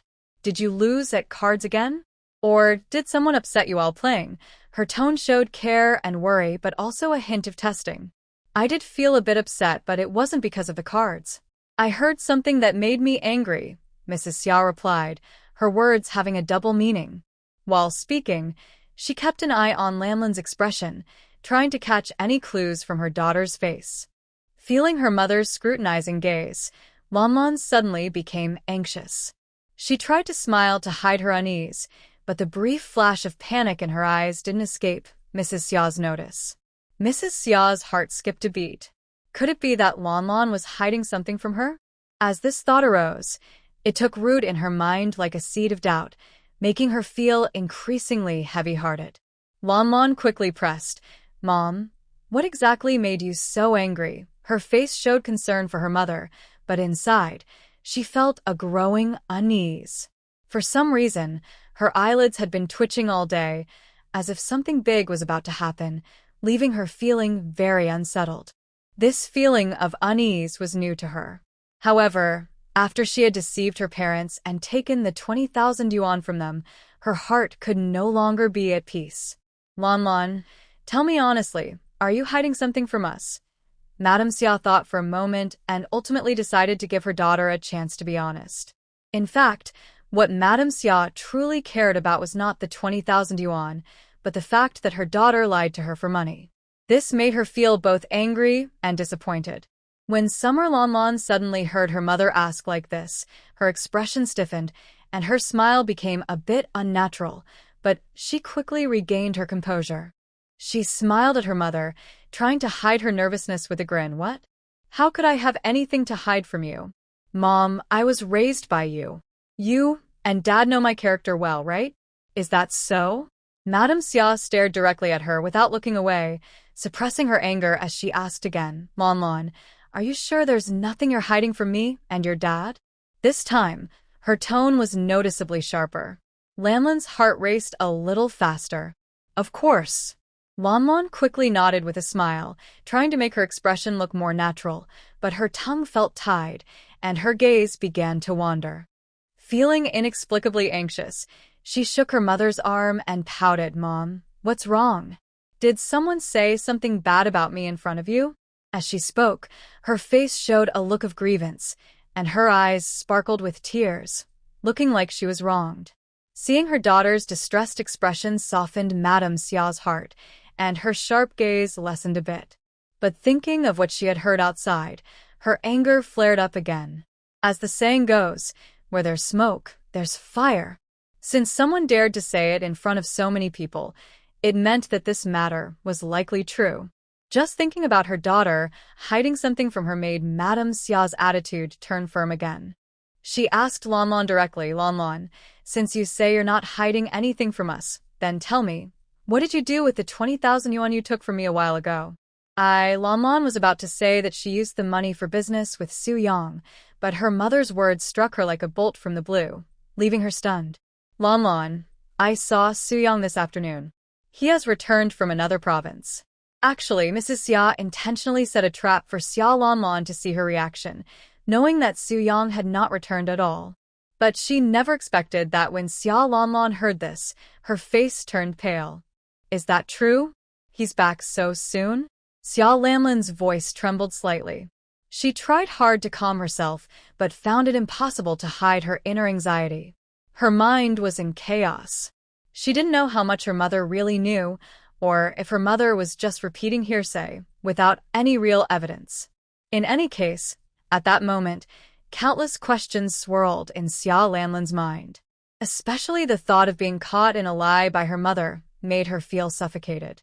Xia Lanlin looked at Mrs. Xia in panic, her lips parted as she tried to explain. "Mom, I actually gave the money to Xia Lanlin." Mrs. Xia, seeing that she had already said so much, became furious that Xia Lanlin was still trying to make excuses. She slammed her hand on the coffee table. With anger in her eyes, she glared at Xia Lanlin, her tone sharper than before. "How have I taught you? I worked hard to raise you, paid for your education, and supported your talents, hoping you would marry well. And now, you dare to lie to me? After so many years of schooling, has it all gone to waste?" Mrs. Xia's words were filled with pain and disappointment. She suddenly felt that all her efforts over the years had been in vain. Although Xia Lanlan was not her biological daughter, once she decided to bring her home and raise her, she treated her like her own child. Over the years, she and Mr. Xia had cherished Lanlan, giving her everything she wanted, never treating her poorly. But now, her daughter was unwilling to open her heart to her mother. How could she not be angry? How could she not be upset? Xia Lanlan's voice was stuttering badly. She clearly wanted to find an excuse to cover up the past, but her thoughts were so tangled that she couldn't form a complete sentence. Especially when she saw her mother's gaze growing colder, as if she was very disappointed in her, filled with chill and anger. Suddenly, a wave of panic surged in her heart. Xia Lanlan hurriedly rushed into Mrs. Xia's arms, crying as she admitted her mistake. "Mom, I'm sorry, I know I was wrong. I shouldn't have lied to you. Since you know it's wrong to lie to your parents, then tell me honestly, where is that 20,000 yuan? Mrs. Xia was clearly not easily fooled. She stared intensely at her daughter, as if trying to see the truth through her eyes. Then, she pulled Xia Lanlan up from her embrace, gripping her shoulders tightly as she pressed. "Lanlan, I want to hear the truth, not another lie to brush her off." At those words, Xia Lanlan's body stiffened, and her voice began to stutter again. The money was. Her eyes kept darting around, unable to meet her mother's gaze. Could she really say that she had given the 20,000 yuan to her biological parents? She couldn't dare to reveal the truth. "Is it hard to say? Can you not even tell your own mother?" Mrs. Xia continued to press, her voice growing sharper, her disappointment and anger clear in her eyes. She simply couldn't understand why her daughter was hiding things from her, and it made her very upset. "No, Mom." Xia Lanlan quickly shook her head, feeling extremely anxious and unsure of what to do. She tightly held Mrs. Xia's hand, trying to organize her thoughts in her mind. Biting her lip, she finally spoke softly. "Actually, I used that 20,000 yuan to buy jewelry. I was afraid you wouldn't agree, so I lied and said it was for Su Yang's business. I promise I won't lie to you again. Mom, please forgive me." Her heart raced at that moment, feeling extremely flustered. This was the first time her mother looked at her like this, and it made her feel scared and even a bit panicked. What should she do? After hearing her daughter's explanation, Mrs. Xia did not immediately believe her. Instead, she pressed further. "What about the jewelry you bought? Why aren't you wearing it?" The diamond necklace around Xia Lanlan's neck was a gift she had given herself for her birthday last year. She loved it so much that she had never taken it off. Knowing Lanlan's love for beauty, if she had truly bought new jewelry, she would have worn it to show her mother how it looked. So, the truth of her daughter's explanation was still in question. Upon hearing this, Xia Lanlan's face turned pale again, and she quickly made an excuse to brush it off. "I left it at Qin Shue's house and forgot to bring it back." Seeing her daughter's panicked expression, disappointment flashed in Mrs. Xia's eyes. She took a deep breath and tried to soften her voice. "All right, since you forgot the jewelry at Qin Shue's house, you can go get it tomorrow. Let me see if my daughter's new jewelry looks nice." With that, she released Xia Lanlan and stood up from the sofa. Mrs. Xia glanced at her stunned daughter, grabbed her bag, and left the Xia household with a gloomy expression. She intended to find out about Lanlan's activities over the past few months and see who she had been in contact with, as it seemed her daughter had learned to lie to her repeatedly. At that moment, Xia Lanlan was completely stunned in the living room. She blankly watched her mother walk out without looking back, then get into a car and leave the Xia house. Xia Lanlan suddenly collapsed onto the carpet, her face as pale as paper, knowing she was in trouble. Since her mother was already suspicious, she would definitely investigate the whereabouts of that 20,000 yuan. Otherwise, Mrs. Xia would not let it go. Thinking of this, Xia Lanlan quickly got up with the help of the coffee table and hurriedly ran out of the Xia house to seek help from her good friend Qin Shue.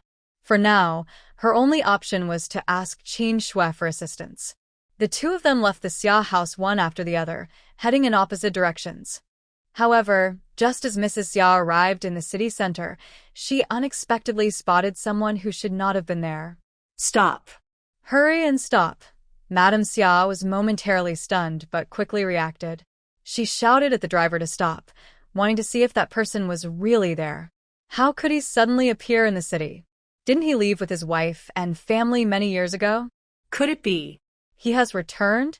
The thought of Gu Xianghua coming back and being in the city made Du-Wan's heart race with panic. At that time, she couldn't accept that her child had died shortly after birth. The doctor who helped her deliver told her that due to her body being difficult for pregnancy, it was rare for her to conceive. But because of the premature birth, she would never have children again. After facing this double blow, along with her jealousy, she had her husband bribe the doctor and nurses who assisted her, giving each of them 3,000 yuan to keep the matter secret. Then, when the doctor and the two nurses left, she took advantage of Xia Yunyao's deep sleep to steal Xia Yunyao and Gu Xianghua's daughter. Unexpectedly, just minutes after she had stolen Xia Yunyao's child, a couple entered her hospital room with their baby and swapped the two children. The couple didn't notice, and she stood outside the door, witnessing the entire exchange. She thought that since the child wasn't her own, it was fine to swap them. After all, she wouldn't be the one to feel sad in the end. So, she and old Xia took home the current Xia Lanlan, while Gu Xianghua and Xia Yunyao's child was taken away by the farmer couple. In truth, it was all Xia Yunyao's fault. If Xia Yunyao hadn't insisted on going out that day to find Gu Xianghua, the accident wouldn't have happened shortly after they left, causing both of them to give birth over a month early. And because of this, she could never have her own child. So, she hated Xia Yunyao. It was Xia Yunyao who caused her son to be lost right after birth. And the main reason was her deep jealousy of Xia Yunyao. Because she also liked Gu Xianghua for many years, but Gu Xianghua only had eyes for Xia Yunyao. Aside from Xia Yunyao, it seemed he couldn't see any other women. Every time she followed Xia Yunyao to meet him, he ignored her completely, as if she were just invisible air, never catching his attention. Whenever she thought back to the past, it brought her great satisfaction. Gu Xianghua and Xia Yunyao were so eager for the birth of their daughter, weren't they? So, she decided to take that little girl away, turning her from a rich family's daughter into a country girl, ensuring she would never return to the Gu family. Of course, if that couple could somehow mistreat the girl to the point of no return, that would be even better. She wanted to see Xia Yunyao suffer. The more pain Xia Yunyao felt, the happier she became, and her heart felt even more at ease. It must be said that twisted minds always blame others and never look for reasons within themselves. When Xia Yunyao and Gu Xianghua went to Jin City to visit their elders, it was Mrs. Xia, also known as Du-Wan, who insisted on bringing her husband, Xia Weigua, along. When they refused her, Du-Wan looked at Xia Yunyao with tearful eyes and followed her closely. Eventually, Xia Yunyao and Gu Xianghua were so annoyed that they agreed to let her come along. Who would have guessed that their presence would lead to trouble? On the day of the incident, it was also because Du-Wan was arguing with Xia Weigua in the car that the driver got distracted and crashed into a tree. As Du-Wan was lost in thought, the driver had already parked the car by the roadside. He turned to Mrs. Xia and called out, "Madam, the car is parked." Du-Wan snapped back to reality at the sound and hurriedly opened the car door to get out. As soon as she got out, she rushed to the other side of the road. She walked quickly, but unfortunately, she was still a step too late. By the time she reached the other side, Gu Xianghua was already gone from the store. Du-Wan quickly looked around but still couldn't find him. She instinctively frowned and took a few steps into the restaurant, grabbing one of the staff members and asking, "Where did that person go?" "What person?" The staff member looked at Du-Wan in confusion, with a hint of doubt and puzzlement in her eyes, thinking this person was quite strange. With so many people coming in and out of their restaurant every day, how could she know who Du-Wan was talking about? "That man just now." Du-Wan's voice was filled with urgency. As soon as she finished speaking, she unconsciously tightened her grip. "Ow!" The staff member winced in pain, her brow furrowing from the discomfort in her arm. She looked at the woman in front of her, feeling a mix of confusion and annoyance, and patiently urged, "Ma'am, please let go. You're hurting me." Hearing this, Do-won suddenly realized her behavior was a bit excessive. She quickly released the staff member's wrist, not even offering an apology, and hurriedly left the restaurant. Her steps were frantic and anxious, as she wanted to confirm whether that person was Gu Xianghua, while also feeling a sense of worry and fear inside. Watching Do-won leave, the other staff members couldn't help but mutter, "Who is this person?" Grabbing someone for no reason is one thing, but hurting them and not even apologizing. Forget it, let's just get back to work. Once Do-won returned to the car, her mood grew heavier. The image of that man kept flashing in her mind, her heart racing uncontrollably as if it would burst from her chest, filling her with intense anxiety and unease. She had thought she would never return to her home country, yet he had appeared out of nowhere in Shenzhen. A wave of fear washed over Do-won. If Gu Xianghua found out that his daughter had been taken by her, with his protective nature, he would not let her and old Xia off easily. Thinking of this, Do-won lost all desire to search for anyone. She quickly instructed the driver to turn back, filled with confusion and unease as she returned to the Xia family home. As soon as she stepped into the living room, she spotted Xia Weiguo sitting on the sofa. Do-won's pace was hurried and urgent as she quickly said, "Old Xia, come upstairs right away. I have something important to discuss with you." She headed straight for the bedroom on the second floor. What could be so urgent? "I just got back from a long day at work and haven't even finished a cup of tea before you call me upstairs." "Can it wait until tonight?" As soon as Xia Weiguo entered the house, he looked at Do-won with dissatisfaction. His wife was becoming more and more assertive, often speaking to him in a commanding tone. Who could stand that? Unlike other women outside, who would obediently do whatever asked and take care of him comfortably, Do-won was simply too strong-willed. When Do-won heard her husband speak to her in that tone, she immediately frowned and asked, "What do you mean?" She stared at Xia Weiguo's face and, for some reason, suddenly thought of Gu Xianghua's profile. His face was still as handsome as it was years ago. Time seemed to have left no marks on his striking features. Even approaching 50, he still attracted attention. In contrast, Xia Weiguo, due to his job, often had to socialize, which meant drinking at banquets. Over the years, his belly had grown larger from all the drinking. In recent years, as he aged, he had gained even more weight, and his belly looked like that of a pregnant woman. Yet, despite this, she had never complained about him. How could he dare to be angry with her now? Upon hearing Do-won's question, Xia Weiguo quickly realized his mistake. He hurriedly stepped in front of Do-won, wrapped his arms around her, and smiled. "Honey, please don't be upset. I'm just really tired. I wanted to rest on the sofa a bit longer, but before I could even get comfortable, you rushed me upstairs, so I couldn't help but complain." Seeing her husband soften, Do-won felt a bit better, though she still had some lingering discomfort.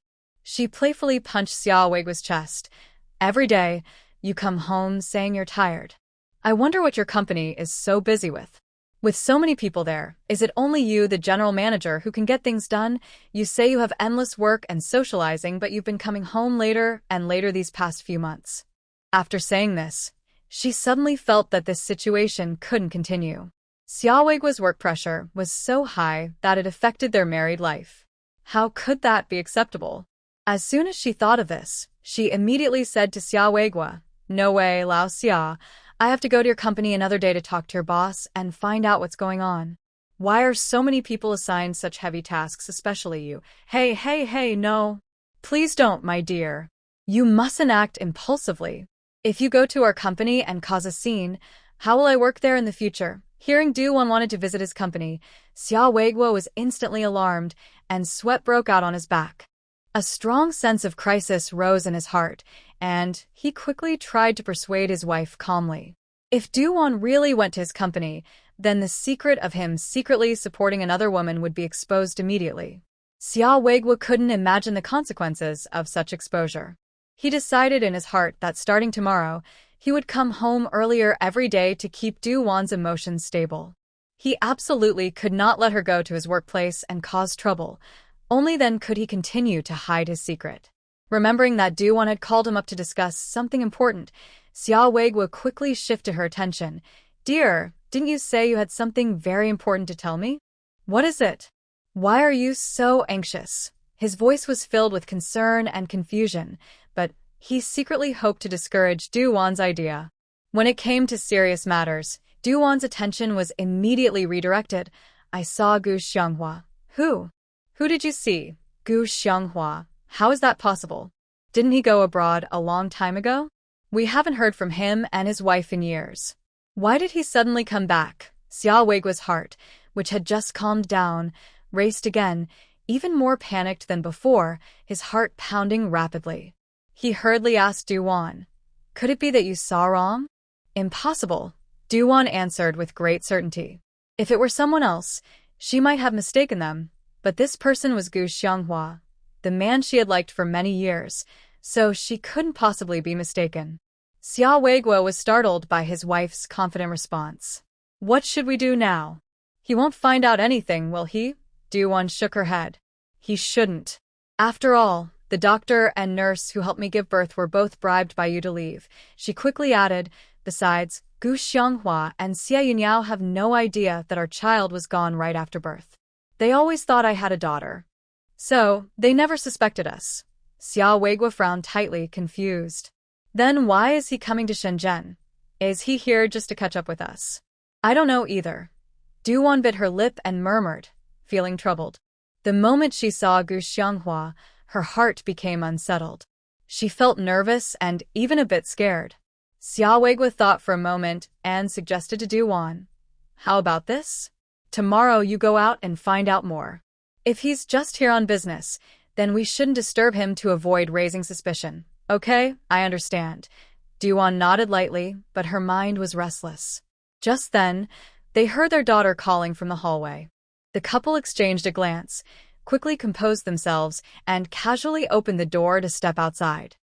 On the afternoon of the third day in Shenzhen, Mo Beishan had gathered almost all the evidence, which pointed directly to the Xia couple. Now, they just needed Gu Si and Gu Qi to bring the doctor and nurse who assisted Mrs. Xia back to Shenzhen, and the case of the switched babies would come to a perfect conclusion.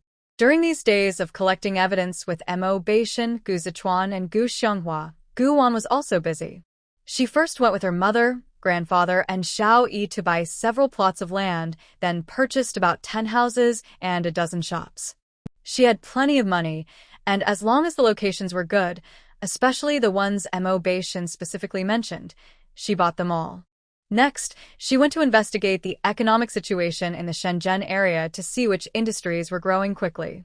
Once she had set her goals, after settling down in the Zhu City military base, she could start preparing for her company and factory and then develop her own career.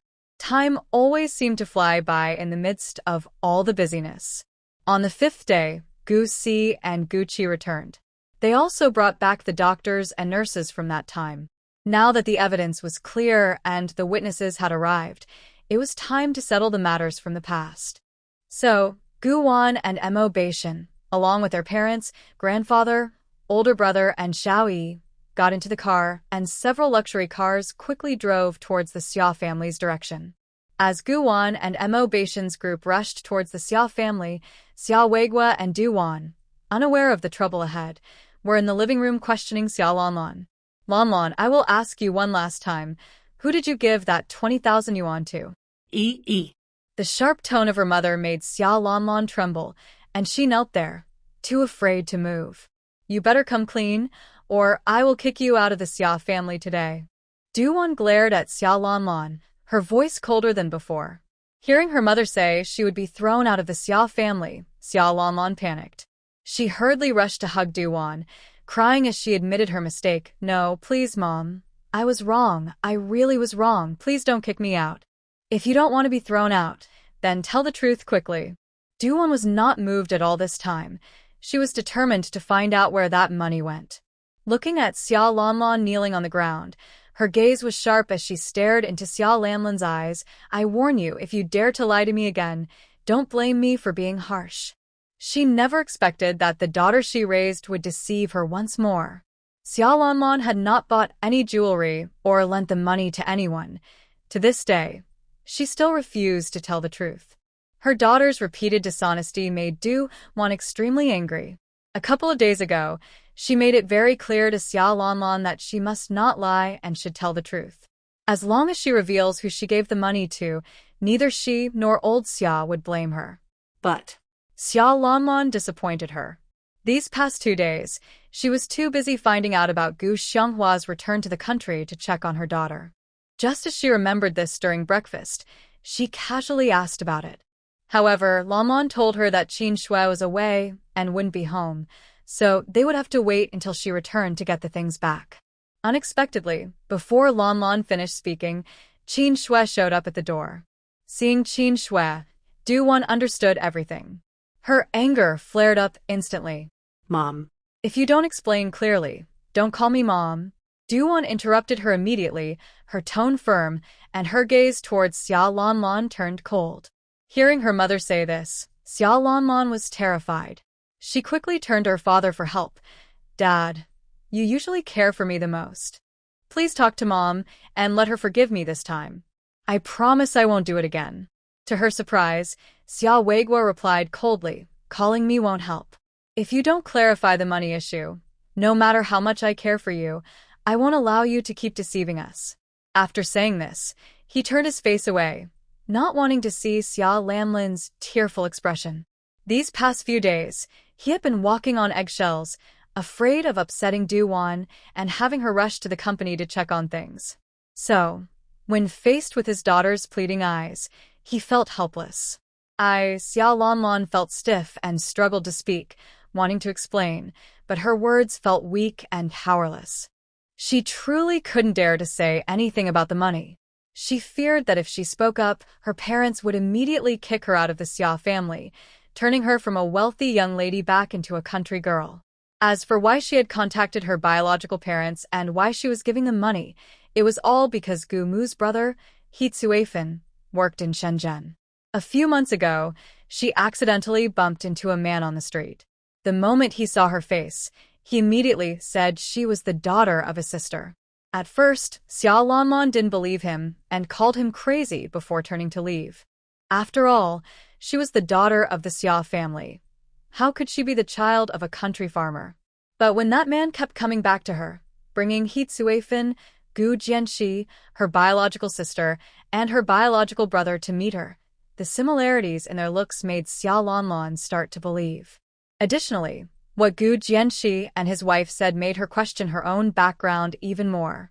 At that moment, she felt both shocked and scared, surprised that she was not the true daughter of the Xia family and that her real parents were farmers from the countryside. She was also deeply afraid. She feared that when her parents found out she wasn't their biological daughter, they would kick her out of the Xia family. To ensure that the Gu family wouldn't cause trouble and that her parents would never doubt her identity, Xia Lanlan secretly gave money to her biological parents while enjoying the luxurious life of a Xia family daughter.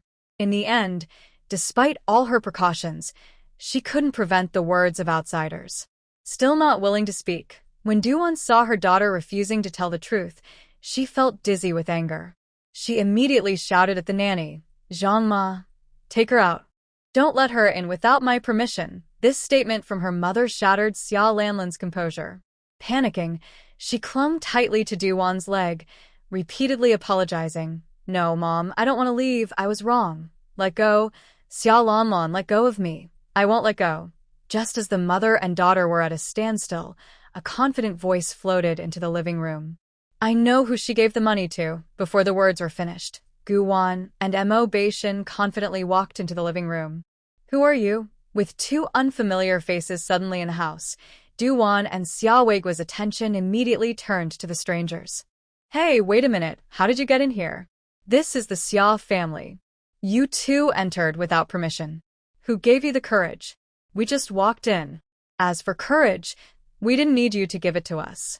Gu-won smiled charmingly at Du-won. Seeing Du-won's face darken with anger, she quickly added, "But I should thank that young lady from earlier. She left the door open when she went out, so my husband and I just came in." With that, she shrugged her shoulders, smiling proudly. "You?" Du-won, furious, pulled Xia Lanlan aside and stood up, glaring sharply at Guwan and Mo Beishan, thinking they were there to discuss something with Xia Weigua. She pointed toward the door, ordering them to leave. Get out. Even if you want to visit my family, you need my permission to enter. It's been over a decade, Duwan. Your hospitality has really declined. Hearing a familiar voice from outside the living room, calling her full name, Duwan was momentarily stunned before quickly questioning, "Who are you?" However, the last word got stuck in her throat. Her eyes widened in disbelief as she recognized the voice. It was Xia Yunyao and Gu Xianghua, and old Master Xia. Long time no see. Duwan, it's been 19 years. Do you still remember me, your old friend? Xia Yunyao smiled at the familiar face, suppressing her resentment. She emphasized the last few words, stretching them out.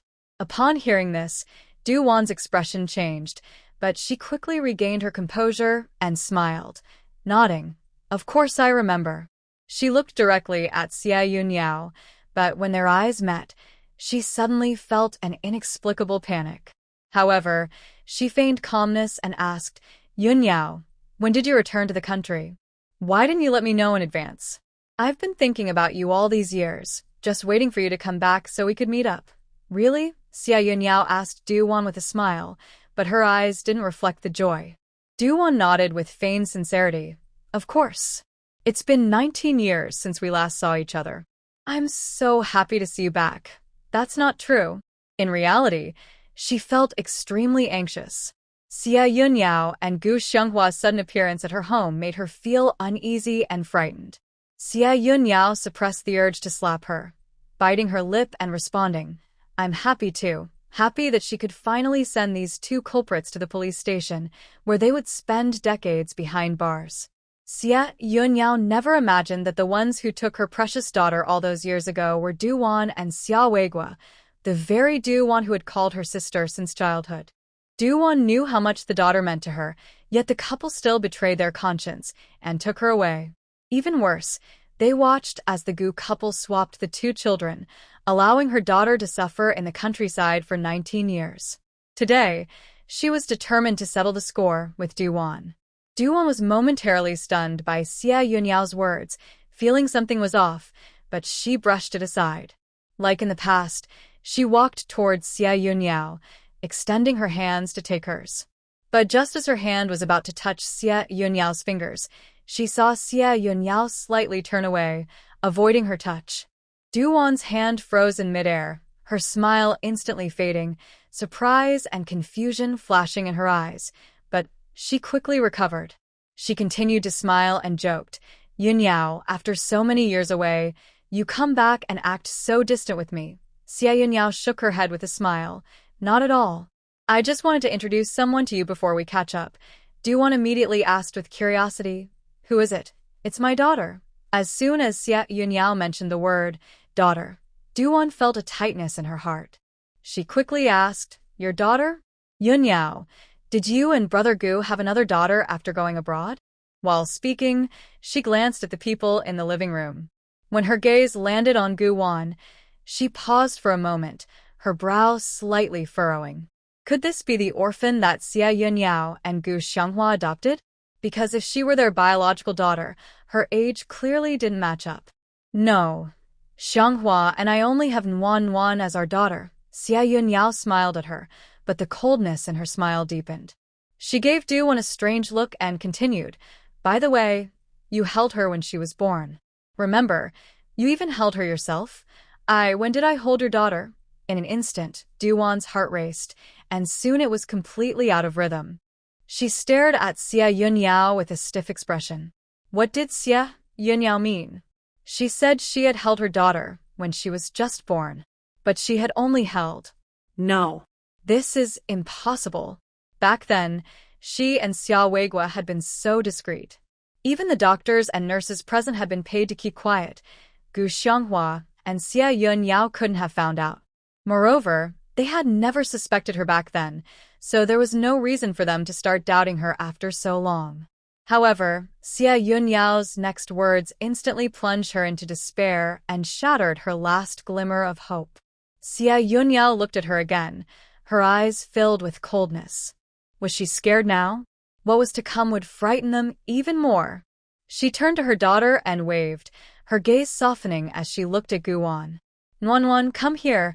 Mommy wants to introduce you to an aunt. She is a friend of Mommy's from the past, and back then, at this point, Xie Yunyao suddenly tapped her forehead lightly, frowning with a hint of regret. Oh dear, I should have let Aunt Du enjoy this moment a bit longer. After all, today is the day they fell from heaven to hell. These seemingly gentle words actually held a hidden meaning.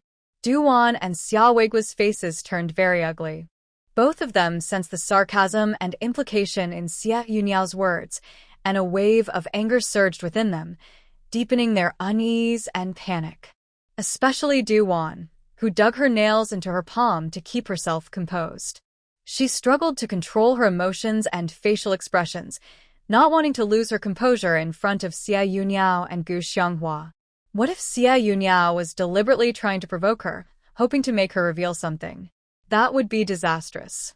Seeing Du-won, who was clearly angry but pretending not to understand, Guwon immediately played along with her mother. Oh, so she is Aunt Du, Guwon said sweetly, her lips curling into a slight smile, and her beautiful face lit up with a radiant grin. As she spoke, she walked over to her mother, linked her arm with her wrist, and cheerfully added, Mom, so this aunt is the one who stole someone else's child back then? Yes, that's her, Xie Yunyao replied with a smile, her lips also curving into a joyful grin. Hearing this, Guwon blinked her bright eyes. She waved at Du-won, whose face was turning pale, and beamed. Hello, Aunt Du. It's been 19 years since we last met.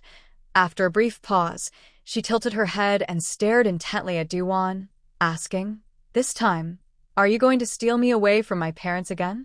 Her words struck at the very core of Du-won's being. Time seemed to freeze at that moment, and the living room was eerily quiet. After a long while, Du-won finally snapped out of her shock, but her eyes were filled with astonishment and confusion. Meanwhile, Xia Weiguo was completely engulfed in shock and panic. He stood frozen in place, as if something had glued him there. Her mouth slightly open, a phrase echoed in her mind. It's over. Everything is over. Gu Xianghua and Xie Yunyao actually found out about them.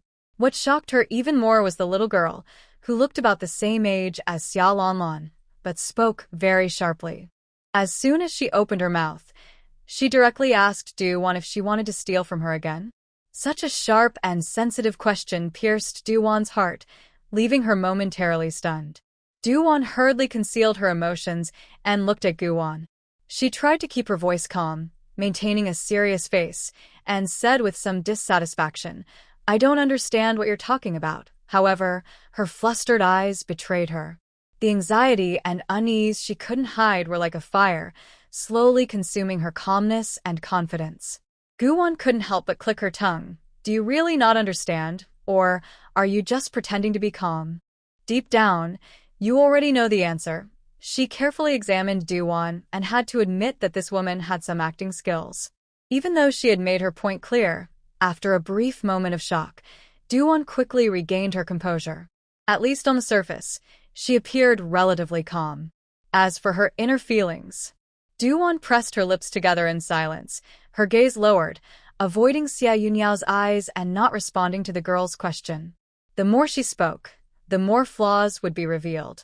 So, she had to say less and stay calm. As long as she insisted she hadn't done anything wrong, even if Xie Yunyao and her mother talked endlessly, they wouldn't be able to do anything to her in the end. Yunyao, since you didn't come here to catch up sincerely, please leave my house. Du-won decided to be direct. She raised her eyes to look at Xie Yunyao, jealousy flashing briefly in her gaze. After more than 19 years, Xie Yunyao was still as young and beautiful as ever, her face better maintained than Du-won's. It was clear that Xie Yunyao was living a good and happy life. This made the jealousy deep within Du-won surge fiercely again. I'm sorry, but I can't assist with that. She never expected that Xie Yunyao would dare to slap her repeatedly. After dozens of hard slaps, she could clearly feel her face swelling up. It was red, puffy, and hurt a lot. Oh, I'll pull her away right now. However, as soon as Xia Weiguo finished his sentence, he was blocked by Gu Zichuan. Where do you think you're going? Gu Zichuan looked at Xia Weiguo with cold eyes and spoke in a strong and commanding tone. You better behave until my mom is done, or else. He paused for 2 seconds before continuing, I will make sure you regret it. After saying that, he glanced at Xia Weiguo again. That seemingly casual look pierced right through Xia Weiguo's heart, filling him with a sense of great danger. It felt as if the moment he dared to say no, this young man would break his neck, causing him to shudder involuntarily. A deep chill instantly spread through his body. Xia Weiguo. Xia Lanlan. Hearing Xia Mother's angry shout again, the dazed Xia Lanlan finally reacted. She glanced at the people in the living room, clearly sensing that they were not friendly. As a girl, how could she stand up to them? Xia Lanlan instinctively shrank her neck and turned to Du-Wan, mumbling softly, Mom, I can't do anything. You all. Du-Wan was so angry she felt like she could burst, yet she couldn't escape or push away Xia Yunyao in front of her. Her hands had been grabbed by that troublesome girl the moment Xia Yunyao started hitting her. Her hands were tightly held behind her back. Meanwhile, her head was firmly held by Gu-Wan, making it easier for Xia Yunyao to hit her. What was even more frustrating was that, besides the first slap, Xia Yunyao used something that looked like a hand to hit her afterward. Du-Wan didn't know how long she had been hit. All she knew was that her face was definitely too swollen to look at. Du-Wan finally couldn't take it anymore and stared wide-eyed at Xia Yunyao. Filled with anger, she questioned, Xia Yunyao, what do you want? What do you think? Xia Yunyao coldly replied, her actions not stopping. The sound of slapping echoed. It was quite a satisfying sound. She felt that the toy Nwan gave her was just perfect. With just a little effort, she could make Du-Wan's face swell, even drawing some blood. It was very relieving to watch. Du-Wan glared at her furiously, suddenly realizing that after not seeing each other for over a decade, Xia Yunyao had changed, no longer gentle and kind, but even more annoying than before.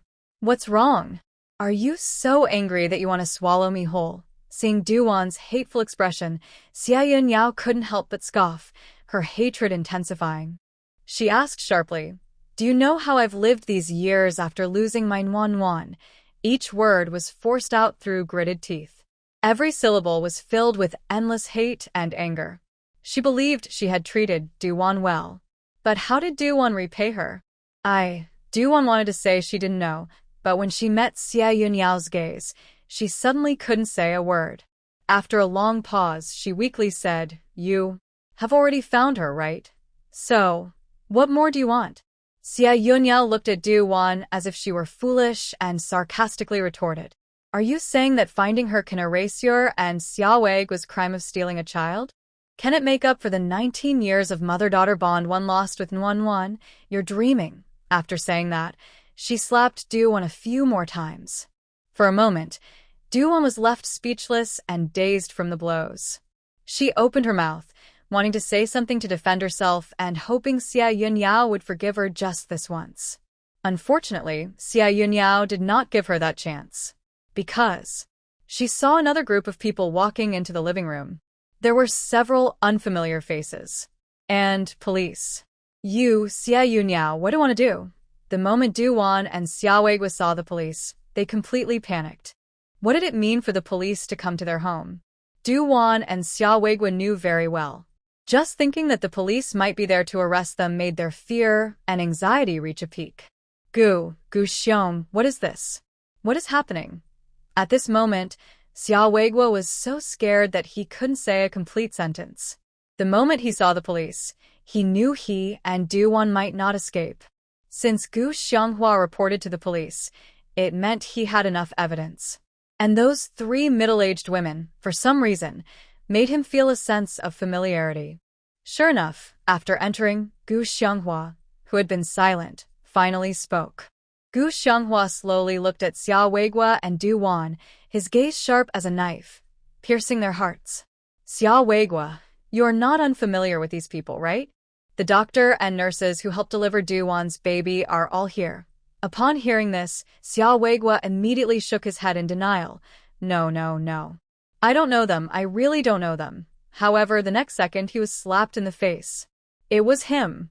The one who paid us to hide the truth back then was this man. One person immediately pointed at Xiaoweigua. Another quickly nodded in agreement. Yes, he was the one who made us conceal the fact that their child had passed away. And he even threatened us that we could never speak of this, or we would never find work for the rest of our lives. The doctor from back then glanced at Xiaoweigua, and Duan then nodded. That's right, it is indeed this couple. Because of this woman, I personally helped her give birth back then, so I remember it very clearly. Even though 19 years have passed, she still remembers that scene vividly.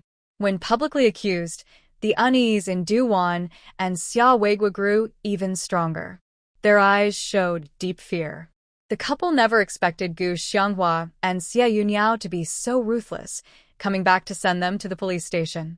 Duan immediately looked at Xia Yuniao, trembling as she pleaded, Yuniao, for the sake of our sisterhood, can you forgive me just this once? As long as you can forgive me, I promise to treat your daughter like my own and compensate her, double what she deserves, okay?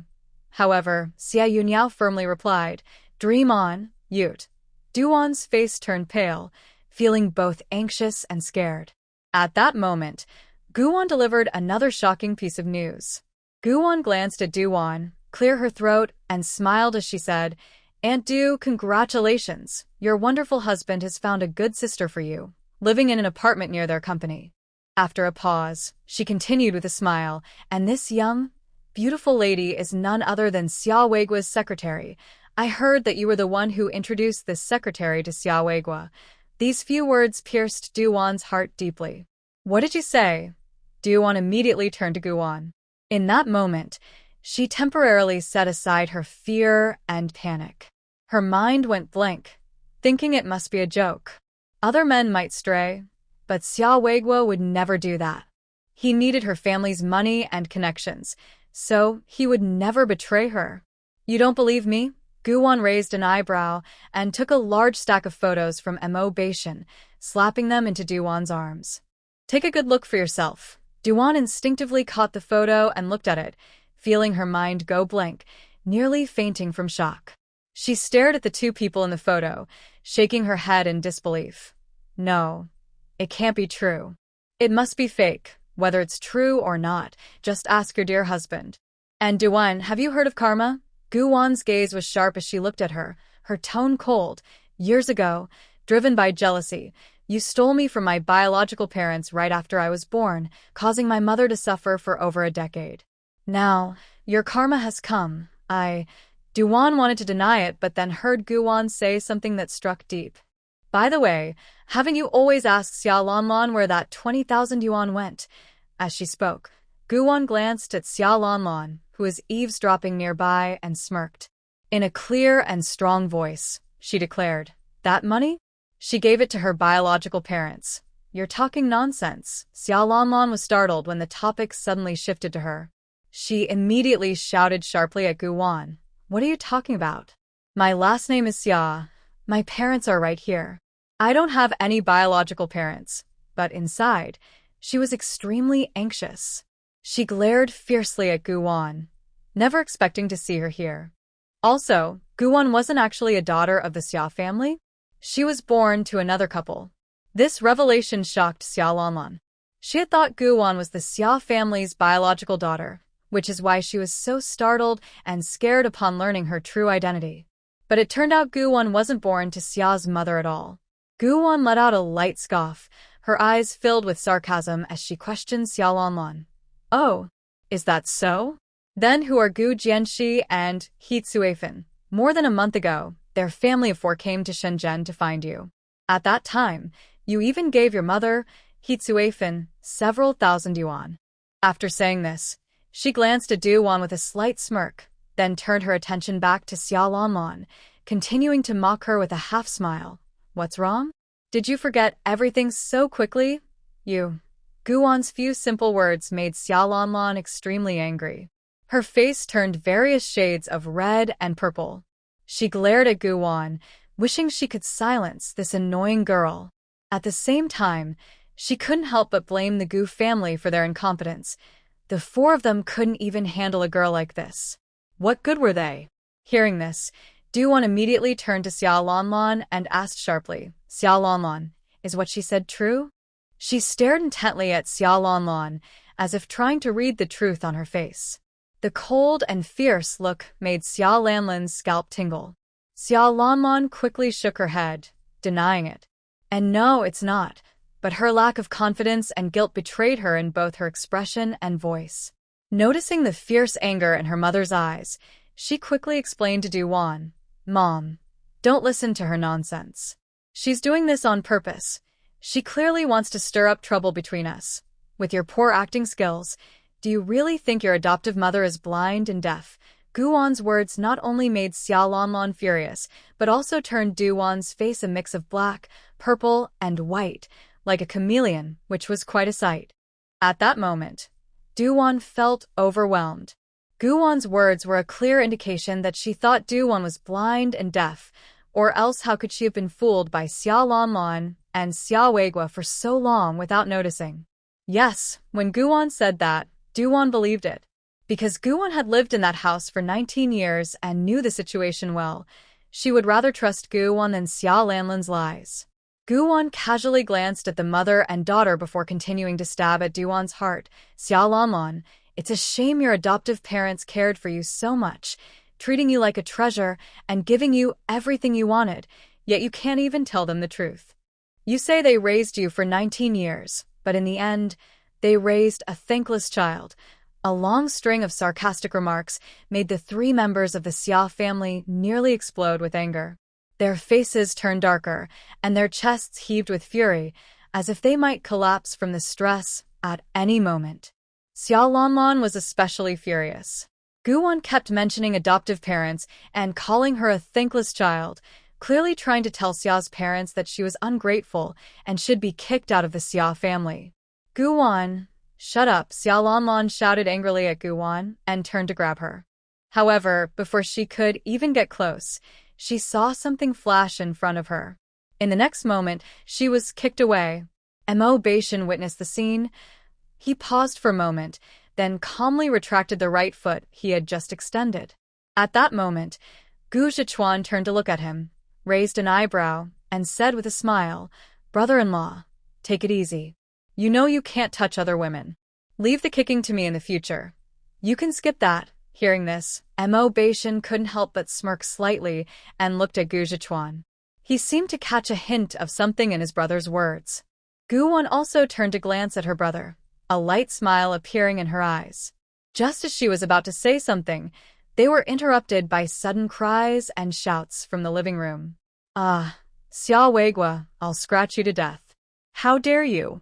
How dare you find another woman behind my back? Hearing the commotion, everyone turned to look and saw Do-won and Xiao Weigua tangled in a fierce struggle. Neither of the couple was backing down. In no time, they were both injured from the fight. Do-won had a large chunk of her hair pulled out, and Xiao Weigua had blood coming from one of his ears, with his face scratched badly. In short, both were hurt badly, and the situation even got out of control for a moment. After a while, Gu Xianghua gave a signal to the police chief, indicating that it was time to make arrests. Now this couple was fighting like dogs, and he had achieved the effect he wanted. After what just happened, once Do-won and Xiao Weigua were in jail, there would be more trouble for them. As for the Xia family, starting today, the Xia family would no longer exist in the city. All the properties under Do-won and Xiao Weigua's names would be handled by Gu Zhichuan. The police chief received Gu Xianghua's hint and instinctively looked at Mo Beishan. Seeing Mo Beishan nod, he took out the arrest warrant and approached, saying, Do-won, Xiao Weigua, you are officially under arrest. No, it wasn't me. I didn't steal that child. Gu, please help me. You have to save me. It was Do-won's idea to steal your daughter back then, just arrest her. As soon as Xiao Weigua heard he was going to be arrested, he turned to Gu Xianghua, crying and shouting, trying to get Gu Xianghua to let him go, but unfortunately, Gu Xianghua didn't even look at him. Do-won didn't escape either. Just as she was about to plead with Xie Yuniao, she was held back by two police officers. Do-won almost fainted from fear. She quickly struggled, panic on her face, as she cried out to Xie Yuniao for help. Let me go, Yuniao. Please make them let me go. I don't want to go to jail. If I go to jail, my life is over. Xia Yunyao looked at her, coldly and with satisfaction, saying, You brought this on yourself. Du-won, today's outcome is entirely your fault. You can't blame anyone else. Of course, you have no right to resent me. You. Before Du-won could finish her sentence, the police chief ordered, Take them away. Xia Yunyao, you wretched person, I hate you. Just wait for me once I get out. Boo-hoo, Gu-won's eyes suddenly turned cold at these words. She quickly walked up to Du-won and forcefully struck her chin. She had no sympathy for someone like Du-won. Dear readers, I'm taking a day off today, so there will only be one update. I'll try to update earlier tomorrow. Love you all. Sending hearts. The arrest of Du-won and Xia Weigua quickly caught the attention of the neighbors in the area. This was big news. The couple from the Xia family was arrested at the same time, reportedly because they committed a terrible act by taking someone else's child. Now, the other party had come with evidence and witnesses. It seemed that Xia Weigua and Du-won were in for a tough time. The crowd gathered outside the Xia home was buzzing with excitement. Especially those who had dealings with Xia Weigua and his wife were shocked to see them being taken away by several police officers, but they couldn't help feeling relieved. Fortunately, they were arrested for other reasons. If it had been related to business, they might have been implicated too. On the other hand, as soon as Du-won and Xia Weigua were taken away, Xia Lanmon broke down in tears. Losing two sources of support at once made her future in the city seem very difficult. Moreover, Gu-won had cruelly informed her that from now on, the Xia family's assets, including their villa, would no longer be accessible. This meant that from this moment on, she was homeless and had nothing. In just 1 month, her biological parents were arrested, and now the couple who raised her was taken away. How could Xia Lanmon bear this? She wanted to make a scene, but the problem was there were so many people on Gu-won's side. Faced with all those people, even if she wanted to protest, she didn't have the courage.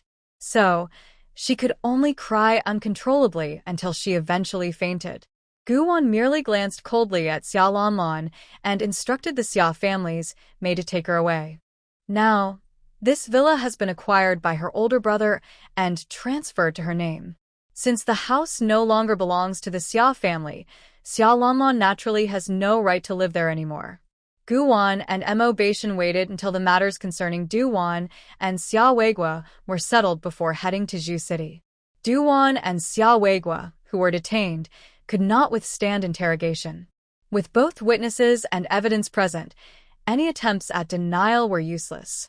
Under the strong and serious questioning from several police officers, the couple confessed in less than half an hour. The outcome was particularly satisfying. They received a 30-year prison sentence. The reason for such a heavy sentence was due to the involvement of Mo's father and grandfather, as well as Mo Baishan, who added fuel to the fire. Thus, Du-won and Xia Weigua will spend the next 30 years in prison. The Gu family was relatively satisfied with this result. Now, both Du-won and Xia Weigua are in their 40s, and by the time they serve their 30 years, they will be over 70. At that point, with no money or possessions, what will they be able to do? However, the regret has already been caused, and perhaps the scar in Xia Yunyao and Gu Xianghua's hearts will never be erased. But fortunately, fate has favored the couple, allowing them to reunite with their daughter after 19 years apart. In the coming decades, they will have plenty of time to make up for their daughter. After a day and night of travel, the 3 luxury cars finally arrived in Zhu City. Once they entered Zhu City, they headed straight for the military area in Zone. Looking at the scenery outside the window, Gu-won, who had just woken up, felt a bit excited. Because once they reach the military district, she will become one of the many military wives in Zone A and begin her life as a military spouse. While still at the Mo family, Mo Baishan had told her about life in the military. Overall, the military wives living in the family quarters are quite easy to get along with. Of course, there are a few military wives with less than good character. But that's not a big deal. After all, there will always be both easygoing and difficult people, no matter where you are. As long as they don't bother her, it's fine. Moreover, With Mo Baishan's identity and position in the A District military camp, not many military wives would dare to cause trouble at their home. The car sped forward. Guwon only looked at the scenery for a little while before feeling sleepy again. In a daze, she leaned on Mo Baishan's shoulder and fell asleep. Hearing the soft sound of breathing beside him, Mo Baishan turned to look at his wife and saw that she had just woken up not long ago but had fallen asleep again. And she fell asleep in an instant. He couldn't help but narrow his eyes. It seemed that during their 10 days in Deep City, Guwon had been worn out by him. After resting for 2 days and drinking spring water on the way, she still looked tired and drowsy. Thinking about how his girl was clearly exhausted but never showed it or complained to him, Mo Baishan's heart ached. Once they reached the base, he would let Guwon rest well at the guest house. Mo Baishan gently wrapped his arm around her shoulders and slowly pulled her into his embrace, letting her rest on his legs. This way, she would be more comfortable. Suddenly, Guwon caught a familiar, refreshing scent, which was uniquely Mo Baishan's and very pleasant. Instinctively, she moved a little and rubbed her nose against his thigh before falling still again. She was sleeping deeply. "Are we almost there?" At that moment, Guzi woke up. He looked outside the car at the unfamiliar surroundings and murmured sleepily, his big eyes showing a hint of excitement and joy. Then he turned to Mo Baishan and asked, "Brother-in-law, Shh." Mo Baishan quickly hushed Guzui, his gaze serious, reminding him that his sister was resting and not to make noise. Seeing this, Guzui quickly covered his mouth with his hand. Only then did he notice that his sister was still asleep, nestled comfortably in his brother-in-law's arms. Guzui blinked and quietly asked, "Brother-in-law, how long has she been sleeping?" A hint of curiosity sparkled in his eyes. Looking at his sister, who was fast asleep, he felt a bit strange. Wasn't she the one who went to bed earlier than him? Even he, someone who loved to sleep in, was awake, but his sister was still sleeping. He hadn't seen her like this before. Why had she been so sleepy and dozing off these past few days? "I just slept for a little while," Mo Baishan said softly. He looked down at the lovely person in his arms, a gentle smile on his lips. "It's okay, let her sleep. She's been tired from the journey these past few days. She needs to rest." After all, they still had half an hour to get to the military base in Area A, so there was no rush to wake her up. Guzui nodded and kindly said, "Then let's let her continue sleeping. I won't disturb her." Once he finished speaking, he fell silent. Half an hour later, the car arrived at the military camp in Area A. Su Jiong parked the car outside the guest house, with Guqi and Gujio following closely behind. It was just after 6 in the evening. The heat in the air had dissipated. It was the time when soldiers gathered on the playground after dinner to chat. So, when the 3 luxury cars stopped in front of the guest house, they instantly attracted a lot of attention. "Hey, did you see that? The person in the first car is Captain Su and our brigade commander, right? It seems like it." "What do you mean, seems like?" "The person in the back seat is none other than Mo Yenwang." "Exactly." Just as those words were spoken, Su Jiong opened the car door and stepped out. Next, everyone saw him open the back seat door. A pair of military boots touched the ground first. Then, the tall and upright figure of the man appeared before everyone's eyes. It was undoubtedly their Mo Yenwang. After him, a little boy followed. "Hello, Brigade Commander." In an instant, the joyful and respectful voice nearly shook the sky. The loud sound startled Guwon, who was in the man's arms. Guwon stirred, wanting to open her eyes to see if they had arrived at the base. However, she was so sleepy that it felt like she could never get enough rest. All she wanted to do was sleep. Especially in the past couple of days, every time she caught a whiff of a familiar scent or touched a bed, her eyelids would start to droop. In less than 2 minutes, she would be fast asleep again. "Ashin," a soft, delicate murmur escaped from the man's embrace. Mo Baishan glanced down slightly and held Guwon more securely, gently soothing her. "Just sleep. We just arrived at the base, and I'll take you to the guest house to rest." His gentle voice made Guwon, who was just starting to wake up, feel drowsy again. Her eyelids fluttered a couple of times, but she ultimately succumbed to sleep. She had no idea that the playground was in chaos at that moment. What the, Commander? The surprised voices suddenly stopped. It was because the man's deep gaze swept over the crowd, and his sharp look made everyone shiver. They immediately fell silent. Su Ziyong heard the soldiers' exclamations and was almost at a loss for words. He hurriedly stepped forward and kicked the nearest new recruits lightly. He didn't use much force. Shut up. I see you all haven't been trained by Mo Yanwang for too long. You're getting too bold. After saying that, Su Ziyong lowered his voice to remind them, don't say I didn't warn you.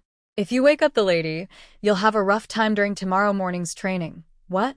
Our commander is married. One of the young soldiers exclaimed in shock upon hearing that their commander had gotten married. Another soldier noticed that Mo Yanwang's gaze had turned colder and quickly covered Tinia's mouth. Hey, Tina, could you please be quieter? Can't you see the commander's gaze is almost deadly? Inside, I was shocked by the scene before me. The other soldiers were equally stunned by the gentle voice of the king of hell, Mo Beishan. What was even more surprising was that the cold-faced Mo Beishan from our military district had actually gotten married? Is this for real? The soldiers present were so shocked that they couldn't regain their composure for a long time. One by one, their mouths were wide open, all looking at Mo Beishan with disbelief. I just got married at the end of last month. You can get the wedding candies and cigarettes from Su Ziyong. Mo Beishan replied casually, surprisingly not reprimanding anyone on the spot, and his handsome face even showed a rare hint of warmth. Seeing this, everyone's expressions went out of control again. They were all stunned. The king of hell in our military district actually spoke to them in a gentle tone? Could this man have been swapped with someone else? When has the king of hell ever been this gentle? Oh my. This is definitely the most shocking news since the establishment of our military district. And the fact that the king of hell got married. The leaders of the military district hadn't revealed a hint of this until now. Only now did they learn that the commander had brought home a lovely wife. Just when everyone wanted to confirm this with Mo Beishan again, he had already taken Gu Wan into the guest house. Su Ziyong, Gu Qi, and Gu Jiu carried the luggage from the car into the room. They booked 4 rooms in total, planning to stay here for one night. Tomorrow morning, they would go into the city to buy furniture and daily necessities to set up their new home. Although the guest house rooms were small, they were very clean. Mo Beishan laid Gu Wan down on the bed, gently patted her back, and seeing that she didn't wake up, he placed a soft kiss on her forehead before turning to arrange dinner. As he left the room, Mo Beishan quietly closed the door and lowered his voice to call out, Su Ziyong. Yes. Upon hearing the voice, Su Ziyong instinctively responded loudly, but then realized his voice was too loud. He quickly glanced at Mo Beishan and saw that the commander's expression was calm, showing no signs of anger. He immediately felt a huge sense of relief. Then, he hurried over to Mo Beishan and quietly asked, Commander, did you call for me? Mo Beishan nodded and instructed him, go to the small cafeteria and ask Old Wu to prepare 10 dishes. I'll take them there for a meal later. After that, he took out 10 bills from his pocket and handed them to Su Ziyong, saying, take this money and let Old Wu charge the right amount. It's for official business. And after you finish, go back to your dorm to freshen up, then wait at the small cafeteria for dinner together. Okay. Got it. Su Ziyong replied with a smile and said to Mo Beishan, Commander, I'll head out now. With that, he pocketed the money and left the guest house, running towards the small cafeteria. At that moment, Gu Zichuan, who had settled his parents, grandfather, and Xiao Yi, also came out. Seeing his brother-in-law in the hallway, Gu Zichuan walked over. He glanced at the slightly ajar door and quietly asked Mo Beishan, is Wanwan still not awake? Mo Beishan shook his head, not yet. As he spoke, a hint of worry flashed in his eyes. He felt that Wanwan's sudden extreme fatigue seemed unusual. Hearing Mo Beishan's answer, Gu Zichuan frowned slightly. Could it be that Wanwan has a health issue? After all, Wanwan had lived in the Gu family for 19 years, and her diet had always been poor. That's why her body was so thin. The Gu family children are not short. Although he isn't as tall as his brother-in-law Mo Bashan, he is about 6 feet tall, while Wanwan as a girl is also quite tall at 5 feet 5 inches, but she is too light, weighing just over 100 pounds. With her small frame, a strong gust of wind could probably blow her away. Gu Zichuan frowned and thought for a moment. He was still a bit worried about Guwan's health. He looked at Mo Bashan and said, "Should we ask that traditional Chinese doctor you know to check her pulse?" As soon as Mo Bashan heard this, he nodded eagerly. Sure. "We need to go into the city tomorrow to buy some things. Let's split up. You take Grandpa and Xiao Yi to the mall to pick out furniture. Once you're done, I'll come back to pay. I'll take Wanwan and my parents to see that elder." "Great. You can take them without worry. I'll handle the shopping. And as for the money," Gu Zichuan paused for a few seconds, glanced at his brother-in-law, and couldn't help but smile. "We're family, so talking about money can hurt feelings." Then he patted Mo Bashan on the shoulder. "Just take good care of my sister. You don't need to worry about anything else." Now, their family would do anything to pamper Wanwan. So, whether it was just buying ordinary furniture or even the most precious treasures as her older brother, he would gladly buy them for his sister. "Then I'll listen to you, big brother." Mo Bashan understood that his brother-in-law and parents wanted to make it up to Wanwan, so he agreed with Gu Zichuan. His girl had been alone in her past life, without family or parents, living in solitude for over 20 years. Now, she finally had people who cared for her, and as Guwan's husband, he was naturally happy for her. After chatting for a while, they saw Gu father and Gu mother coming out of the room with Xiao Yi. Once Gu Zui came out, he first walked to old Master Xia's door, peeking in and sweetly calling out. Soon, the tidy old Master Xia came out. Xia Yunyao looked at her eldest son and son-in-law, smiling as she asked, "What are you two brothers talking about?" Gu Zichuan looked up at his mother and explained with a smile, "I was discussing tomorrow's plans with my brother-in-law. I noticed Wanwan has been so sleepy these past few days. I plan to have my brother-in-law take her and you all to see that traditional Chinese doctor to check her pulse and see if there's something wrong with her health." "Ah? Is the little girl still sleeping?" Before she could finish, something suddenly flashed in Xia Yunyao's mind. Her eyes flickered slightly, and a hint of a smile danced in her gaze. She had been careless. It was clear that Nanan's situation was not due to a health issue, but rather, she might be expecting a baby. However, it couldn't be confirmed yet. After all, the couple had only been married for less than a month. Xia Yunyao thought for a moment and decided not to voice her suspicions for now. What if she was mistaken? That would only lead to unnecessary excitement for everyone. So, it was better to wait until tomorrow, when Xiao and Mo took Nanan for a checkup before discussing it. Old Master Xia pondered, "It's good to check. If there is a health issue, we can treat it promptly. Of course, if everything is fine, that would be even better, and we can all relax."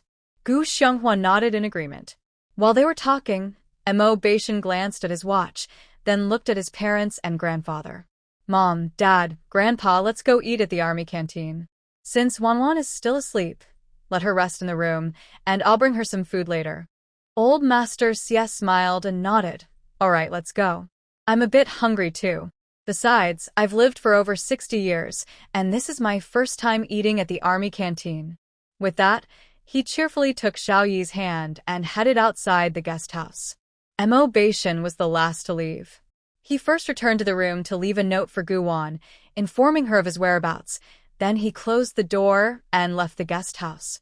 As Mo Bashan and the others made their way to the canteen, the news of the marriage of the cold-faced Commander Mo, known as the King of Cold Faces, in Area A, spread like wildfire throughout the army. Every soldier, including the military wives living in the family quarters, was filled with curiosity, wondering what kind of woman could capture Commander Mo's heart and make him marry so suddenly. After all, this was Mo Bashan. He was the most respected commander in the entire Area A army and the favorite among young women. Who would have thought that he would suddenly get married after just attending a meeting in Jin City? In no time, various speculations began to arise. Some were excited, some were shocked, and others were sad. In short, the entire A District Army was very curious about the wife of the brigade commander, wanting to see Guwon's true appearance and whether she was as beautiful as a fairy. Guwon had no idea about the discussions happening outside.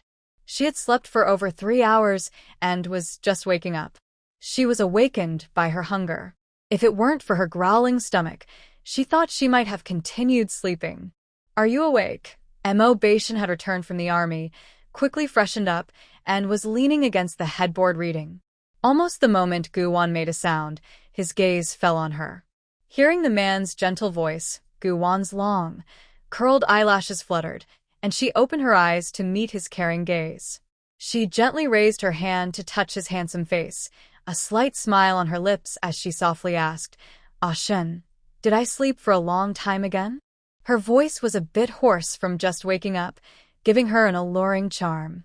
Upon hearing this, Mo Bashan's deep eyes dimmed slightly, revealing a hint of concern. He picked Guwon up from the bed, gently brushed the messy hair from her face, and softly said, "Yes, you slept for over 3 hours this time. Awan, you scared everyone like this." As he spoke, he leaned down and kissed her tempting lips. It seemed that only through such intimate gestures could he feel at ease. Guwon nuzzled against him like a newborn kitten, feeling secure and peaceful in his warm embrace, inhaling his fresh scent. She wrapped her arms around his strong waist, resting her cheek against his chest, and softly said, "I'm sorry for worrying you all again." She paused for a moment, then continued with a hint of confusion. "Actually, I don't really know what's going on. Recently, I've been feeling inexplicably tired, as if I can never get enough sleep. As soon as I sit down, I feel sleepy right away." Guwon sighed helplessly as she spoke. She had never experienced this before. Even when she loved to sleep, she never felt this way, always tired throughout the day. It felt as if her energy had been drained, leaving her drowsy and lacking any spirit. Mo Bashan said with concern, "Tomorrow I'll take you to Grandpa Wu to have a look." "Ah? Is that necessary?" Upon hearing that Mo Bashan wanted to take her to see a doctor, Guwon immediately looked up in surprise.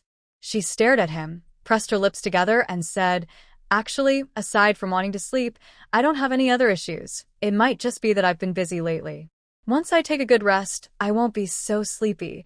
Mo Bashan smiled at her. "My brother, parents, and grandpa all insisted that I take you to see a doctor. Does that mean I have to go see a doctor tomorrow?" Guwon sighed in resignation. "All right, since everyone insists, I guess I'll just go along with your plans. Just to put everyone's minds at ease." After all, she felt perfectly fine. For the past month, she had been drinking water from the spiritual spring in the star jade space every day and eating the fruits grown there. How could she possibly get sick? "Okay, go wash up. I brought back some food for you. After you eat, let's go say hi to Mom, Dad, Grandpa, and my brother so they won't worry." After saying this, Mo Bashan picked up Guwon and carried her into the bathroom. He placed her toiletries on the sink, brought in her pajamas, and then closed the door as he left. Guwon was really hungry, so she quickly grabbed her pajamas and stepped into the star jade space. As she relaxed in a nice bath, she enjoyed some fruits and snacks, and her hunger disappeared instantly. Guwon leaned against a corner of the hot spring pool, spreading her arms on the armrests, feeling very happy. It was comfortable in the space because the air was fresh. It felt like spring all year round, and there were all kinds of delicious food and fruits to enjoy. How wonderful! However, she only stayed in the space for a short while, about 5 minutes in the outside world, before getting dressed and going out. After dinner, Guwon and Mo Bashan went to her parents' room. They spent nearly an hour in her parents' room before being urged by Xie Yunyao to go back and rest. As soon as they returned to their room, Guwon looked confused and asked Mo Bashan, "Ah Shen, do you know what's wrong with Mom? Did you notice her look at me earlier? It was like something." She tried to think but realized she still couldn't express it. It just felt strange. Mo Bashan smiled and ruffled her hair, saying, "Mom is probably just worried about you. After all, you two just reunited, so it's normal for her to feel nervous." "Really?" Guwon looked at him with some doubt, still feeling it was odd. Usually, her mother was very gentle with her, but that gentleness was the love of a mother for her daughter. However, just now in her parents' room, Xia Yunyao's gaze was gentle but also filled with joy and even a hint of expectation. What was she expecting? Could it be that her mother was too excited about visiting the army for the first time? Hearing this, a shadow passed through Mo Beishan's eyes, but he smiled. What else could it be? You've seen how worried your mother has been about you these days, right?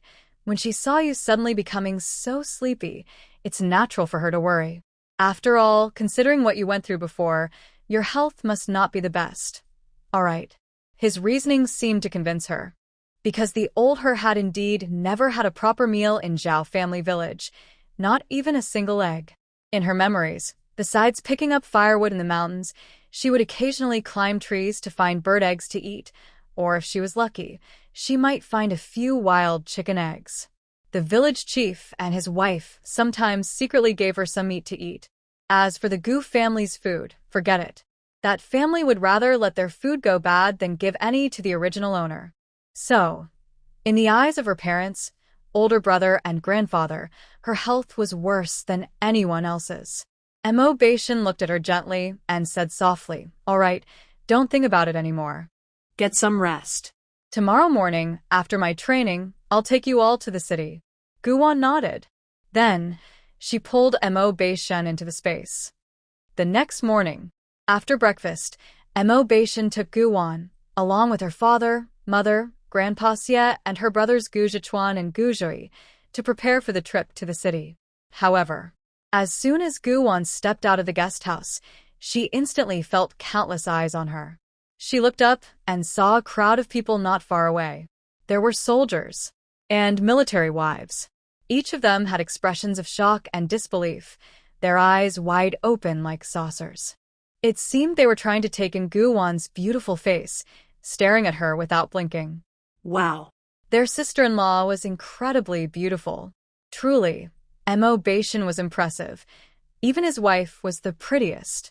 She was even more attractive than the best-looking girl in their district military camp. Seeing the soldiers completely stunned, even the military wives were taken aback. Mo Beishan's gaze darkened slightly as he addressed a few of the nearest people. "You all gathered here at this time. Have you been training too little and are just bored?" The previously quiet training ground suddenly became lively. "Commander, you can't blame us. We were just too curious. We didn't see your wife yesterday afternoon, and the brothers were curious all night. So, we thought you were going to the city today, and came early to wait." After Tainyo finished speaking with a smile, before Mo Beishan could say anything, he waved at Guwan and said, "Hello, sister-in-law. Welcome to our district military camp. My name is Tainyo. I'm the squad leader of the 1st Battalion of the 2nd Regiment, personally trained by the brigade commander. If you need anything, just call me." Then Tainyo glanced at Mo Beishan and added, "Sister-in-law, you are really beautiful, even more beautiful than the fairies in the sky." With that, he ran away quickly, like a flash of lightning. In the blink of an eye, he was far away. Originally, I planned to add more today, but because Wanzi is coughing too much, I couldn't. I'll see how things are tomorrow. Sorry, everyone. Once I feel better, I'll try to write more.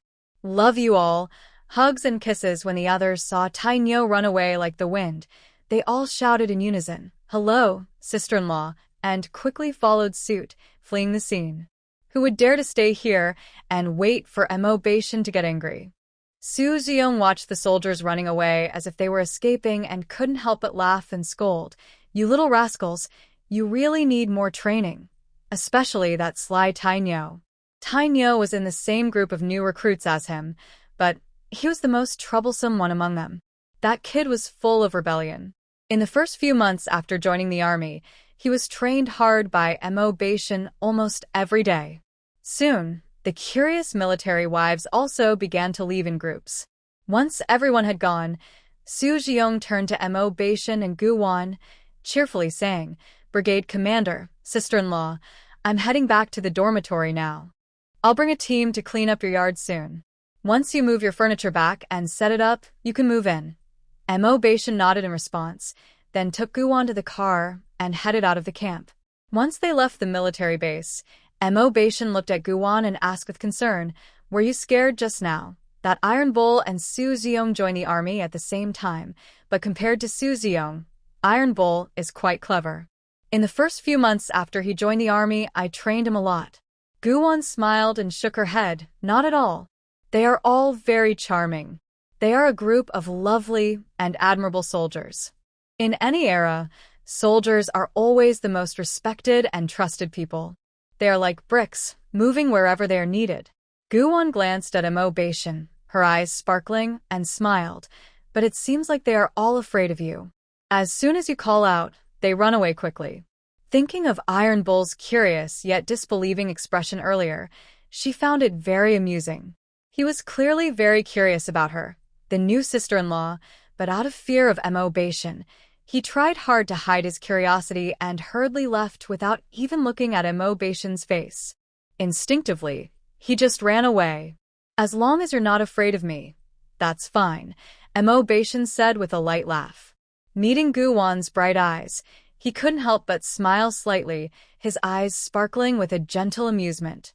He didn't tell Guwon that in the A District military camp, people privately called him the cold-faced demon or living king of hell, so very few people were not afraid of him. However, seeing Guwon adapt so quickly made Mo Baishan happy. He had been worried that she might struggle with military life, as other military wives often found it too dull and cold compared to the freedom of their hometowns. So, when they left the guest house, he talked to Guwon about their unit while paying attention to her feelings. To his surprise, as they walked, his girl's beautiful eyes were filled with joy and curiosity. Only his girl could be so unique. Throughout the walk, her red lips were slightly upturned, and her face radiated a bright smile, looking extremely happy. Guwon was indeed very happy, even feeling excited and thrilled. In her past life, she had always admired soldiers and thought they were truly great. So, when she saw the military camp, her first feeling was that it was filled with a sense of security. Guwon's eyes curved into a crescent shape as she turned to Mo Baishan and smiled, saying, "Ah Shin, I really like it here." Mo Baishan couldn't help but smile back, saying, "I'm glad you like it. For the next few years, we will be living here." Deep down, he also wished to return to Shengjing soon so he and Guwon could spend more time with their family and take care of their parents and grandfather. But the current situation didn't allow him to do that. At least for the next 3 years, he had to stay in Jushi and focus on training Su Zeong and Tainyo, helping them grow quickly. Once Su Zeong and Tainyo were capable of taking over the special operations team, he could then apply to return to Shengjing with peace of mind. Hearing this, Guwon immediately nodded with a smile, showing her support. "No problem. Wherever you are, that's our home." Her simple and sincere words touched the softest part of Mo Baishan's heart. As a soldier, having a wife who understands, supports, and trusts him is incredibly important. It holds great significance. After all, only if a wife is willing to provide silent support and manage their home well can her husband fully dedicate himself to military training. This way, when it's time for missions, he can focus entirely on his tasks and return home safely. On the other hand, if a wife is constantly causing trouble at home, her husband will surely be distracted, making it difficult for him to concentrate on training and missions. Thinking of this, Mo Baishan tightly embraced Guwon's shoulders and said with emotion, "Awan, I am so fortunate to have such a gentle and caring wife." Suddenly hearing such a heartfelt compliment, Guwon was taken aback. Then, she looked up, gazing into Mo Baishan's deep eyes, her lips curling into a sweet smile. "I feel so lucky to marry such a wonderful husband like you." After saying this, she gently intertwined her fingers with Mo Baishan's, and in an instant, their hands were tightly clasped together. Guwon looked at the scene with great satisfaction and smiled. "From now on, you can focus on your training in the army. You don't need to worry about home. I'll take care of everything. I will manage our little home and take care of Dad, Mom, and Grandpa." "Great." Mo Baishan couldn't help but smile, his eyes softening with warmth. His wife was so understanding. Even though she was just a 19-year-old girl who needed protection, she treated herself like a strong support for others, always thinking about caring for her family while putting herself last. What reason did he have not to cherish such a wonderful girl? The two of them were lost in their sweet talk, completely forgetting about Gucci in the car, who was overwhelmed by a wave of jealousy. He was forced to endure a journey filled with dog food. Fortunately, after his nth silent prayer, the car finally arrived at the city center. Soon, two black Mercedes parked in front of a small villa. Mo Beishan held Guwon's hand as they got out of the car. Looking at the large iron gate, he appeared more relaxed. At that moment, Gu Xianghua and Xie Yunyao also got out of the car, while Gu Qi and Gu Jiu followed behind, carrying gifts. Mo Beishan raised his hand and knocked on the gate. "Who is it?" A gentle voice came from inside the yard just as the knock sounded. Then, there was some movement from within the yard. Hearing the voice, a warm light flickered in Mo Beishan's eyes as he replied, "Grandpa Wu, it's me, Mo Beishan." As soon as he finished speaking, the large iron gate opened. An elderly man, around 65 years old, appeared in front of them. He was fit and energetic, with some wrinkles at the corners of his eyes from age, but his overall demeanor was very pleasant. Seeing Mo Beishan standing outside, Grandpa Wu immediately smiled with joy. "Hey, I wondered why a magpie came to the yard this morning. It turns out we have a distinguished guest. Xiao Mo, when are you coming back? Didn't you go to Jin City for work?" As soon as he finished speaking, his eyes widened in surprise. His friendly expression suddenly showed a hint of confusion. He looked at the two hands, one large and one small, then quickly raised his head, staring at Mo Beishan in shock. Mo, you got married. Yes, we just got married at the end of last month, but since the wedding was a bit rushed, I didn't inform you. I was planning to invite you and Uncle Wu for a home-cooked meal once I brought Awan to Zhu City, Mo Beishan replied cheerfully. He then put his arm around Guwan's shoulders and smiled at old Wu, introducing her. "Grandpa Wu, this is my wife, Guwan." After that, he turned to Guwan and introduced the elderly gentleman. "Awan, this is Grandpa Wu, an old friend of my grandfather." Guwan immediately understood and smiled sweetly, politely saying, "Hello, Grandpa Wu. We hope it's not too much trouble to visit you today." Old Wu laughed heartily in response. "No need to be polite. I've been friends with Xiao Mo's grandfather for decades. I'm happy that Xiao Mo brought you to visit." As he spoke, he glanced at Guwan, and his first impression of Mo Beishan's wife was very good. The man was handsome, and the woman was charming. They seemed like a perfect match. Noticing that the young couple had more guests with them, old Wu quickly invited everyone inside. "Come in. Let's sit and chat." Once inside, they settled in the living room. While the adults exchanged pleasantries, Guwan took care of pouring tea for them and quietly listened to old Wu and Mo Beishan chat. Most of their conversation revolved around the health of old Mo. After a while, Mo Beishan turned to old Wu and stated his purpose. "Grandpa Wu, my mother-in-law is not well. I brought her here to ask if you could help check on her health." He then glanced at Guwan before continuing. "Also, Awan has been feeling unusually sleepy these past few days.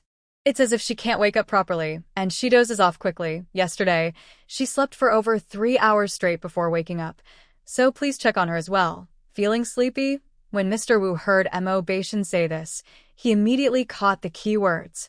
He turned his gentle gaze toward Guwan, glanced at the girl's complexion, and had a rough idea of the answer in his mind. He waved to Guwan and kindly called out, "Girl, come over here. Let me check your pulse first." Guwan was a bit surprised, but didn't show it on her face. She nodded and walked over. She thought Mr. Wu would check her mother's health first.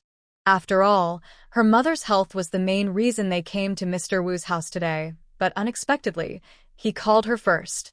Mr. Wu checked her pulse quickly, taking about half a minute before withdrawing his hand. He smiled kindly and said, "Mo, congratulations. Your wife has a smooth pulse. The time is about 25 or 26 days, close to a month. The pulse is very steady, and..." At this point, he suddenly paused, his gaze resting on Mo Beishan and Guwan for a few seconds before he continued with a smile. "When I checked the girl's pulse, I noticed something unusual. If I'm not mistaken, she is expecting multiples." Instantly, the living room fell silent. At first, when he heard Guwan was pregnant, Mo Beishan was surprised but also very happy, realizing that her recent sleepiness was due to the pregnancy. Gu Xianghua and Xia Yunyao were also happy for their daughter, but before their smiles could fully form, they heard Mr. Wu drop another shocking piece of news. Mo Beishan was the first to react. Once he understood, he immediately confirmed with Mr. Wu. "Grandpa Wu, are you saying that Awan is expecting more than one child?" Mr. Wu nodded with a smile, confidently answering, "Yes." "Little Mo, congratulations. If your grandfather knew this news, he would probably be so excited that he wouldn't sleep for several nights. After all, the Mo family had only had one boy for generations, and it was unexpected that this tradition would be broken in Mo Beishan's generation." At this moment, Xia Yunyao came back to her senses. She looked at her daughter with a bright and joyful smile. "Last night, I suspected that Nwanwan's drowsiness might mean she was pregnant, and it turns out I was right. And it's twins." Gu Xianghua had just regained his composure when he heard his wife's words. His expression nearly broke, but his eyes showed surprise as he quickly asked Xia Yunyao, "Yunyao, you noticed this yesterday?" Xia Yunyao replied with a smile, "I only thought of it when I heard Zhe Chuan worrying about Nwanwan's health and planning to have Xiao Mo take her to see old Wu today for a checkup." After saying this, she looked at her daughter with a big smile and added, "After all, Nwanwan was fine before. She only started being drowsy in the last few days.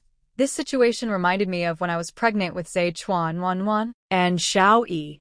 I was also very sleepy back then." Hearing her mother's words, Gu Wan, who was in a daze, finally started to react. She blankly looked at her belly, her eyes a bit dazed. She was actually pregnant? And, according to Grandpa Wu, she was having twins? Could there be a mistake? After all, the Mo family has always had only one child. It wouldn't suddenly change with her, right? Mo Beishan stared at Gu Wan for a while before turning to old Wu. He suppressed his excitement and asked, "Grandpa Wu, how's Awan's health? Is her current drowsiness normal?" Old Wu smiled and shook his head. "It's nothing to worry about. In early pregnancy, drowsiness is common. I just checked her pulse, and it was strong and steady, indicating she is in good health with plenty of energy. Just make sure to pay attention to her diet and avoid eating random things." "Okay, I'll remember that," Mo Beishan replied, his smile growing wider. At this moment, he felt excitement, disbelief, but mostly joy and anticipation. This is wonderful. He and Guwon have a baby. Old Wu thought for a moment and then said to Mo Beishan, "However, just to be safe, I suggest you go to the hospital for a checkup. Although I can feel the pulse and ask questions, since Gu Yaotu is still early in her pregnancy, I can't be sure how many babies she is carrying." Upon hearing this, Guwon's first reaction was that having two would be quite good. After all, the Mo family has always had only one child for generations, and that has not changed with most parents. It's unlikely she could be carrying several, right? However, Guwon never expected she was ultimately wrong. As soon as Mo Beishan heard this, he nodded in agreement. Even without Old Wu's suggestion, he planned to take Guwon to the hospital for a detailed pregnancy checkup. However, thinking about their main purpose for the visit, he asked Old Wu, "Grandpa Wu, could you please check on my mother-in-law as well? She has not been well for a long time and even fainted for years. This time she came to Zhu City specifically to see a doctor and improve her health." Hearing this, Old Wu smiled and began to check Xia Yunyao's pulse. After a moment, he withdrew his hand and, stroking his beard, said with a smile, "Fortunately, the issue isn't too serious. Mrs. Xia's condition is mainly due to stress. As the saying goes, stress requires a remedy of the heart. Now that her stress is relieved, her body will heal. It's just a matter of time. I'll prepare some herbal medicine for you to take home. After finishing it, come back to see me." "Thank you, Old Wu." Gu Xianghua immediately expressed his gratitude. His previously serious expression instantly returned to a smile upon hearing Old Wu's words. His wife's health had been a source of worry for him, and hearing that Yunyao was improving brought him a sense of relief. Old Wu waved his hand, saying it was no trouble, and then went to the room with the herbs to prepare medicine for Xia Yunyao. After bidding farewell to Old Wu, the group hurried to the People's Hospital in Zhu City. While waiting for the results, Everyone was very anxious. Except for Gu Wan, who was still in a daze, everyone else, including Mo Beishan, felt a sense of urgency. Fortunately, the results came out quickly. Is Gu Wan here? Yes, I'm here. Xia Yunyao was the most excited. As soon as she heard the doctor call Gu Wan's name, she immediately raised her hand to respond. She turned to the doctor and hurriedly asked, "Doctor, is my daughter's test result out?" "Yes, it's out." The doctor smiled and nodded, but her eyes still showed surprise and disbelief. After carefully reviewing the ultrasound results again and confirming them, she finally looked up at Xia Yunyao and the others. "Congratulations! Ms. Gu Wan is indeed pregnant, and the baby is very healthy." After the female doctor said this with a smile, she dropped a bombshell. "To be honest, in my 20-plus years of practice, this is the first time I've seen a mother expecting quintuplets." "What did you say? How many?" The couple's voices echoed in the hallway one after the other. Hearing this news suddenly, Xia Yunyao and Gu Xianghua could hardly believe their ears. The couple's eyes widened in shock as they looked at each other, their expressions filled with disbelief, as if struck by lightning, both frozen in place. After a long moment, Xia Yunyao finally came to her senses and stammered, "Doctor, are you sure? Is there a mistake in the test? 5 at once? Is this real?" Meanwhile, Gu Xianghua and Mo Beishan were so tense that they held each other's hands tightly, beads of sweat forming on their foreheads. Even Gu Wan couldn't help but stare intently at the doctor, her heart racing at that moment. "Yes, I have confirmed it multiple times, and the results are consistent." The female doctor nodded firmly and then handed over the test results, saying, "Here is the pregnancy report. You can take a look." Actually, not only could the family not accept it at first, but even when she received the results, she couldn't believe it. She had to look at it several times before she dared to believe it was true. In today's society, the chances of having twins are already very rare across the country. But for Ms. Gu Wan, her first pregnancy turned out to be quintuplets. Xia Yunyao couldn't wait to grab the test results, and her eyes were immediately drawn to a striking line at the top of the paper: 5 viable embryos. These words stood out like the brightest stars, catching everyone's attention. "Let me take a look too." Before she finished speaking, Gu Xianghua quickly reached out and snatched the paper away. When he saw the content, his face lit up with joy as he grabbed Xia Yunyao's wrist and exclaimed, "It's true. It's really true. Yunyao, our daughter is really having 5 babies." Just thinking about welcoming 5 soft little grandchildren in a few months filled Gu Xianghua with excitement. "Mom and Dad, let me see the results too." At this moment, Gu Wan finally snapped out of her shock. She looked up at her parents, her eyes full of disbelief. Seeing this, Gu Xianghua immediately handed the paper to his precious daughter. At that moment, he felt happy but couldn't help worrying about his daughter's health. After all, carrying 5 babies at once is not an easy task. As soon as Gu Wan took the pregnancy test, she noticed the large hand on her shoulder tightening uncontrollably, as if it were both nervous and excited. Her emotions were all over the place. Gu Wan stared intently at the pregnancy report for a long time before she finally looked up at Mo Beishan with a confused expression. "Weren't you saying that the Mo family has always had only one heir? Weren't you saying that the Mo family has always had only one heir?" She looked at the man in front of her in disbelief, her voice rising a few notches, filled with surprise and astonishment. Since she and Mo Beishan became close, they had not taken any contraceptive measures. Therefore, regarding the pregnancy, Gu Wan was actually mentally prepared. But she thought that even if she were really pregnant, according to the family tradition of the Mo family, she would only have one child at most.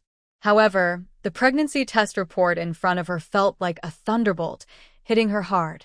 The report clearly stated that not only had she broken the Mo family's 10-generation tradition of having only one child, but she was also expecting 5 babies. To be honest, if her heart hadn't been strong enough, she might have fainted as soon as the doctor said the words, 5 babies. She was purely shocked by this incredible news. "Well, maybe it's..." Mo Beishan said softly, but suddenly paused mid-sentence and lowered his gaze slowly. He looked at Gu-won with deep affection, then leaned down and gently kissed her delicate cheek. His voice was tender and loving. Meeting you changed the tradition. What? She could actually change the family genes? Hearing this, Gu-won was stunned, her mind blank for a moment. After a while, she slowly looked at Mo Baishan, and when she raised her head, her gaze met his warm and loving eyes. Gu-won smiled playfully at him. You really are quite something. However, at that moment, her heart was filled with an indescribable excitement and joy. She gently touched her belly, feeling incredibly curious. Inside her, 5 adorable little angels were growing. Mo Baishan noticed his wife's gesture and couldn't help but smile, his deep eyes revealing endless warmth and affection. In fact, he never expected that in his life. He would not only meet his true love but also welcome 5 lovely children in a few months. This sudden happiness surprised him, and he felt very grateful. However, compared to this joy, he was more worried about his daughter's health, as Gu-won was still young and now expecting multiple babies, which made him anxious. Xie Yunyao and Gu Xianghua exchanged smiles as they watched their daughter and son-in-law interact, feeling very pleased in their hearts. Seeing their daughter and son-in-law so happy together brought joy to them as parents. Now, they didn't ask for much, just hoped that after Wanwan's children were born, they could help take care of them, see their eldest son Gu Zhechuan get married, and wish for Xiao Yi to grow up safely into adulthood. Before leaving, Mo Baishan found the doctor to ask about precautions during pregnancy, then took Gu-won and left the hospital. After exiting the hospital, Mo Baishan asked his in-laws to go to the mall to meet with her grandfather while he drove Gu-won to another place. Mo Baishan drove quickly towards the northern suburbs. He found a remote and quiet spot, parked the car by the roadside, and kept a watchful eye on the surroundings. Once Gu-won retrieved the supplies she had prepared from the previous night, he drove back to the city center to meet with Gu's parents. By the time Gu-won and Mo Baishan arrived at the meeting point, Gu-won had already fallen asleep in the car, while Gu Zhechuan had finished buying all the furniture and supplies. 1. Old Mr. Xie saw his grandson-in-law arriving and was excited to call out to his granddaughter, but he noticed Gu-won sleeping in the seat. He quickly held back his words and turned to his grandson-in-law, asking quietly, "Is Wanwan okay?" "She's fine," Mo Baishan replied with a smile. He unbuckled his seatbelt and turned to look at his wife, who was sound asleep, a gentle smile on his lips. "She's just a bit sleepy. She just fell asleep a few minutes ago." Hearing this, old Mr. Xie immediately said, "That's good. If she's sleepy, let her rest. She's expecting children, especially 5, so she definitely needs more sleep than usual." As soon as he finished speaking, Gu Zhe and Gu Zhechuan walked over. Gu Zhe immediately looked at Mo Baishan and asked urgently, "Brother-in-law, Mom and Dad said I'm going to be an uncle soon. Is that true?" "Yes, you will be an uncle very soon," Mo Baishan replied with a smile. As he spoke, he got out of the car, gently closed the door and patted little Yi's head, asking with a smile, "Are you happy? In a few months you'll have several little nephews." "Happy? Really, really happy." Gu Zhe nodded vigorously, his eyes squinting with joy. When he heard Mom and Dad say that his sister was having a baby, he wished he could grow wings and fly to her side right away to confirm it with her. Otherwise, he felt like he was dreaming and he had a sense of floating. While other kids might have 1 or 2 nephews or nieces, he was going to have 5 adorable little nephews all at once. That's double what other kids have. Just imagining that made him feel incredibly happy. Gu Zhechuan was also very pleased, but when he saw Gu-won's sleeping face, his eyes showed deep concern. Gu Zhechuan quickly asked Mo Baishan, "Have you bought everything you need? If you're ready, we should head back to the base quickly so Wanwan can rest. She must be uncomfortable sleeping like this." He clearly remembered how difficult it was for their mother when she was pregnant with little Yi, and that was just one baby. Now, Wanwan was carrying 5.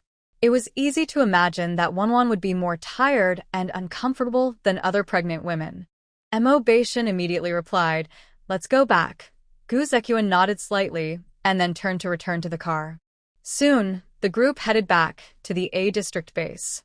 When 3 luxury cars and a truck filled with items entered the family area of the base, they quickly caught the attention of many people. For the military wives, the luxury cars were already very appealing, not to mention the truck behind them filled with valuable furniture and items. Suddenly, surprised gasps filled the air. Oh my Goodness. Did the commander and his wife bring the whole mall back with them? Look, there's even a refrigerator and a washing machine on that truck. What's so great about it? It's just a washing machine and a refrigerator, as if no one else can afford them. But inside, she felt very sour. In the previously lively crowd, a voice that seemed proud but was filled with jealousy suddenly spoke up. Hearing this, everyone turned their heads, and all eyes landed on her. The one who spoke was Wang Yan, the wife of Deputy Commander Han Dong from the 2nd Battalion. Seeing everyone looking at her, Wang Yan pouted and said, "Why are you all staring at me? Am I wrong? It's just a few expensive items. What's the big deal?" Tomorrow, she would have Han Dong buy a color TV to show off. When Jianing heard her, she sneered and shot back, "Oh, would you dare say that in front of the commander and his wife? And Wang Yan, you say you don't care, but you're probably already jealous deep down, aren't you?" You. Wang Yan's face turned green with anger. She didn't expect Jianing to suddenly target her. With those gloating looks from the crowd, she felt as if she were being publicly humiliated. Wang Yan glared at Jianing and said sharply, "Jianing, say that again, if you can. Why would I need to do that?" Jianing rolled her eyes at her, her gaze full of sarcasm.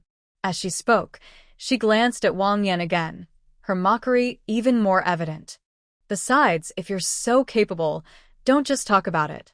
If you really have the ability, go ask your family to bring a truckload of fancy furniture to show us."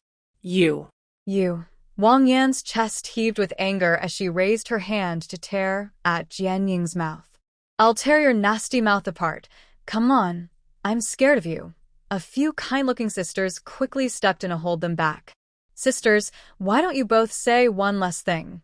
The brigade commander's house is right in front.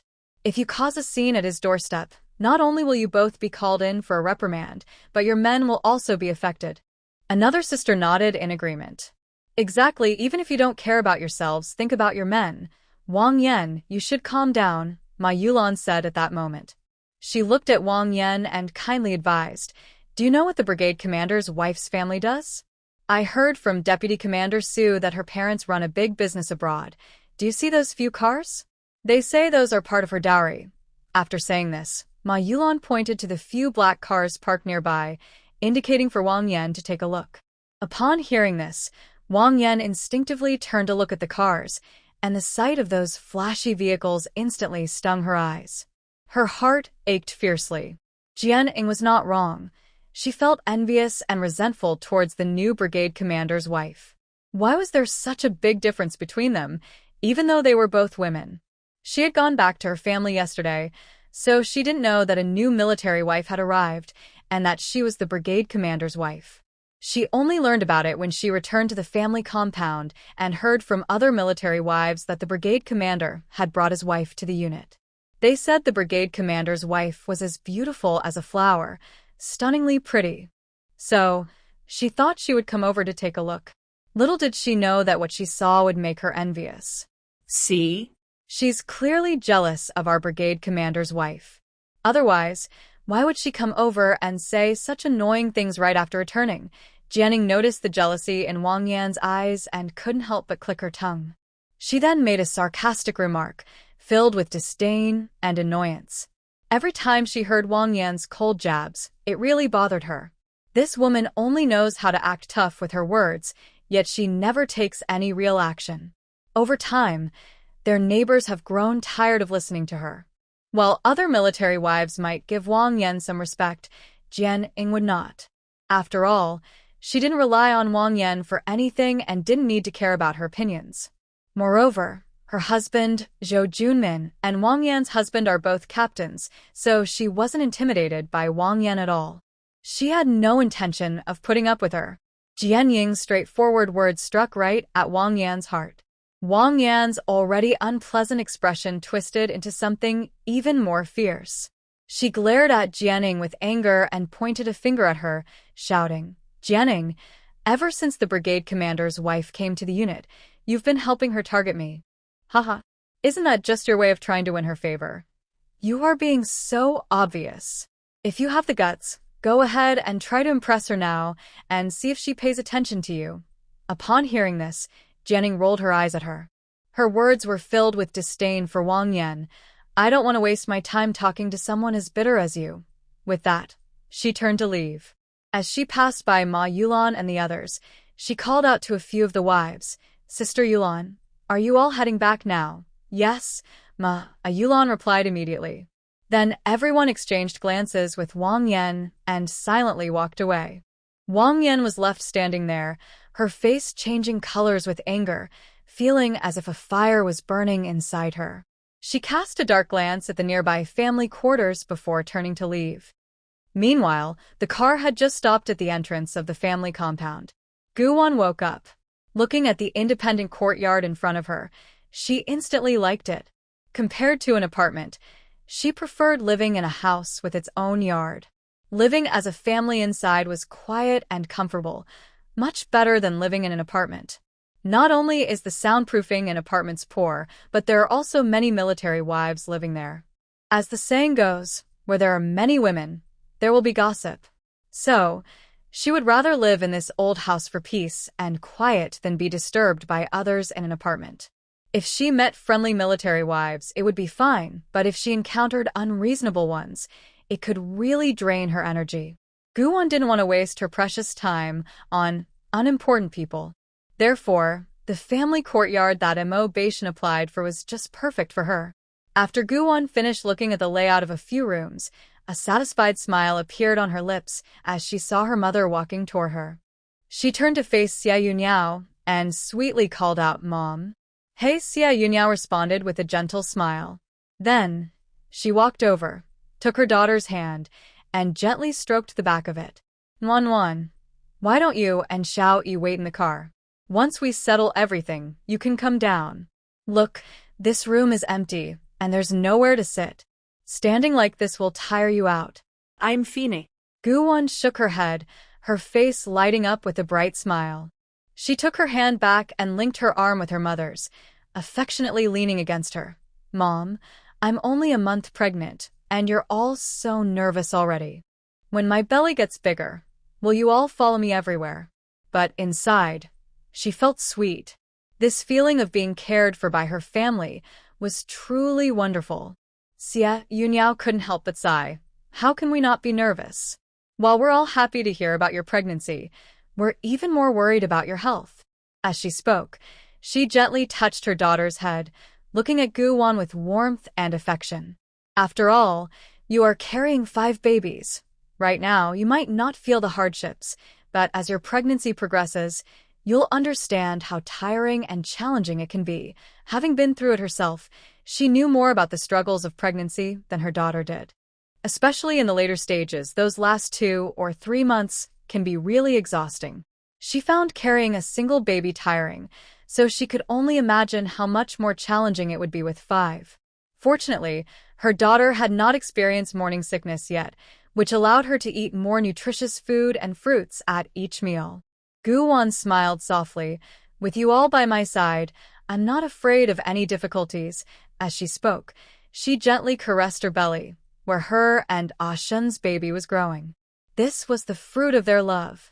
Even though the later stages of pregnancy would become tougher, she was determined to persevere. For her, 10 months was just a fleeting moment. Xia Yunyao chuckled at her daughter's optimistic attitude, saying, "Don't worry, Mom will always be by your side." After a pause, she continued, "But your dad, big brother, and grandpa will be returning to Xinjiang soon to handle some company matters in Y country. Once everything is settled, they will rush back to Long country. Right now, our whole family is focused on you. If they can't see you safely give birth to those babies, they won't be able to relax and do anything else." Hearing this, Guwon felt a lump in her throat and leaned her head on Xia Yunyao's shoulder. "Mom, thank you for everything. Thank you for being so good to me. And thank you, Heaven, for giving me the chance to be your daughter. allowing me to find true love here and have such a wonderful family. Xia Yunyao smiled at her, thinking that if she didn't treat her daughter well, who else would she treat well? Just then, they heard a loud commotion outside the door. Commander, sister-in-law were here. Hey? Who pushed me? You little rascals, do you need more practice? Squad leader, if you don't want to go in, clear the way so we can get in. The brigade commander and his wife have been back for a while. If you keep stalling, they'll take all the furniture from the truck. Hey? I just said one thing, and you're arguing back with a bunch of excuses. What? Do you want me to give you a hard time again? Tainyo, that's enough. Get to work.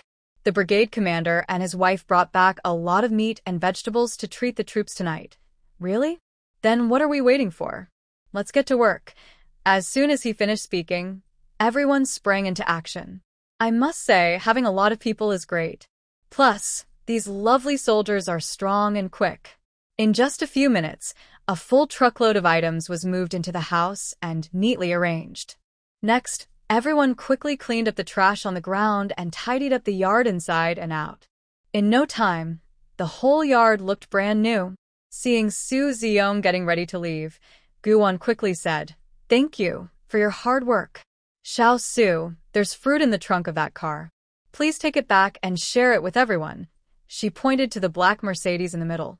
"Sister-in-law, you should keep the fruit for yourself. The brigade commander just let me take back more than 20 bags of candy and peanuts to share with the brothers." "We don't need the fruit," Su Ziyong instinctively replied, his voice firm and clear. Su Ziyong. Hearing Mo Beishan's voice suddenly, Su Ziyong reflexively responded, "Yes," and turned to look at Mo Beishan. He scratched his head and smiled at Mo Beishan. "Brigade commander, did you call me? Take the fruit back."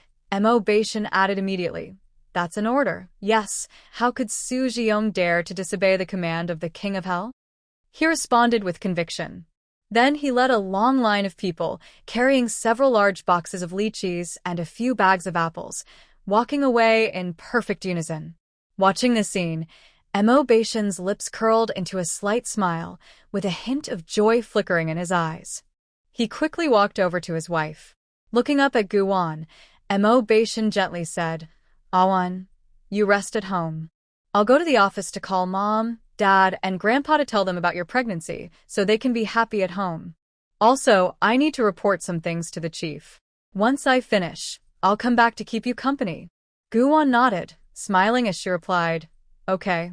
You go ahead and send my regards to Grandpa and Mom and Dad." Montag Beishan nodded. Then, he slightly lowered his head and kissed his wife on the forehead before leaving the yard. He headed toward the office. A moment later, Mo Beishan dialed the home phone. "Hello." As soon as the call connected, he heard his mother's voice. "Mom, it's me." Xiao Montag? Dong Wanqiu was a bit surprised that her son was calling at this time. Suddenly, she remembered that her daughter-in-law was visiting Zhu City for the first time, and a wave of concern washed over her. She quickly asked, "Did you call home because Awan isn't adjusting well to life there?" Mo Beishan smiled lightly, responding in a relaxed tone. "Not at all. Awan is doing great. It's just that." He intentionally paused for effect. Dong Wanqiu, anxious, urged, "Just what? Don't keep me in suspense, hurry up and tell me. Is Xiao Mo trying to drive her crazy?" A glimmer of joy flashed in Mo Beishan's eyes as he excitedly called out to his mother, "Mom, you better sit down because I have some really big news to share." As he spoke, he couldn't help but chuckle. "What news?" Dong Wanqiu listened with a puzzled expression, but her curiosity got the better of her, and she quickly added, "All right, just tell me. I'm ready." Hearing this, Mo Beishan finally decided to share the news. He happily announced, "Congratulations. You are about to become a grandmother." In an instant, Dong Wanqiu was stunned. Time seemed to freeze at that moment. For a long time, there was no sound on the phone. Dong Wanqiu held the phone tightly, staring wide-eyed with her mouth agape, clearly shocked by this sudden good news. Her mind went blank, unable to process anything for a while. Mo Beishan was not in a hurry. He patiently waited for his mother to digest this surprise before telling her that Guwon was expecting multiples. A long time passed, feeling as if a century had gone by. Finally, Dong Wanchio began to react. Once she regained her senses, she immediately asked Mo Beishan, "Really? Little Mo, you're not joking, right? Little Wan is really pregnant?" Her tone was filled with excitement and disbelief, mixed with immense joy. Mo Beishan smiled gently, his lips curving into a happy arc as he softly replied, "Yes, this is absolutely true. This morning, when we went to the city, I took Awan to the hospital with your in-laws for a checkup. The results showed that the baby is developing very well." When he mentioned the child, his smile grew even warmer. "And, Mom, there's something you might not know. Awan has broken our Mo family's tradition and is expecting multiples." "What?" "Say that again." Dong Wanchio's voice suddenly rose several octaves. Her previously settled emotions were instantly thrown into chaos. Her face and eyes reflected endless astonishment. "Multiples? How is that possible?" Dong Wanchio's mind went blank again, unable to accept this surprise. She couldn't help but wonder if her son was joking with her. After all, their family had never had multiples before. In an instant, countless questions surged in Dong Wanchio's mind. After a while, she finally began to calm down. She tightly held the microphone and asked in a voice full of uncertainty, Xiao Mo, can you please repeat what you just said?" I think I didn't hear clearly." She felt that she must have imagined it. Otherwise, how could she have heard such shocking news that Guwon was having multiple babies? However, the voice on the other end was like a thunderclap, instantly waking Dong Wanchio from her daze. "Mom, you heard correctly. Awan is really having multiple babies." Upon hearing this, cracks quickly appeared on Dong Wanchio's face. And Mo Beishan paused again, wanting to give his mother some time to process this good news. After a few seconds, he slowly continued, "Awan is actually having 5 babies." Before his words finished, a loud crash was heard on the phone. After the loud noise, it seemed something had fallen. Then, the other end fell into complete silence. Mo Beishan helplessly pressed his forehead, knowing without a doubt that his mother was shocked by this overwhelming surprise. After a moment, he gently called out to his mother, "Mom, are you okay?" But all he received was endless silence. His heartbeat slowed for a moment, and a sense of unease crept in. Could it be that his mother fainted from shock? Just thinking about this possibility made Mo Beishan restless, and he quickly shouted again, "Mom, I'm here." The voice was so soft it was almost inaudible, mainly because Dong Wanchio was truly startled. She was even so overwhelmed with excitement that her legs gave way, and she sat down on the floor. After a few more minutes, Dong Wanchio's dizzy head finally cleared a bit, but her eyes were still filled with shock and disbelief. Just then, Luma walked into the living room, and upon seeing Dong Wanchio sitting on the floor, she hurried over to ask, "Madam, what happened? Why are you on the floor?" As she asked with concern, she helped Dong Wanchio up. Dong Wanchio quickly waved her hand, her eyes starting to show a hint of a smile. "I'm fine." "I just suddenly heard Xiao and Mo mention a really big surprise, and I was shocked."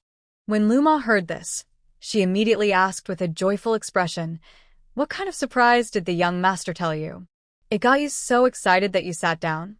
I'll tell you later. Right now, I need to confirm with Xiao and Mo first. Otherwise, I feel like I might have misheard." After saying this, Dong Wanchio immediately instructed Luma, "By the way, Luma, please go outside and see if the old master has returned. If he hasn't come back yet, then go to Uncle Wang's house to find him. Just say I have something very important to discuss, and he should come home quickly, okay?" Luma responded with a smile and walked toward the living room.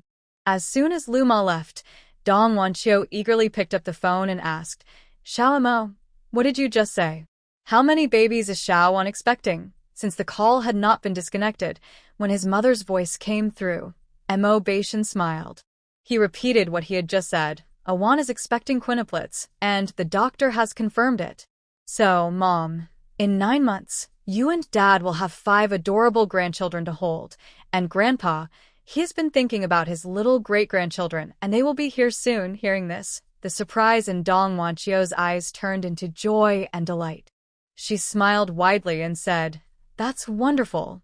the Mo family finally has heirs.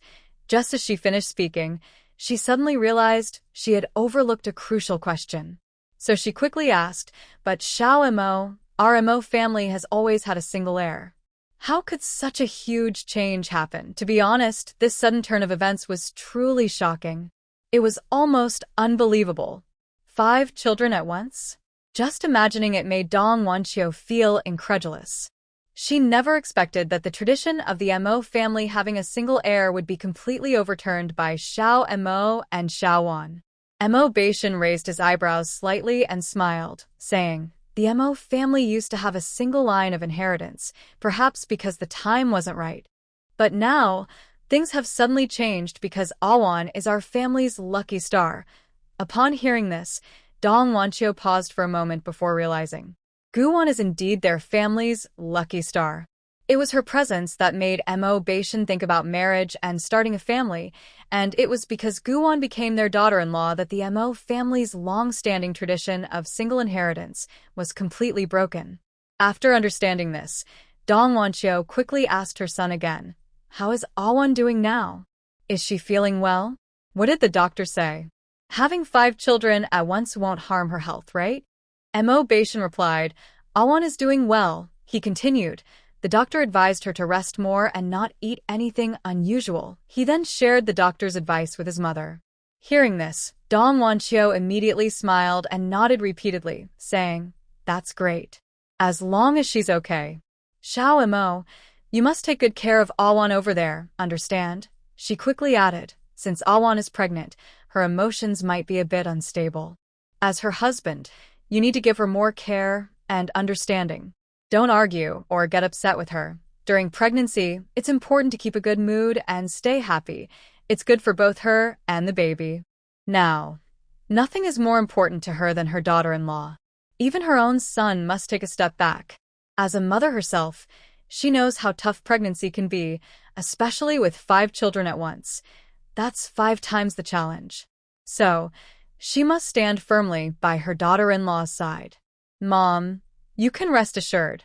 I will take good care of Awan. Mo Beishan smiled and replied, his eyes filled with warmth. Dong Wanqiu was instantly delighted by this and smiled so widely that her eyebrows curved like crescent moons. She kept nodding and saying, that's wonderful, then hurry back to be with Xiao Wan. I've already asked Lu Ma to find your grandfather. If he hears this good news, he will definitely be more excited than I am. I almost forgot. I need to call your dad and tell him to come back from the army quickly. Dong Wanqiu hurriedly finished speaking and hung up the phone without waiting for her son to respond. Mo Beishan, listening to the busy tone on the line, he couldn't help but feel a mix of amusement and frustration. He hung up the phone and then walked into the office of the highest leader of Area A, General Zhou Jingxin. Meanwhile, at the Mo family in Shengjing, as soon as Old Master Mo heard from Lu Ma that Dong Wanqiu had something very important to discuss, he rushed back without delay. Just as he stepped into the yard, his son, Mo Xiaoyun, also returned home in a military vehicle. Old Master Mo turned to look at Mo Xiaoyun and, seeing his son get out of the car and walk into the yard, couldn't help but ask with a smile, did Wanqiu call you back too? Mo Xiaoyun nodded. Yes. Wanqiu said something very important happened at home and that I should come back as quickly as possible. Even with his high status, he wouldn't dare ignore his wife's orders, unless he wanted to spend a month alone in the study. Mo Xiaoyun's words only heightened Old Master Mo's curiosity. He said, let's go. And the father and son walked into the living room. As soon as they entered, they saw Dong Wanqiu waiting on the sofa. Wanqiu, why did you call us back in such a hurry? Old Master Mo asked as he quickly walked toward the sofa. Mo Xiaoyun followed closely behind. In the blink of an eye, the two of them sat down on the sofa. Ahem. Dong Wanqiu cleared her throat, straightened her back, and smiled as she reminded them. Dad, Xiaoyun, I suggest you both take a moment to calm down, so you don't faint from the good news I'm about to share. Mr. Mo laughed loudly upon hearing this. What good news could it be that scares us both? Mo Xiaoyun was also very curious. He looked at his wife and said with a smile, Wanqiu, Stop keeping us in suspense and just tell us. You're making us even more curious about what you're about to say. Seeing their reactions, Dong Wansuy's smile grew even brighter. She cleared her throat and raised her voice. You both better listen closely. Just now, Xiao Mo called me and shared some amazing news. Xiao Wan is pregnant. This means that soon, we will all become grandparents and great-grandparents. What? Xiao Wan is pregnant so soon? Hearing this, Mr. Mo immediately stood up in excitement and looked at Dong Wansu, quickly confirming, is Xiao Wan really pregnant? Dong Wansu nodded with a smile, confidently replying, absolutely. Xiao Mo told me himself. Mr. Mo's face instantly lit up with joy. Meanwhile, Mo Xiaoyan was also stunned by the news, but compared to his father's excitement, he managed to stay a bit more composed. After regaining his senses, he quickly asked his wife, did Xiao Mo and the others go to the hospital for a checkup? Are they sure she's pregnant? His words were filled with concern and tension. Dong Wansu cheerfully replied, they've already confirmed it with an ultrasound at the local hospital, so it's true. Hearing this, Mr. Mo's eyes squinted with happiness.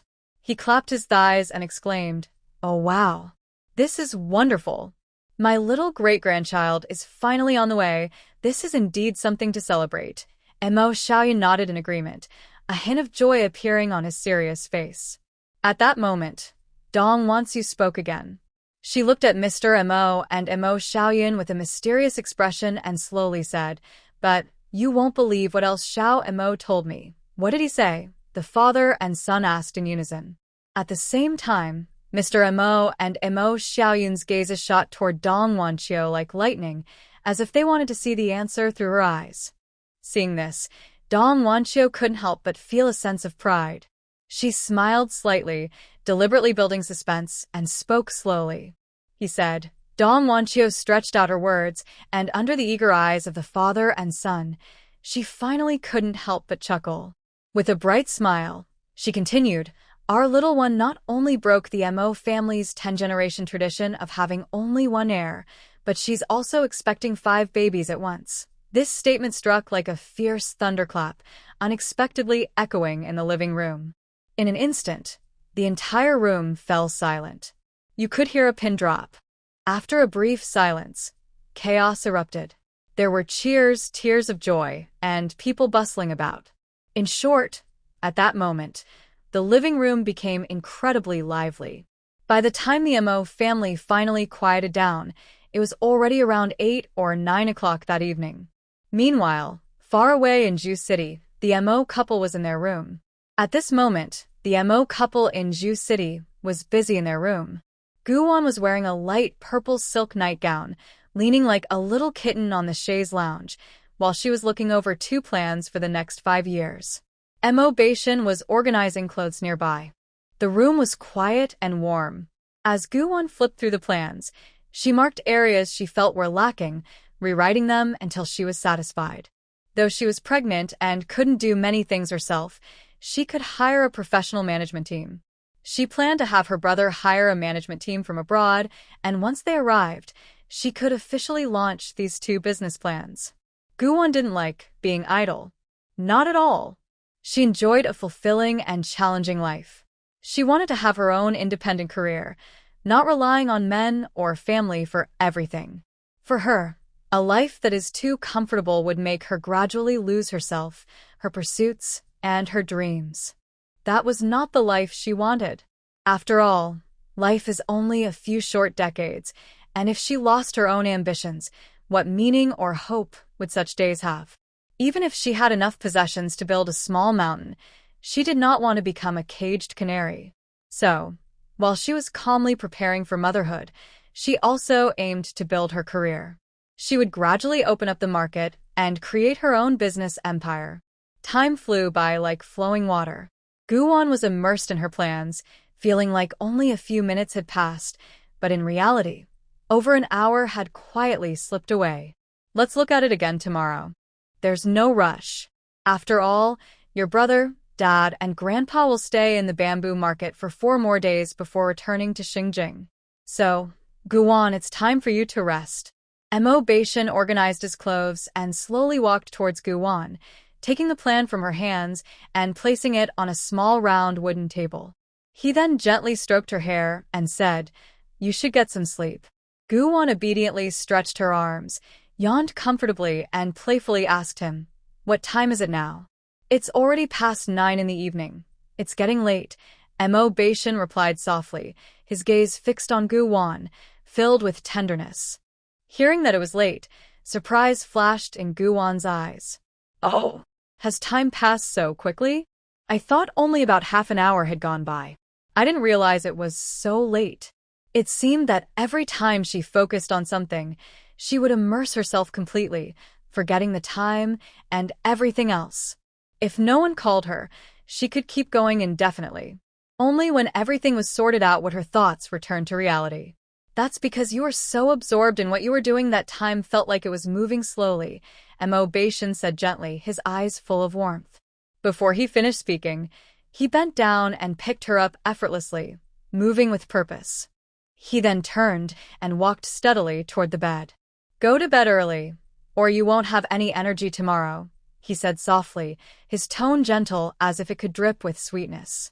At the same time, he carefully placed Gu-won on the spacious, comfortable bed to help her settle in. Then, Mo Beishin took off his slippers and lay down next to his wife.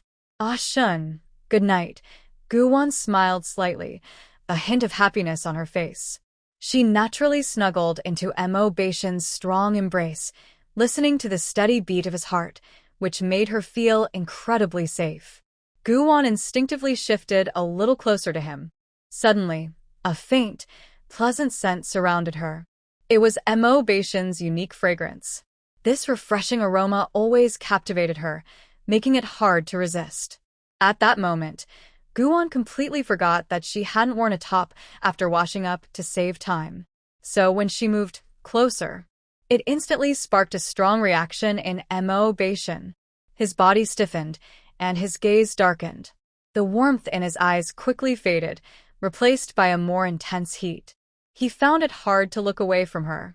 Gu-won, nestled in his arms, was unaware of the change in his expression. "Ah Shun, are you asleep?" Unable to fall asleep, Gu-won thought about talking to Mo Beishin, hoping that chatting would help her feel drowsy.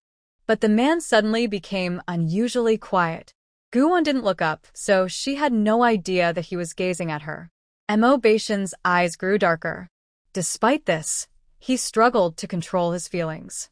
Gu-won was pregnant, and the doctor had specifically advised him that they should avoid intimacy during the first 3 months. So, no matter how much he wanted to, he had to exercise strong self-control. The sweet and gentle sound of her voice continued to fill the air. "By the way, when you call home this afternoon, will Mom, Dad, and Grandpa be really happy and excited to hear about my pregnancy with multiples?" "I bet Grandpa will be the most excited since he has been talking about having great-grandchildren for years, and now his wish is finally coming true. He might be so happy that he wakes up laughing in his dreams." She continued to speak cheerfully, her eyes sparkling with joy. However, the man remained silent, which surprised Gu-won. She looked up and met his intense gaze. Gu-won thought. She instinctively wanted to step back, but as she moved, her body suddenly lifted, and she found herself in a different position next to the man. The movement was quick and smooth, yet gentle. His hands were on either side of her, not pressing down on her. Then, his deep voice softly emerged from his lips. "Awan." Gu-won felt a tightness in her chest, knowing that when Mo Beishin called her like that, it meant something significant. I can't right now," she felt the need to remind him. It wasn't that she didn't want to. It was just that the situation didn't allow it. But Mo Beishin's gaze grew even deeper, and his breathing quickened. He leaned closer to her ear and whispered, "I know. I just wanted to say that I want to eat strawberries." Huh? Gu-won didn't expect Mo Beishin to suddenly want strawberries at that moment. She paused for a moment, then smiled and said, "But you already brushed your teeth, right? If you eat strawberries now, you'll have to brush your teeth again later. I want to eat them." Mo Beishin replied with a playful tone. As soon as he finished speaking, he playfully nibbled on Gu-won's ear. Wow. This man is trying to tempt her just to eat strawberries? Gu-won swallowed hard, feeling as if hundreds of ants were biting her earlobes. making them itch and tingle. Mo Baishan smiled, looking down at her, his gaze suddenly tightening. His throat moved as he lowered his head, rubbing his nose against Gu Wan's, his voice low and enticing. "Ah Wan, is that okay?" Gu Wan instantly felt her defenses crumble. The man's charming voice whispered in her ear, truly sweet and teasing. How could she possibly refuse him? Besides, for the next few months, her dear Ah Shun would have to eat vegetarian. Thinking about how he had just started eating meat a month ago and would now have to give it up, Gu Wan felt even more sorry for him. Nodding, she said okay and took him into her space. He just wanted to eat strawberries, and she had plenty of them in her star space. In fact, there were several varieties. Since Ah Shun wanted to eat, she would take him in to enjoy as much as he wanted. After all, there was more than enough. However, when Gu Wan brought Mo Baishan back to the space, she realized she had misunderstood. The strawberries he mentioned were not the kind grown in orchards. Instead, they were. For Mo Baishan, even though he couldn't eat meat for the next 3 months, having something else was still quite nice. Without needing Gu Wan's approval, he took action. He started enjoying those sweet and delicious strawberries. Under the dim night sky, Gu Wan experienced once again that even when a man wasn't doing anything, he could still find different kinds of joy. Moreover, she realized she had overestimated the self-control of a man who had just started eating meat. He had been vegetarian for over 28 years. No, more accurately, he had been vegetarian for 2 lifetimes. Suddenly being able to eat meat, how could he possibly endure eating vegetarian every meal, especially for a young and strong soldier? So that night, Gu Wan was completely exhausted. "It's not that my body is tired. It's that my heart is tired." However, after searching for joy all night, it felt like I had taken a magic potion, and my spirits were incredibly high. As soon as it was time, Mo Baishan opened his eyes and got up to wash up. He changed into his training outfit and quietly approached the bed. Leaning down slightly, he gently placed a kiss on his wife's fair face. Then he turned and left, softly closing the door behind him. Throughout it all, Mo Baishan made no sound, wanting to avoid waking Gu Wan, who was fast asleep. Gu Wan continued to sleep soundly, while Mo Baishan arrived at the training ground, where he was quickly spotted. From a distance, the tall figure in the training area caught Su Jiong's attention, and he hurried over in surprise. He called out to Mo Baishan, "Commander? Why are you out for a morning run so early today?" As he spoke, he couldn't help but look up at the sky. It was only 6 o'clock. So, why wasn't the commander at home with his new wife, but here at the training ground? Mo Baishan turned to look at Su Jiong, about to respond when a group of soldiers quickly ran over, including some officers. All 4 units had gathered. "Oh no. Wow, is that really our commander? It seems like it. What brings him here today? I have a bad feeling. Our training exercises are definitely going to be double today," the group whispered among themselves as they hurried toward the training ground. Sure enough, as soon as they reached the training area, they heard a commanding voice that left no room for refusal. "Today, I will lead the morning exercise. Everyone start with a 30-kilometer weighted run.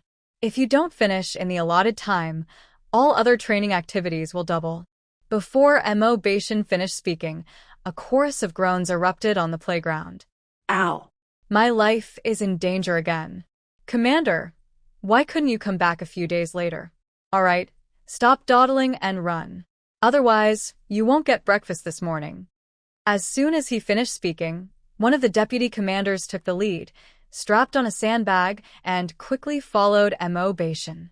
Gu Wan was completely unaware of what was happening in the army and had no idea that many soldiers were secretly planning to complain to her about Mo Baishan. She slept in late and was finally awakened by the noise outside her door. Frowning slightly, she wanted to go back to sleep. But the noise outside was too loud and persistent. No matter how deeply Gu Wan slept, she eventually woke up. She raised her hand slightly. Then, she groggily opened her eyes. Outside in the yard, a large group of military wives had gathered. "Is anyone home?" One of the military wives knocked on the gate and called out loudly. Hearing a woman's voice outside, Xia Yunyao exchanged glances with a few people inside, thinking it was probably the military wives from the family quarters coming to visit. She immediately got up and quickly walked to the door. "Hello. Come in and sit down." Once she saw the group outside, Xia Yunyao understood and smiled to welcome them. "Auntie, sorry for not greeting you before coming over. We thought since the commander's wife just arrived with the troops and isn't farming, we would bring you some fresh vegetables." Jianing smiled at the kind-faced Xia Yunyao and explained their purpose. Another military wife added, "These vegetables are all homegrown, very tender and fresh. They taste great when stir-fried." After hearing everyone's intentions, Xia Yunyao immediately responded with gratitude. "Thank you so much. We really need some vegetables at home." She accepted the kindness of the military wives, knowing that her daughter would have to interact with them in the future. It was best for everyone to get along peacefully. Then, she invited them inside, saying, "Please come in and have a seat." After saying this, Xia Yunyao led them into the living room. As Jianing and the others entered the living room, they were surprised by the decorations inside. They quickly came to a conclusion. The wife of their commander was a very capable homemaker.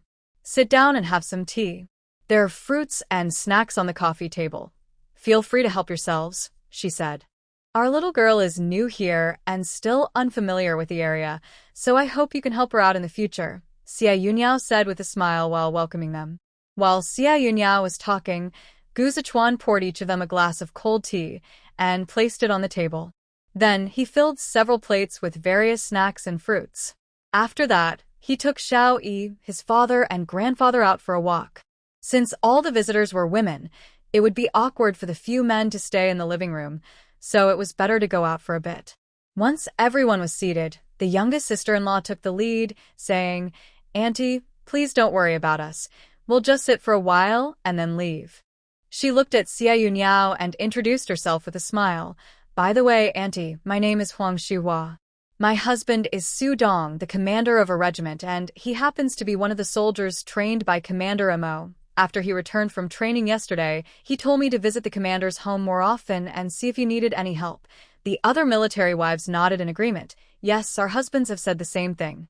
My husband said the commander's wife is new to the base and unfamiliar with the area, so he asked me to take you to the nearby town when I have time."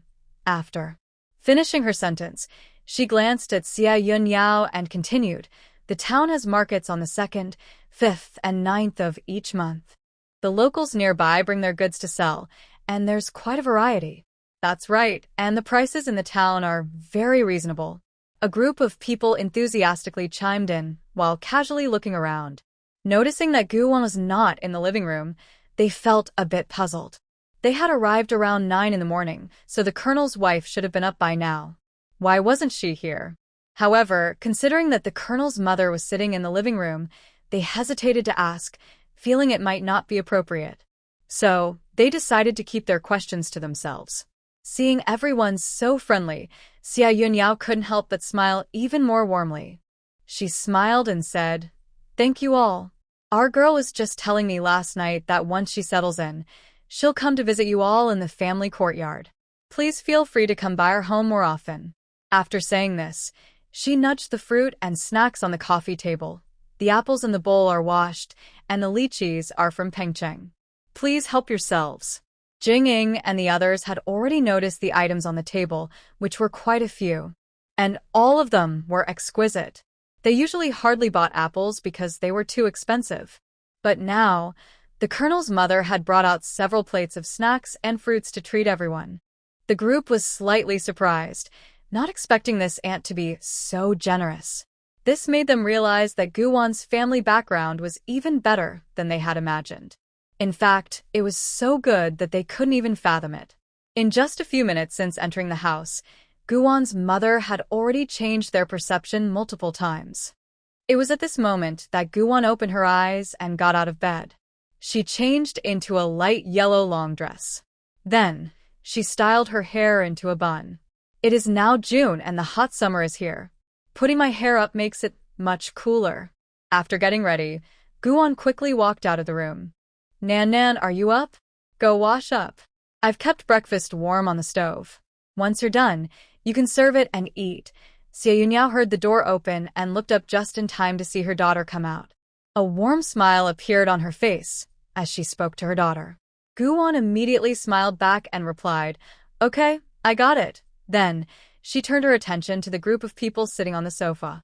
There were quite a few of them, 9 in total. And this group of military wives was probably just here to get to know her, the new military wife, and see if she was easy to get along with. This way, they could decide how to interact with her in the future. Guwon smiled and waved at everyone, greeting them cheerfully. "Hello. I'm Gilvan. I just arrived at our military district the day before yesterday, and like all of you, I'm here with my husband. In the future, if I have any questions, I hope you can guide me." Her smile was warm and friendly, and her tone was casual and natural, without any stiffness. Her eyes were clear and bright, giving off a friendly and approachable vibe. But that wasn't the main point. The main point was, Mo Beishan, Colonel Mo, had really found a young girl. He had taken a girl who looked barely out of her teens. Yesterday, they had only seen Guwon from a distance and hadn't looked closely. They had only thought that Colonel Mo's wife was very beautiful. She seemed to match him well. But today, seeing her up close, oh my. She was clearly a naive young girl. Mo Beishan had definitely gotten a great deal. How sneaky. Really, how sneaky. How could an older man have the nerve to deceive a young girl? In an instant, the group of military wives all stared at Guwon's face in shock, imagining countless scenarios of Mo Beishan flirting with her. They all agreed that Mo Beishan, this older man, must have used some tricks to win her over, leaving Guwon with no choice but to agree to marry him. Otherwise, how could Guwon possibly marry Mo Beishan? After all, he is already over 28 years old enough to be her uncle. If he hadn't approached her first, what was wrong with this young girl? Guwon never expected that by simply greeting them, her youthful appearance would lead this group of military wives to completely misunderstand her situation. They all thought she was the one being pursued by the older man.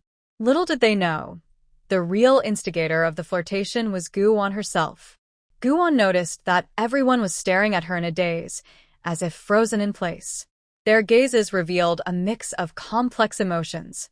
It seemed they suddenly believed she was very wronged, with pity shining in their eyes. Yes, it was pity. What was going on? Guwon felt confused. She raised her eyebrows, trying to make sense of it. After arriving in the living room, she had only said a few words, right? So, what could have happened to make these military wives think such strange things? Ahem. Guwon cleared her throat lightly, trying to break the awkward silence. At the sound, everyone snapped back to reality. They all regained their composure. Tang Hong, the wife of the 2nd Regiment leader Wang Canning, was the first to react. She looked at Guwon and asked with a slightly embarrassed smile, "Sister, did you just wake up? We suddenly came over in a big group, making a lot of noise. Did we disturb you?" "No," Guwon replied with a smile, shaking her head. "I just woke up late because of my health." However, upon hearing this, everyone started to think in a different direction. The military wives present were all married and had children. So, when they heard Guwon say she woke up late due to health reasons, they naturally thought about the intimate matters between couples. Oh my, isn't Colonel Mo being a bit much? How could he let such a delicate girl get so worn out?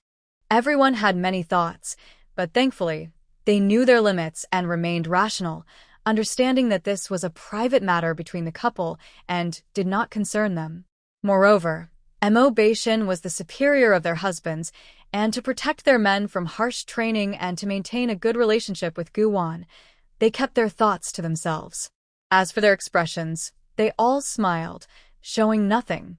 Guwon raised her eyebrows slightly and said with a smile, "You all sit for a bit. There are fruits and snacks on the coffee table. Help yourselves. I'll go freshen up, and we can chat more later." No, sister-in-law, you go ahead. We'll head back now and visit you another day," Jianing said quickly, thinking about how Guwon hadn't had breakfast yet. She stood up straight away, signaling the other wives to get up and leave. Guwon had just woken up and must be very hungry. If they stayed longer, it would only disturb her. After all, Guwon would be living at the base from now on, and they would have plenty of time to visit. Ma Yulon also stood up and said, Jianing is right. Sister-in-law, you should go eat breakfast. We'll leave now, and we can find another time to sit and chat. Then she suddenly remembered that the market day was the day after tomorrow and asked Guwon, by the way, sister-in-law, are you going to the market the day after tomorrow? It's very close. If you walk, it takes about 20 minutes to get to the town, but you need to leave early, because many people go to that town to buy things. If you go too late, all the good items might be taken by others. Seeing that this sister-in-law wanted to invite her to the market, Guwon naturally accepted. With a smile and asked, what time do you usually leave for the market? Ma Yulon immediately replied, we leave at 6 in the morning, so, sister-in-law, can you wake up in time? Don't worry, I can manage that. Guwon quickly responded with a smile. Then she looked at the military wives and warmly suggested, how about this? You all come to my house the morning after tomorrow after you're ready, and I'll have someone drive us there. No, we can just walk there. However, before Ma Yulon could finish her sentence, Guwon firmly said, it's settled. I'll be waiting for you at my house at 6 in the morning the day after tomorrow. After saying that, she turned to her mother. Mom, could you please pack some lychees and candies for them to take back for the kids? Xia Yunyao smiled and replied, sure, dear, just leave this to me. You should hurry and wash up. Her precious daughter was now pregnant, and she couldn't let her go hungry. Guwon nodded and said to Jianing and the others, excuse me. Then she left the living room. Ma Yulon and the others wanted to leave directly, but Xia Yunyao insisted that if they didn't take something back, Guwon wouldn't accept any vegetables from them in the future. With her aunt saying this, how could they refuse? So, when they left, they all carried a full basket of items. And this morning, Guwon was bound to be busy. Just after she finished eating, another group of military wives came to visit her home. As usual, everyone brought a basket of homegrown vegetables or a basket of sweet melons. After sitting at home for a little while, I got up to say goodbye. Guwon didn't neglect her friends. She packed some fruits and snacks for each of them to take home. Then a few more groups of people arrived. It was busy until around 10:30 in the morning, and finally, the house became quiet. Guwon leaned back on the sofa and let out a long breath, feeling like her smile had frozen. She had felt this way on her wedding day. She didn't expect to feel it again so soon. Xia Yunyao looked at her daughter with concern, moved the fan closer to her, and asked, are you tired? Once today is over, it'll be fine. These military wives only come together like this today. In the future, there won't be so many people at once. As she spoke, she poured a glass of water for her daughter and handed it to her. Thank you, Mom. Guwon smiled sweetly at Xia Yunyao, took the cup, and drank a few sips of the cool tea. The tea felt soothing as it went down her throat. It was lemon-infused tea with a refreshing taste. Perfect for summer. How do you feel? After meeting so many people, do you have a better idea now? Xia Yunyao asked with a smile as she sat down next to her daughter after taking the cup back. Hearing this, Guwon raised her eyebrows slightly and smiled gently. Well, how should I put it? I need to interact more to really understand. However, from what I observed earlier, I already have a general idea. Actually, these military wives are not bad. It's just that some of them have their own little thoughts. Xia Yunyao smiled and gently stroked her daughter's hand, saying, it's good that you have a sense of it. I took a quick look earlier, and among the visitors, the first few military wives seemed friendlier. In the future, interacting with them will likely be easier and more enjoyable than with the other military wives, the last few military wives who came here. At this point, she couldn't help but frown slightly. After thinking for a moment, she continued slowly. Those few have a heavier mindset, so when you deal with them in the future, you must be careful and cautious. After all, Xiao Mo is a soldier, and at not even 30 years old, he has already reached the rank of colonel. There are definitely many people who are jealous of him. As his wife, you must think of him more. Never let those with bad intentions find an opportunity, just like her husband, eldest son, and father, who have long been in the business world, where competitors are everywhere. Some people will go to great lengths to win business. Mo Beishin in the military is the same. He was able to rise to colonel and brigade commander in just 10 years, standing out among many comrades. The number of people who envy and are jealous of him is certainly increasing. And as Gu-won, being Mo Baishan's wife, while many admire her, there are also those who hope to find her flaws and make her stumble. If that happens, Mo Baishan would become the target of criticism. Therefore, Gu-won must be careful when interacting with these military wives and not fall into others' traps. After all, people's hearts are hard to read. Mom, don't worry. I know what to do. Gu-won rested her head on her mother's shoulder, a gentle smile on her lips. I can tell who truly wants to befriend me and who is just pretending to compliment me. So, you and Dad can relax. Your daughter is not someone to be easily manipulated. During her years of completing various tasks, she had participated in many high society struggles and had never lost. Now that she was in the military, she felt confident in herself. Moreover, her instincts were almost the same as her mother's. They both felt that the first group of military wives who visited had the most genuine intentions, so she could interact more with them in the future. As for the last group of military wives, it was enough to maintain a polite distance. No need to get too close, but also not to intentionally avoid them.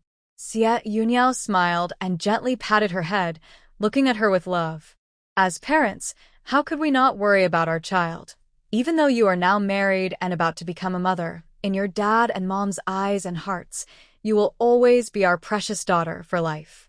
Even when Wan grows older, becomes a mother-in-law, or a grandmother, she will still be just a child in her parents' eyes. Mom, you are so wonderful. Gu-won hugged Xie Yunyao playfully and said with a bright smile, I think there is no other child in the world happier than me. Having a good in-law family is one thing, but even her biological parents treat her exceptionally well. They think of her in every way and have spoiled her like a treasured child. Has it only been a few days? And you already feel so happy. Xie Yunyao laughed at her daughter's words, feeling joyful.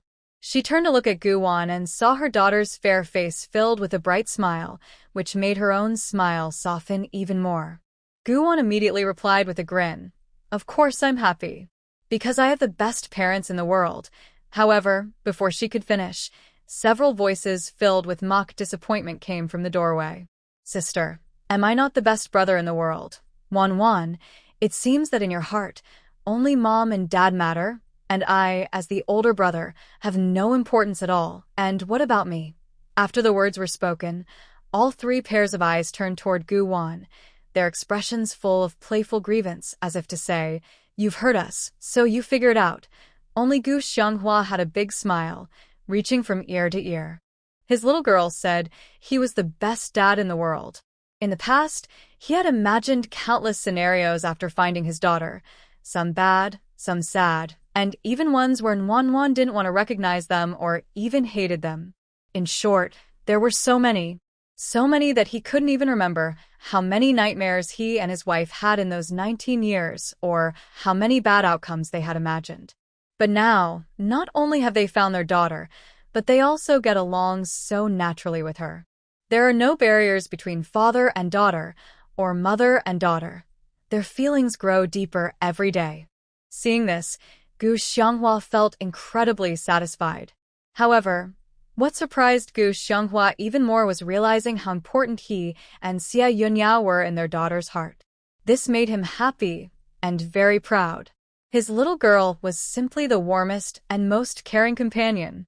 Gu-won noticed the looks from her grandfather, older brother, and Xiao Yi and quickly smiled to explain. How could that be? In my heart, each of you holds an equally important place. There's no order or ranking. You are all the same. However, both Old Master Xie and Gu Zhichuan, along with Gu Zhui, looked at her with expressions that said they thought she was trying to fool a 3-year-old. Gu-won, this was getting a bit tricky. Suddenly, she had a bright idea. She quickly said, I really mean it. If you don't believe me, you can ask Mom. After saying this, Gu-won turned to Xie Yunyao, smiling as she called out, Mom, do you agree with me? Xie Yunyao was delighted and replied, What my little girl said is true. You all are equally important to her.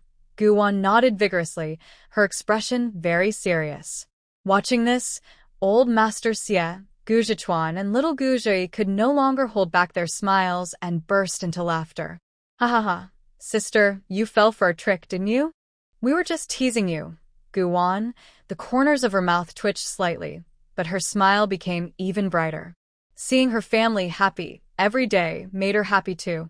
Moreover, after these days of care, her mother, Xia Yunyao, was getting better and better thanks to the nourishing spring water. Her complexion was noticeably much improved compared to the days right after she returned to the country. With the vegetables and fruits watered with spiritual spring water, my mother will recover in less than a month. But what about my older brother? Gu Wan pondered in her heart that her older brother was only a year and a half younger than Mo Beishan, yet he had never mentioned anything about his feelings.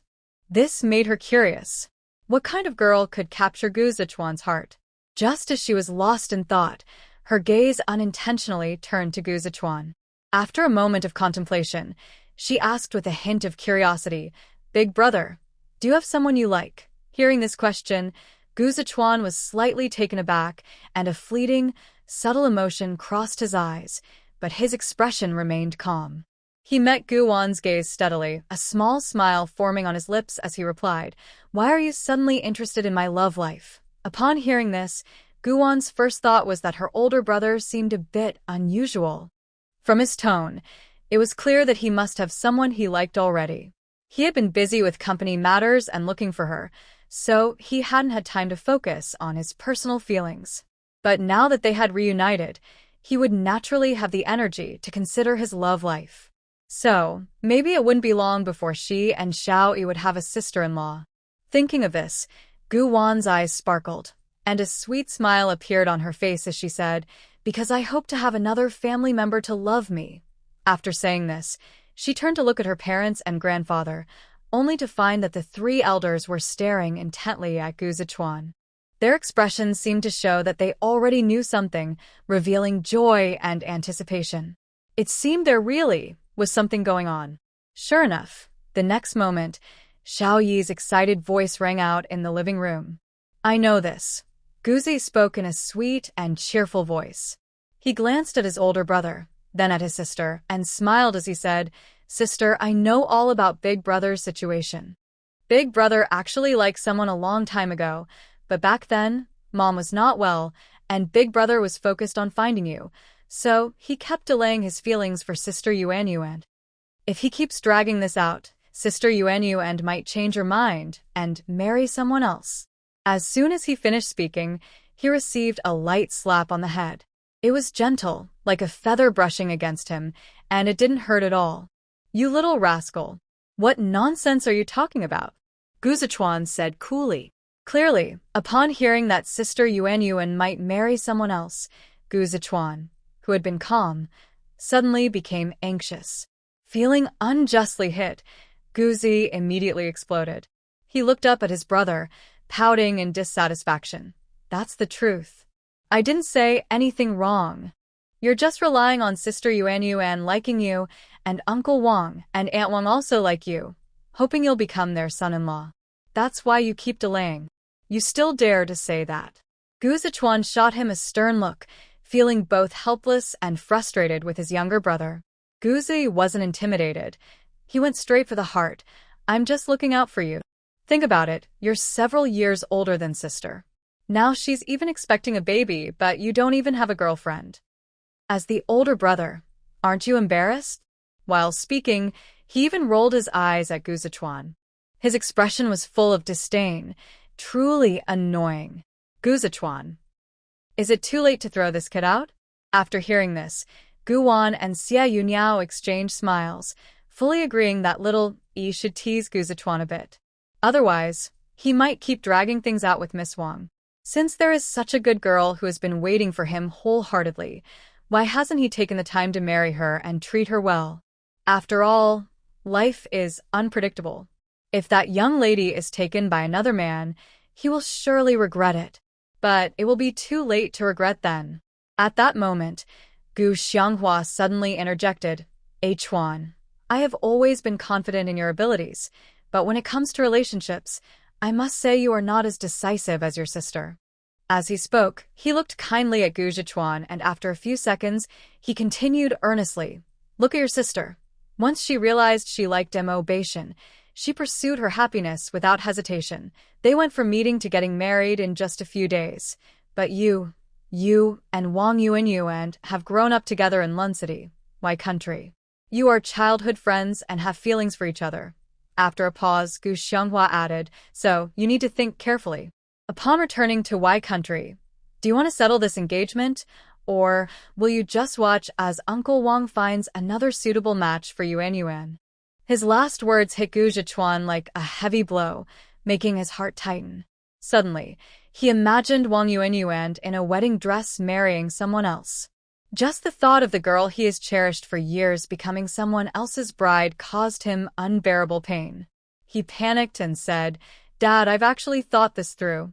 Upon returning to Lun City, I will go to the Wang family to propose. Hearing this, Gu Xianghua felt a surge of joy but maintained a serious expression, looking at him. Are you serious? Absolutely. Gu Zhichuan nodded without hesitation. He would not allow the girl he liked to marry someone else. Therefore, his top priority upon returning to Lun City was to finalize his engagement with Yuanyuan. Hearing her eldest son finally express his intentions, Xie Yuniao thought for a moment and said, Since Sichuan wants to get engaged, why don't I go back to Lun City with you? After the engagement ceremony, I can return to take care of Nuan. After all, her son's engagement is a significant event in life, and as Gu Zichuan's mother, it is only fitting for her to be present. However, during this time, Nuan would have to manage on her own for a bit. Unexpectedly, while they were discussing Gu Zichuan's proposal to the Wang family after returning to Y country, Wang Yuanyuan was preparing to give Gu Zichuan a big surprise. Back to the point. After hearing her mother's decision, Gu Wan immediately advised, No need, Mom. You can come back with Dad and the others. You don't need to make a long trip just to take care of me. I'm doing well, feeling great, and I really don't need you to be with me all the time, I promise. After saying this, Gu Wan turned to her parents and older brother, looking at them with determination and seriousness. She emphasized again, Please don't think of me as too delicate. I'm safe in the army, and with a shun by my side, nothing will happen, so you can relax. But Xie Yuniao opened her mouth, but before she could finish, her daughter interrupted. I promise I will behave and stay in the army waiting for you to come back, okay? As Gu Wan spoke, she raised 3 fingers towards her mother, her eyes filled with determination and a bright smile on her face. Then, she gently linked arms with Xie Yuniao and said earnestly, Besides, Mom, I just found out I'm a month pregnant. My body is still light and I'm healthier than most people, so there's really no need for someone to be with me all the time. There's absolutely no need for that. So you can feel free to go back to Y country. Once you settle the big brother's marriage and take care of the company matters, you can come back. She wasn't a fragile doll. She didn't need her mother to accompany her. Besides, Mo-Bashan was still in the army. If anything happened, she could just have someone call him. Right now, the big brother's marriage was what their parents should be most concerned about. After all, he had been with that Miss Wang for so many years. What if something changed while he was back in the country? So, it was the right decision for her mother and father to return to Y country. Dealing with women was much easier than with men. Xie Yuniao frowned at Gu Wan's words. But, Nuan, your situation is special. What if something happens because no one is here to take care of you? Before she could finish, Gu Zi eagerly interrupted, But I'm here, right? His big, bright eyes were fixed on his mother, and he confidently patted his chest, assuring Xie Yuniao, Mom, you can go back to L City without worry. I promise to take good care of my sister. Gu Zi wanted to stay in the country and not be taken back to Y country by his parents and big brother. As soon as he heard his mother worry about his sister's health, he immediately had an idea.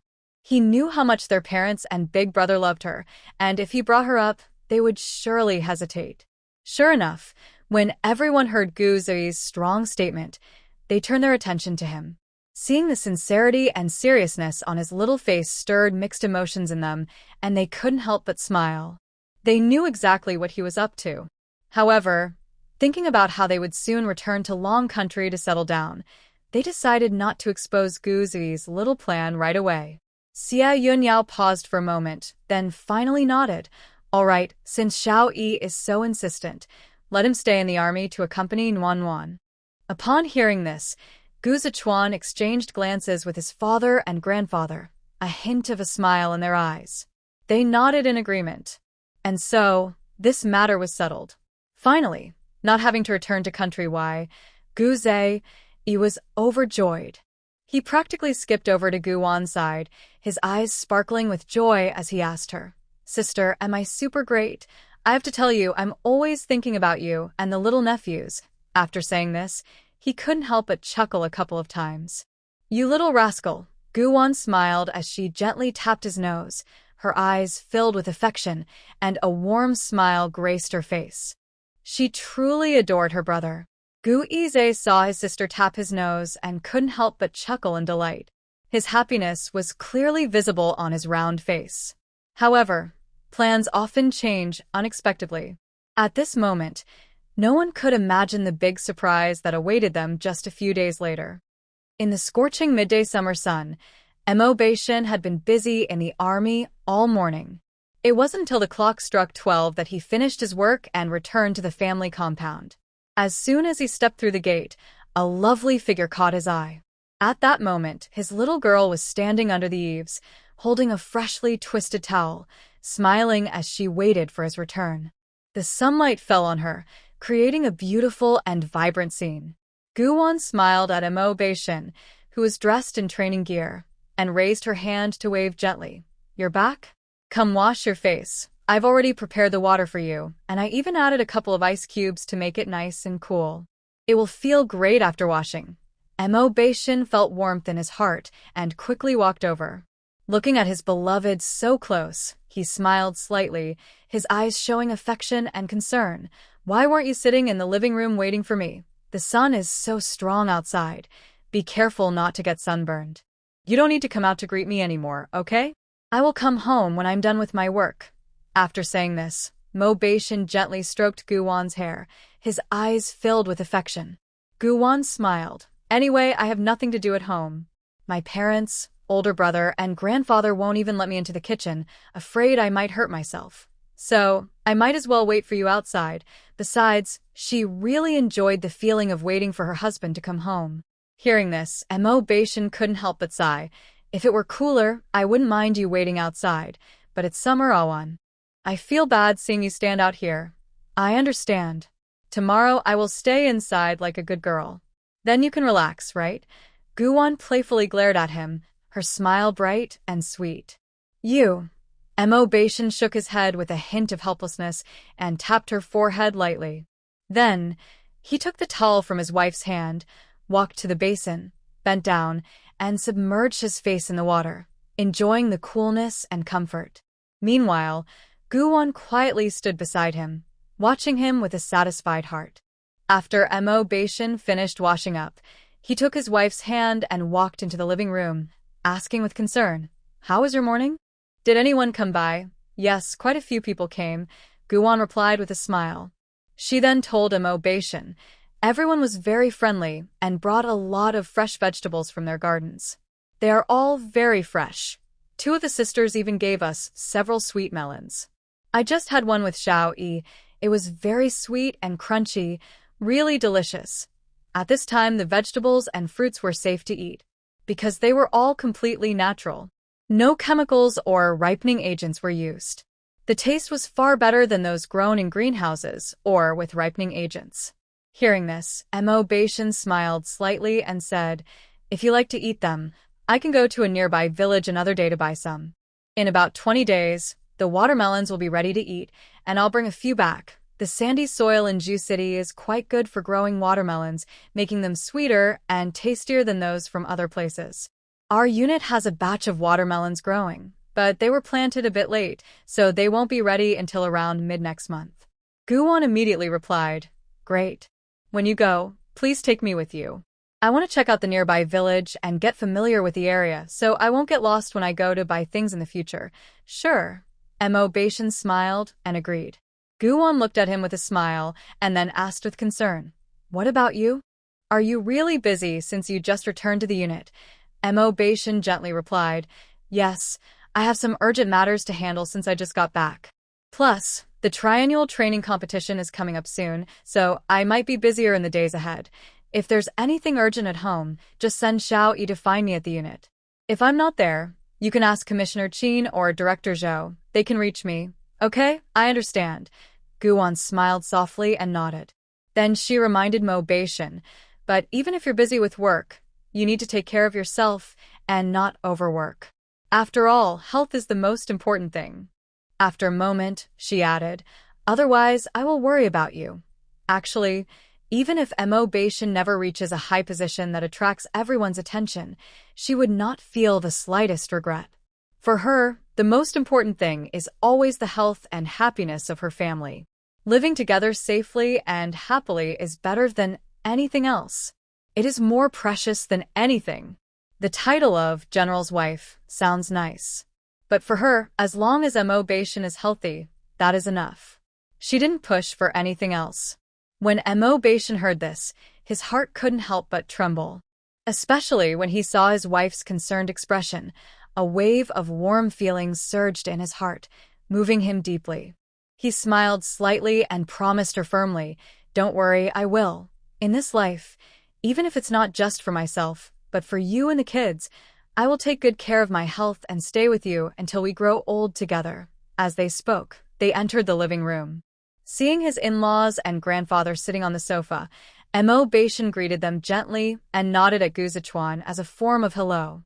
Old Mr. Xie sat upright on the sofa, looking at his outstanding grandson-in-law in his striking military uniform, and the more he looked, the more he admired him. He kindly asked, Xiao and Mo, have you taken care of everything? Yes, I just finished, Mo Beishin replied with a nod. He then looked at his in-laws and briefly glanced at his older brother and Xiao Yi, speaking warmly, Mom, Dad, Grandpa, if I come home late in the future, you don't have to wait for me to eat together. You can start without me and just save my portion aside. Anyway, it's fine to eat cold food in this weather, so no need to wait for me. It's still quite early. You came back just in time, Xie Yunyao said with a smile, her eyes filled with love. Gu Xianghua nodded in agreement, adding, Your mom is right. Just focus on your work in the army, and don't worry about us. Hearing this, Mo Beishin smiled and replied, Okay. The family then moved to the dining table to have lunch. After lunch, Mo Beishin took a short rest at home before hurriedly heading back to the army for a meeting and to handle tasks, while Guan chose to take a nice nap to recharge. When she woke up naturally, she shared her plans for the upcoming period in detail with her family. After hearing her plan, her older brother, parents, and grandfather all expressed their full support. So, the family gathered on the sofa to discuss it. After more than an hour of discussion, they finalized the plan. Moreover, Gu Zichuan promised on the spot that once they returned to London, he would immediately help Gu Wan contact a reliable professional management team. At the moment the plan was successfully set in motion, Guan felt a great sense of relief and her mood lifted significantly. That morning, Guan, who was sleeping soundly, suddenly felt a warmth on her chest, then on her neck, and finally on her lips. Gradually, her breathing became difficult. Was this a kiss alarm? Guan quickly reached out to push Mo Beishin. Then she woke up. As soon as she opened her eyes, she saw the man's affectionate gaze and his smiling lips. Looking at his perfectly handsome face made her feel wonderful. Guan smiled and softly asked, What time is it? She remembered today was the day they were going to the market. Mo Beishin kissed her cheek and said in a low voice, It's 5:30. Get up, put on your clothes, and wash up. I'll wait for you in the living room. Okay, give me 10 minutes, and I'll be out. After Guan said this, she quickly went into the bathroom. Looking at the suddenly empty bed, Mo Beishin couldn't help but smile and shake his head. He tidied up the blankets and then left the room. At 5:50 in the morning, Guan grabbed her bag and left on time. After meeting up with the military wives she had arranged to meet, Guan waved goodbye to Mo Beishin and headed outside the base. 2 cars, 5 people in one. While chatting and laughing, they arrived at a town not far from the base. However, Guwon didn't expect that just as she and Jianing got out of the car, they would encounter someone looking for trouble. Jianing, didn't you say you weren't coming to the market? So, why are you here now? Wang Yan said, glaring at Jianing with an accusatory tone. Without waiting for Jianing to speak, Wang Yan sarcastically addressed Ma Yulan and the others, and you all, when I came to find you last night, Ma Yulan, what did you say? She glared at Ma Yulan with a fierce look, angry that Ma Yulan had deceived her. Clearly, she wanted to hitch a ride with the commander's wife into town, yet she refused to tell her. Was she afraid Wang Yan would also want a ride? Or was it? On the day they were visiting, did they intentionally slander her in front of Guwon, which is why they didn't dare to travel with her? Sorry, everyone. Yesterday I didn't update because I was feeling unwell, but I will catch up later. Love you all. Just the thought of this possibility made Wang Yan feel regretful. It's over. She shouldn't have been so impulsive. At least, she shouldn't have lost her temper in front of Guwon. Now, here she was, blaming Jianing and Ma Yulan in front of the commander's wife. What would the commander's wife think of her? Thinking of this made Wang Yan's heart tighten. Just as she was about to turn around and explain to Guwon, Jianing angrily interrupted her. Do I know you well? Are we close? Why should I come to the market with you? Jianing shot Wang Yan a glare and retorted sharply. Being deliberately provoked early in the morning made her temper flare up instantly. The more she thought about it, the angrier she became. Her relationship with Wang Yan had never been good. In the 4 or 5 years of being with the army, they had barely interacted, yet Wang Yan chose this moment to act like they were best friends. Thinking of this, her tone became even sharper as she said directly to Wang Yan, don't think too highly of yourself. Who do you think you are? When we invite you to the market, you always make excuses to avoid going with us. Now, what gives you the right to question us? You. Hearing Jianing say this, Wang Yan instinctively wanted to curse, but Jianing shot back at her directly. What about me? Jianing looked at her coldly and said, Wang Yan, let me tell you, you are nobody to me, so stop pretending to be important here. After saying that, she continued with sarcasm. Also, Sister Yulan and the others don't owe you anything. Why are you pointing fingers at them? Do you really think so highly of yourself? This made Wang Yan's face turn red with anger. You. Wang Yan's chest heaved with rage, and she glared at Jianing, wishing she could tear her apart with her words. It was clear that she and Jianing clashed. Whenever Jianing was around, Wang Yan never had a good time and often ended up furious. Just like now, Jianing opened her mouth, and there was not a single kind word, making Wang Yan lose her composure in front of so many people. Most importantly, Guwon was also there. At that moment, Wang Yan could clearly feel the gaze on her. She quickly adjusted her expression, forced a smile, and turned to Guwon, saying, Sister-in-law, I'm sorry for the trouble.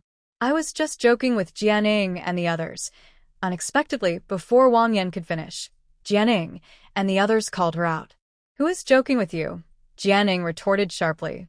She looked at Wang Yan with disdain, realizing that this woman had become so thick-skinned that she was lying to Guwon right in front of them. Did Wang Yan think everyone was a fool?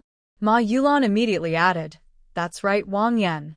Just because I usually don't argue with you doesn't mean I'm easy to bully. Yulan is right. We are thinking of our own men and the harmony of the community, which is why we haven't stooped to your level. But that doesn't mean you can treat us like punching bags. Exactly. We let you have your way not because we fear you, but to give you some face. Since Wang Yan didn't care about her own dignity, they had no reason to tolerate her anymore. In an instant, 8 or 9 military wives began to confront Wang Yan. Everyone directed their comments at her, each one hitting hard and making her face turn bright red. She was completely stunned. She never expected Jianing and the others would expose her in front of Guwon and embarrass her like that. How could she interact with Guwon after this? Just then, Guwon, who had been silent, spoke up. Is this lady also one of our military wives? Guwon smiled at Wang Yan, her soft voice filled with curiosity as her gaze lingered on Wang Yan, as if she were casually asking a question. The tone of her voice was sharp, striking right at Wang Yan's heart. Sister-in-law, Wang Yan felt extremely embarrassed.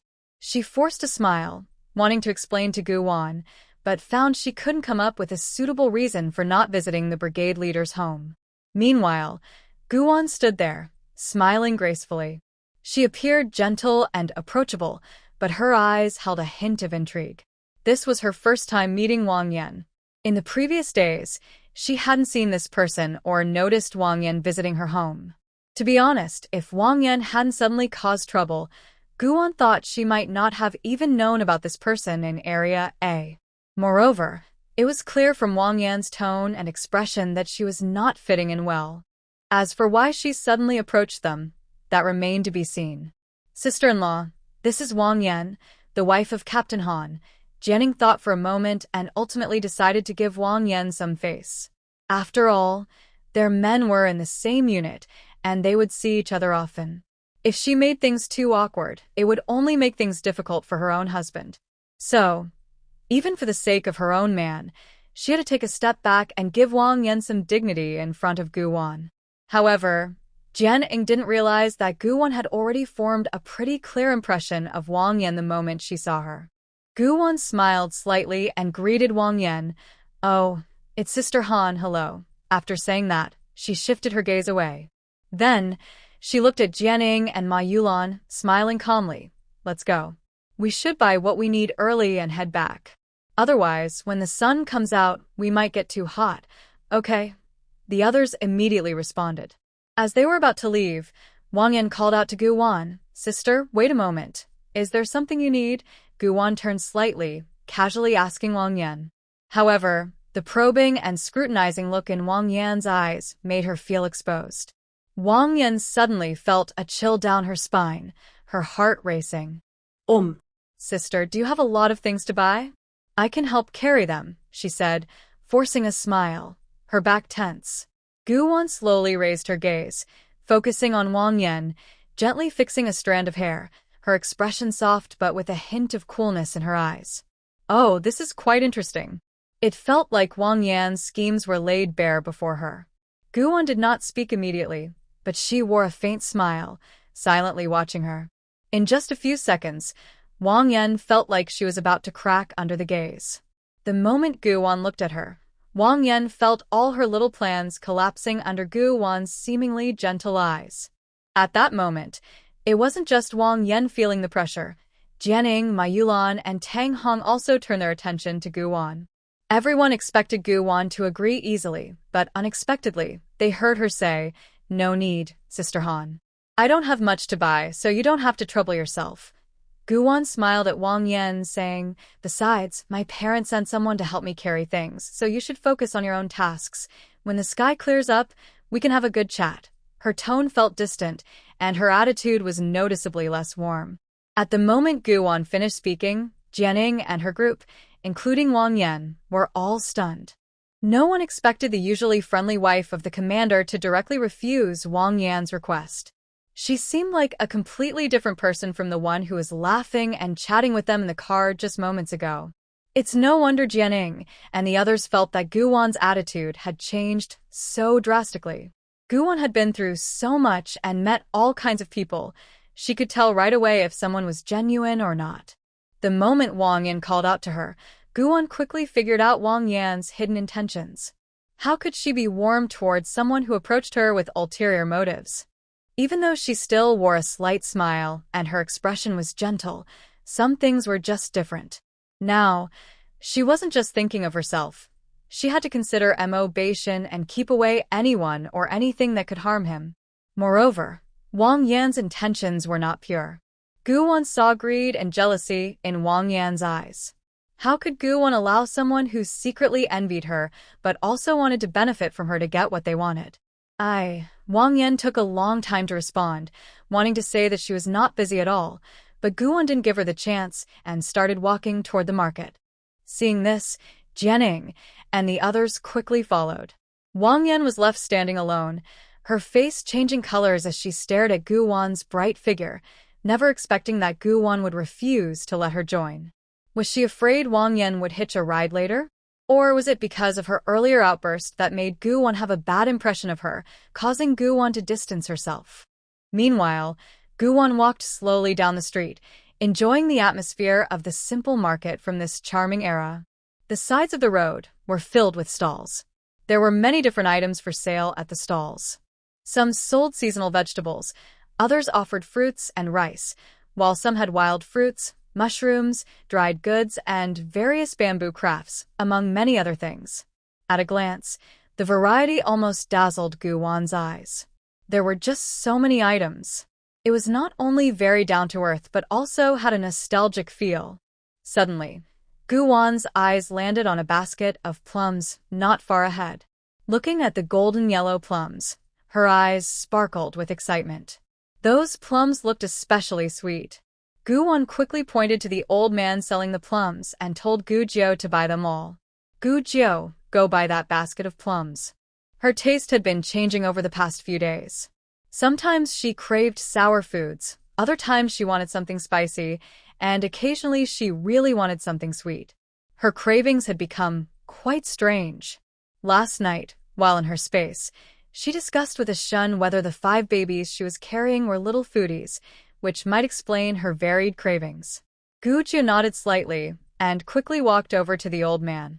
Sister-in-law, those plums can only be kept for a few days before they get soft. If you buy so many, they might spoil before you finish them, Jining kindly reminded her. Tang Hong followed closely, agreeing with a nod. That's right, those plums are called golden plums. They ripen around the Dragon Boat Festival, and while they are very sweet and crunchy, they don't last long. At that moment, Ma Yulan also looked at Guwon and suggested, Sister-in-law, if you really like plums, I can have my little brother pick some from our hometown and send them to the base. You don't need to spend money on those. Her hometown was right next to Ju City, not far from their base, and it only took about 3 hours by car to get there. If Guwon really liked those plums, she could have some sent from home. Anyway, her family grows a lot of fruit, and during the harvest season, they can't eat it all. Every year, quite a bit goes to waste. When Guwon heard that Ma Yulan's hometown grows fruit, she immediately asked her, Sister Yulan, do you have plums in your hometown? Do you sell them there? If you do sell them, you can call home and have your brother send some plums to the army. I'll buy as many as you have. After thinking for a moment, she added, by the way, I'll take other fruits too, as long as they taste good and are fresh. You can bring them to me. While others worry about buying too much fruit that might spoil, she isn't concerned. After all, she has the Star Jade space, so no matter how much fruit she has, it won't go bad. Plus, she has a plan for the fruit. She intends to make jam from it and then use it to create filled cookies. With a layer of jam in the middle, they will surely sell well. This idea came to Guwon after seeing the local people selling fruit when she arrived in town. In this day and age, regular fruit isn't worth much, but making jam and cookies changes everything. Guwon doesn't want to miss this business opportunity. First, she can help the villagers nearby better handle their surplus fruit, and second, she can encourage the army wives to change their old views on being housewives. She wants everyone to take that first brave step and become workers, showing these army wives that they can earn money and support themselves. Even support their families. Wait, you want all of them? Ma Yulan was taken aback. She stared at Guwon, and after a while, she asked in a daze, Sister, why do you need so much fruit? You should know her family has a huge area full of fruit. The entire hillside is planted with fruit. More than 10 varieties. Is Guwon really planning to buy them all at once? Sister, do you know how many types of fruit Yulan's family grows? Tang Hong said, her big eyes wide with disbelief as she looked at Guwon. In my heart, I couldn't help but wonder. Is she really planning to buy all the fruit from Yulan's family? To my surprise, Guwon replied firmly, I want as much as I can get. As soon as she said that, everyone present was left speechless. For a moment, the surroundings fell silent, as if time had frozen. It was so quiet. Seeing everyone suddenly stunned, Guwon realized that her previous statement might have been a bit inappropriate. So, she quickly smiled and explained, Sister Yulan, please don't misunderstand. The reason I want to buy so much fruit isn't because I'm greedy, but because our family situation is quite special. We have several large chain hotels in the country that have a huge daily demand for fruit, and my grandfather also owns a few food processing factories that rely on a lot of fresh fruit as ingredients. So, I'm actually helping them with the purchase. Her plan wasn't officially in motion yet, and since the details weren't fully developed, there was no need to share it and raise their expectations unnecessarily. Once she discussed it with her parents and Ashun and finalized the plan, it wouldn't be too late to tell them. I see. After hearing Gu Wan's explanation, everyone let out a huge sigh of relief, realizing that the sister-in-law wasn't buying all that fruit just for herself. However, thinking about Gu Wan's need for fruit for the hotels and factories, Ma Yulan's mind started to race. Her family had plenty of fruit. Since the land was divided among households, they had so much fruit each year that they couldn't sell it all. Most of it either rotted in the fields or was sold for just a few cents per pound. They hardly made any money. If Gu Wan really needed a large amount of fruit, then perhaps her family's fruit wouldn't incur losses this year. With that in mind, Ma Yulan quickly asked, "Sister-in-law, are you sure you want to buy a lot of fruit? Almost every household in my family grows fruit, and there are quite a few varieties. If you're sure, I can have them bring all the fruit to the army base to sell to you." She paused for a moment and then added, "Or I can take you to my hometown to talk to the village chief." Gu Wan thought for a moment, biting her lip, and then asked Ma Yulan, "Is your home far from the army base? If we drive, how many hours will it take? If it's too far, Ashan and my parents might not agree. If it's close, I could drive there myself to take a look.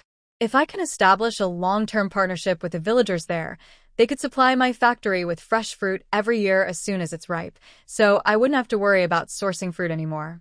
Although I have a lot of fruit in my storage, I need a legitimate way to get it."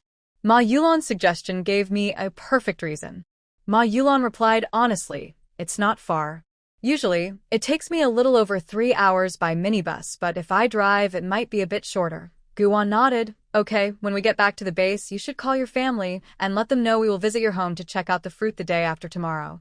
Also, you can ask your parents to find out how many families in your village have fruit for sale." With that, the plan was set. "Great. I'll call my parents as soon as we get back to the base." Ma Yulan responded with a big smile. She felt very happy at that moment. "That's wonderful. This year, the fruit from my family's farm won't go to waste in the mountains." Gu Wan smiled and ended the conversation. Meanwhile, Gu Qi and Gu Jiao had already bought the plums and put them in the car. They were very cheap. Only 10 cents per pound. That big load of plums cost just $7.34. And the old man even rounded down the price, so he only charged $7.30 in the end. These are all natural fruits. It's hard to find such natural fruits in the future. After that, Gu Wan bought some vegetables and fruits, as well as a few bamboo products she needed, before getting into the car to return to the base. Back at the base, Gu Wan asked Gu Qi to drop Jianing and the others off at the family housing area while she hurried into the kitchen to get busy. When Xia Yunyao heard her daughter was making jam and cookies, she joined her in the kitchen to help. For the next hour or so, the mother and daughter were busy in the kitchen. "It smells so good." Gu Zei was drawn in by a rich aroma. He peeked into the kitchen and saw his mom and sister working at the stove. He sniffed the air and eagerly asked, "Sister, are the cookies ready? I can smell them from the living room." It smelled amazing. He couldn't help but swallow hard. He thought the cookies his sister made must be delicious. "Almost done. Just wait 2 more minutes and they'll be ready." Gu Wan turned her head to look at him and smiled gently. "Then I'll go wash my hands," Gu Zei quickly said, and dashed away. Seeing this, Gu Wan smiled and said, "Little E is getting more lively these days." She remembered the first time she met him. He was such a small child, with sadness written all over his face. He was just a 5-year-old. But back then, Gu Zei didn't seem like a child at all. He looked more like a little adult, so well-behaved it made her heart ache. Xia Yunyao's eyes dimmed, and she sighed with guilt. "It's my fault. I owe little E so much. I will spend more time with him from now on." Gu Wan immediately turned to her and gently reassured, "Mom, little E has never blamed you. He understands that you missed me so much and you were too unwell to take care of him back then, but it's okay. From now on, I will help you take care of little E, giving him double the love and care so he can grow up happy. Okay, Xia Yunyao felt her eyes warm up, touched by her daughter's heartfelt words. She felt very lucky in her life. She was born into a warm and loving family. Even though she was a girl, her parents always treated her like a precious gem. Then she met Gu Xianghua, a good man who loved her deeply and became a wonderful husband.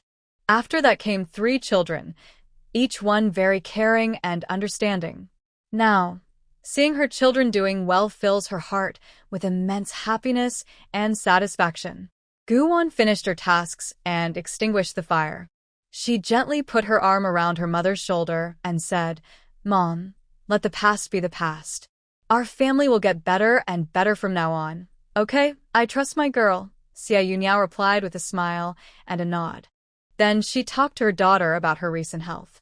"Actually, I rarely think about the past these days. With you all by my side, those sad memories have faded quite a bit. I believe that soon they will be completely gone. Even if she couldn't erase them from her memory, they would be buried deep in her heart and never mentioned again." Seeing this, Guwon smiled playfully at her mother, saying, "You will definitely forget. Because before long, you and Dad will be busy. After all, with 5 lively and adorable little ones arriving at once, you adults might be so busy that you won't even be able to hold them all." After saying this, she glanced at Xia Yunyao and continued with a cheerful smile. "Also, if Big Brother gets engaged smoothly, who knows, by the second half of next year, we might welcome another little one into our family." Upon hearing this, Xia Yunyao's previously sad expression brightened, replaced by a radiant smile full of hope. Her eyes sparkled with anticipation as she imagined the lively and happy scene of her grandchildren, soft and adorable little ones and energetic grandsons, filling her mind. Just thinking about that warm and joyful scene made her heart feel as sweet as honey. Noticing her mother's attention had successfully shifted, Guwon couldn't help but smile, her eyes shining with gentle joy. Just then, the cookies were ready. So, the mother and daughter ended their conversation. Guwon put on gloves and took the tray of cookies out of the oven, grabbed some jam from the side, and walked out of the kitchen into the living room. As soon as she entered the living room, a rich, sweet smell of cookies filled the air. Wow. "Finally, we can eat." Gu Zai was the first to rush over, his big eyes fixed on the fruit cookies on the tray. Even before he took a bite, he was already drooling. Guwon had made the cookies in various animal shapes. At first glance, those cute little animals were truly eye-catching.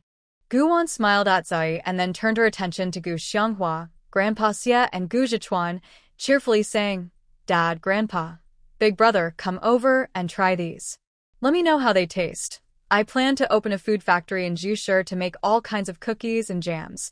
So, I really need your valuable opinions and ideas on whether you think this new plan is feasible." She shared her latest plans with them, including her idea of using local ingredients and which workers to hire. Huh? "Sister, are you really going to open a food factory?" Guzi looked at Guwon in surprise, but his hands didn't stop moving. He happily munched on the cookies while keeping his eyes on his sister. The fragrant, crispy animal cookies, with a layer of jam in the middle, were absolutely delicious. Seeing this, everyone couldn't help but laugh joyfully. At the same time, they each took a few cookies to enjoy. "This cookie tastes great. It's crunchy and not too sweet," Gu Zhichuan said after trying 3 different flavors, nodding in approval of his sister's cookies. He looked up at Guwon, a hint of admiration in his smile, and asked, "Wanwan, how long can these cookies be stored? If the shelf life is long, then when we return to our country, you can make a batch just for me, packed nicely.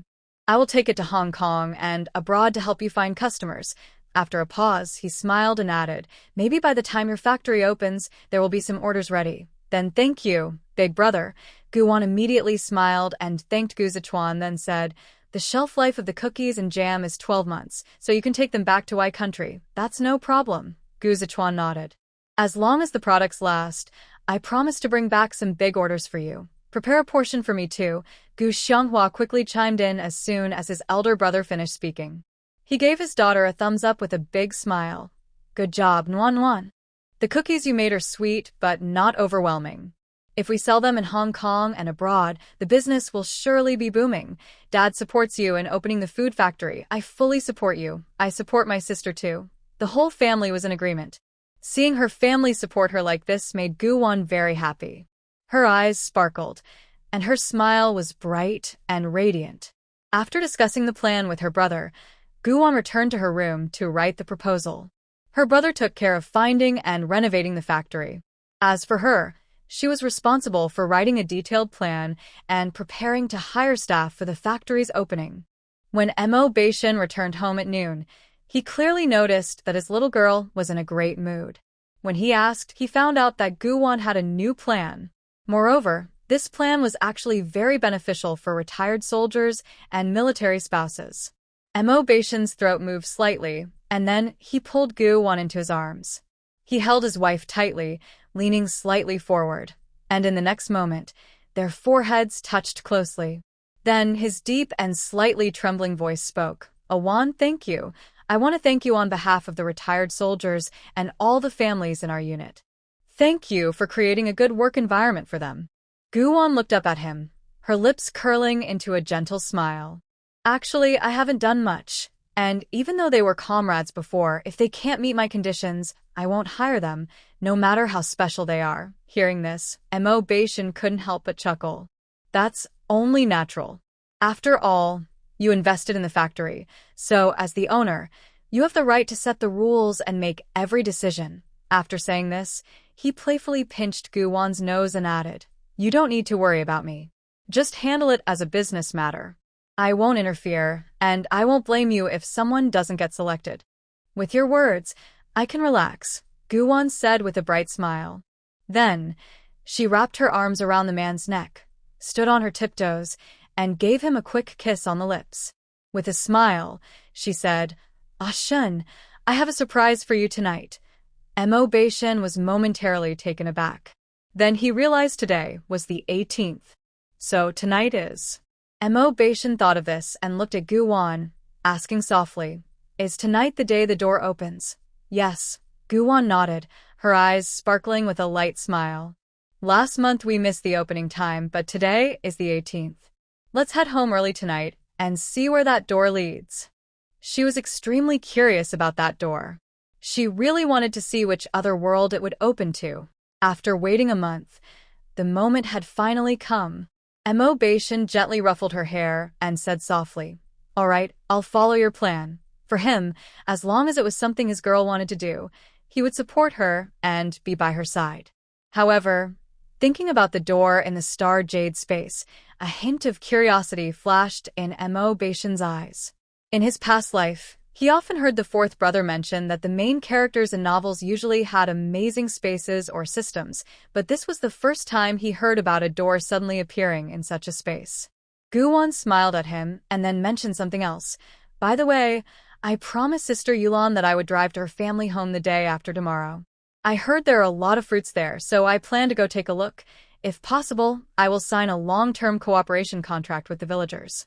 That way, when our factory opens, we won't have to worry about fruit supplies."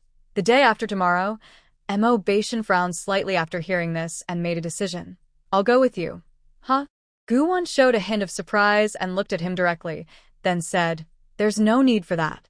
You have so much to do and so many responsibilities. My older brother, parents, and grandfather can accompany me. You just focus on your work in the army and don't worry about me." However, Mo Beishin still felt uneasy after hearing this. But, just as Mo Beishin was about to express his concerns, he was unexpectedly silenced by Gu-won's quick kiss. After kissing him firmly, she finally let go. Then, she gently cupped his face and said softly, "All right. Just focus on your work in the army. As for me, you know I've practiced martial arts since I was young, so I can take care of myself. And by then, Gu Chi, Gu Jiu, and Gu Si will also be going with us. They are top bodyguards specially trained by the Gu family. They have undergone very rigorous training since childhood and have knowledge and skills in many areas, so you really don't need to worry." At this point, Gu-won paused briefly and gave Mo Beishin a reassuring smile before continuing, "Besides, we have my brother and dad. They will definitely protect me, Mom, and Xiao Yi. Hearing this, Mo Beishan's deep black eyes fixed on her, and his brows slightly furrowed as he weighed the pros and cons in his mind. After a few seconds, he finally nodded slightly and seriously reminded her, "You must pay extra attention to your safety. Be careful. Also, remember to come back early." "No problem." Guwon smiled playfully, her lips curling up, radiating a sweet smile. Seeing this, Mo Beishan could only shake his head helplessly, but his eyes revealed endless tenderness. Just then, they heard Xiao Yi calling for lunch from outside. The couple exchanged smiles upon hearing the call. Then they left the bedroom. After lunch, Mo Beishan habitually stayed at home with Guwon for a while. He waited until she fell asleep before quietly leaving the room and heading to the office. As he reached the office door, he ran into Commander Zhou Jingxin and Political Commissar Qin Xiefeng. "Hey, I say, you always appear out of nowhere. Aren't you afraid you'll scare us old guys one day?" Zhou Jingxin teased with a grin upon seeing Mo Beishan. Political Commissar Qin followed up with a joke. "Beishan, I heard from the soldiers that you really treasure your wife. But these days, I see you coming to the base early every day. Why don't you spend more time at home with her?" As he spoke, he shot a playful glance at Mo Beishan, his eyes shifting from laughter to teasing. Upon hearing this, Commander Zhou quickly chimed in, "Speaking of this kid's wife, Beishan, when will you bring her to my house for a visit?" He looked at Mo Beishan while walking into the office, laughing. "Your dad and I have been friends for decades. Since you joined the army, you've been assigned to our district camp. I've watched you grow from a rookie to where you are now. Now that you're married, you didn't leave me any wedding candy. You're getting more and more unreasonable." Zhou Jingxin seemed to be talking about Mo Beishan, but his tone and expression were full of affection for this younger colleague. "Chief, not only did you miss out on the wedding candy, but none of us got any either. We all work in the same office as Beishan, and he won't even share the candy with us. What you did isn't right. Hurry up and make it up to us with the candy. I want to tell you, I need double the amount, or I'll call your dad to complain." Zhou Jingxin pretended to be stern as he glared at Mo Beishan, but his eyes were full of laughter. Mo Beishan remained calm and composed as he listened to them. Once Zhou finished speaking, he slightly smiled and gently explained, "Chief, don't worry. My wife has already saved some wedding candy for you all. When I left earlier, she specifically asked me to invite you all to our house for dinner tonight.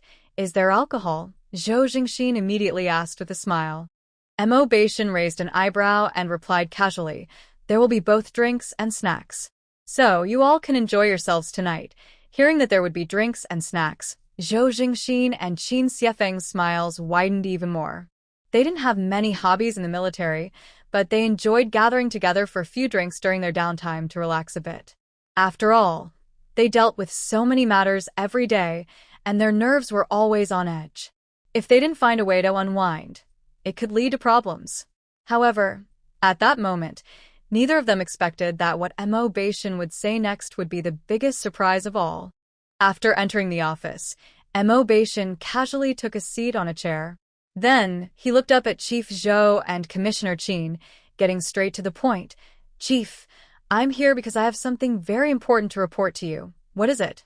Zhou Jingxin smiled and asked, noticing his mysterious demeanor. Even Qin Xiefeng couldn't help but straighten his back and slightly reduce his smile when he saw Mo Beishan's mysterious expression.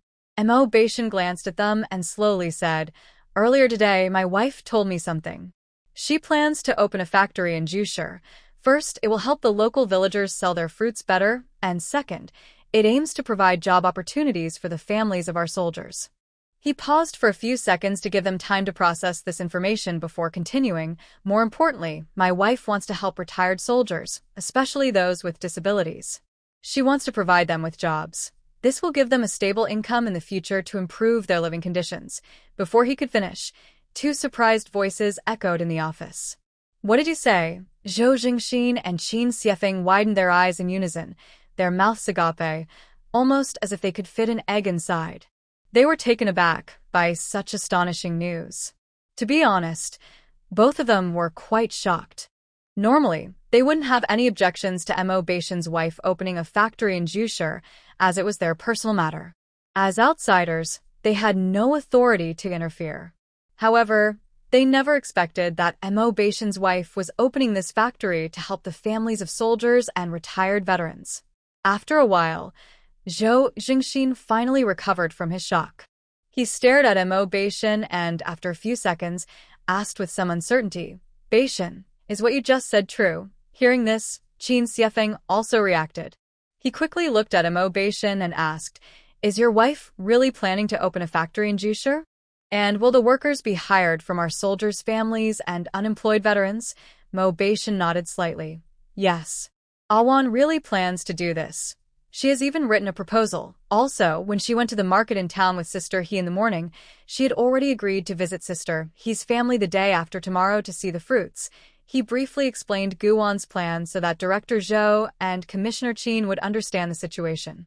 Of course, he had a purpose in doing this. That was to find a good support for his daughter. With the military backing Guwan's factory, if anyone thought about causing trouble there, they would first consider whether the factory was worth the trouble and what the consequences might be. Although with their family's background, Awan didn't need to find another supporter and shouldn't fear anyone. There is a saying, "Distant water can't quench a nearby fire." Zhu City is over 1,000 kilometers away from Xinjiang, and if something really happened, calling her dad and grandpa for help would be too late. Therefore, finding a nearby support was the most reliable option. Baishan, does your wife have any special requirements?" After thinking carefully, Qin Xiefeng asked Mo Baishan. "She must have some," Zhou Jingxin replied confidently. He believed that even if Mo Baishan's wife's initial intention for starting the factory was to help the military wives and retired soldiers, she would still have related rules and requirements. Sure enough, Mo Baishan nodded seriously and then shared Guwan's requests and conditions. At first, Zhou Jingxin and Qin Xiefeng thought everything sounded normal and didn't notice anything unusual. But gradually they began to sense something was off. It turned out that Mo Baishan had been talking for so long just to get them to support his wife. "You kid, you really know how to play this." After a while, Zhou Jingxin pointed at Mo Baishan, wanting to scold him for being so clever, but he found he couldn't say it. Because he had to admit that once Guwan got the factory running, the ones who would benefit would be the military wives in their unit. There are also those retired soldiers who do not have stable jobs and farm at home. Therefore, he and old Qin are definitely a good match. If I weren't capable, would I be able to marry such a wonderful wife? Mo Baishan said calmly, a slight smile on his lips. Zhou Jingxin and Qin Xiefeng were confused by his words. However, before they could respond, Mo Baishan was already preparing to leave. "Chief, Political Commissar, I've finished our discussion, so I'll head back to the office now." As soon as he finished speaking, Mo Baishan stood up and quickly left Zhou Jingxin's office. By the time Zhou Jingxin and Qin Xiefeng realized what happened, Mo Baishan had already vanished from the office. "This brat," Zhou Jingxin couldn't help but laugh and scold, his face filled with joy and satisfaction. That evening, several leaders from the military came to Mo Baishan's home, including Su Jiong. Even Old Wu and his son were brought over by Gu Si. The last two large round tables were filled with people. A group of people gathered around the dining table, chatting and laughing, making the living room very lively. The atmosphere was excellent. After dinner, everyone sat in the living room and chatted for a while. Around 7:30 p.m., they said their goodbyes and went home. After Guwan and Mo Baishan tidied up, they greeted their parents, grandfather, older brother, and Xiao Yi before heading back to their room hand in hand. Once in the bedroom, Mo Baishan locked the door and checked the windows again. Then, the couple entered the star jade space. They headed straight for the door in the space. Looking at the door leading to another world, Guwan smiled and asked Mo Baishan, "Are you ready?" "Yes, let's open it," Mo Baishan replied with a smile. Guwan nodded, tightened her grip on Mo Baishan's wrist, and opened the door as instructed. In an instant, a beam of light flashed, and the two who were in the space had disappeared. In the blink of an eye, the two arrived in another world. After a brief moment of dizziness, Guwan and Mo Baishan slowly opened their eyes. However, the moment Guwan took in her surroundings, She was stunned. Could it be true? The first time and space they crossed was actually her birthplace from her past life? The 25th century in China. She had prepared herself for this journey to be in a completely unfamiliar place, but she never expected it to be the China she knew so well. What's wrong, Hon? Is this place not right? Or does crossing time and space affect her body? Mo Beishan, having quickly adjusted, noticed that Guan seemed a bit off and asked with concern. I'm fine. Guan shook her head, snapping out of her surprise. She quickly composed herself and turned to Mo Beishan with a smile, saying, Ashen, welcome to China. She just didn't know what year it was now. Mo Beishan's eyes widened in surprise as he asked, Are you saying we're standing in the place where you were born? Yes, Guan nodded with a smile. Looking at the familiar yet slightly strange scenery, she couldn't help but exclaim, I never expected our first journey through time and space would take us to my birthplace. She then pointed to an apartment building not far away. See that apartment? When I was alive, I bought a place there with the money I earned. But unfortunately, that apartment no longer belongs to me. After all, to the people here, she had already passed away in an accident. While talking to Mo Beishan, Guan quickly scanned the area again and noticed it was quiet, with no sounds around. The residents nearby must be fast asleep. But that was just perfect. In this way, when she and Mo Beishan suddenly appeared here, they would not be noticed. Moreover, since it is now possible to travel to the 25th century, she can bring items from Long Country to sell here and take things from this side back to Long Country for sale. With this back and forth, they would definitely make a good profit. Additionally, she could buy several batches of advanced weapons and equipment here with Mo Beishan to take back. With the high technology of the 25th century, the equipment of Long Country's troops would be greatly improved, and even in research, they would be at the forefront, leaving those foreign countries with no chance to be arrogant. It must be said that they truly are a couple. They even thought of the same ideas. At this moment, Mo Beishan was thinking the same thing. While pondering, Mo Beishan quickly scanned the surroundings with sharp eyes, and after confirming that the area was safe and empty, he slowly returned his gaze. Suddenly, a cool breeze swept in. Guan instantly shivered, feeling a chill on her arms. It was a bit cold. She had noticed that the weather and seasons in these two time spaces were opposite. This meant that it was currently hot summer in Long Country, while it was likely autumn or winter in Huaxia. Moreover, according to the hints from the star jade space, every time she crossed time, the time difference was not equal. The time ratio between the two spaces was 1 to 6. This meant that if she and Mo Beishan stayed in Huaxia for 6 hours, only 1 hour would pass in Long Country. In terms of time, they had plenty of it. Thinking of this, Guan couldn't help but smile slightly and then took Mo Beishan's hand to leave. Let's go. While it's still not fully bright, we should quickly find a place to change our clothes. Also, let's check what time it is in Huaxia. Without knowing the time, we are too passive, Guan said cheerfully, her expression revealing a hint of joy and excitement. She glanced at the sky, which was just beginning to brighten. It seemed to be a little past 6 in the morning.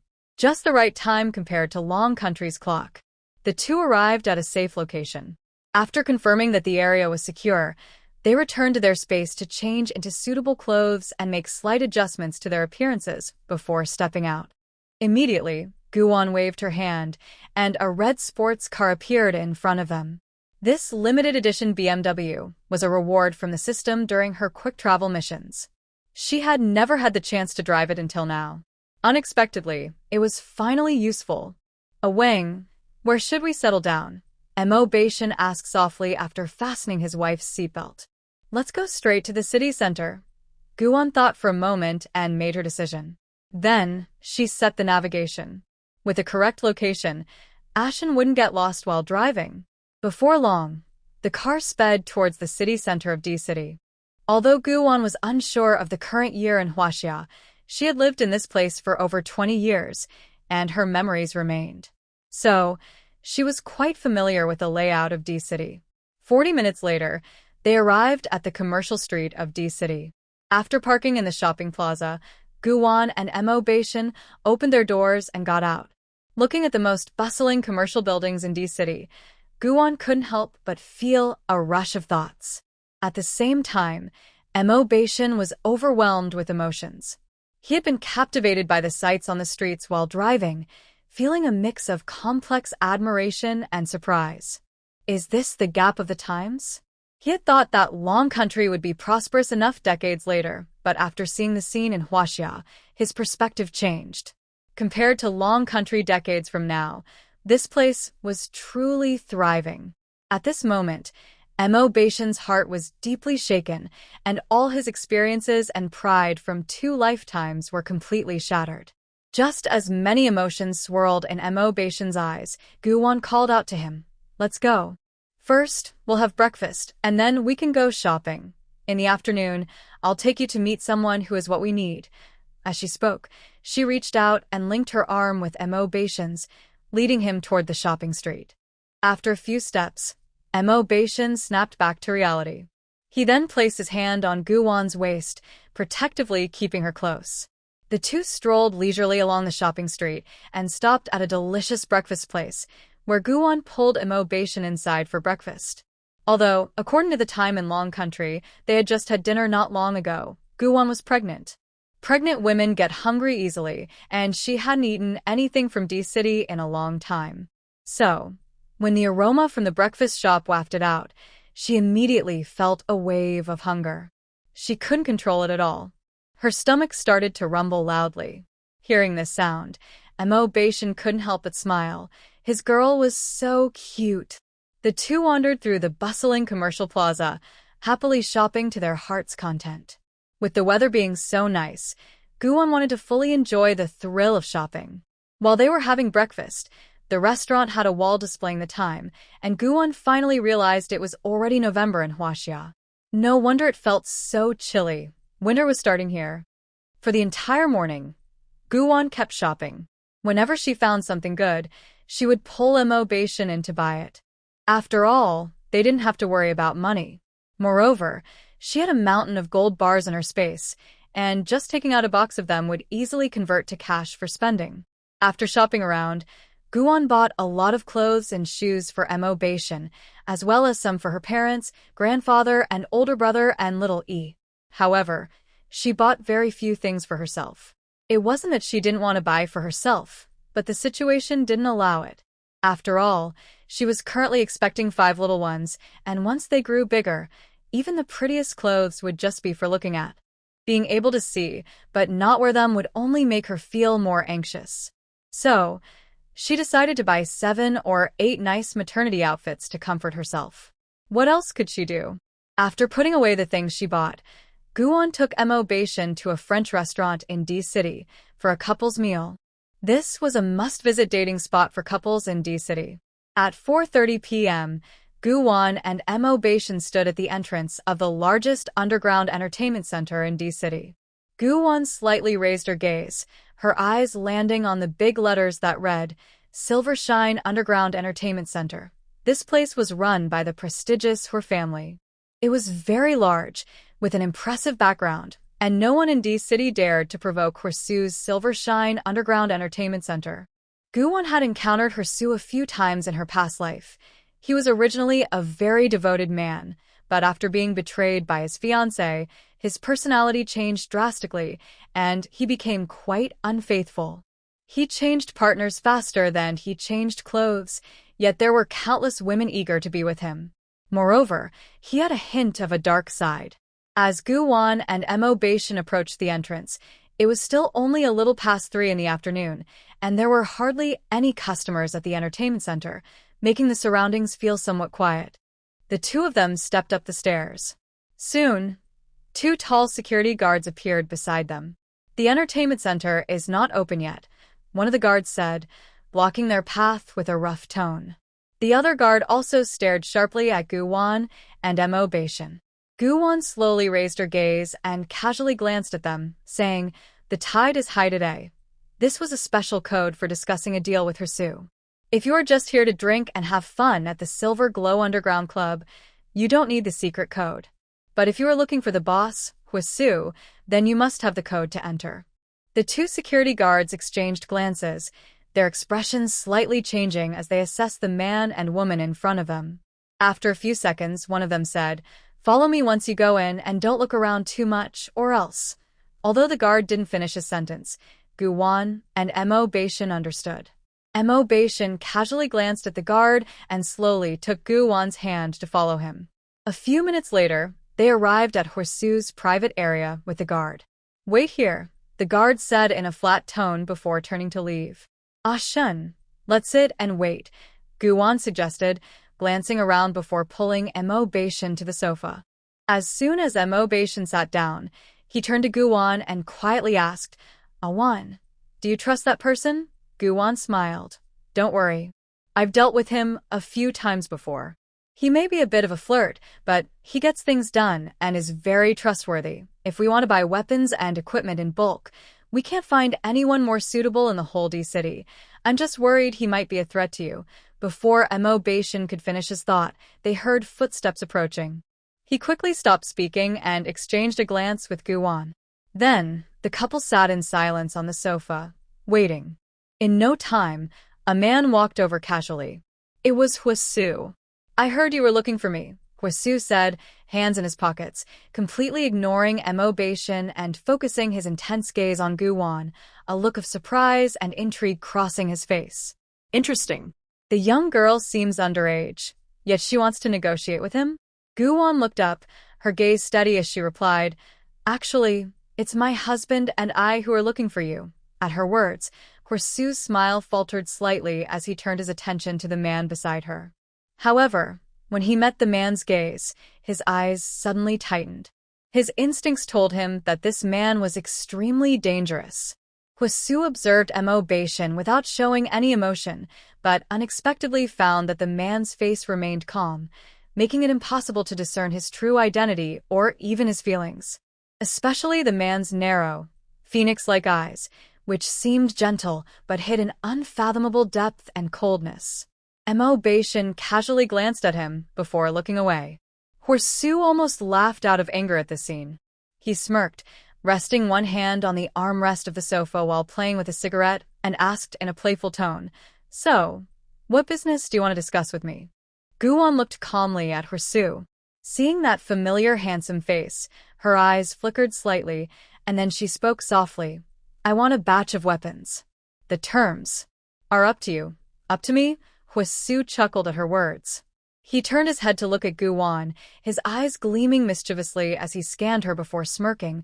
"Baby, what if I say I want you?" The rest of his words were cut off by a sudden, painful gasp.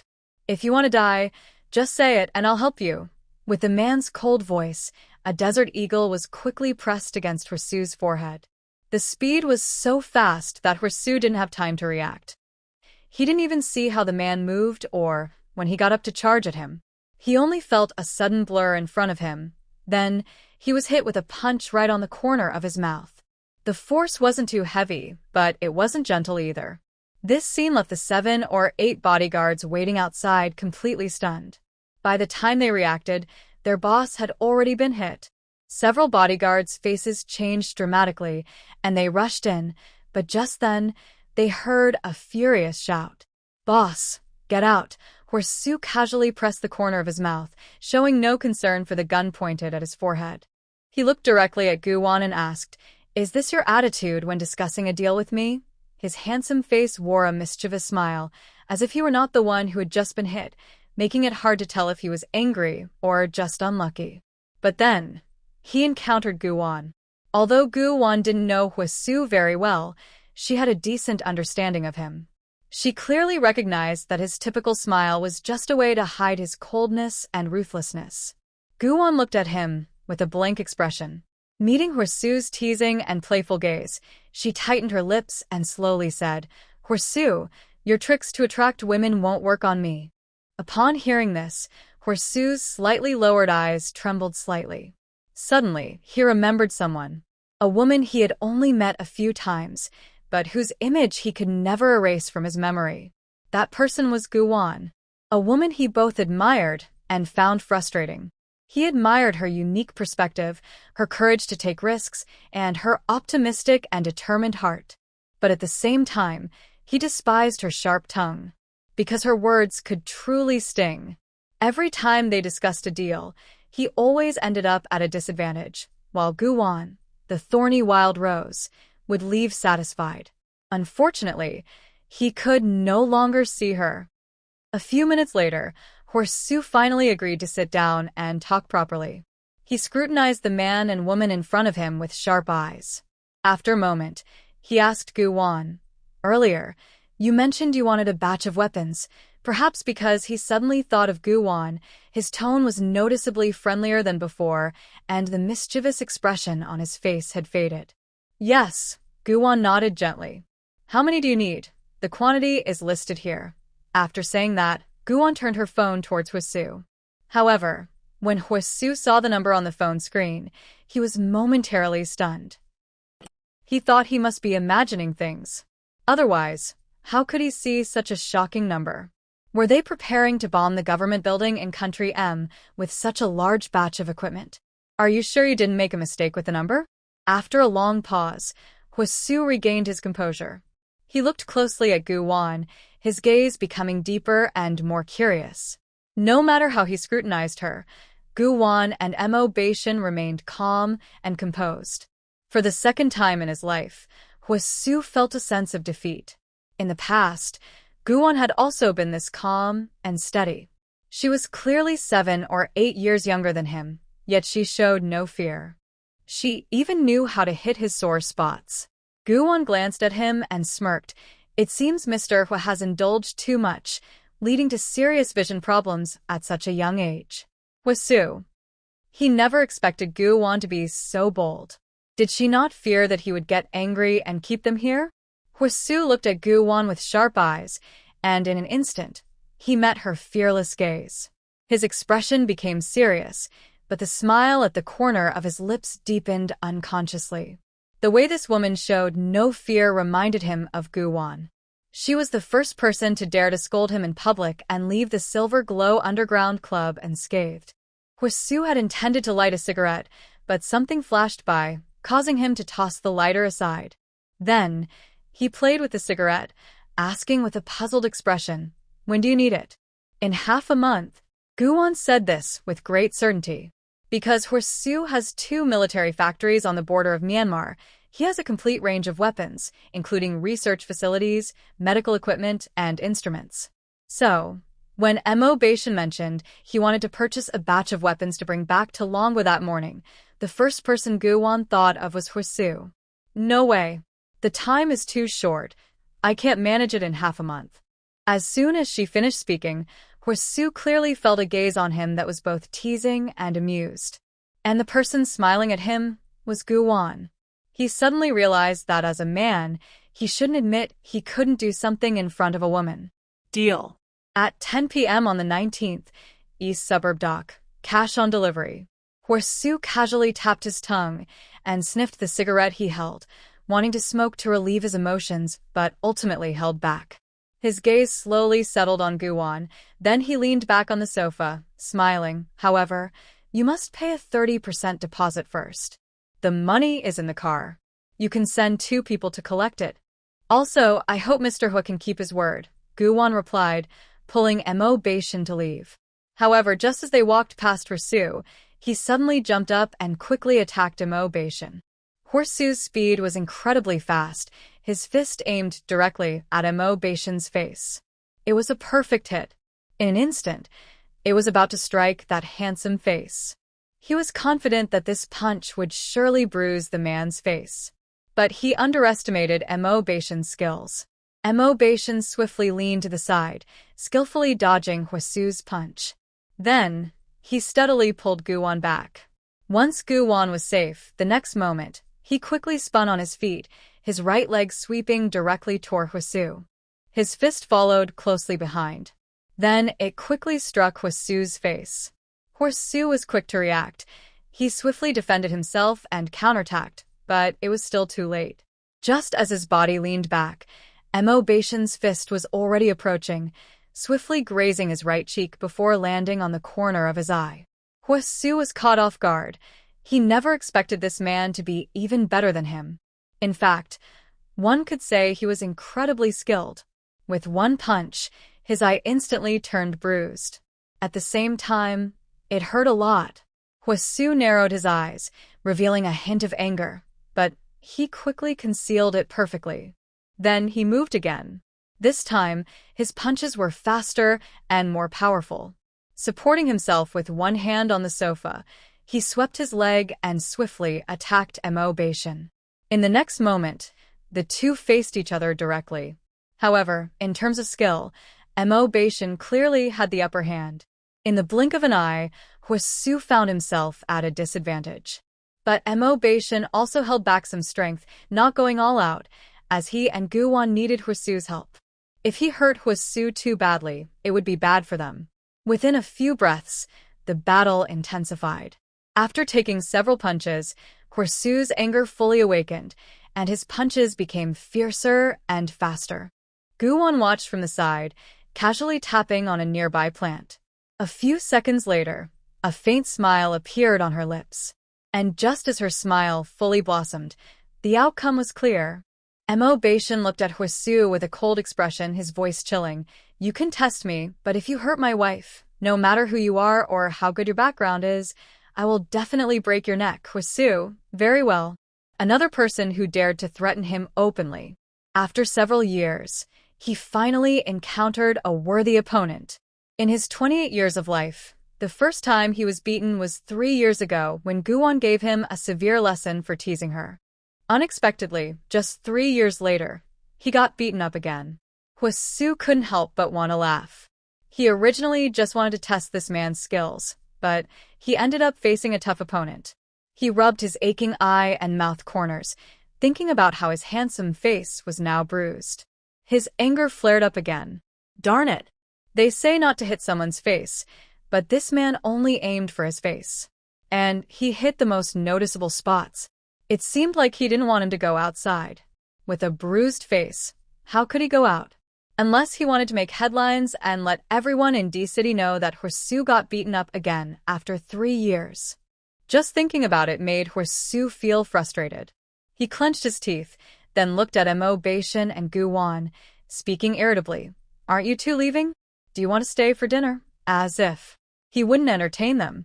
So, they should leave quickly. Otherwise, just seeing that man would make him even angrier.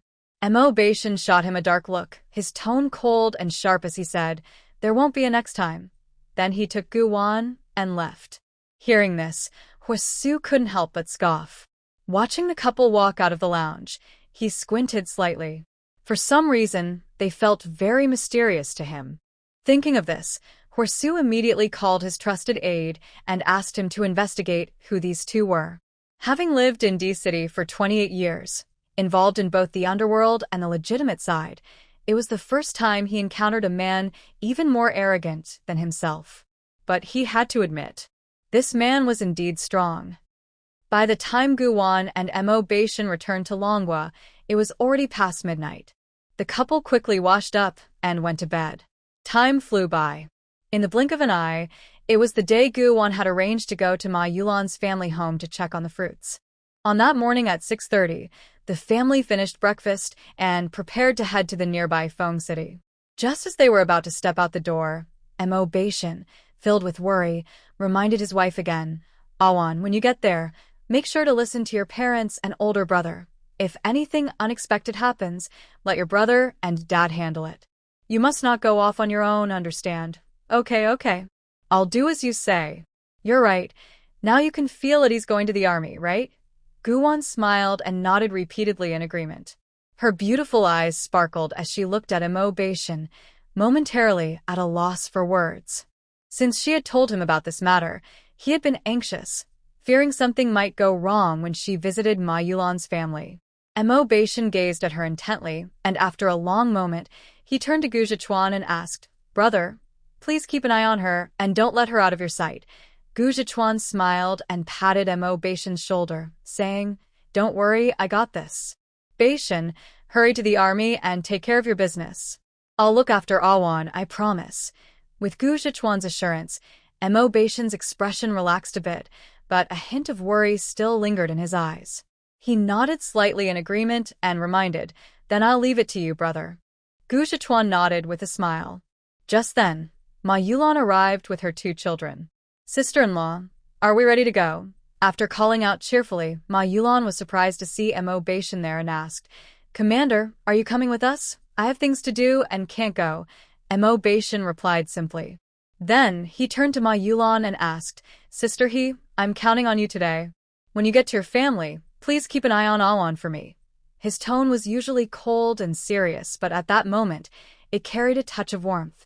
Upon hearing Mo Beishan's words, Ma Yulan immediately understood his meaning and smiled, saying, Commander, don't worry. My family is very easygoing. They won't cause any trouble, and with me as your guide, I promise to bring my sister-in-law back safely. Mo Beishan nodded slightly and fell silent. He usually spoke very little in front of others. Ma Yulan was clearly used to this situation. After all, in the eyes of the military wives, Commander Mo had always been aloof. When they saw him and greeted him, he would only nod in response. Getting him to say more than a few words was nearly impossible. Guwon also felt a bit helpless, smiling as she shook her head. She then looked at Mo Beishan and asked, Do you have anything else to say? If not, we should get going. Otherwise, the sun will be out soon. Go ahead. I need to attend a meeting at the base. Once I'm done, just wait for me at home, in front of his beloved. Mo Beishan's voice naturally softened, filled with affection and tenderness. Guwon immediately smiled and gave him an okay sign. Then, she stood on her tiptoes and gave him a quick kiss on the cheek. Unexpectedly, the next moment, oh, Uncle Mo and Aunt Gu are kissing. Yeah, our parents do that at home all the time too. Guwon, everyone, Ma Yulan, everyone was taken by surprise. No one expected the 2 children to say such things. However, both Guwon and Mo Beishan had lived through 2 lifetimes, so they viewed kissing between spouses as completely normal, including Gu Zhichuan and the others. Having lived abroad for decades, they were quite accustomed to such displays of affection, so seeing Guwon kiss Mo Beishan didn't seem inappropriate to them. Except for Ma Yulan. At that moment, she was completely stunned. She never expected her 2 mischievous kids would. But thankfully, she still had some sense left. Reacting quickly, she raised her hand and tapped the back of her 2 boys' heads. What are you 2 talking about? Ma Yulan scolded them with a serious face, giving her sons a stern look to warn them not to speak carelessly, though a slight blush crept onto her cheeks. Is it okay to talk about such things? And when did these 2 boys see He Jianan hugging her? We didn't. They started to protest. However, before the brothers could finish their sentence, Ma Yulan quickly covered their mouths. She glared at her sons fiercely and whispered, Don't you dare talk back. I warn you, if you don't behave, you won't be going to your grandmother's house. As soon as they heard they couldn't go to their grandmother's, the brothers quickly shook their heads, promising to be good and not to speak out of turn again. They could always whisper about it later. Guwon watched this scene and couldn't help but chuckle softly. She found Ma Yulan's 2 children so adorable. The brothers not only looked cute but also had very pleasant personalities. During the past few days in the army, Xiao Yi enjoyed playing with Ma Yulan's sons, as well as with the children from Tang Hong, Huang Shuhua, and Jian Ying's families. They all got along well. Guwon quickly shifted her gaze, turned to Mo Beishan, and then the group got into the car and set off. Mo Beishan stood straight, watching the 2 cars drive away until they were out of sight. Then he turned and headed back to the army. 2.5 hours later, the car finally arrived at Renhe village in Feng City. As far as the eye could see, there were shadows of fruit trees everywhere, golden and very appealing. Not only that, but the village and the surrounding mountains were also filled with fruit trees. Just as Ma Yulan had said, the main source of income for their village came from these fruit trees, and whether the villagers had a good income each year depended on how well their fruits grew. Another thing to consider is how the fruit market is doing that year. If the fruit is selling well, then it can be sold at a good price. On the other hand, if the sales are poor and there are few buyers in the village, then the fruit will have to be sold at a loss or might even rot on the trees. Before long, the car approached Renhe village. As the car horn sounded, the villagers waiting at the entrance of the village suddenly became lively. They're coming! I see a car heading to our village. It must be my sister bringing important guests to see our fruit. It's Yulan. A few days ago, when she called the village, she mentioned that her sister-in-law is very important and comes from a wealthy family, so it must be them. Seeing the car getting closer, Ma Yulan's father couldn't contain his excitement.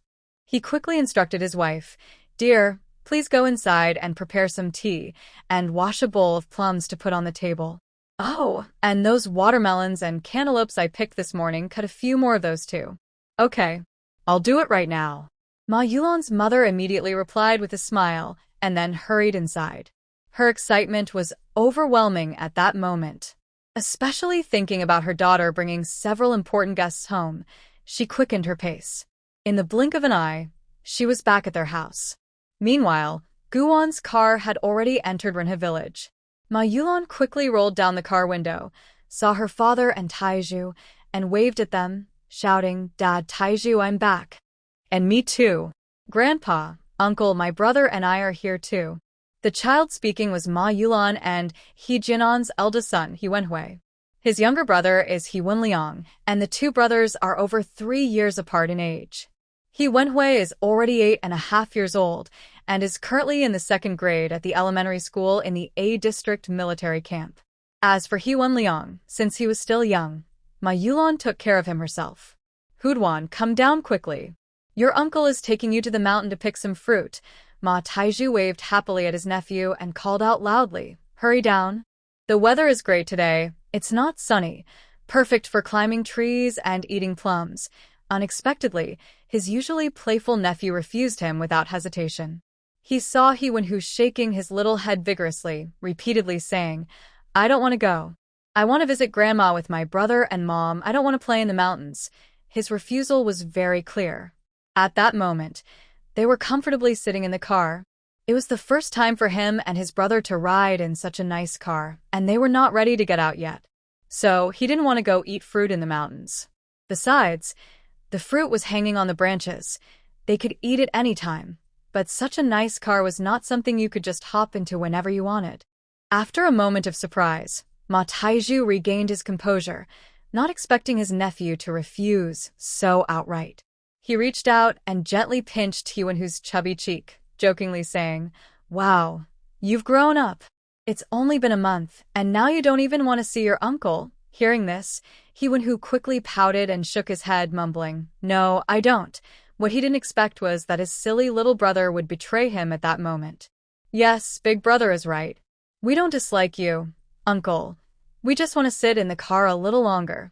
Just then, a sweet, innocent voice suddenly chimed in from the side. It was He Wenliang. Hearing this, He Wenhui was stunned. His neck suddenly felt stiff, as if something had frozen him in place. In my mind, there was only one thought. That was to quickly find a piece of cloth to cover my silly brother's mouth. So, he wouldn't hold us back at critical moments. Ha ha ha. The villagers around couldn't help but laugh at this amusing scene. The atmosphere became lively because of it. Ma Yulan was also laughing hard. While laughing, she reached out to pull her eldest son, "Huda, sit still. Your aunt has something important to discuss with your grandparents." When Ma Yulan's father heard this, he immediately agreed. Yes, Yulan. Quickly take the honored guests to our home. Your mom has already gone back to cut some watermelon. We have fresh plums and some peaches too. It's hot, so let's go home and eat some fruit to quench our thirst." "Okay. Then Dad, my sister-in-law, and I will head home first." "Go ahead. Zhuzi and I will follow shortly." Ma Yulan's father, Ma Guiqiang, waved his hand with a smile. As he spoke, he glanced at the car and saw a young and beautiful girl greeting him. He quickly nodded in response. The next moment, 2 very fancy-looking cars slowly drove past them and then stopped in front of Ma Yulan's family home. "Village chief, will those honored guests really buy all the fruit from our village today?" A villager suddenly asked Ma Guiqiang. Hearing this, others began to discuss as well. "Right, village chief. Are the guests Yulan brought reliable? Will they only offer us 8 cents per pound like the previous ones?" 8 cents?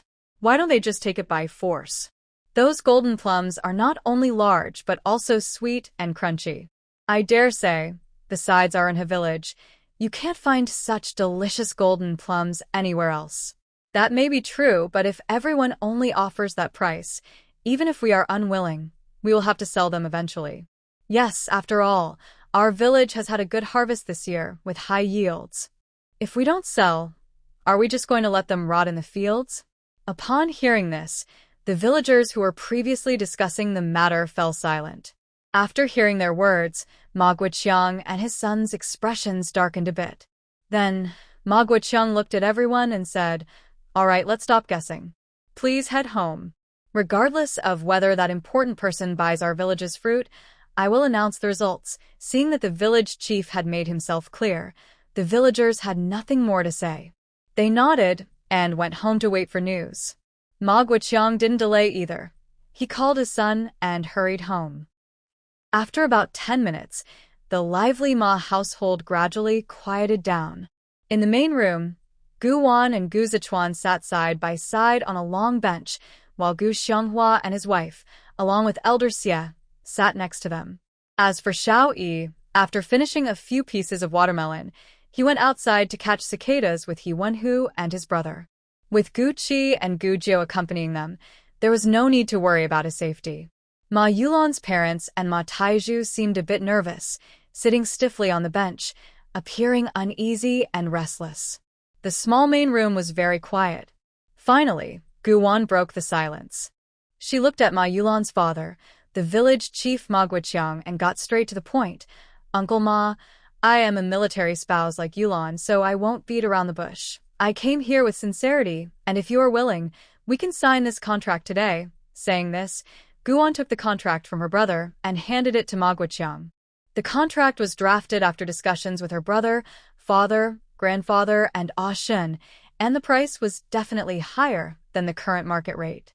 However, the fruit quality from Manhwa village must meet the standards outlined in the contract. Ma Guoqiang quickly picked up the contract and began to read it carefully. As the village chief of Manhwa village, he could read, so he understood most of the content in the contract. When he finished reading the content above, surprise filled his eyes, and even his previously tense face was now full of astonishment and excitement. This is... Ma Guoqiang's eyes suddenly lit up, but he got so excited that his words got tangled. After a while, he finally managed to ask Comrade Gu, "Is the price on this real?" "Yes, everything in this contract is real and valid." Gu Wan smiled and nodded, her eyes shining with warmth. She had anticipated that village chief Ma would react this way because she was confident in the price she proposed. Seeing Ma Guoqiang so excited confirmed that her gamble had paid off. She looked kindly at the Ma family members and added with a smile, "However, Uncle Ma, you must ensure that the fruits your village provides are of good quality. Of course, lower quality will mean lower prices. You get what you pay for. As long as you are sincere in cooperating with me, I can assure you that I will not shortchange you on the price." "That's only right. Comrade Gu, you can rest assured that we will not compromise on the quality of the fruits. We will sell them as they should be, and I guarantee that the fruits delivered to you will all be up to standard." Ma Guoqiang quickly agreed, nodding. As soon as he finished speaking, a smile spread across his face, reaching his ears. He was so happy, extremely happy, filled with excitement and joy. From now on, their village wouldn't have to worry about selling their fruits or losing money. At this moment, not only was Ma Guoqiang thrilled, but Ma Yulan, her mother, and Ma Taizhu were also very excited. Especially Ma Yulan. At first, she had no idea that Guan had come to her family to discuss a long-term partnership. She initially thought that Guan was only there to buy the freshly harvested fruits from their village this year. However, she never expected that the colonel's wife wanted to make an agreement with the entire Manhwa village, ensuring that their village would sell its fruits to her first every year after harvest. In terms of price, each type would be higher than what other vendors offered. For example, for premium fruits, the price would be 2 cents more per pound and $2 more for 10 pounds. If they had 1,000 pounds, that would amount to $200. For the villagers, $200 could buy many things. It could even help secure a good daughter-in-law. This was undoubtedly a fantastic opportunity for everyone in Rinha village. So, how could Ma Yulan not be excited? How could she not be happy? If it weren't for the guests in the house, she would have jumped up in joy. In fact, Ma Yulan's mother and Ma Taiju felt the same way. If there weren't guests, they might have already cheered loudly in excitement. Guwon noticed the Ma family's reactions and raised an eyebrow, casually asking, "So, Uncle Ma, what do you mean?" Before she finished speaking, Ma Guoqiang quickly responded, "No problem. I completely agree. Only a fool would hesitate." This was beneficial for the entire Rinha village. If he refused, he would be giving up a great opportunity. After all, they weren't the only village with fruit trees. Nearby villages and several cities also had many people growing fruits. If Rinha village didn't want this chance, others would eagerly take it. Therefore, when Guwon asked for his opinion, Ma Guoqiang didn't hesitate at all and agreed decisively. Hearing this, a subtle light flashed in Guwon's eyes, but her face remained pleasant and gentle. She looked at Ma Guoqiang and suggested, "Uncle Ma, why don't you ask the others in your village for their opinions? Find out if they have any other thoughts or needs besides what's in the contract." "Sure. I'll go right now." Ma Guoqiang nodded happily in agreement. He then smiled warmly at Guwon and her group, saying, "Comrade Gu, please sit and rest for a while. There are fresh fruits on the table. Feel free to eat. In our rural home, we may not have anything particularly valuable, but we have plenty of fruits and vegetables. When you leave later, I'll ask Juzi to pick some big, sweet watermelons from the field for you to take home."